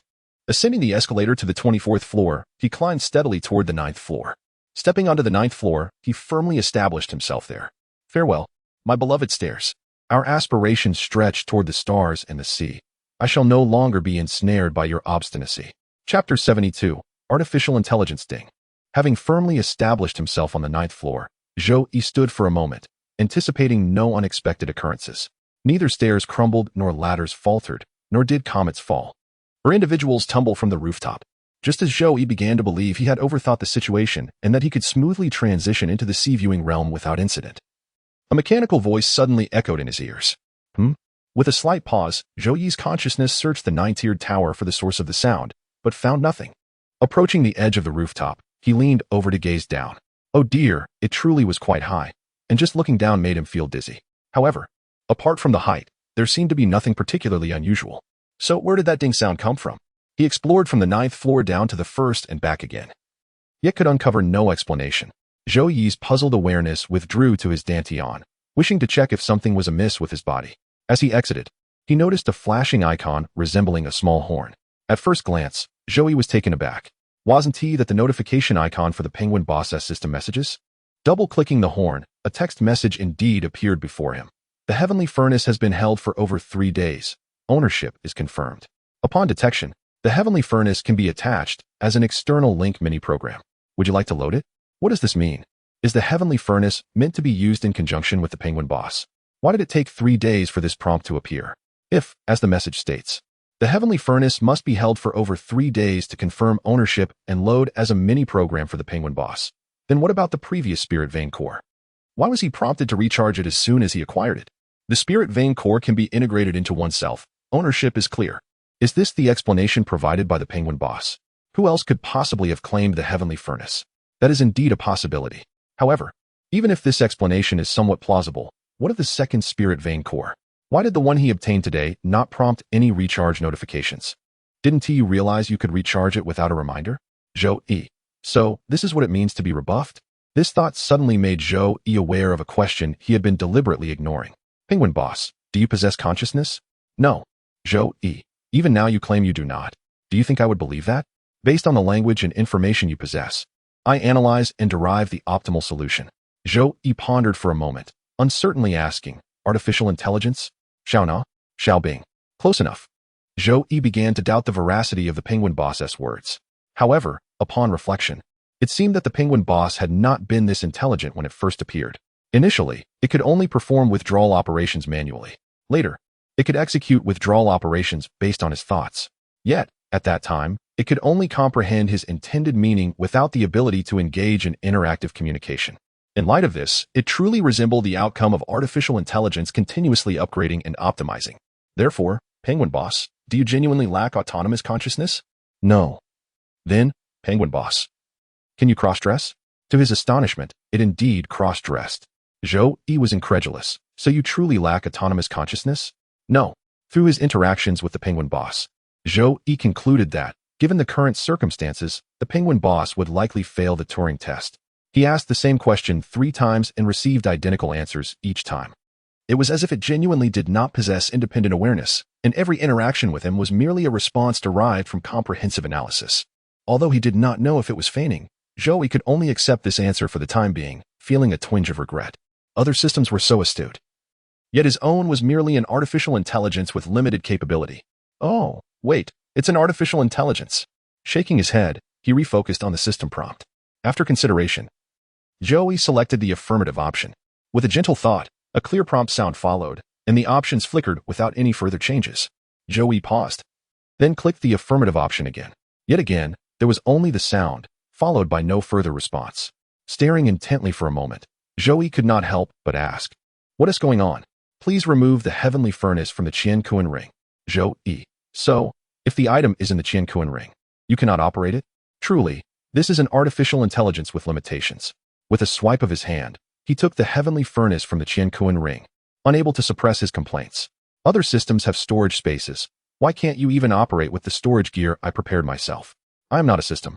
Accepting feedback, it detected the storage gear, Qian-Kuan ring, and inquired if it should be installed as an external plugin. Below the prompt message, it still read, "Would you like to?" Zhou-E focused his thoughts and selected yes. A flash of white light appeared on the Qian-Kuan ring, and beside the little penguin, an icon of a ring materialized. Zhou-E's consciousness connected to it, revealing the text, "External plugin, Qian-Kuan ring. Function, storage." Following the same procedure, he lightly tapped yes on another prompt. The heavenly furnace, set aside, flashed with white light, and in the next moment, another icon appeared beside the little penguin. The icon depicted a furnace, and upon connecting his thoughts, text emerged, "External link, heavenly furnace. Function, fusion, refinement." Chapter 73, a bit regrettable. Glancing at the information of the heavenly furnace, which had transformed into an external link for the little penguin, Zhou-E found it contained only what he already knew, with no new developments.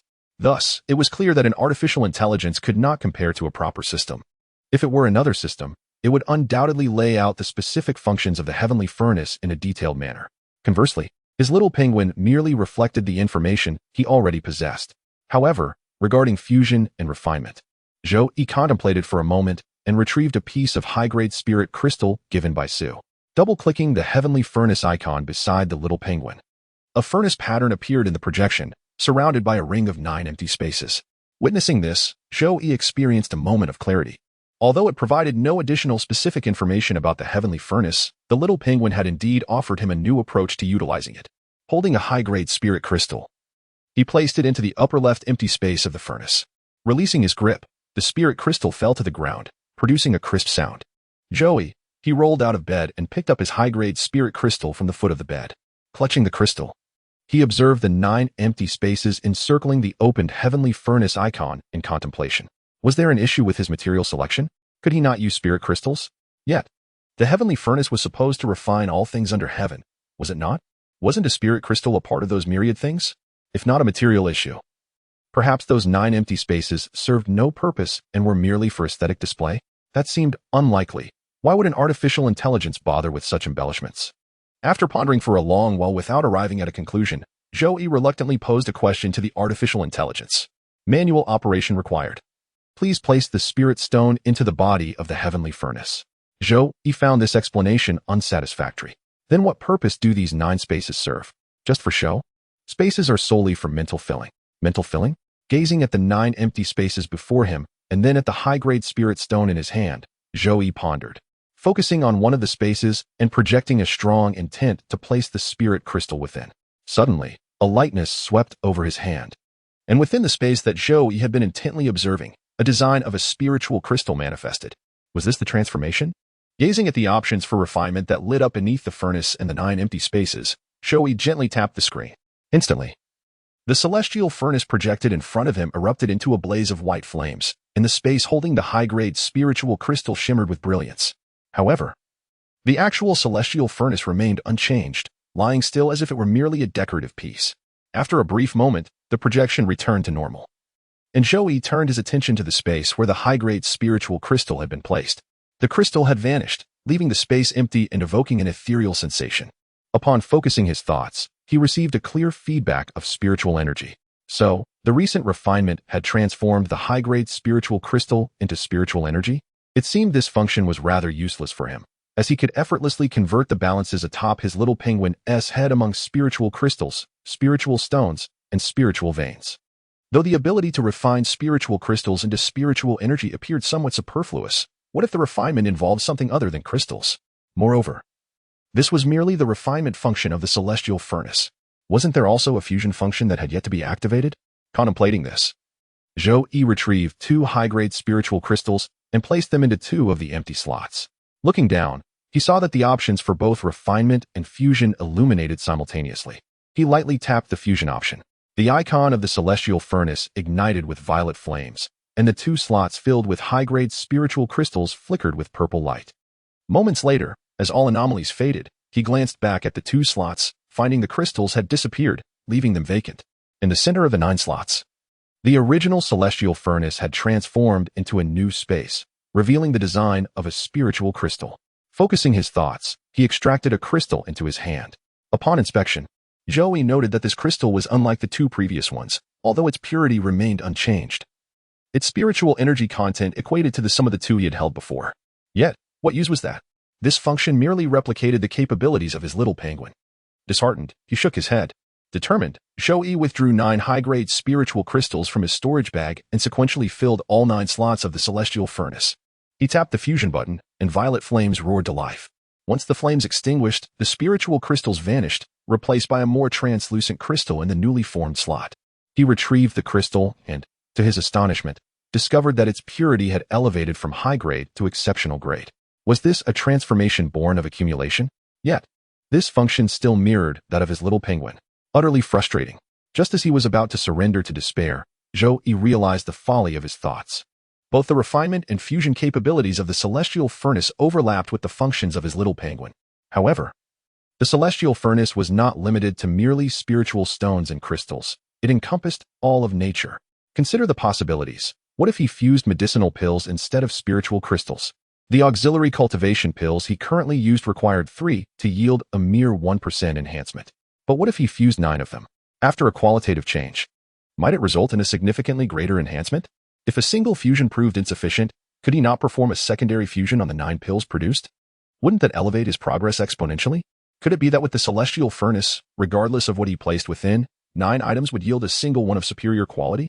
9 high-grade spiritual stones could result in 1 exceptional grade stone. 9 ordinary pills could yield 1 exceptional grade pill.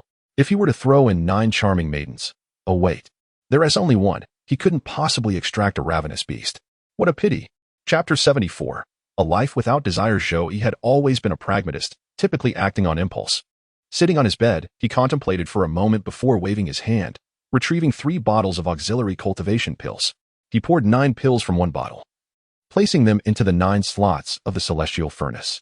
Selecting the fusion function, he watched as violet flames engulfed the furnace, and a new pill emerged from the empty slot. The moment the new pill appeared, a rich fragrance wafted through the air, stimulating Zhou's senses and igniting an intense desire to consume it. Not rushing to test its effects, he examined the pill closely. To his amazement, it was perfectly round, radiating a soft, milky glow. Most striking was a delicate pattern etched upon its surface, giving it an air of natural elegance. He stored the pill in an empty jade bottle and set it aside, then proceeded to retrieve 9 pills from the other 2 varieties, fusing them once each. After fusion, both types transformed into exceptional grade pills adorned with subtle patterns. Once completed, he gently tapped a small icon in the upper right corner of the celestial furnace projection, which disappeared, reverting to a quiet furnace icon beside his little penguin. Zhou held the 3 fused pills in his hands, reflecting on the fusion effects of the spiritual crystals. He reasoned that the only change was an enhancement in quality. Without further hesitation, he swallowed all 3 pills at once. They melted upon contact, flowing into his body as warm currents, permeating every limb and fiber of his being. He intended to test whether the fusion of 9 pills could indeed yield a 9-fold increase in cultivation speed. Sensing the medicinal powers activating within him, Zhou closed his eyes and began to cultivate using the foundational technique, attempting to break through from the ascending stage to the ocean viewing stage. Time passed, minute by minute. A quarter of an hour, half an hour, 2 hours, 1 full cycle, 2 cycles. When the effects of the 3 pills were entirely consumed, Zhou slowly opened his eyes, filled with absurdity and confusion. Drawing a deep breath, he retrieved the jade slip containing the foundational technique and placed it against his forehead, immersing his consciousness in its contents, meticulously reading each word and diagram. After half an hour of thorough study on the foundational sections of the ascending and ocean viewing stages, Zhou opened his eyes, his confusion deepening. Closing his eyes again, he repeatedly contemplated the optimized foundational technique. After several more reviews of the optimized versions for the ascending and ocean viewing stages, he gradually opened his eyes, reclining wearily on the bed, staring blankly at the ceiling above, his expression reflecting a profound sense of despair. What had become of the promised 9-tiered ladder and the 9-layered building? Why had it all changed in his case? It was one thing to have climbed over 100 layers. However, why, after finally reaching the 9th level, did he find himself at a standstill? Despite his earnest efforts to advance towards the ocean viewing stage, diligently practicing the techniques for breaking through from the ascending stage, he felt utterly defeated. As he practiced, unexpectedly, a 10th level of the tower emerged. Indeed, one might continue to build stairs on the 9th level, which could be excused, as he was quite adept with the stairs. However, upon completing the staircase, the appearance of an additional level raises questions. The realm of ascending the tower is clearly defined as having only 9 levels. What purpose does the emergence of this 10th level serve? How should those in the next realm of the 9 surging waves perceive him? And how should those in the subsequent realm, the 9 moon cycles, reconcile their existence? This entirely contravenes the fundamental principles of cultivation, does it not? With his awareness sinking into the dantian, he gazed at the tightly fitted 9th level, feeling no shame for his existence as the 10th level loomed imperiously above. After grappling with his thoughts, Zhou could not help but fall into contemplation. What should be done now? How should he approach this 10th level? Should he demolish it? Yet, while there are tales of constructing towers, the foundational techniques do not instruct on how to dismantle them. Furthermore, the crux of the matter is not whether to build or demolish. The primary concern is that the emergence of a 10th level above the 9th has left him utterly perplexed about how to proceed with his cultivation. The foundational techniques regarding the ascent only extend to the 9th level. Beyond that lies the realm of observing the sea. Now, with this 10th level before him, should he continue to cultivate the techniques of ascending the tower to break through to the realm of observing the sea, or should he practice the techniques of that realm? Surely, he cannot persist in the techniques of ascending the tower, continuing to build further, even if he wished to construct. There are no techniques for the 11th or 12th levels. Forget it. He decided to try each approach. After all, it was already established. In Zhou, he resigned himself to the situation. He settled cross-legged once more and contemplated. He would first attempt to cultivate the techniques for breaking through to the realm of observing the sea.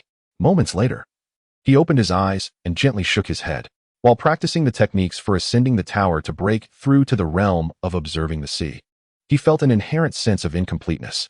It felt akin to attempting to break through to the realm of observing the sea without having perfected the 9th level of the tower. There was simply no continuity. Is the 10th level therefore insufficient to satisfy the requirements for breaking through to the realm of observing the sea? Should he continue to build? After a moment, Zhou Yi regrouped and entered meditation again, practicing the foundational techniques of ascending the tower. He attempted every technique from the 9th to the 8th level, and then from the 8th to the 7th. After exhaustively trying the techniques of the 9th level, Zhou Yi found them utterly ineffective. There was that lingering feeling of incompleteness when practicing the techniques for breaking through to the realm of observing the sea. Yet a sense of saturation when practicing the techniques for ascending the tower, as if he had already built as much as was possible. What should he do now?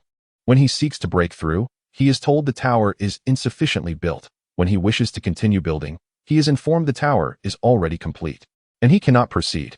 Is this not an egregious form of bullying? In his heart, Zhou Yi could not help but speculate. The reason he was unable to break through to the realm of observing the sea was precisely because he had this 10th level, while others only had the 9 levels to transition. Similarly, he could not continue to construct because he possessed a 10th level, whereas others had only ascended to the 9th. So, the question arises, there are fundamentally no techniques for the 10th level.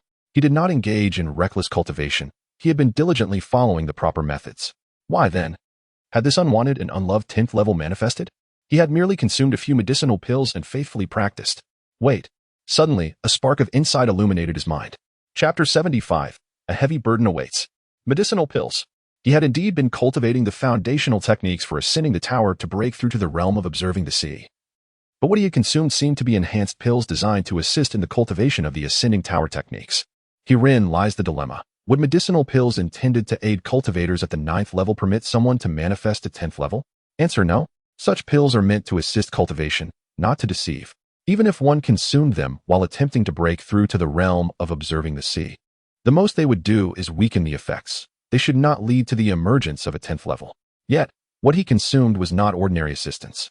He had ingested pills with 9-fold efficacy, refined through the alchemical furnace of heaven and earth. If 9 superior spirit crystals could be fused into a supreme spirit crystal, what about 9 pills meant to assist cultivators of the ascending tower? Logically speaking, even if the efficacy were enhanced, it would merely amplify the supportive effects. Perhaps, in extraordinary circumstances, they could even benefit those in the realm of observing the sea or higher. But that is merely theoretical. When has his cultivation ever adhered to logic?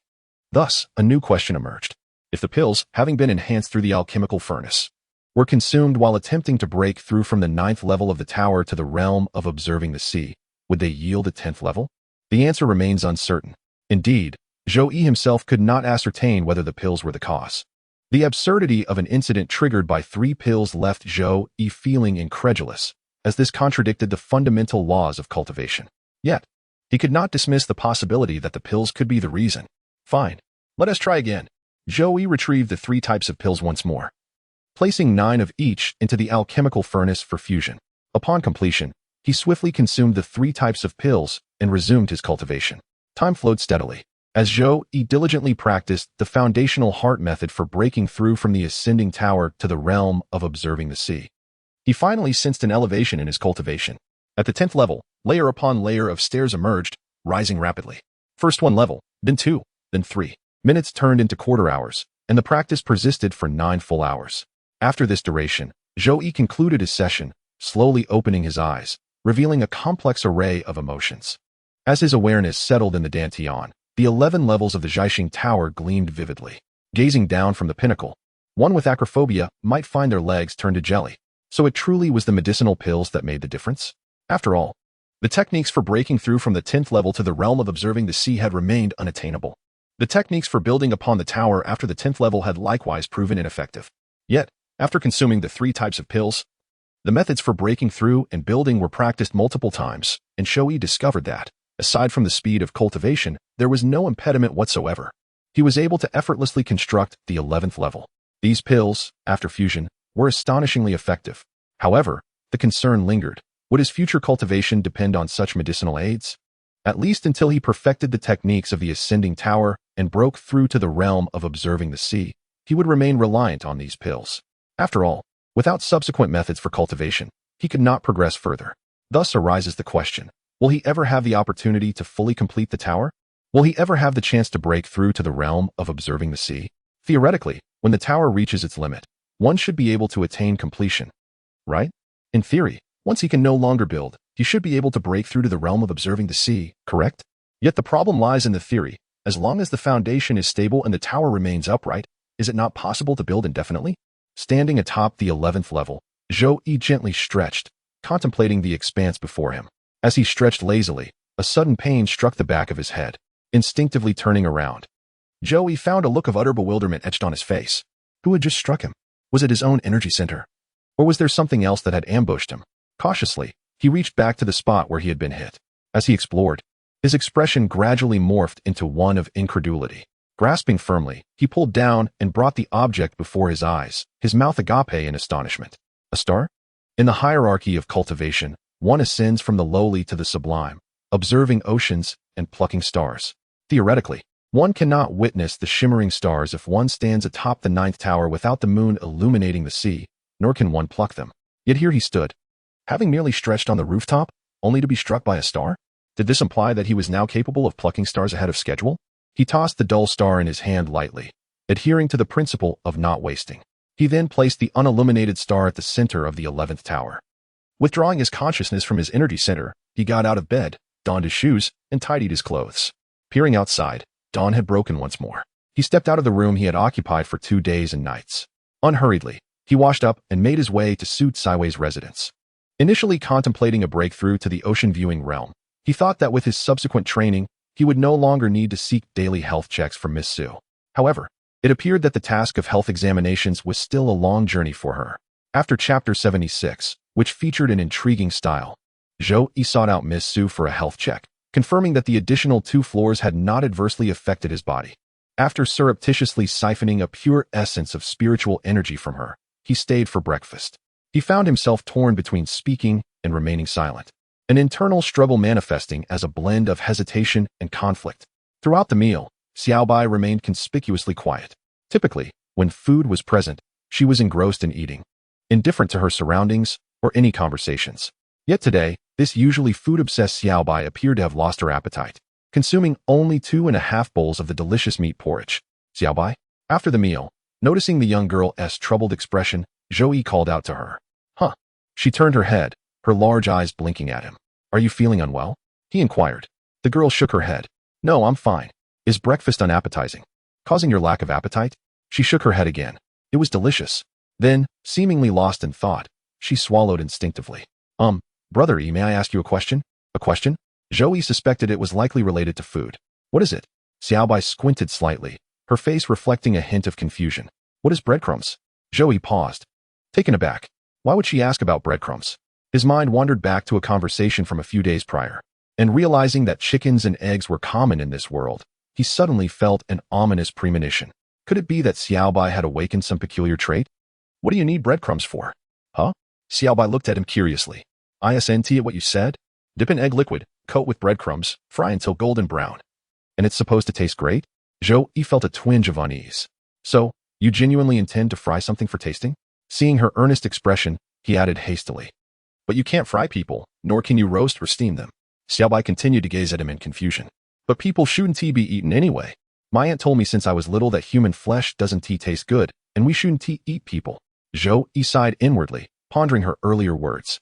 Your aunt warned you against eating human flesh and said it doesn't taste good. What kind of family teaches children such things? What led her aunt to believe that Xiaobai might have an interest in human flesh? Why did she feel the need to caution her against it?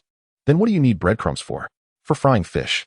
Xiaobai looked up at him, her expression one of innocent certainty. Even though human flesh is unappetizing, using your method should work for fish too, right? As long as I replace the person with a fish, it should be delicious, right? As she spoke, she couldn't help but swallow again, her small face alight with anticipation. She began to envision not just fish, but also meat strips, chunks, shrimp, loaches, and frogs. Zhou Yi thought to himself, no wonder she is a quintessential foodie. Her culinary instincts seem innate. Yet, why was she mentioning frogs? Breadcrumbs are made from a food called bread, specifically used as a coating for fried foods. With a gulp, Xiaobai's mouth made a sound of swallowing at the mention of food. Bread? Food. Is bread a type of food? Are there still foods that I have never seen or even heard of in this world? Brother Yi, can you make it? She looked at him with eager anticipation. Her big eyes filled with pure longing. Although I haven't made it before, I do know how it's done. With the right tutorial. A professional chef could easily whip up both bread and breadcrumbs. Really? Her youthful voice brimmed with excitement. A quarter of an hour later, under Xiao'er's guidance, Zhou Yi and Xiao Bai arrived at the kitchen of the outer courtyard. The entire culinary domain was under the command of a cook named Aunt Wu, who was also Su Kaiwei as personal chef. Since arriving at Yujing Mountain, every meal Zhou Yi had consumed had been prepared by her skilled hands. Proving her expertise, Aunt Wu was capable of transforming simple dishes into extraordinary creations, even turning plain rice porridge into a multitude of flavors. After listening to Zhou Yi's description, she nodded and took some wheat to attempt making baked bread. Once the bread was ready, the rich aroma of pure wheat filled the kitchen, provoking a chorus of swallowing sounds from those nearby. Among them, a particularly loud gulp emanated from a corner of the kitchen, catching Zhou Yi's attention, as it sounded like someone who had not eaten for 3 days. Curious, he instinctively turned toward the wall, wondering who could swallow with such flair. As Zhou Yi approached, unable to suppress a smile upon recognizing the towering figure half-squatting in the corner, he realized it was none other than Su Xiaoshan, the brawny mountain of flesh who, despite enduring a beating without retaliating, insisted on fighting him last time. However, what an unusual posture this was. With legs spread in a horse stance, squatting against the wall. A thick tome resting atop his head and shoulders, he held the corners of the book with both hands. The pages of the book, seemingly animated by an unseen breeze, turned at a steady pace of about 1 page every 5 minutes. Such a unique sight. Chapter 77. The Atmosphere Destroyer, Zhou Yi mused, stepping closer to the still figure of Su Xiaoshan, whose eyes remained fixed on the autonomously turning pages. What an intriguing stance. Very peculiar indeed. Su Xiaoshan remained silent, his gaze unwavering. Noticing Su Xiaoshan's indifference to his playful jibe, Zhou Yi felt a twinge of guilt. Could it be that this fool had realized he had been tricked? Perhaps he feared being deceived again, and thus chose to ignore Zhou Yi entirely. Zhou Yi, uncertain, instinctively sought to appear more amiable and reached out to pat Su Xiaoshan's shoulder. Don't! Su Xiaoshan exclaimed in alarm, but it was too late. Zhou Yi's hand had already landed gently on his left shoulder. With a soft thud, the book perched atop his shoulder slipped away, offering no chance for Su Xiaoshan to rectify the situation. Stiffening, he watched the book fall, feeling his heart plummet into an abyss of despair. Yes, an abyss, a term he had recently gleaned from his reading. Stunned, numb, and filled with dread, his expression shifted repeatedly before settling into tranquility. Su Xiaoshan lifted his head, offering Zhou Yi a smile more sorrowful than tears. He bent down cautiously to retrieve the fallen book and placed it back upon his shoulder, resuming his previous stance.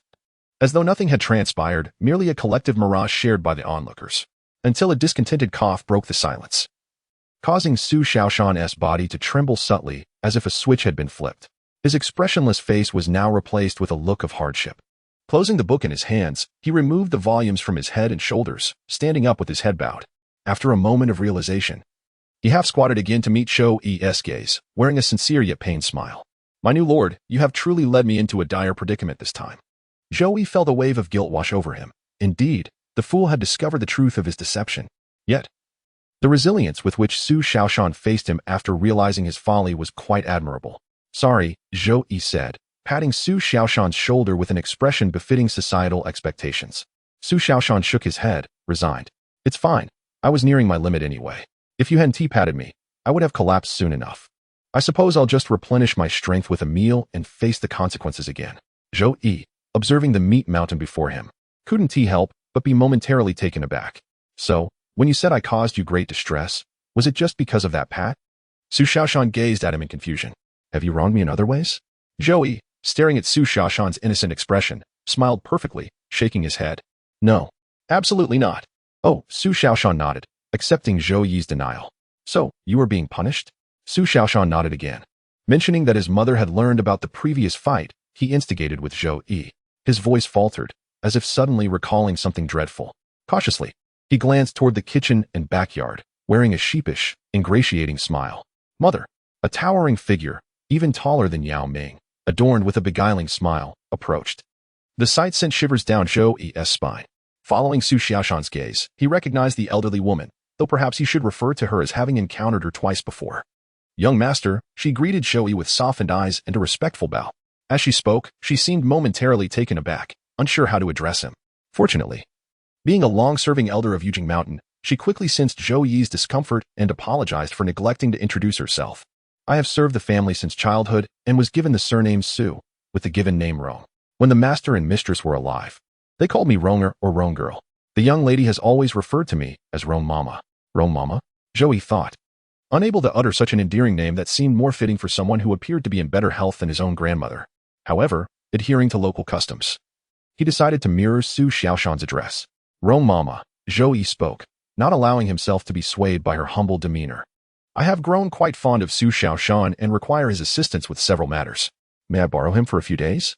The elderly woman asked, stirring gaze softened as she looked at Su Xiaoshan, who was suddenly illuminated with joy upon hearing Zhou Yi's request. A faint sigh escaped her lips. Perhaps she had been too harsh with him. After a moment of silence, she smiled and nodded. It is an honor for Xiaoshan to be valued by the young master. I naturally support this. With her agreement, she approached Su Xiaoshan, gently caressing his face. The strictness in her eyes diminished, replaced by warmth. Xiaoshan, you have grown. Follow the young master closely and be diligent in your studies. Though you may be a bit slow, the master once said, the clumsy bird flies early to the forest. His words are the truth. Listening to the elder's heartfelt counsel brought tears to Su Xiaoshan's eyes. Xiaoshan, she sighed softly, waving her hand. Do not act like a child. You are grown now and must eventually step out from under your mother's protection. Mother, why are you crying? It's not like we'll never see each other again. This is merely a chance for you to stay with the young master. Su Xiaoshan finally could no longer contain himself and boldly interrupted the elder. Mother, what I meant was, did you not wash your hands after chopping the chili? The elderly woman,